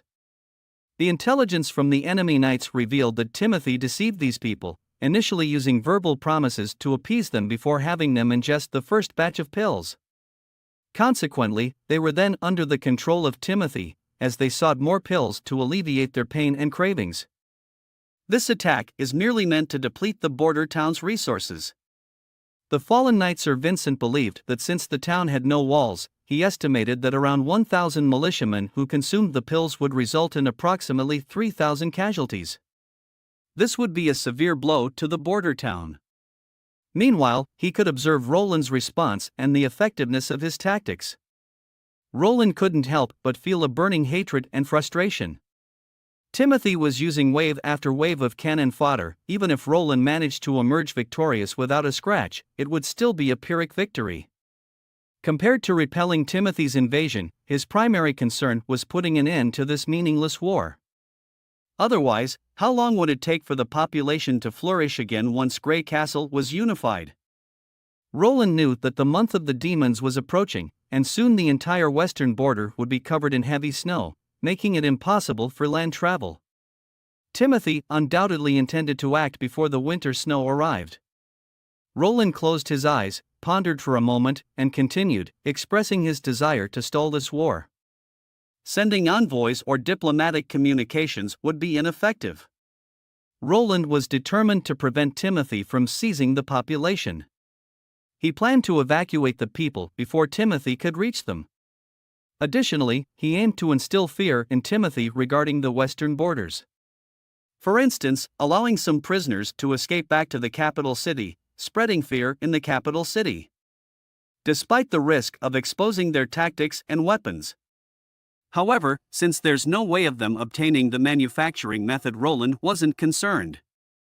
Lastly, Roland intended to write a warning letter, foretelling the day of the attack in advance, and then launch an assault on the exact day. Roland had decided to attack from the sky. He was no longer the weak and insignificant newcomer who needed to hide himself under disguise.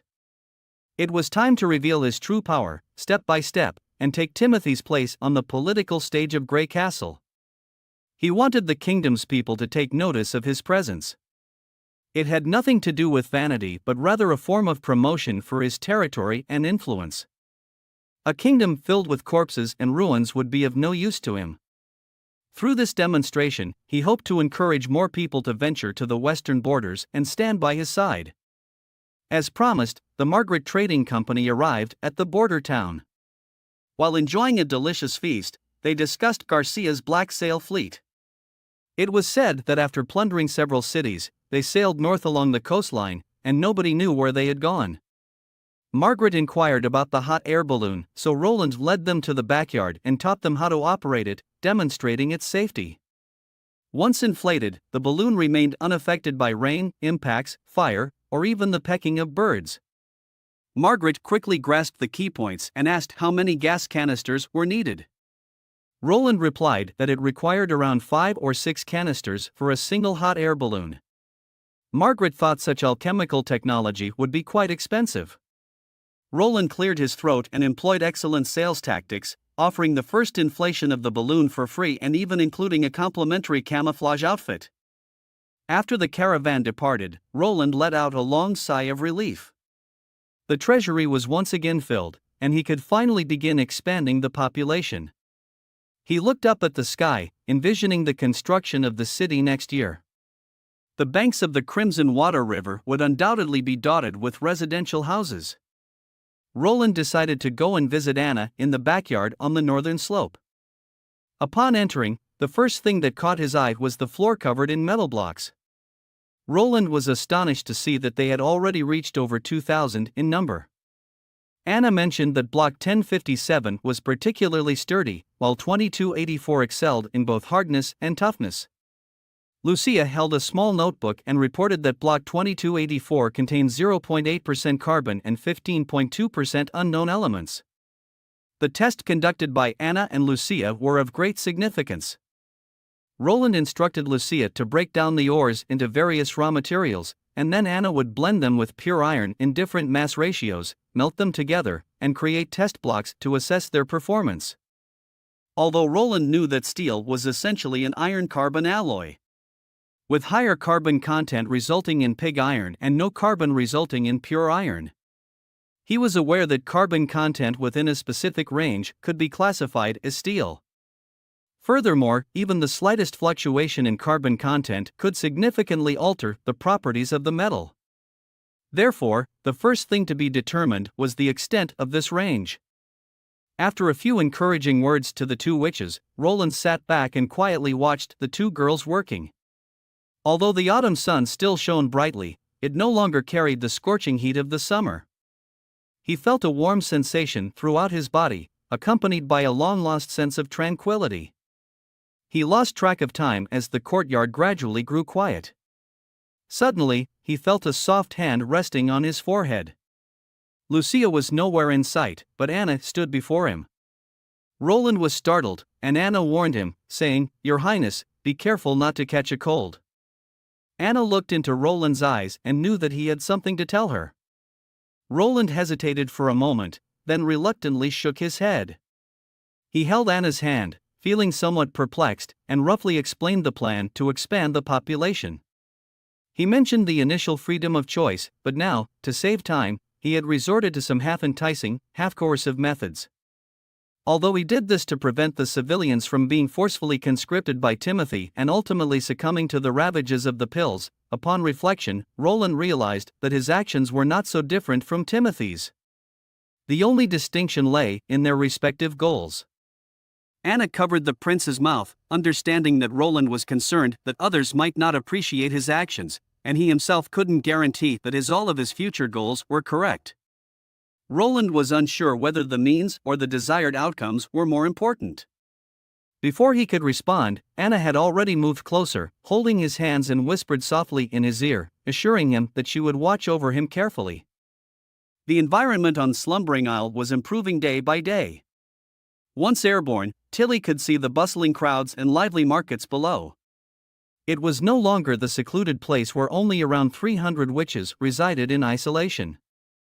Through negotiations and agreements, they had established commercial connections with the surrounding islands. Tilly had even brought in a group of ordinary residents from some overcrowded village islands. Although they currently lived on the outskirts of the island, far from the witches, Tilly believed that one day Slumbering Isle would become a city where everyone would live together harmoniously. Tilly could temporarily fly using magic stones, but she hadn't figured out the underlying principles yet. Just as she was conversing with Ashes, a massive white bird descended from the sky. Due to its rapid descent, it crashed onto the ground, raising a cloud of dust. It was Maisie, who couldn't believe that Tilly was actually flying in the sky. Tilly playfully rubbed her cheek and asked Maisie how the witches from Slumbering Isle were doing in the border town. Maisie rummaged through her bag, searching for the letters. They had all entrusted Maisie to deliver them to Tilly, including one from Prince Roland. Ashes took out half of a muffin and offered a piece to Maisie, but she shook her head and instead stuffed a handful of fish jerky into her mouth, mumbling, she went to play with Molly. With that, Maisie flew out of the courtyard, flapping her wings. Ashes felt that Maisie had grown bigger even more in the past month, both in size and maturity. Tilly smiled and said she felt the same, perhaps because life in the border town was truly wonderful. Returning to the room, Tilly tore open the letter sent by Roland and found that apart from a letter filled with content, the remaining dozen or so pages were actually vivid illustrations, laying out the pages of drawings one by one. The contents were somewhat unbelievable and terrifying. The background depicted a desolate wasteland at dusk, with two monstrous creatures engaged in a fierce battle against a group of witches. The witches were clearly at a disadvantage, as their abilities seemed to have lost their effectiveness. Neither snakes nor fireballs could stop the enemy's advance. By the final drawing, several witches lay lifeless in pools of blood. Tilly anxiously grabbed the letter and quickly skimmed through its contents. Soon, she felt her heart tighten as a recurring word in the letter made her hands tremble slightly: demons. The letter described how Hakura obtained an ancient book and led the witches across the Desolation Mountains in search of the Holy Mountain. However, they did not find the Holy Mountain but encountered terrifying monsters instead. These creatures possessed astonishing strength, swift movements, and the ability to command demonic beasts. One of them could even release lightning from its hands. After contemplating for a while and finding no answers, Tilly decided to set aside all of those things and took out Sylvie's letter. She intended to know the results of investigating the Lord of the border town. However, the first sentence of the letter left her stunned, even more so than when she had seen the word demons. Lady Tilly, I have found no traces of disguise or magical influence on Roland Wimbledon. Apart from the Witch Union, there are no other factions of witches hidden in the town. So, I believe, he might be your true brother. Tilly was left speechless, shocked by the revelation in Sylvie's letter. A real brother. How could that be possible? Tilly held the letter in her hands, but her mind couldn't focus. Thoughts swirled in her head like a tidal wave. Among the 5 children of Wimbledon III, the eldest 3 were born close in age and played together. By the time Roland was born, the youngest, Garcia, was already 6 years old, and naturally, they didn't include him in their group. Logically, Tilly should have formed another circle with Roland, but it wasn't the case in reality. Roland longed to be accepted by his 2 older brothers, striving to fit into their circle, but often ended up being the one who was getting bullied. This twisted and volatile treatment caused Roland's character to become distorted and easily angered. Of course, he didn't dare to direct his anger towards the 3 elder siblings, so started bullying Tilly. Ever since Tilly fought back, Roland hadn't provoked her again, and Tilly had chosen to ignore her brother. Even in adulthood, Roland had shown no signs of change. In fact, he had worsened over time. She couldn't believe it. How could someone like him stand with the witches, sheltering them, and even dare to oppose the church? Tilly was perplexed and conflicted. It seemed contradictory to her that someone with Roland's history of bullying and twisted character could now align himself with the very beings he had once despised. The fact that he was willing to go against the church, an institution that held immense power and influence, further intensified her confusion and disbelief. Tilly didn't know what to say for a moment. Ashes nudged her several times before Tilly mentioned that the letter stated that Roland hadn't been controlled or replaced by the witches. When she mentioned the incident with the butt grabbing, Ashes coughed a couple of times. After contemplating for a moment, she remarked that even though they hadn't seen him for just a year, he seemed like a completely different person. Tilly asked Ashes to elaborate further. Ashes thought for a moment and said, Roland feels clean. Although he doesn't have a preference for extravagant jewelry or clothing like nobles do, his attire is very clean. Overall, Roland now gave a favorable impression. Tilly smiled, surprised that Ashes would speak well of him. She let out a sigh of relief, realizing that her brother had indeed undergone significant changes. But what had prompted his transformation? Perhaps the true reason could only be discovered by meeting him in person. Regaining her focus, Tilly shifted her attention back to the letter. The second half of the letter detailed Sylvie's observations and experiences in the border town, including her daily work and discoveries. As Tilly continued reading, another piece of information caught her attention. It described a weapon capable of launching iron balls and crossbow bolts from iron tubes, with immense power. Although Maisie and Ashes had mentioned such a weapon before, this was the first time Tilly had encountered such a detailed description, complete with hand-drawn illustrations. Ashes suggested that Tilly ask Roland to send a batch of those weapons in her reply. However, Tilly shook her head, explaining that allies should not be approached with suspicion. Such a test would only undermine the trust they had painstakingly built. Besides, they were planning to visit the border town this winter, and it would be better to discuss it in person. Ashes shrugged in response, and Tilly smiled, continuing to read the letter. As her eyes reached the end of the letter, Tilly couldn't help but freeze. Roland had actually invented a type of undergarment designed for women's boing-boings and had gifted it to every adult female member of the Witch Union as a present? It was simply absurd. Wait a minute, Tilly suddenly remembered that when Roland was in the capital, he had also given some noble ladies tight-fitting corsets. Some of them had even been thrown back at his face. This was wildly spread among the nobles. This was definitely something he would do. Tilly felt conflicted. On one hand, it aligned with her memories of him, but on the other hand, she felt that it would be better if he didn't align with those memories. Should she go to the border town to see him this winter or not? Upon returning to the border town, as soon as they entered, Kyle mentioned that he had come up with a feasible plan for large-scale production of sulfuric acid. However, it required a significant amount of lead and skilled craftsmen, and he hoped to seek the assistance of the witches. Roland asked Kyle to provide him with the detailed plan. Then, Roland gestured for him to sit down and taught him another task. Kyle shook his head repeatedly, stating that he didn't have time recently as large-scale acid production was a challenging endeavor that required his full attention. Roland reassured him, saying that it wouldn't require much time. Seeing Kyle's puzzled expression, Roland requested him to manufacture more soap. Kyle immediately recalled the saponification reaction mentioned in elementary chemistry, which involves the reaction between sodium hydroxide and fats or oils to produce alcohol and salt. It was indeed an unusual feeling to hear standard chemical terms from an alchemist's mouth. Roland nodded in agreement, and Kyle still seemed a bit puzzled. It didn't seem important to him, but the prince emphasized that it was crucial. While soap production itself might not be important, the byproduct of the production process was something Roland urgently needed. Kyle immediately realized it was alcohol, and Roland confirmed that he needed alcohol, or glycerin to be exact, as it was a highly important ingredient. Kyle shrugged and said he would assign it to his apprentices, but he would demonstrate the process in front of a few clever apprentices chosen by him. Meanwhile, Roland shared some news with him, mentioning that a sailboat had arrived at the dock with 50 people on board, and one of them claimed to be an alchemist from Crimson Water City. Before Roland could finish his sentence, Kyle stood up excitedly. It was Charles, and he had truly brought his apprentices to join Kyle.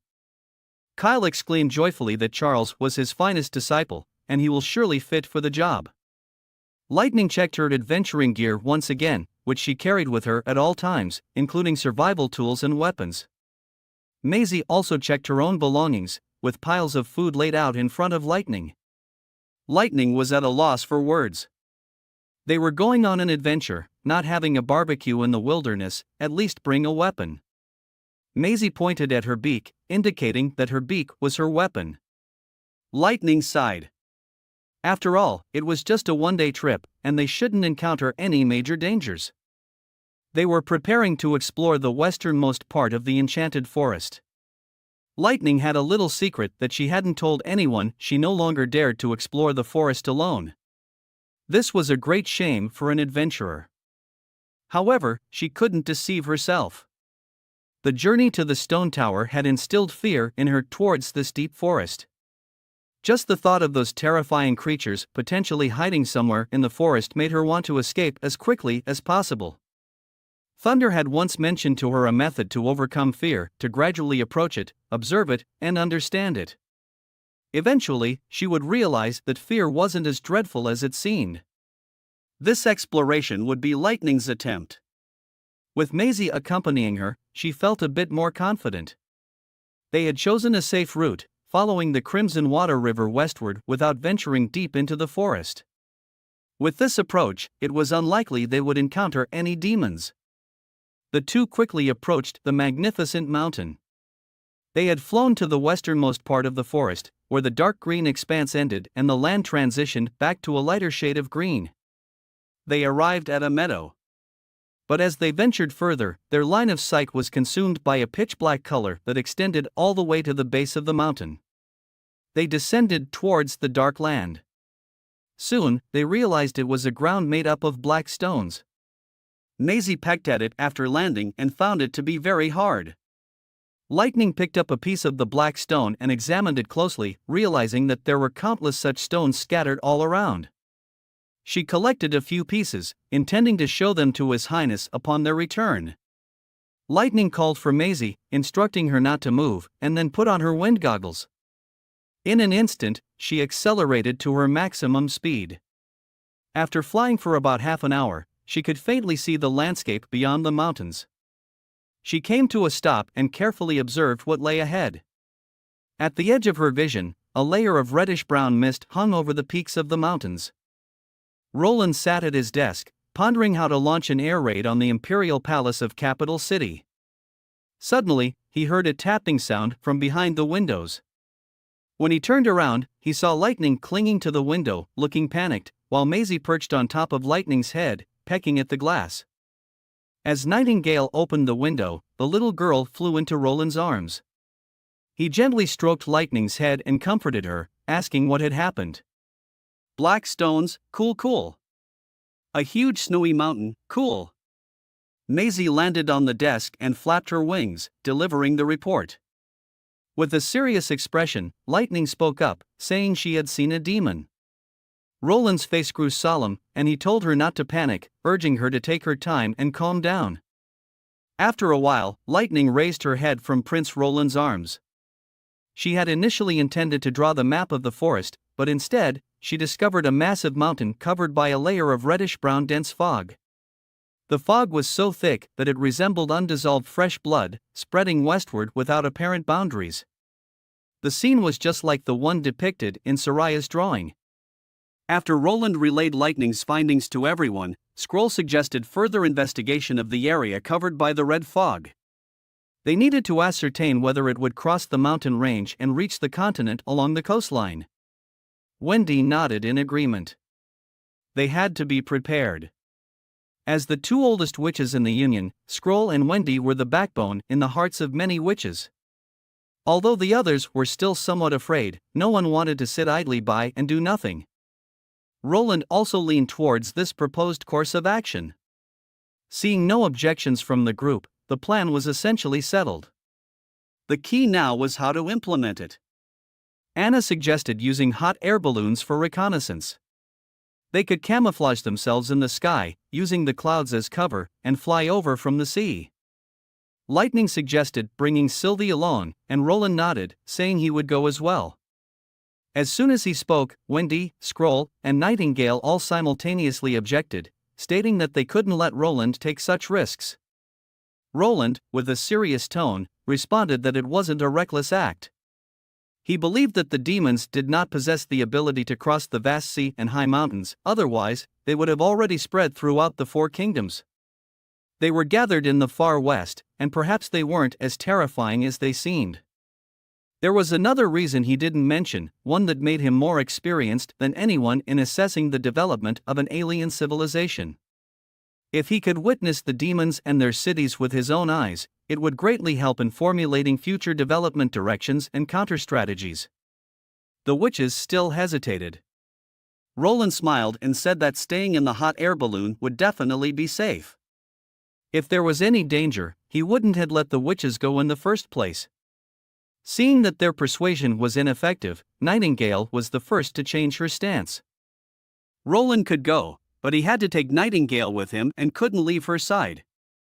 As he looked into her earnest eyes, Roland knew he couldn't refuse her. After considering it for a while, he announced that the expedition members would be himself, Anna, Wendy, Soraya, Sylvie, Nightingale, Lightning, and Maisie. They would depart in a week. Besides the necessary food, everyone had to carry a pistol, and during this week, everyone must practice diligently. After making the announcement, Roland finally had the time to examine the black mineral Lightning had brought back. He held it in his hand and waited, feeling a slight jump in his heart. In terms of weight, it was much lighter than ordinary stones, making it unlikely to be a metallic ore. It had a hard and lightweight exterior that reflected a metallic luster, and it was exposed on the surface. Could it be coal? Roland asked Anna to release flames, and under the scorching black fire, the stone quickly turned bright red and translucent. Roland immediately realized that it was high-quality anthracite coal. This unexpected discovery filled him with joy. Coal was not rare in Greycastle and was mainly used for kilns and heating. However, its applications were extremely wide-ranging. Before the prevalence of internal combustion engines, the blazing burning of coal fueled everything of steam power. After coking coal, it could replace charcoal for iron and steel smelting, making it much more environmentally friendly than excessive deforestation. Even in the age of electricity, coal could be used to produce coal gas, hydrogen gas, and asphalt, as well as for power generation. It could be considered an excellent and cost-effective fuel. Holding an open-pit coal mine in his hand was very important. The only question was how to develop it effectively. After thinking for a moment, Roland realized that they needed to construct more steamships and fully develop the mining fields in the area. By increasing the number of steamships, they could transport the mined coal more efficiently and expand their capabilities. This would not only meet the local demand for coal but also provide an opportunity for trade and economic growth. The development of the mining fields would require infrastructure, such as railways and processing facilities, to optimize the extraction and utilization of the coal resources. With this unexpected discovery, Roland saw the potential for significant advancements in their industrial development and energy supply. The coal mine would serve as a valuable resource, contributing to the prosperity and progress of their kingdom. In the palace of Greycastle, there was a loud bang as a copper bowl was turned upside down. This was something newly developed by the Alchemist Association of the capital. If used in larger quantities, its power could tear through armor. Timothy was delighted and rewarded the inventor with 25 gold, instructing him to start mass production of it. After the chief alchemist left, a knight remarked that while this invention appeared intimidating, it would be impossible to defeat knights with it. It required ignition to activate, and its effective range was only about half a step. Other knights voiced their agreement, and Timothy felt a twinge of anger. If it weren't for Garcia luring away the alchemist responsible for developing this item at the Alchemist Association, he would have already conquered Greycastle. At that moment, footsteps suddenly echoed outside the door. An anxious guard entered the palace hall and knelt down on one knee. He informed Timothy that the militia force sent by Greycastle to the western border seemed to have suffered heavy losses. The defeated soldiers had returned to the capital, and they had brought with them a letter of inquiry from Roland Wimbledon. Now, many people were aware of the situation and what was written on the letter. The letter stated that Timothy's foolish actions, attacking the western border, were a mistake, and he would pay the price for it. Roland declared that he would launch an attack on the capital in the early second month of autumn, and by then, everyone would witness Timothy's shaky hold on the throne. The training location for revolver shooting was arranged in the courtyard of the castle. Including Sylvie, all the witches selected for the reconnaissance team were given a revolver. After spending 2 days familiarizing everyone with the proper shooting stance, Roland proceeded to the live ammunition shooting phase of the training. The witches performed decently during the gun handling exercises, but the shooting exercise didn't go as expected. Especially when the deafening sound of gunfire echoed and the recoil, everyone's first instinct was to cover their ears, leaving Roland with a vacant expression. He then shifted his gaze towards Anna. There, she held the gun in both hands without moving a muscle, continuously pushing the trigger, completely disregarding the recoil and gunpowder smoke. Setting aside accuracy for a moment, just this action alone was executed perfectly. Roland was secretly amazed. Even though it was a large-caliber revolver, which had a strong recoil. How could her arms remain motionless during continuous shooting? Curiosity drove him to approach her from behind, and he saw that 2 clusters of black flames were tightly adhering to the grip, firmly holding it in the air, while Anna merely made a gesture of grasping, not even touching the handgun. Roland could only laugh wryly and loudly declare, "No one is allowed to use their abilities to assist in practice. If they were to encounter enemies with God's punishment stones, they will be in a frenzy." Seeing a group of witches enthusiastically manipulating their weapons, Roland couldn't help but feel deeply moved. Until now, he still remembered the appearance of each witch when he first met them. Anna used to be as thin as a bamboo pole, with lifeless eyes and a perpetually expressionless face. Nightingale always had a trace of gloom between her eyebrows, and her smile had nothing to do with her emotions. It was, in fact, a mask to conceal her own feelings, always wearing a mischievous smile on her lips. And Wendy, who couldn't hide her fatigue behind her gentle voice. Lily, who had accepted her fate and confusion when she threw herself into the future like a solitary leaf, always on guard like a cat. Surviving after oppression, betrayal, and pursuit was a stroke of luck. There was no time to think about where they were heading. But now, they were completely different from the past. The witches exuded a unique charm, their eyes sparkling with vitality. The future was no longer uncertain for them. Besides simply staying alive, they now had the strength to pursue other things, beautiful things that were just as precious as life itself. In the afternoon, it was time for the specially designed high-altitude throwing exercise. The number of witches participating in the drill was reduced by more than half, leaving only Anna, Wendy, and Lightning. In order to fulfill his promise, Roland planned to drop a 250-kilogram bomb directly above the Grey Castle Royal Palace. As the altitude increased, the border town quickly shrank to the size of a fingernail, and the Crimson Water River turned into a gleaming silver ribbon. However, the drop distance of over 1,000 meters meant that hitting the target will be unlikely. To achieve precise targeting, the bomb had to be equipped with a guidance system. And the young girl, Lightning, would be responsible for this task. "Drop the bomb," Roland ordered. Wendy pulled the valve and released the bomb. Anna sealed the release hole with the prepared cover plate and tightened the fixing bracket. These procedures had been practiced repeatedly on land, and the two of them worked together seamlessly.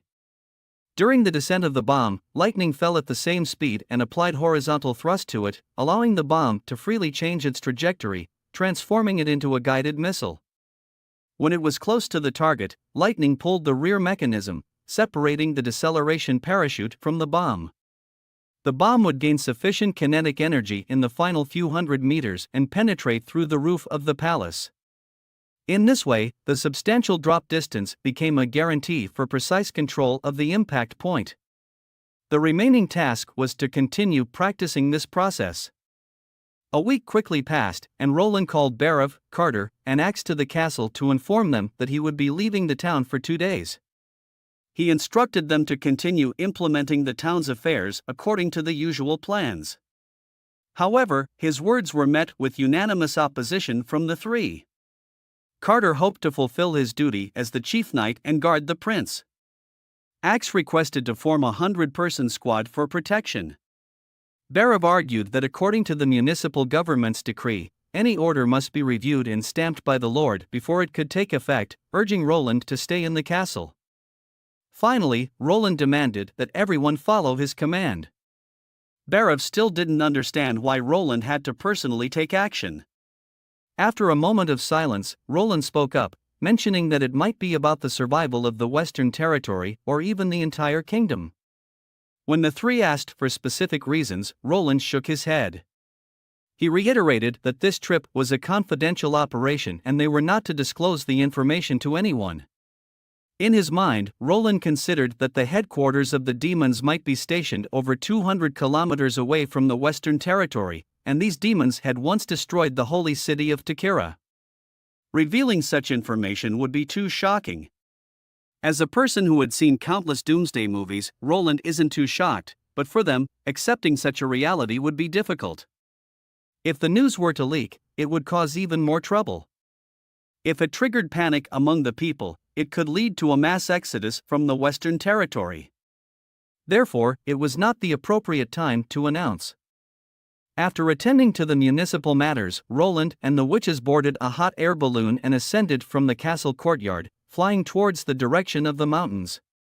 Since learning about the existence of demons, Sylvie had been burdened with heavy thoughts. She wanted to know if the church, which had fought against the demons 400 years ago, was truly good or bad. Before Roland could speak, Nightingale preemptively responded, stating that the church was definitely bad. Kind-hearted people wouldn't arbitrarily hunt down witches. However, Sylvie continued to stare directly at Roland, as if wanting to hear his answer. Roland contemplated for a moment and said that it was still uncertain whether the church was truly fighting against the demons. If they had made such significant sacrifices, why would they conceal the information and destroy all past records? Spreading this matter widely would be the best way to expand their followers. They still didn't have a complete understanding of many pieces of information, and the distinction between good and bad wasn't so simple. Roland was well aware that Sylvie was actually asking whether he would stand with the church in order to fight against the demons. Sylvie opened her mouth, but didn't deny anything. Roland spoke seriously, stating that the authority of the church and the monarchy were inherently incompatible. Even without the witches, he would not stand on the side of the church. Moreover, now he had everyone by his side. Nightingale smiled proudly. The other witches also expressed their trust in Roland, saying that he was reliable. Sylvie nodded gently, and the heaviness between her eyebrows seemed to fade slightly. And so, as dusk descended, the group could vaguely see the outline of the snow-capped mountains. They selected a camping site on a mountain ridge closer to the sea, allowing them to easily observe their surroundings. It was also far away from the forest, ensuring that wild beasts couldn't easily approach the camp. Everyone began setting up their tents, but due to the limited payload capacity of the hot air balloon, they could only bring one large tent. Therefore, Roland displayed a gentleman's spirit and let the witches sleep in the tent while he slept in the basket. Although Wendy and Soraya suggested that they should go to the basket and let Prince Roland sleep in the tent, he refused each one of them. Only Sylvie kept looking at Roland with a vigilant gaze which left him feeling both amused and exasperated. After assigning the night watch, everyone entered the tent. It was at this moment that faint footsteps could be heard from behind. Roland turned around and found that the person approaching was none other than Anna. Anna approached to accompany Roland. She mentioned that although Sylvie didn't express her gratitude, her mood had become much lighter. Anna herself was also pleased with her own choice. She kissed Roland on the cheek and then went back to sleep. Watching her return to the tent, Roland stretched contentedly and yawned. He intended to go back to the basket to sleep. However, as he was about to do so, an invisible pair of hands cupped his face. There was nothing in front of him, yet he could feel the soft touch on his face once again, but this time, it was from the other side. In the early morning hours, everyone packed up their camping gear and set off once again. Roland also noticed a detail: even when sleeping in the wilderness, the witches' appearances remained flawless, while he clearly couldn't achieve the same. Without looking in a mirror, he could guess that his hair was definitely a mess, and in the eyes of everyone, he probably looked disheveled. After half an hour, following Lightning's instructions, they arrived at the designated location. As Lightning had described, a red mist shrouded the area behind the mountains. The mist pressed down heavily, and the closer they got to the ground, the more intense the red it became. Sylvie couldn't see much due to the distance. As the hot air balloon slowly approached the ground, Sylvie finally began to report what she saw. About 10 miles from the seaside, she had discovered a collection of buildings made of black stones, forming a triangular shape resembling spires. Most of the spires were empty, but some appeared to be filled with liquid. Sylvie froze for a moment. She saw hundreds of pairs of eyes suddenly opened. Sylvie shouted, "The demons have spotted us!" Upon hearing this, Roland gave the order, "Windy, retreat at full speed." Strong winds quickly blew, and the sudden movement of the hot air balloon caused the basket to tilt. However, Sylvie's warning chilled everyone's hearts. 2 demons were flying towards them on their mounts. These creatures could fly, and it didn't take long for Roland to spot 2 black dots in his field of vision. Looking through his telescope, he saw the mounts beneath them with their sharp-toothed beaks, hairless bodies that bore no resemblance to birds. If he wasn't mistaken, these were 2 hybrid demonic beasts. Roland realized his carelessness. He hadn't expected the demons to have flying mounts, and the situation with lightning was dire. She wouldn't be able to engage in combat like this. If they were shot down from this height, they would undoubtedly meet their demise. The demons were getting closer to the hot air balloon, and Roland could already see the 2 demons approaching. One demon raised its spear. Just as Sylvie issued a warning, Anna had already extended her hands, controlling the black flames to unfold into a thin curtain, shielding the basket. She successfully blocked the incoming attack. The previous block had consumed a considerable amount of her magic. The 2 demons surrounded the hot air balloon from the left and right, and Anna alone defended against one of them. The other witches immediately picked up their pistols and started counterattacking. The witches quickly drew their pistols and retaliated. However, with the basket constantly swaying, it was nearly impossible to hit a fast-moving enemy. After 2 rounds of bullets, none hit their targets. At that moment, the arms of the demons raised once again, and this time, they chose to attack from both sides. Anna didn't even have time to observe the enemy behind her when she summoned a thin layer of black flames to shield the basket. She could only cover one side, and Roland clearly saw the demon swing its right arm towards Anna, but he couldn't see the trajectory of the spear. Almost instinctively, he pushed Anna away, who was facing away from him. Then his shoulder felt as if it had been struck by a heavy hammer, and he was sent flying backward, colliding with the basket wall. An unbearable pain seemed to tear him apart, followed by a strong dizziness, as if his consciousness was slipping away. Nightingale's heart-wrenching cry was the last sound he heard before losing consciousness. Witnessing Roland being hit, Nightingale felt her chest tighten suddenly. She feared that he would never wake up again. Just the thought of it made it difficult for Nightingale to breathe. She had never felt so helpless before. But it was Anna who first reacted. She crouched down, covering the entire wound with a mass of black flames. Under the flames, white smoke billowed, accompanied by a sizzling sound. When the black flames dissipated, Roland's severed arm was charred black. The trickling blood had stopped. It was an emergency measure Roland had taught everyone in first aid classes. They learned to secure the wound, then quickly go to the medical center and find Manhwa. They had to get back as soon as possible. Nightingale turned her head slowly towards the southeast, where the town located. She urgently shouted to let lightning protect the balloon's descent. Although the girl's face was pale, she nodded, casting a glance at the unconscious Roland, and then flew out of the basket. The other demon was still attacking the hot air balloon. Nightingale took a deep breath, forcing herself to temporarily set aside the image of Prince Roland being injured. Now only she could fight the demons. Nightingale saw the best opportunity. Without hesitation, she stepped forward and, taking advantage of the hot air balloon, positioned herself directly on top. The demon was charging straight at them at that moment. Nightingale was surprised to discover that there was a vortex of magic energy slowly rotating within the demon's body, and a shining stone embedded in its arm. Just as the demon was about to collide with the hot air balloon, Nightingale leaped out of the mist and appeared behind the demon. The monstrous winged demonic beast suddenly sank under the increased weight on its back. The demon seemed to realize something and abruptly turned around. but it was greeted by the thunderous roar of a 12mm caliber revolver. The bullet tore through the shroud of flames and smoke and blasted a fist-sized hole in the demon's head. Sticky blood splattered everywhere, and a pungent smell of blood filled the air. The enemies convulsed and fell to the ground, while the demonic beast changed its direction, gliding past the hot air balloon from the side. Just as Nightingale was about to turn back towards the top of the balloon, an unexpected incident occurred. The tilting corpse pulled on the reins, causing the mount to suddenly roll to the side, throwing her off. Before she could react, she had already been thrown beyond a safe distance to return on her own. She heard her sisters shouting in panic, but it was all in vain.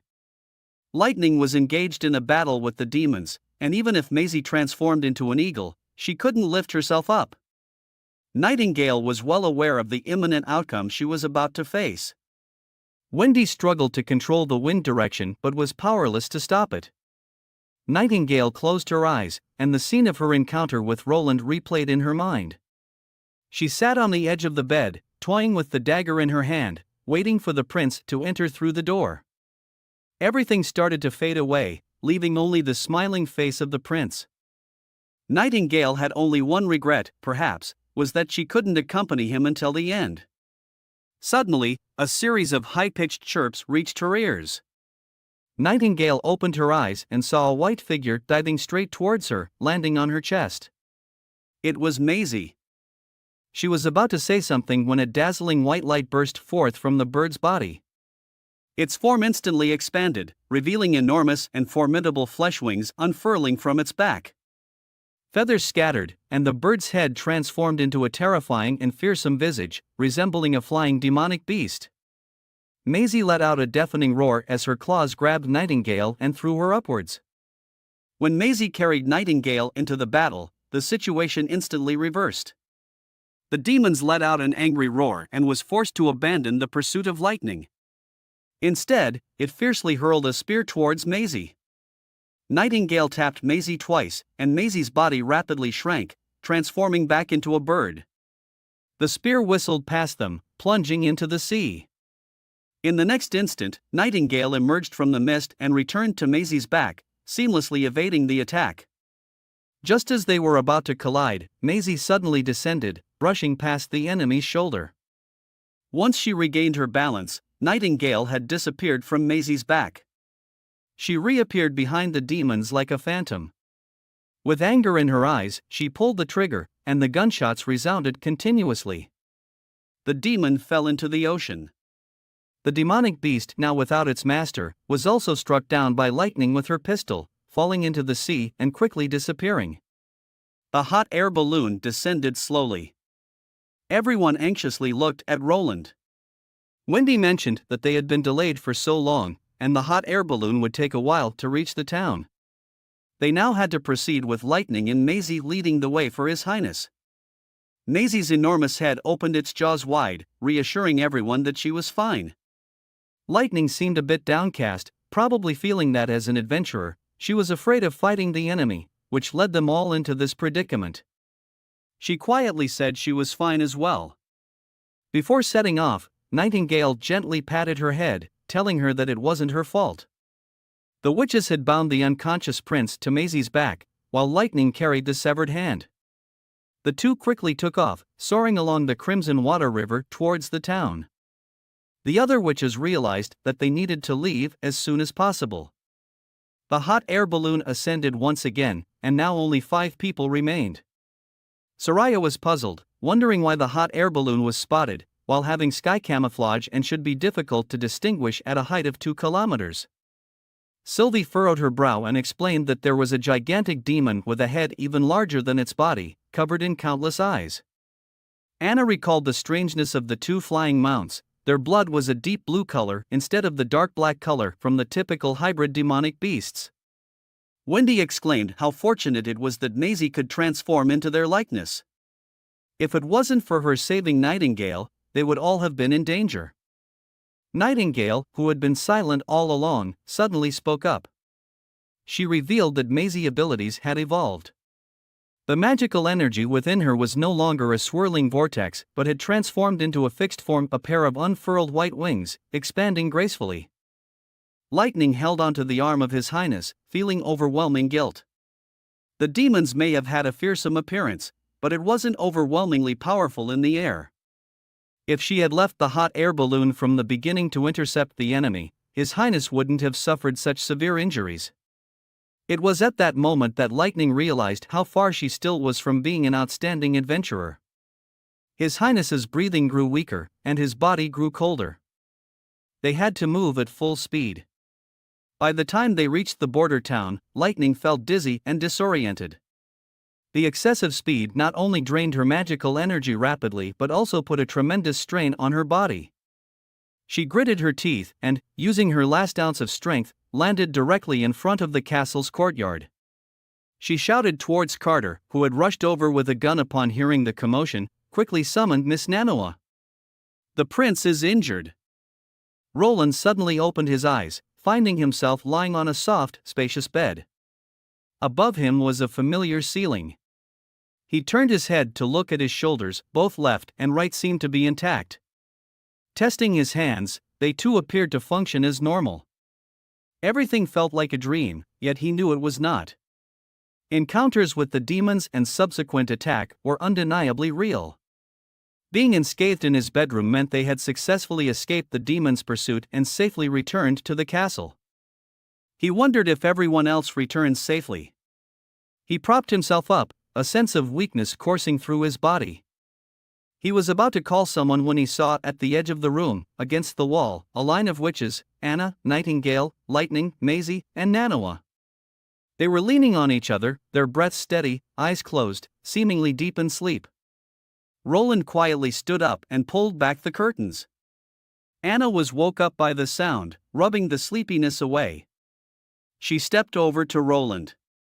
When Roland asked about the other witches, Anna's voice took a somber tone.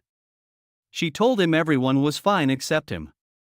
Before he could utter another word, Anna hugged him tightly, calling him a fool. Anna's actions woke the other witches.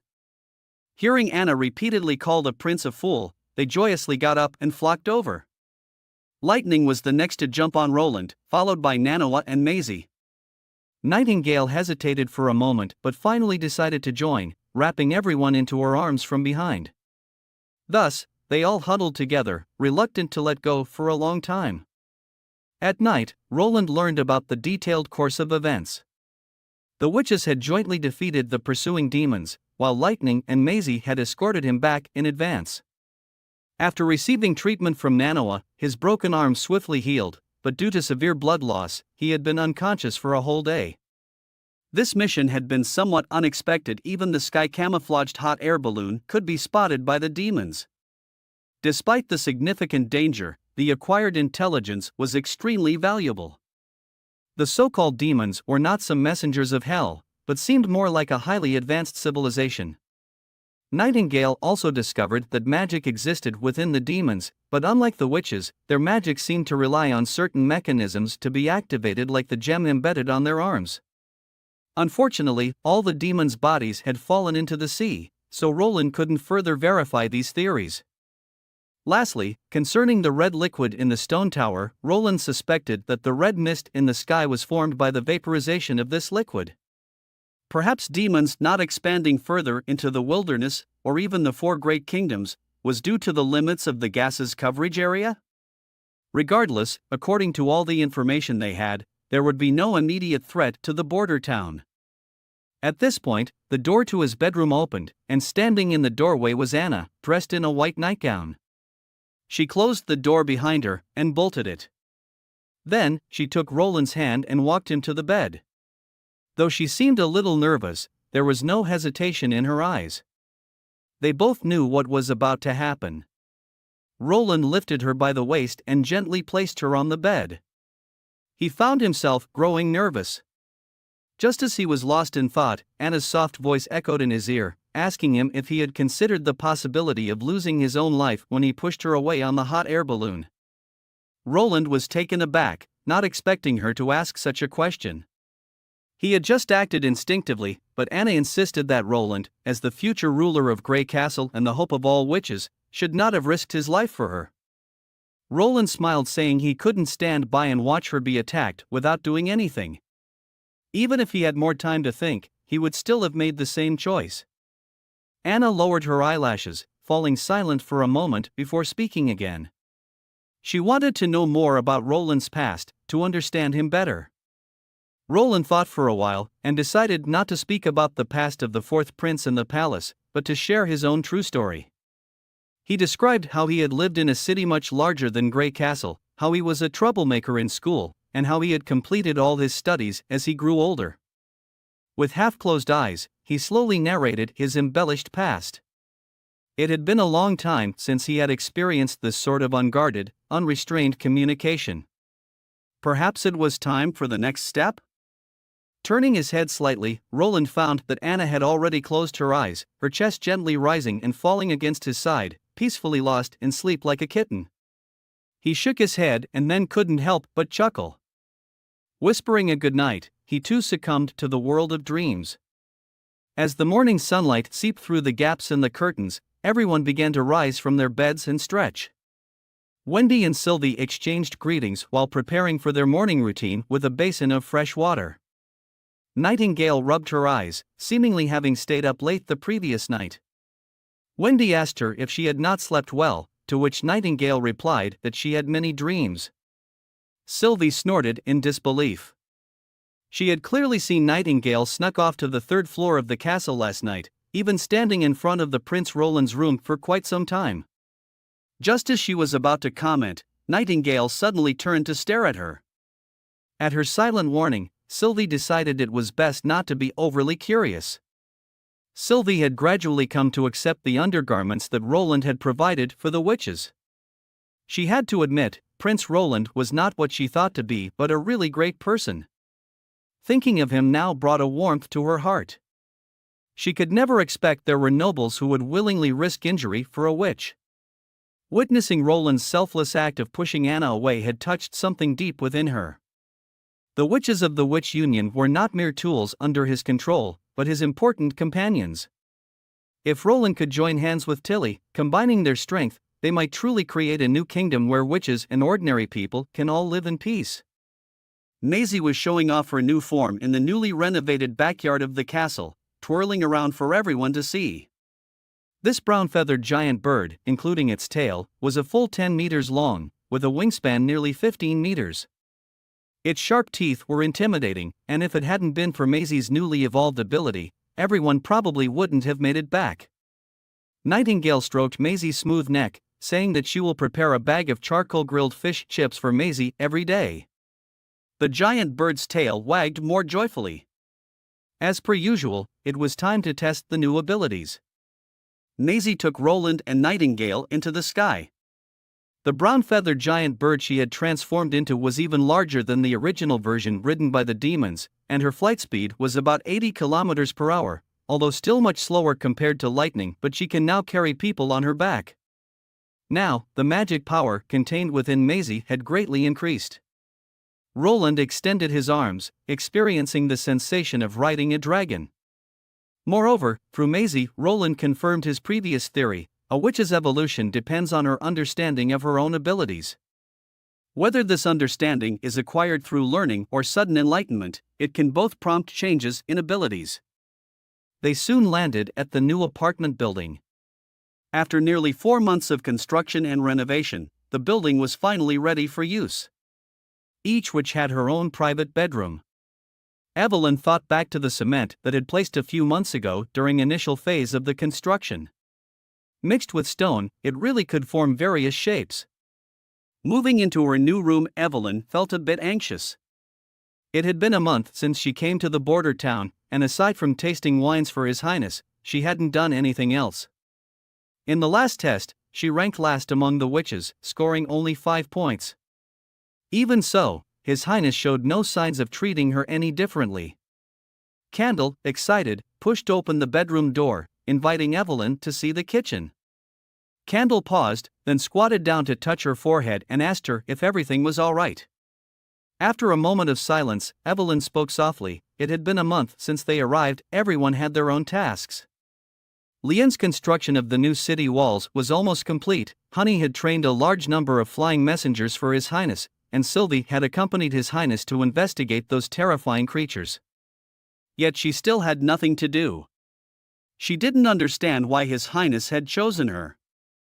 Candle pondered for a while and suggested Evelyn ask His Highness herself. Evelyn was startled, but Candle reassured her, saying that Prince Roland was a good person.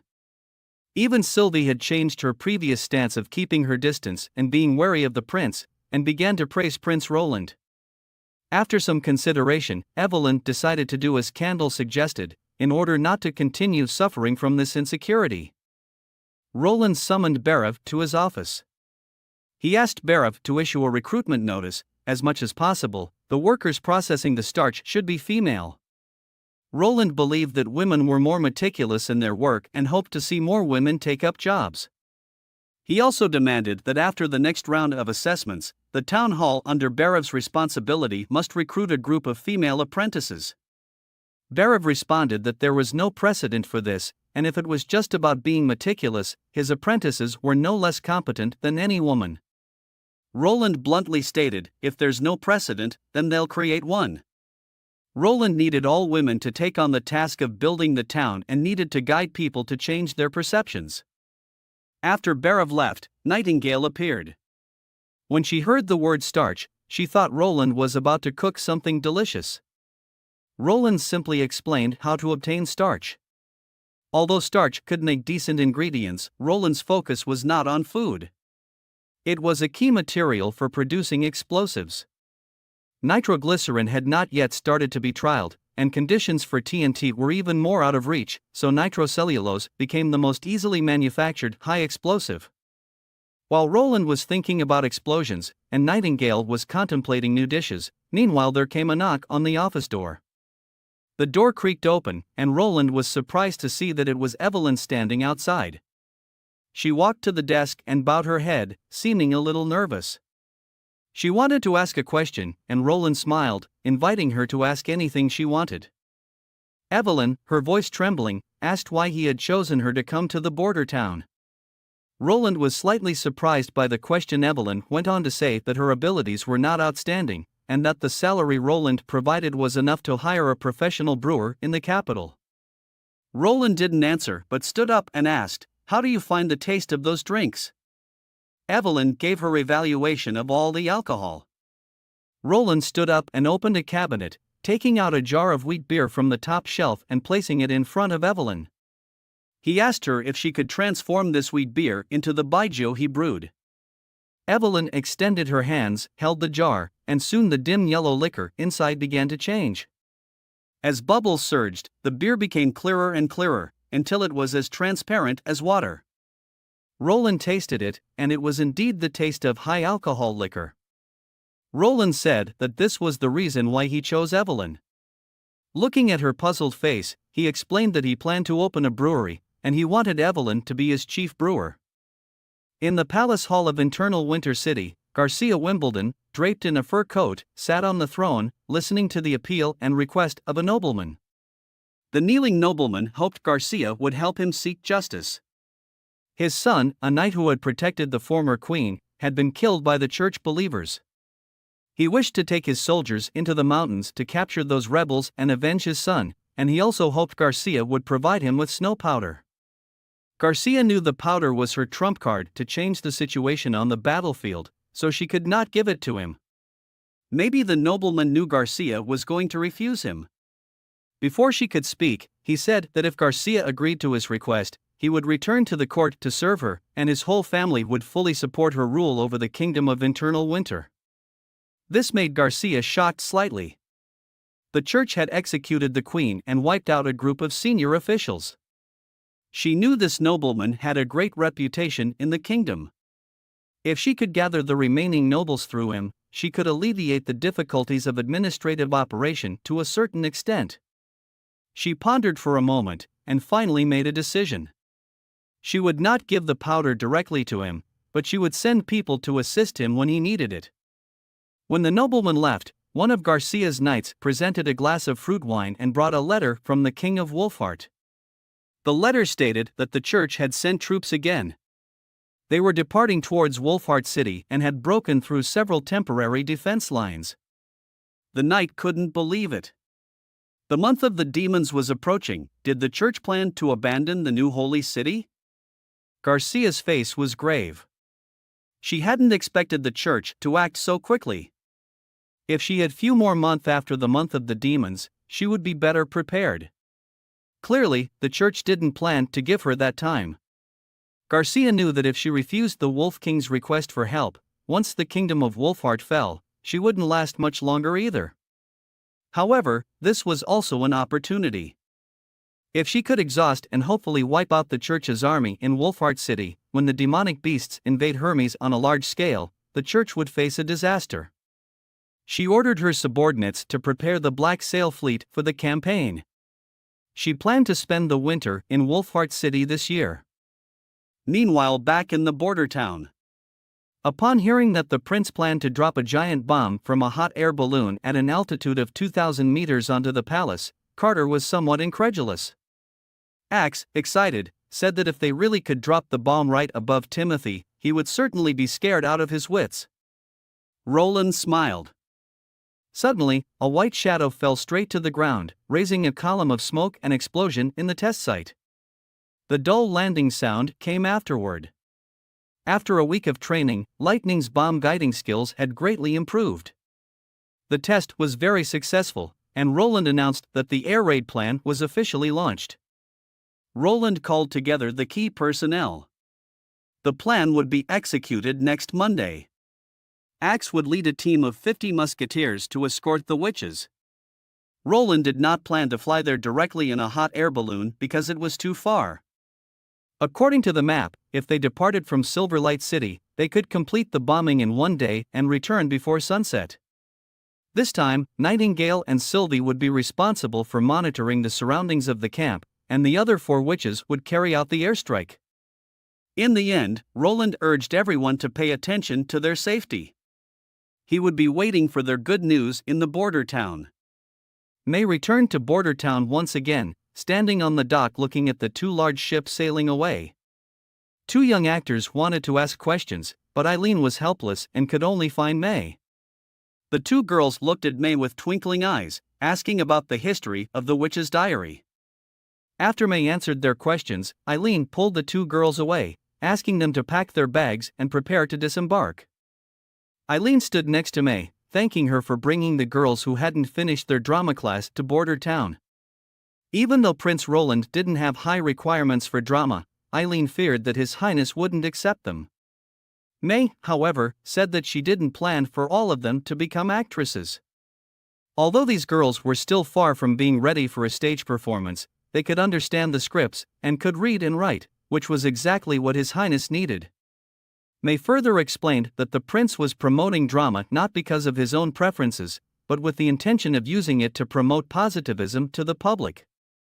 Excited, Eileen flung herself into May's arms, looking at her with admiration. Soon they arrived at the dock of border town. Eileen jumped off the ship and hugged Ferlin tightly. Ferlin thanked May for protecting Eileen during the theater conflict.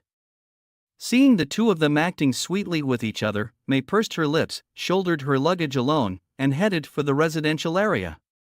The familiar figure she was expecting did not appear, even though he had solemnly promised in the letter to give her a surprise. Although the luggage was not heavy, she felt somewhat disappointed. Back home, May put down her package. She knew that the man she was thinking of was an important figure next to His Highness, and could not move around as freely as ordinary people. A long-lost sense of relaxation hit her. She let out a long sigh and took out some wine from the cabinet, just about to have a drink when there was a knock at the door. Standing outside was none other than Carter. He wiped the sweat off his forehead, having not expected the boat to arrive an hour early. When he heard that she had arrived, he had rushed over from the military camp. He apologized for his tardiness. Oddly enough, despite not seeing him at the dock and despite him not being there to greet her, seeing Carter now, May's mood instantly lifted. May invited Carter to have a drink, but he politely declined because he still had tasks to complete. The chief knight took out a small red wooden box from his pocket and handed it to her. May thought it was a new product from the market and opened the lid, only to see a golden ring standing quietly at the bottom of the box. At the top of it was a sparkling clear gemstone. Carter knelt on one knee and asked May, "Will you marry me?" The witches in the First Army had been on the road for 4 days now. According to the plan, they should arrive at the outskirts of Silver Light City by tomorrow afternoon. With the help of the flying messengers, controlled by Honey, Roland could receive letters from the team every day.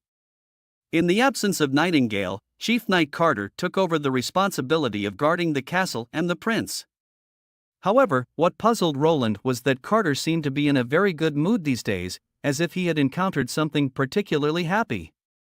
Was it that delightful to return to his original job of guarding him personally? Seeing the rapid progress of Border Town's construction projects in recent months, Roland was delighted. Suddenly, Kyle rushed into the office, excitedly declaring that he had successfully developed the large-scale acid-making method. Roland stood up in excitement, asking Kyle to take him to see. They arrived at the laboratory by the Crimson Water River, where a very young-looking man bowed to Roland. Roland recognized him as Charles, whom Kyle often mentioned. Charles led Roland to several gray and white tanks and a furnace. Each tank was about 4 meters high, with pipes connected at the top. Kyle explained the operation and results, and Roland excitedly patted the lead tank, asking about the production output. Charles picked up his notebook and said that the daily output was about the same as a week's amount from the laboratory's distillation method, and it could be further increased with larger tanks. Roland was delighted, instructing Charles and Kyle to construct larger-scale devices in a few days. If there wasn't enough lead, they could substitute it with iron. Psoriasis coating could protect the iron from acid corrosion. Kyle nodded in agreement, but his next words froze Roland's smile on his face.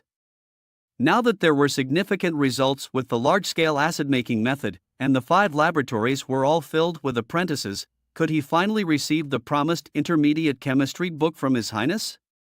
Scroll was tidying up the books on Roland's shelf, the autumn sun shining on Roland's back through the window. The prince would occasionally jot down a few lines on paper, then began to ponder with his hand on his forehead, while saying some words incomprehensible. Scroll sighed softly, regretting that she couldn't help him. Among the witches, perhaps only Anna could assist him in this regard. The prince had written several pages earlier, and Scroll had committed them all to memory, but that was all she could do. This knowledge was far more advanced than the mathematics and other subjects she had encountered before. Seeing the prince's headache, Scroll suggested he should rest for the day. Roland dropped the pen as if surrendering, leaning back in his chair and exhaling. He envied Scroll's perfect memory. Scroll smiled and said that it wasn't always good to remember everything. For example, bad experiences, sadness, and sorrow were better forgotten for one's happiness. Recalling Scroll's past, Roland probably guessed what she was thinking and showed a sorry smile while saying she is right. This sent a warm sensation through Scroll's heart. Rarely did anyone care about a witch's feelings, let alone when that person was a member of the royal family. Prince Roland was completely different from all the other nobles she had ever met. He had profound knowledge, yet he spent his days trying to teach it to others. He was of noble status but did not display an exclusive attitude. He had the admiration of the people and could do whatever he wanted. But not only did he not do so, he took care of others' feelings. Now, Scroll found her thoughts were gradually changing. In the past, she didn't agree with the prince marrying a witch, but at this moment, she felt that no matter who the prince marries, nothing would stop him from ascends to the throne of Grey Castle. He relied not on the conventional, power-hungry nobles, but on the people who supported him because he brought them a better life. Roland rubbed his head. This was the last page. He planned to hand it over to Kyle like this, along with a physics textbook. That should be enough for him to study for a while. Roland pulled out a new piece of paper and quickly wrote down a few words. After all, it's a book from the ancient times, missing a large part is quite normal, right? Scroll stepped out of the office, her attention drawn by the splendid view of the back garden. Leaf, using her ability, had filled the backyard with a variety of plants. The garden was filled with plants that Leaf had improved, various fruit trees and crops, as well as dozens of bird nests where the messenger birds raised by honey slept. Scroll had always thought that Leaf could be the first witch with an evolved ability. Leaf recalled the prince saying that evolution originated from understanding one's own abilities. She could sense that evolution was not far from her. Her eyes sparkled with a bright light. Animals are life, plants are also life, even the cells that make them up are life. Looking at this garden, she felt that she had found her direction forward. Under the watchful eye of Sylvie, the team moved in such a way to avoid all scrutiny, not attracting anyone's attention from start to finish. Once the camp was set up, the following day, the hot air balloon was slowly ascending, commencing its mission of the airstrike. Anna leaned over the edge of the basket and asked Lightning if she was tired. Lightning shook her head, saying she could fly for an entire day. Wendy also moved closer, telling her to not feel too tense. Lightning saying she had practiced many times and the palace was so big that she couldn't possibly miss. Wendy smiled, advising Lightning not to overdo it and reminding her that His Highness had emphasized that her safety was most important. Wendy gently told Lightning that what happened during the scout wasn't her fault. Everyone could see Lightning's dejection over the past few days.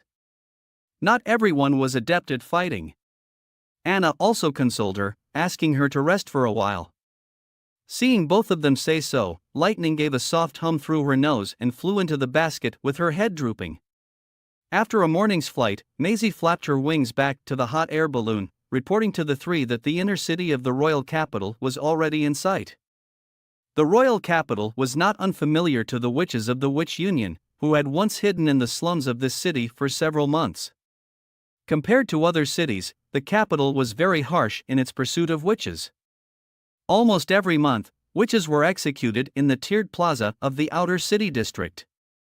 Wendy manipulated the air currents, keeping the basket steadily suspended above the royal capital. Everyone was well practiced in the next steps. As the bomb descended, Lightning quickly caught up with the bomb, beginning to adjust its trajectory bit by bit. She had no affection for this bustling capital, and if she could drop the bomb right above Timothy, ending his life, she would be more than willing to do so. If Roland were to rule the kingdom of Grey Castle, all of these tragedies could have been avoided. The wind whistled in her ears, the view on the ground expanded, and the details of the palace and the inner city gradually revealed themselves before Lightning. As the altitude plummeted, the parachute quickly reached its release point. Lightning pulled the mechanism, allowing the parachute to detach from the bomb, while at the same time, she embraced it and climbed upward rapidly. Before leaving, Prince His Highness repeatedly instructed that she must ascend to a sufficiently high safety position before the bomb hits the ground, and never look back at the explosion. However, the little girl couldn't resist her curiosity. A dazzling flash of light ignited at the top of the palace and quickly expanded. The incandescent light turned into bright orange-red, then disappeared into the rolling smoke. This process lasted less than a minute, and the entire royal capital could hear the explosion. The knights hurriedly led Timothy to the basement. Along the way, Timothy saw shattered glass filling the corridors. Through the broken windows, the dome of the castle on one side was no longer there. In the continually rising smoke and dust, only a few solitary stone pillars remained of this magnificent building. Timothy knew that what had just happened was definitely not an earthquake but the effect of a large amount of snow powder exploding. He couldn't believe that his younger brother also had such a weapon. He didn't know how Roland managed to bury the snow powder in the palace. As soon as he stepped into the basement, Timothy grabbed the collar of a nearby knight, instructing him to thoroughly search the entire palace area. All suspicious persons, regardless of whether they were nobles, attendants or servants, needed to be thoroughly investigated. After the knight left, Timothy realized that his back was soaked with cold sweat. Roland had actually managed to do it. Your position is not as safe as you imagined, and everyone will see that your throne is already tottering. Thinking of this warning, Timothy couldn't help but shiver. As his anger gradually subsided, he felt fear rising from his feet. He fiercely punched the broken wall. Roland received a secret message from the royal capital. The letter was written by Tassa for Roland and was delivered by the flying messenger. The letter stated that the palace was quickly sealed off, and everyone was prohibited from entering or leaving, so he was unable to know the situation inside the palace. By evening, all the residents knew about the attack on the palace, and everyone was discussing this matter. Coupled with Roland's previous warning, many people even thought that Timothy had already died. The major nobles outside the royal capital showed no movement, and the response from the palace side was also very swift. Tassa believed that Timothy had not died. Tassa informed Roland that he would be used this attack to portray it as divine punishment for Timothy's tyrannical acts. Tassa have already collected evidences of Timothy's brutal actions and will start to spread over the next few days and distribute it by the rats. Soon the entire royal capital would know about this. After reading, Roland folded the secret letter and put it into the drawer, letting out a long sigh. If this attack could truly deter Timothy from sending troops, that would be great.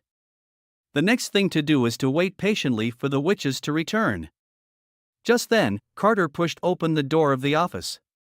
He reported that 2 fleets had arrived at the dock, one being the Margaret merchant fleet and the other being the envoy group Roland had sent to the southern border to recruit refugees. They brought 500 refugees who were undergoing quarantine procedures. Kyle put down the book, repeatedly saying, "So that's how it is." Charles worriedly noted that Kyle hadn't slept all night. Ever since Kyle got this intermediate chemistry book, Kyle hadn't slept for 2 days, practically staying up all night to read through the entire ancient book. He had glanced at it a few times, but the content was too profound and difficult to understand. The chief alchemist's voice showed no signs of fatigue but was rather spirited. He discovered that he knew nothing about this world. He had always thought that alchemy was just alchemy, and everything else had nothing to do with them. But he was wrong. The book from the very beginning tries to link everything together. Everything is composed of the same substance and operates under the same rules. Even the rise and fall of the sun, the blooming and falling of flowers are the same. This rule is so precise that as long as the initial conditions are the same, the results will be exactly the same. Chemistry is just a small part of it. Charles couldn't believe what he heard. This completely overturned his previous understanding.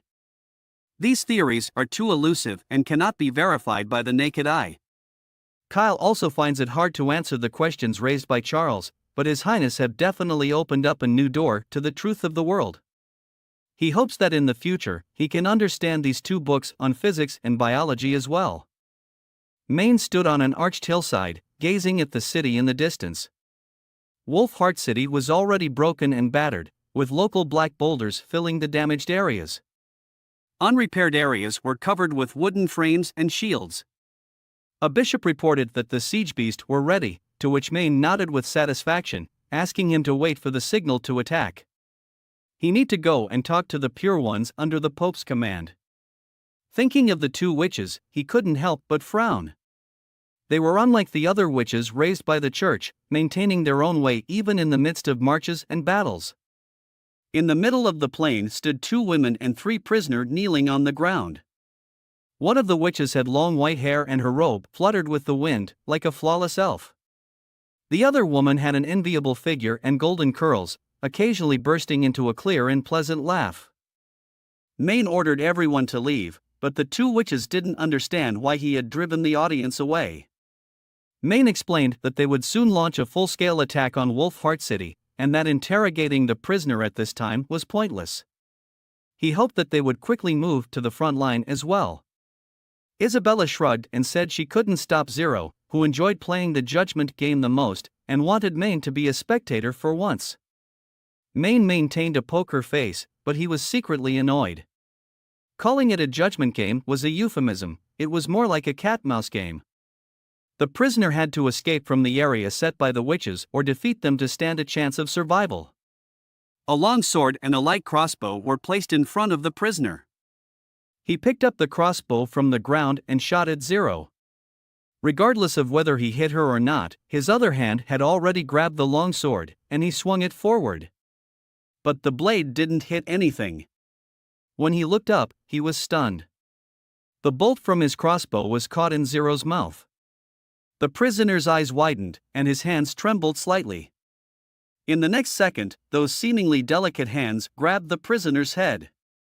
With a gentle pull that used his forward momentum against him, a light crack was heard. Then the prisoner fell to the ground. She turned her head, looking at the remaining two. Seeing this, one of the other prisoners turned and ran, which seemed to disappoint Zero. She turned into a wisp of ghostly light and rushed into the prisoner's body. He immediately stopped in his tracks, his eyes rolling back, and his body underwent a strange transformation. A dim light burst from within him, his body contorted and deformed. Zero then returned to the last prisoner. He was the youngest of the spies caught, his somewhat immature eyes full of shock and fear, seemingly unable to believe what had just happened. What shocked him most was that Zero knew his name, his identity, and how he had been recruited into the scout team. Zero lifted his head, telling him that he no longer has a home to return. His family are all gone. The boy opened his mouth, but he couldn't say a word. Zero continued to speak, telling him his father had fallen to death while repairing the city wall and his mother had been punished by whips when she tried to condemn the overseers. The young boy couldn't help but widen his eyes, his face showing an uncontrollable sadness. He fell to his knees, sobbing, asking her what he should do. "Follow your heart, only the gods can judge," Zero gently said.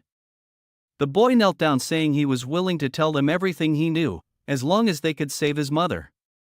Zero patted his head, took out a plant with long slender leaves from her pocket, and handed it to him. The boy swallowed it directly. Maine knew that for ordinary people this was a highly toxic poison. Not long after the boy swallowed it, his face turned a sickly pallor. He clutched at his throat, making rasping sounds. His nails quickly tore through his skin, splattering blood on his neck. After a few minutes of suffering, his body gradually softened, and he stopped breathing. Maine asked in a deep voice why she had tricked him into taking the poison. They could have gained a devout church believer. She shrugged her shoulders, revealing that what she had said were all lies. She had no idea of the true situation of his family. Maine, growing impatient, turned his head and told them to prepare for the attack. Both witches were very confident, the Wolf King and Garcia were sure to die. The sound of the attack horn rolled across the sky, and amid the towering dark clouds and autumn wind, the second siege began. The siege beasts, machines designed to launch massive iron spears, burst into a magical glow. When the light was as bright as the sun, the massive iron spear, engulfed with magical flames, exploded in an ear-splitting roar, shooting out at a speed difficult for the naked eye to follow, straight towards the city walls. Just then, a thunderous noise came from behind the walls. The frantic sound of the horn blew again, and the mixed force of the Judgment Army and the Punishment Army began their charge towards the walls. Now, the defenders of the Wolf Heart City had to contend with these warriors who were not of this world, using nothing but their flesh and blood. Thinking back on Maine's expression, Isabella voiced her concern. Maine is set to become the next pope, and he may not be pleased with what Zero has done. Zero, however, was unconcerned. Once Maine reaches the top floor of the library, he'll understand. This is the way to please the gods. Isabella didn't quite understand, but Zero continued, the current pope's life is nearing its end. He confided this to her himself, even planning to let Zero consume him before he dies. Isabella protested, but Zero reassured her, she knew what she can and can't do. Isabella sighed, realizing that Zero was a weird person, probably because of her unique power. After consuming so many people, there were hardly any experiences left in the world that were new to her. Thus, Zero rarely took an interest in anything. Everything she did was for her own amusement, and it had to be an unusual form of entertainment. Isabella shifted her gaze back to the battlefield. A fierce fire suddenly burst out beneath the city gate, separating the Judgment Army who had not yet entered the city. Even those who fell and rolled on the ground couldn't extinguish the flames that had caught on them. This was Garcia's alchemical weapon. Zero decided that it was time for her to join the battle. The moment the Wolf King and Garcia stepped onto the deck of their small boat, Zero and Isabella have also arrived. At this moment, there was no need to ask questions to understand that something was amiss. Everyone drew their weapons, leaped off the boat, and charged straight towards the Pure Ones. Isabella then unfolded her power. The stones of God punishment worn by the knights began to vibrate. Zero immediately transformed into a wisp of ghostly light and dove into the body of the Wolf King. Garcia wore an expression of disbelief, unable to fathom how they could use their abilities in front of the stones of God punishment. Zero didn't bother to explain much and rushed towards Garcia. It had been a long time since she had felt such warm sunlight. Garcia stood in the garden, taking a deep breath as the scent of rosemary drifted into her nose with the breeze. This was the Grey Castle. Garcia sat down by the central pond, running her fingers over the stone bricks. Ever since she fell here when she was a child and hit her forehead hard against the edge of the pond, causing her face to be covered in blood, her father had all the bricks removed and replaced with smooth cobblestones. She remembered that Gerald and Timothy were there at the time. Seeing their sister fall, they were all terrified and even imitated her fall one by one, trying to comfort her in order to make her stop crying. Everything seemed to have returned to her childhood. Garcia turned her head and saw a woman in white coming out from behind the flower pond. Zero said she was not a witch, but a pure one. Garcia retorted coldly, saying that all she had was just the ability to create illusions. Suddenly, she picked up a stone and squeezed it hard. The stone did not crumble, instead, the hard edges cut her skin, she could feel the pain. Zero lifted her skirt slightly and bowed, welcoming Garcia into the spiritual battlefield. Garcia was startled, and suddenly felt a heart-wrenching pain coming from her chest. Zero somehow pulled out a long sword from nowhere and stabbed it directly into her chest. Garcia fell to her knees, trembling as she tried to cover the wound. A large amount of blood loss made her consciousness gradually blur. The next moment, she found herself still standing in place, unharmed. Garcia was gasping heavily, not knowing what had happened. The place that had just been pierced still ached faintly. Lowering her head, there was a large pool of blood splattered in a jet pattern under her feet. Zero explained, "This is the basic rule. The consciousness is not immortal, and the pain brought by each death is real. It will consume mental and physical strength, and when this feeling exceeds the range that one can bear, the real eternal sleep will come. Ordinary people can only endure 3 to 4 deaths, while some strong-willed individuals can endure 7 or 8, she finished, then drew a large sword from behind her again and leaped straight up, slashing towards Garcia. The witch, dressed in a white robe, could not possibly hide such a huge weapon. Were those weapons conjured out of thin air? Her words suddenly flashed through Garcia's mind. This is Garcia's own world. The sword fell, but it did not split Garcia in two. Instead, it hit a large iron shield, the huge rebounding force causing Zero to lose her grip on the sword hilt and fall back several steps. Biting her teeth and sneering, Garcia said, "This is my world," and a handbow suddenly appeared in her hand, raised to fire at the enemy. At the same time, a cross rose behind Zero, trapping her firmly. The arrow instantly sank into Zero's abdomen, and she showed a look of pain. This surprised her. Zero didn't expect Garcia to counterattack so quickly. Garcia then conjured a long spear. Garcia raised her long spear, but an unexpected change occurred before she could react, and she suddenly swapped place with Zero. Moments later, Garcia clutched at her own neck and retreated a couple of steps in confusion.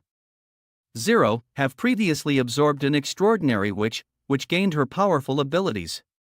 She looked at Garcia with a smile and said, "It's my turn now." In her right hand, Garcia held a shield, and in her left, a sword. For the first time, Garcia truly grasped the dreadfulness of an extraordinary witch. Whether it was speed or strength, Garcia felt a crushing pressure. She gave up on defense. In a flash, a ballista materialized before her.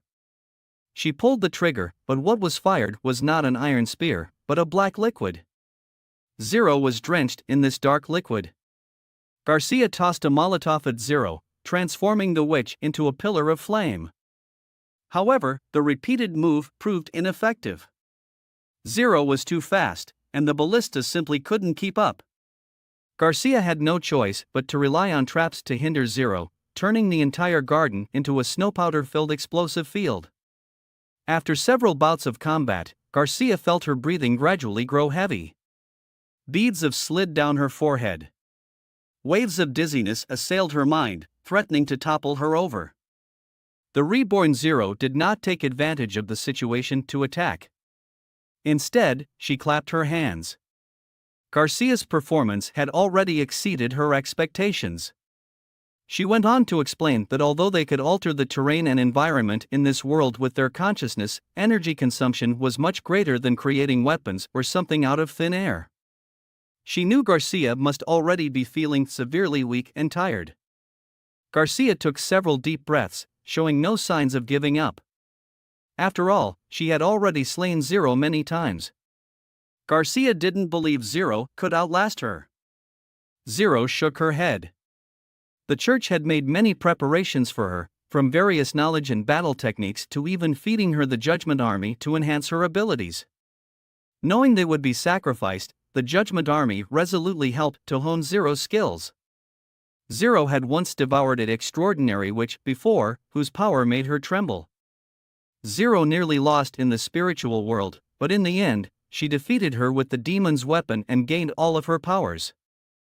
Though Zero was unable to truly transform into an extraordinary witch or use the powers of other witches she had consumed, she can be considered invincible in the spiritual battlefield. In the past 2 centuries, she couldn't even remember how many people she had devoured. Garcia didn't understand why Zero would reveal so much. What Zero meant to say was that her consciousness was incredibly potent. If measured by death, she could easily withstand hundreds of deaths. Garcia scoffed, yet she knew her chances were slim. She needed to possess an even more powerful weapon. As if seeing through her thoughts, Zero told Garcia that she couldn't make herself invincible.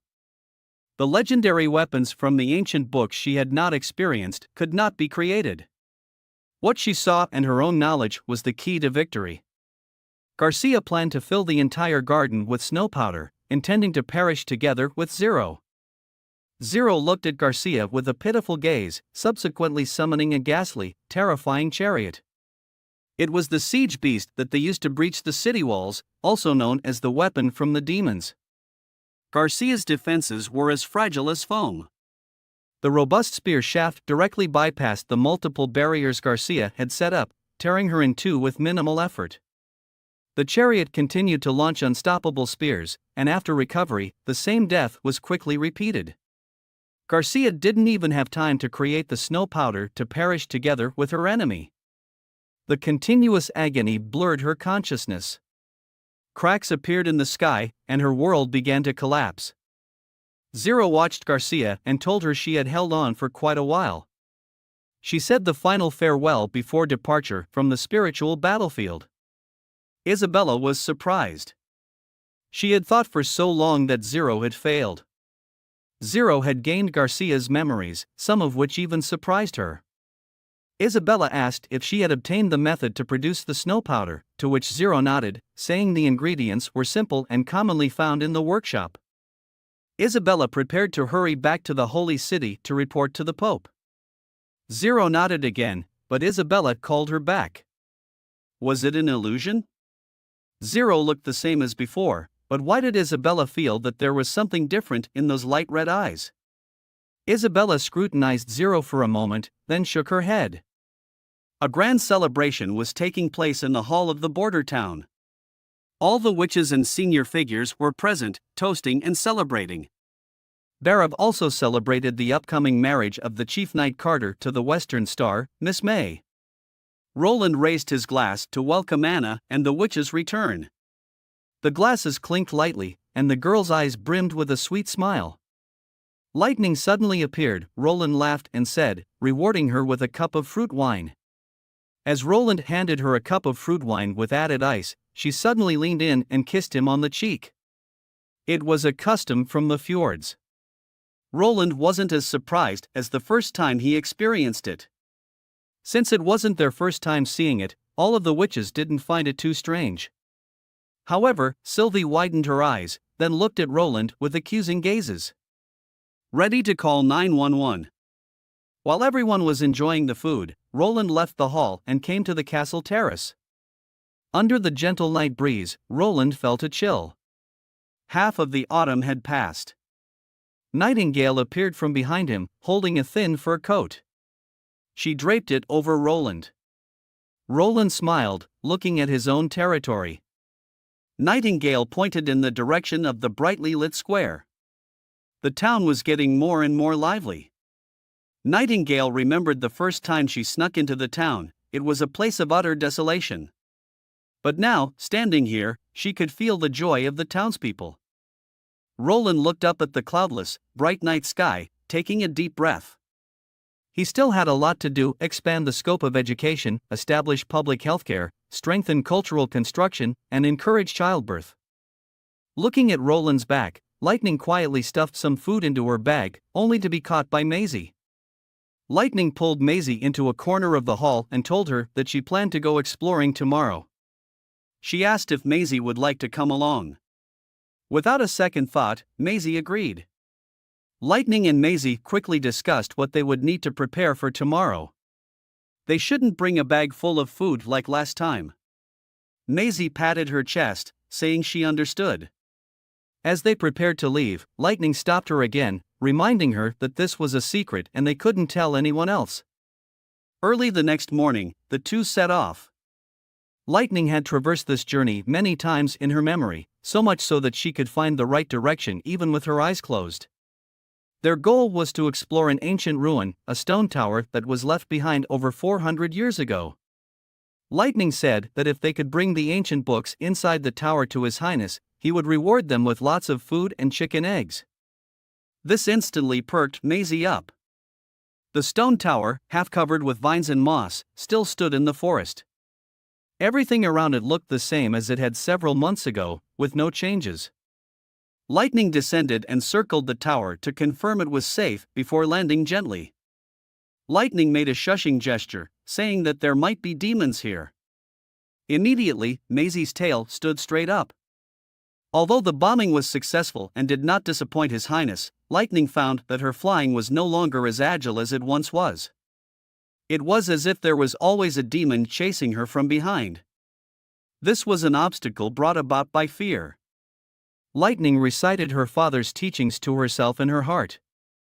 She had to overcome this, or she feared she might never be able to fly freely again. This was also why she decided to act on her own without informing His Highness Roland. Perhaps His Highness would scold her later, confiscate her ice cream, and the Sisters of the Witch Union would worry, but she was determined. As the daughter of the greatest explorer of the fjords, Thunder, Lightning could not accept a cowardly version of herself. This time, she brought a pistol and took Maisie along. Lightning pointed at the top of the broken tower, saying that she would go up to check the situation first and asked Maisie to be careful. The little girl kept encouraging herself in her heart as she walked down the stairs step by step. As she reached the corner of the hallway, she peeked around quietly. The collapsed wooden door was shattered, and there was no sign of the devil at the entrance to the basement. At this moment, she heard a faint voice floating from the darkness. It was hardly audible, but it was extremely familiar. Lightning shivered involuntarily and nearly turned around to run away in panic. She gritted her teeth, suppressing the fear that welled up in her heart. This time, the calling sound was much clearer, and the tone was exactly the same as last time. It kept repeating, "Help me." Lightning was startled, and she decided to fly back first to consult with Maisie. After briefly explaining the situation, Maisie suggested that they could extinguish the torches and sneak in, so the demons wouldn't be able to see them. Maisie could transform into an owl, allowing them to have night vision. Lightning felt useless, having run away at the first sign of fear. Maisie rubbed against Lightning's face, comforting her, suggesting no one could continue to shout for months under a demon's siege. Plus, as an adventurer, shouldn't Lightning be interested in these peculiar adventures? After hesitating for a moment, Lightning decided to follow Maisie's advice. Lightning wanted to overcome her fear, but why was Maisie so interested in exploring the ruins? She asked Maisie, "Is it because of the rewards of a basket full of eggs?" The owl blinked its round eyes and turned its head away. The atmosphere relaxed considerably, and Lightning gradually calmed down. Once again standing at the entrance of the ruins, Lightning took a deep breath, tightly grasping her revolver, and cautiously walked into the profound darkness. Lightning slowed her pace, carefully testing the edge of the stairs, then cautiously made her way down. After a turn, she suddenly saw a magic stone on the wall brightening the room. She carefully walked to the junction of the staircase where she saw water dripping down. At this point, the cries for help became clearer, as if they were ringing in her ears. In the center of the room was a stone platform with several figures standing on it. From their appearance and robust bodies, they were undoubtedly demons. In the middle of the high platform, encircled by demons, stood a massive ice cube, within which was a woman dressed in a magnificent robe. Lightning felt somewhat scared seeing the demons, but Maisie said those demons should already be dead. Before she could finish speaking, Maisie had already flew towards the cube, heading towards the high platform. This startled Lightning so much that she froze on the spot, forgetting to reach out to hold Maisie back. By the time she reacted, Maisie had already pounced on a demon. The demon that was pecked a few times by the owl collapsed with a bang and immediately turned into a pile of ash. Lightning closely observed these stone-like creatures, their bodies covered with tiny cracks. Maisie flew to the top of the ice cube and pecked fiercely. This time it didn't shatter but instead emitted a crisp knocking sound, indicating its extreme hardness. Lightning placed her hand on the cube, a cold chill seeping through her skin. The woman inside the cube seemed so lifelike, with her long blue hair. Not far from her was a red magic stone, repeatedly echoing the plea, "Save me," over and over again. Lightning and Maisie quickly flew to the outskirts of the town to report the situation to Roland. After listening to Lightning's description, Roland couldn't help but gasp in surprise. He looked at Lightning and thought to himself, Lightning was too audacious, daring to investigate the ancient ruins known to be inhabited by demons, with only a pigeon on her side. What was even more frightening was that there was a witch sealed in the ruins. Lightning also brought back the magic stone. As they opened the box, an anxious female voice suddenly appeared in everyone's ears. The sound was sometimes near, sometimes far, and was quite unnerving. Nightingale revealed herself, detecting magic within the stone. Roland thought for a moment, knew this appears to be a magical recording device that can continuously emit sound. Roland patted Lightning on the head, gently advising her, "Don't do this again, especially venturing into dangerous places without permission." He then looked at Nightingale, telling her to gather all members of the Witches' Union and axe to the office. The plan to search the ruins might need to be expedited. Once everyone had arrived, Roland narrated from beginning to end of the discoveries Lightning had made. Anna understood Roland's implications, the witch might still be alive, and through her, they could learn about events from over 400 years ago. Scroll, however, mentioned that the witch might not belong to that era. Leaf stated that the witch might not necessarily be on their side, a statement that made Roland ponder. Indeed, they both had valid points. If the ruins were left behind by the church, the witch sealed inside might well be on the side with the church. Lightning mentioned the witch's extravagant clothing, Roland suggesting she might be a high-ranking individual. If the woman harbored any bad intentions, there was no guarantee that her abilities would not pose a threat to the Witch Union. Lily suddenly spoke up, surprised that everyone was considering whether the witch was on their side. Rem tried to stop her, but Lily did not cease and questioned how someone from 400 years ago could still be alive. Lightning argued that the woman was completely different from the lifeless demons, her skin was smooth, and her lips full of color. Maisie kept nodding in agreement. Wendy stepped in to interrupt their argument, saying that regardless of whether the witch was dead or alive, they had to give it a try. Wendy suggested that if she turned out to be a church witch, all they needed to do was attach the god's stone of punishment before she woke up. Moreover, they had Nightingale and Anna. Most importantly, this witch might have information about the calamity 400 years ago. Roland agreed with Wendy, intelligence about the demons was crucial to Border Town. He had to take the initiative in the future confrontations. Roland looked towards Axe, asking about the status of the First Army. Axe saluted and stated they could only mobilize a maximum of 50 men.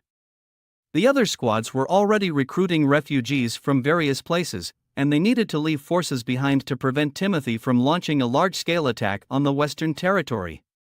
Roland nodded in acknowledgement and began to strategize. Suddenly, Rem looked out and gasped. Everyone followed her gaze out the window and was taken aback. Unbelievably, Roland looked outside of the window and saw that the gloomy sky was unexpectedly filled with snow.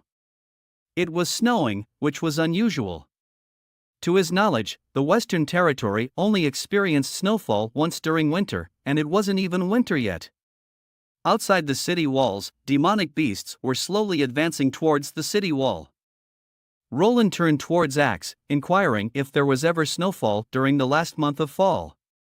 Axe turned into a serious expression, stating that he hadn't experienced such an event in his 8 years in the town. Opening the window, Roland pondered.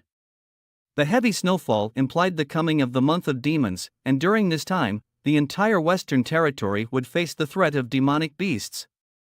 Deploying the First Army was out of the question, even transporting the witches by hot air balloon had become dangerous.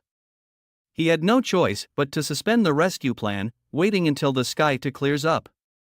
On Slumbering Isle in the fjords, Thunder was drinking hot, steaming fish soup. He was eager to start his next adventure. The sights he'd seen on his last expedition had left him stunned. He was very curious about what exactly was on that piece of land. Tilly smiled and mentioned that she planned to personally go to Border Town, also intending to experience the month of demons in the western region, and she invited Thunder to join her.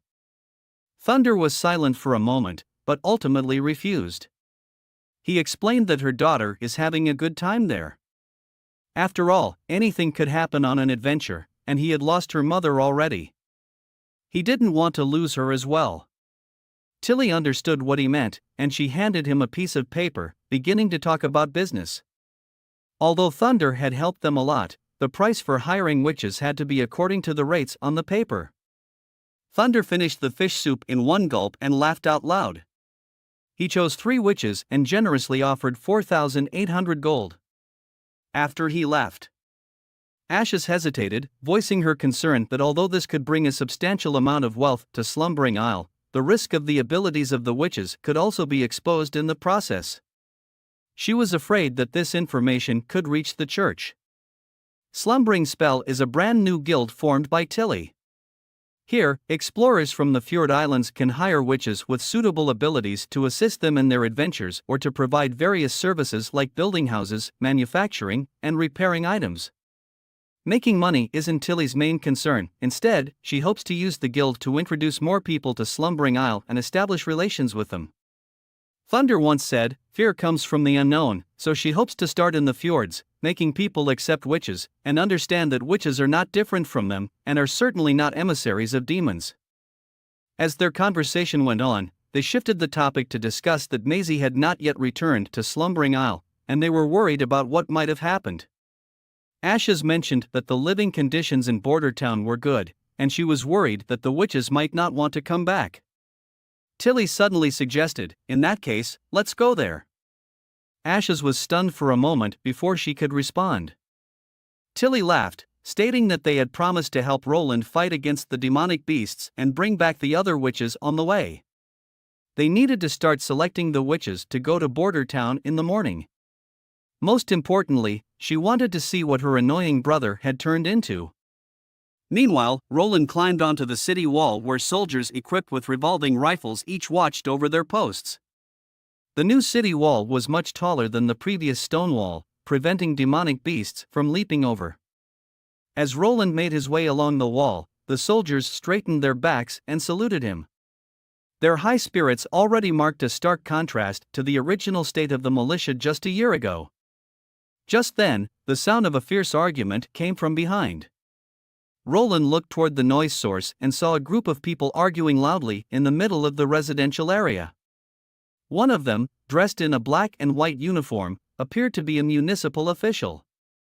Carter charged directly into the crowd, subduing the instigators of the fight. The prince's personal guards ordered everyone to stop, and the situation was quickly brought under control.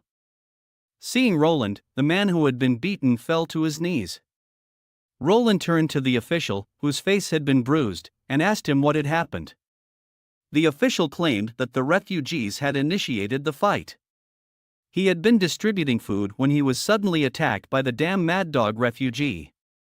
The man restrained by Carter immediately shouted in defense that the official was lying. He claimed that these people had colluded with serfs to extort them, charging money for each serving of food.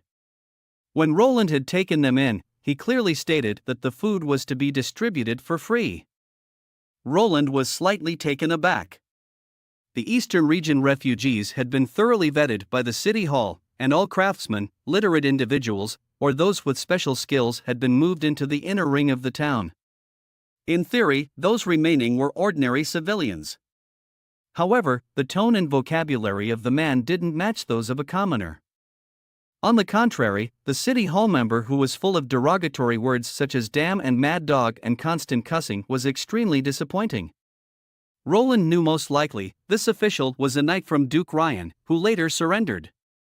Roland affirmed that he did say that housing and food would be provided for free before they officially joined Border Town, and this promise still stood. He reiterated this in front of all the refugees. Upon hearing this, the refugees loudly praised Roland's kindness and shouted, "Long live the prince!" But, as a brawl had occurred, Roland ordered the personal guards to bring all the people involved to the castle. He wanted to personally adjudicate this incident. The official's face suddenly turned pale. Roland then looked at him, asking about the charged porridge and what was really going on. Back in the castle hall, Roland took his seat at the head and looked down at the two men. After everyone had a chance to tell their side of the story, he finally knew what had happened. The official, a man named Koya, resented being stripped of his knighthood and was annoyed by the tedious paperwork of the city hall. His frustration had vented towards the refugees. He took the opportunity of distributing porridge to deliberately charge the refugees and stir up trouble between the two groups. In fact, Koya had been charging for porridge for several days already. Because of his conspicuous city hall uniform, most refugees stayed silent out of fear of reprisal from an official, which only emboldened him. It wasn't until today that someone stood up to protest. Upon understanding the situation, Roland let out a sigh. He hadn't expected corruption and stagnation to have started this early. Roland called Barav to his side and asked in a low voice how such a situation would typically be handled by a lord. Barav responded that if the offender was a noble, he could escape any punishment by handing over a few gold royals. The crime of a commoner attacking a noble could range from amputation to flogging. However, Koya was no longer a noble. Roland pondered for a moment and decided to follow the rules of Grey Castle. He stood up and swept his gaze over the entire hall to deliver his judgment. Koya, for neglect of duty and extortion of refugees, was stripped of all his duties in the city hall from this day forth, sentenced to 10 years of labor in the mines, and fined 3 times the amount of his extortionate income. As for Wade, who initiating an attack on a city hall official, was sentenced to 10 strokes of the whip. He reiterated that the distribution of porridge would continue to be free, and all extorted money would be returned. Roland sat in his chair, the incident making him realize that as the number of citizens continued to increase and the authority of the city hall rapidly expanded, it might be time to address the issue of internal regulation. Many modern institutions were not applicable to this era. Legal interpretation and judicial powers were something he needed to keep in his own hands. He needed a simple system that could supervise the organization without requiring too many people. Nightingale appeared, and Roland clasped her hand on his shoulder. He said he wanted to establish a new department to oversee the city hall and arrest any individuals or groups that could potentially threaten the stability of the Western region. This department would be responsible only to him. Roland tentatively named it the Western Territory Security, and he wanted Nightingale to be the chief. Nightingale had the ability to distinguish between truth and lies. Roland said that if Nightingale was willing, he could provide her with a special afternoon tea with ice cream in winter. Nightingale gently pinched his hand and said that she would agree to anything Roland said and anything Roland wanted to do. Yeah, boy. Such a system would be in line with the checks and balances of power that are common in many modern political systems, while also addressing the specific needs and constraints of Roland's situation. This kind of internal department could help prevent corruption, and could also play a role in maintaining social stability and justice. Wade staggered back to his residence, and the old man immediately greeted him. Seeing the wounds on Wade's back, the old man urgently asked him to lie down. The old man originally wanted to sprinkle ash on the wound, but Wade quickly stopped him, saying that the knight had said that it was fine to leave it open like this, and it would heal in 2 or 3 days. The old man shook his head and said that Wade would have a high fever tonight if left untreated.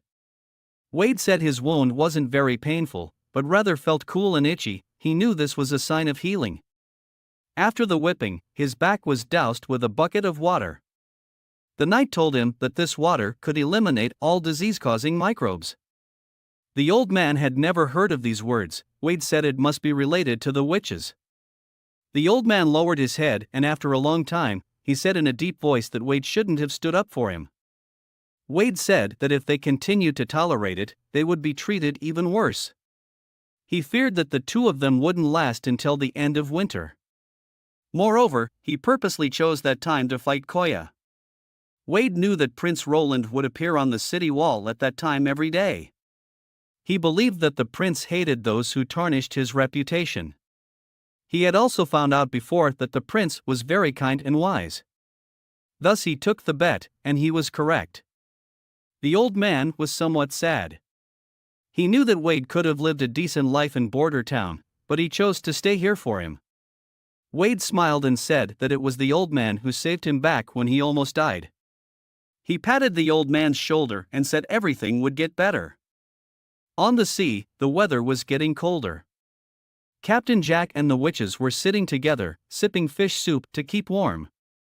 The blonde woman named Andrea praised the taste of the fish soup, but Ashes couldn't stand the fishy smell of the sea fish. Andrea sarcastically said that Ash's taste had been spoiled by the cooking methods of Border Town, and her courage was dwindling. Ashes glared at her, and Andrea laughed and said, "If Ash can't stand the smell of fish, how can everyone expect Ash to stand up when Lady Tilly needs her?" Ashes understood that Andrea was deliberately picking a fight. Ashes disdainfully said that Andrea's arrows could not compare to the weapons of Border Town, and once she tasted Prince Roland's delicacies, she would know. The two were the top witches in Slumbering Isle in terms of combat power and often argued about who was the strongest. Though they often bickered, they would undoubtedly fight side by side without hesitation when danger arose. Suddenly, a sailor burst into the cabin, his face pale with fear, yelling that mutant sea ghosts had appeared. Everyone rushed out of the stern building to see more than a dozen fish-bodied, crab-legged creatures on the deck. They moved swiftly, their 6 legs moving like a giant cockroach. Andrea snapped her fingers, and a golden light emerged from between her fingers, morphing into the shape of a bull. She was ready to compete with Ashes to see who could kill more. Tilly infused magic into the flying magic stone and soared into the midair, overlooking the entire deck. These monsters were somewhat different from before. As soon as Ashes joined the battlefield, the situation quickly changed. Any demonic beasts daring to face the giant sword would be cut in half. Andrea was not to be outdone. Her magical longbow could shoot anything handy as an arrow, with both power and accuracy being astonishing. Seeing the demonic beasts being quickly killed, Tilly remained alert. She felt a huge monster under the ship, continuously hitting the bottom of the ship. Before she could finish her sentence, a shadow swept from under the ship, and the sailboat began to shake violently again. Tilly landed back on the deck and briefly explained the situation. They had to force it out of the sea. The monster came again. Savvy ran to position and jumped out of the ship's rope. Several circles of hemp rope were tied tightly around her waist. The other end of the rope was in Ash's hands, steadily controlling her descent. The shadow struck, and Savvy instantly opened the barrier. The monster hit the barrier head-on, its huge body suddenly stopped. Savvy let out a muffled hum.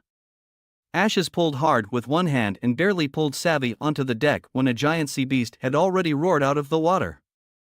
In the blink of an eye, Andrea had flown above the monster's head. She summoned the magic ball, pulled the full string, and the arrow made purely of magic power emitted a piercing roar, like a thunderbolt, and penetrated the monster's body. Then there was a loud bang, and it exploded into pieces. Andrea fell into the sea with a plop. Suddenly she began to shout and yell, saying she couldn't swim. Ashes sighed helplessly, shook her head and then jumped into the sea, and saved her. Tilly finally breathed a sigh of relief. The threat of the sinking ship was lifted, and at least she didn't have to worry about swimming to Border Town. Suddenly, she felt a chill on the tip of her nose and looked up, only to freeze on the spot. Snowflakes were floating in the sky. Tilly understood that snow represented the beginning of the month of the demons. It was only autumn and it was already snowing, which meant that Border Town must have started being attacked by demonic beasts. A few days later, they arrived at the place where they had picked up the witches from slumbering all last time. Tilly was very interested in the hot air balloon. Before disembarking, she asked Captain Jack to wait here for a few days. Tilly began to ascend and then asked Savvy to summon an invisible barrier to let everyone slowly rise. Before long, they crossed over the mountaintop. Then, under Ash's guidance, it took them half a day to finally arrive at Border Town. The first thing that caught Tilly's eye was a uniquely shaped steel bridge. Ashes thought it was a waste of materials, as a pontoon bridge would solve the transportation issue. Andrea elegantly wagged her finger and said that it had its value. Once the town expanded, a pontoon bridge would obstruct river transportation. Tilly didn't care about their routine dispute but set her eyes on the other side of the river. After crossing the steel bridge, immediately two guards came over and asked what they were doing. One of the guards looked at them carefully and asked if they were witches. This question caught Tilly off guard. Although she already knew that the existence of witches was public in this town, when she personally heard an ordinary person ask this sentence in such a calm tone, it still stirred a wave in her heart. She nodded, and the guard smiled and asked them to wait there. Then he immediately ran towards Border Town. Just as Ashes was about to speak about Tilly's identity, she was interrupted by Tilly. Tilly was curious about how Roland would receive a witch from another city. Not long after, a tall blonde woman dressed in a white robe walked over. It was Nightingale, and Ashes greeted briefly, and Tilly could feel the sharp aura emanating from Nightingale. Without a doubt, this woman was a combat witch, and an incredibly powerful one. Nightingale looked at Ashes first and then swept her gaze over everyone. When her eyes landed on Tilly, she suddenly paused. The sharp feeling disappeared in an instant, replaced by warmth like water. She gently introduced herself first, recognizing Tilly as Roland's sister at first glance. Under Nightingale's guidance, they entered the castle. Sylvie was the first one to come over. She told them that the prince had already sent someone to notify the others. A voice that sounded familiar, yet strangely foreign, echoed from behind Sylvie. Tilly raised her head. A young man was smiling at her. His appearance had not changed much from her memories, but his smile and demeanor were completely different from before. "Welcome to Border Town, my dear sister," he said. Tilly's thoughts surged in her heart. She had many questions bubbling at the edge of her lips, yet her face remained calm.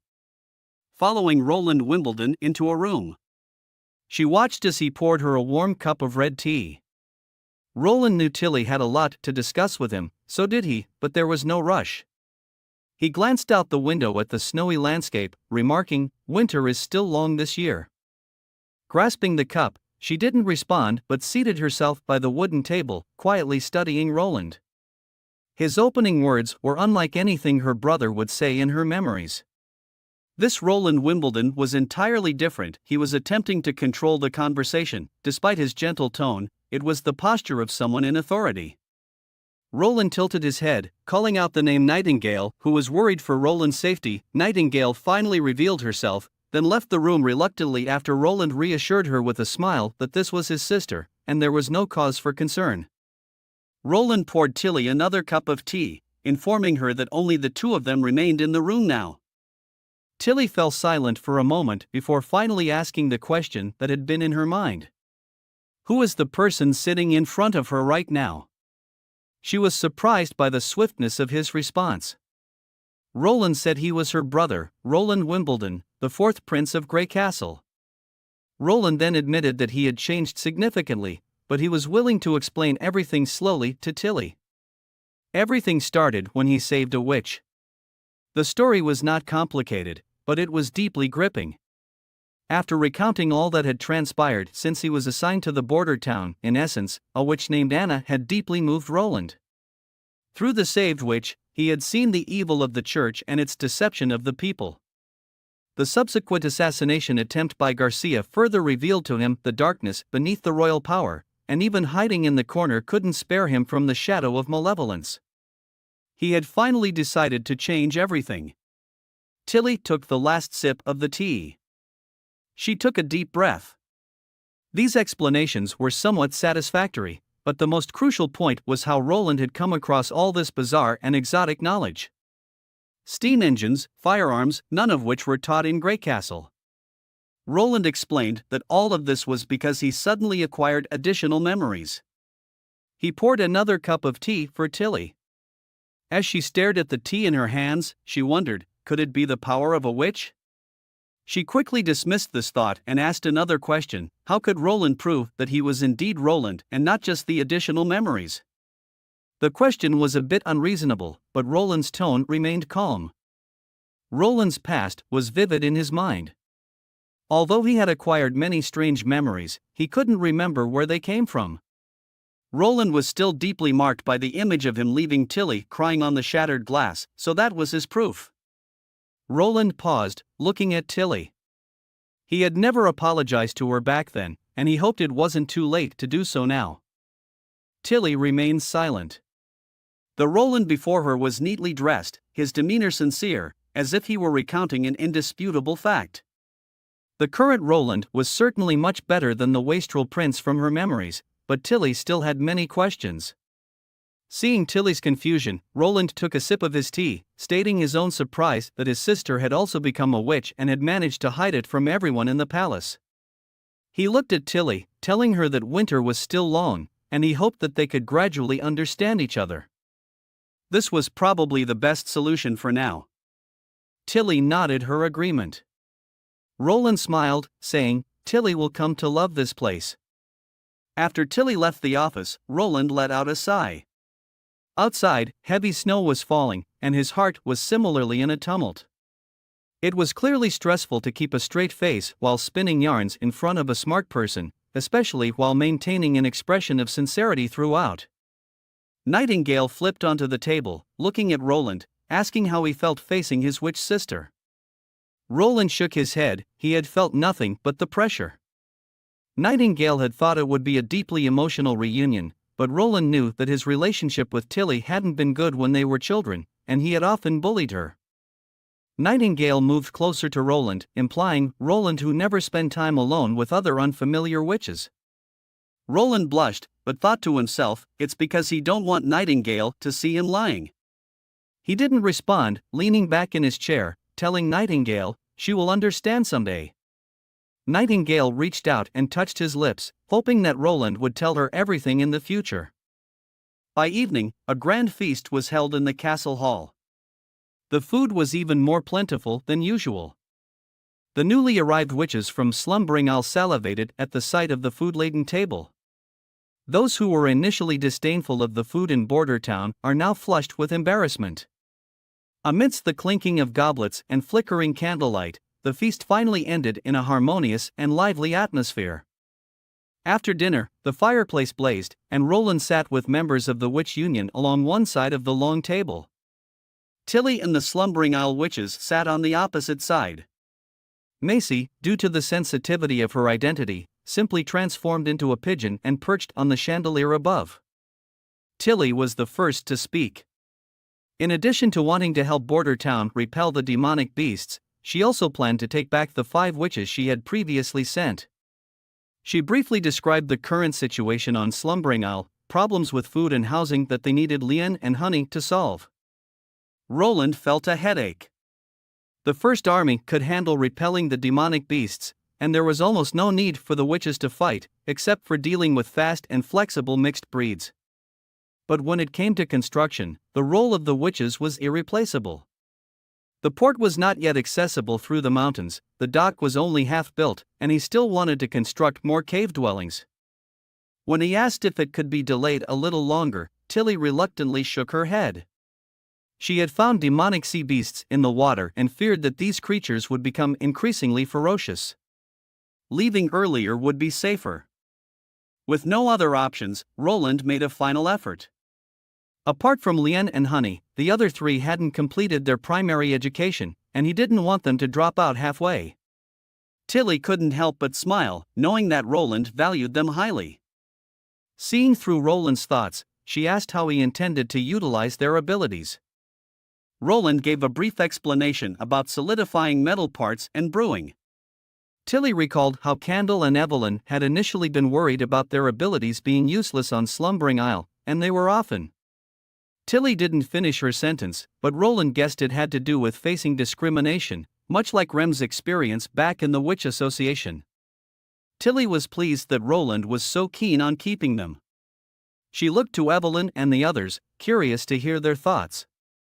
Sylvie was the first to respond, saying she would follow Tilly. Candle said quietly that she could be anywhere.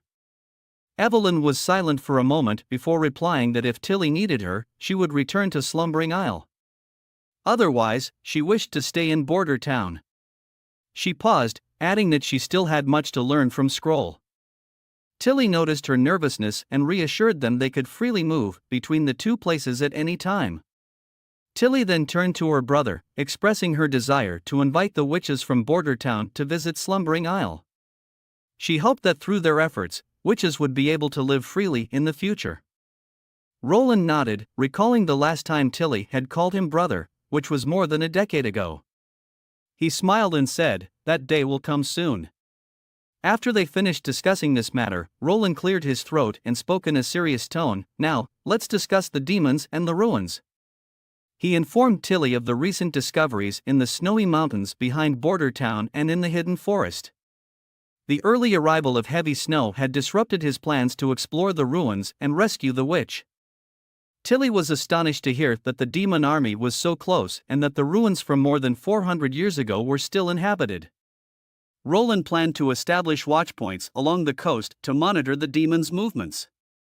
Tilly closed her eyes to think, recalling Roland's hot air balloon. She suggested that they should rescue the witch out of the ruins in the next few days. Roland replied that the balloon could only carry 10 people, and the larger one could only carry up to 15. Either way, it was impossible to include the soldiers of the First Army. If they encountered demons, the witches might get hurt, and coupled with the demonic beasts in the mountains, he thought it was too dangerous.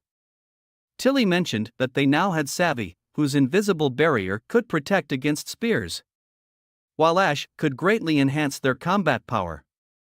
Roland hesitated. The last time he fought against demons, they suffered due to aerial disadvantage. But then, he thought of Sylvie's ability to scout, Nightingale and Ash's powerful offensive capabilities, and the double shields of Anna and Savvy to ensure the team's safety. He looked at Tilly again, asking her if she was sure about this. Tilly honestly replied, "The early arrival of the month of the demons, and the emergence of demonic beasts in the sea, have given her a bad feeling. Therefore, she must go and look for all opportunity to solve the mystery." The gray sky was filled with swirling snowflakes. Maine and Tayfun slowly climbed onto the walls of Hermes City, which had just experienced a major battle. They had never seen snow so early. Maine looked down at the demonic beasts below the city wall. According to the Holy Book, they had only about 10 years left. They would use 2 years to unify the 4 kingdoms, then accumulate the army of God punishment soldiers.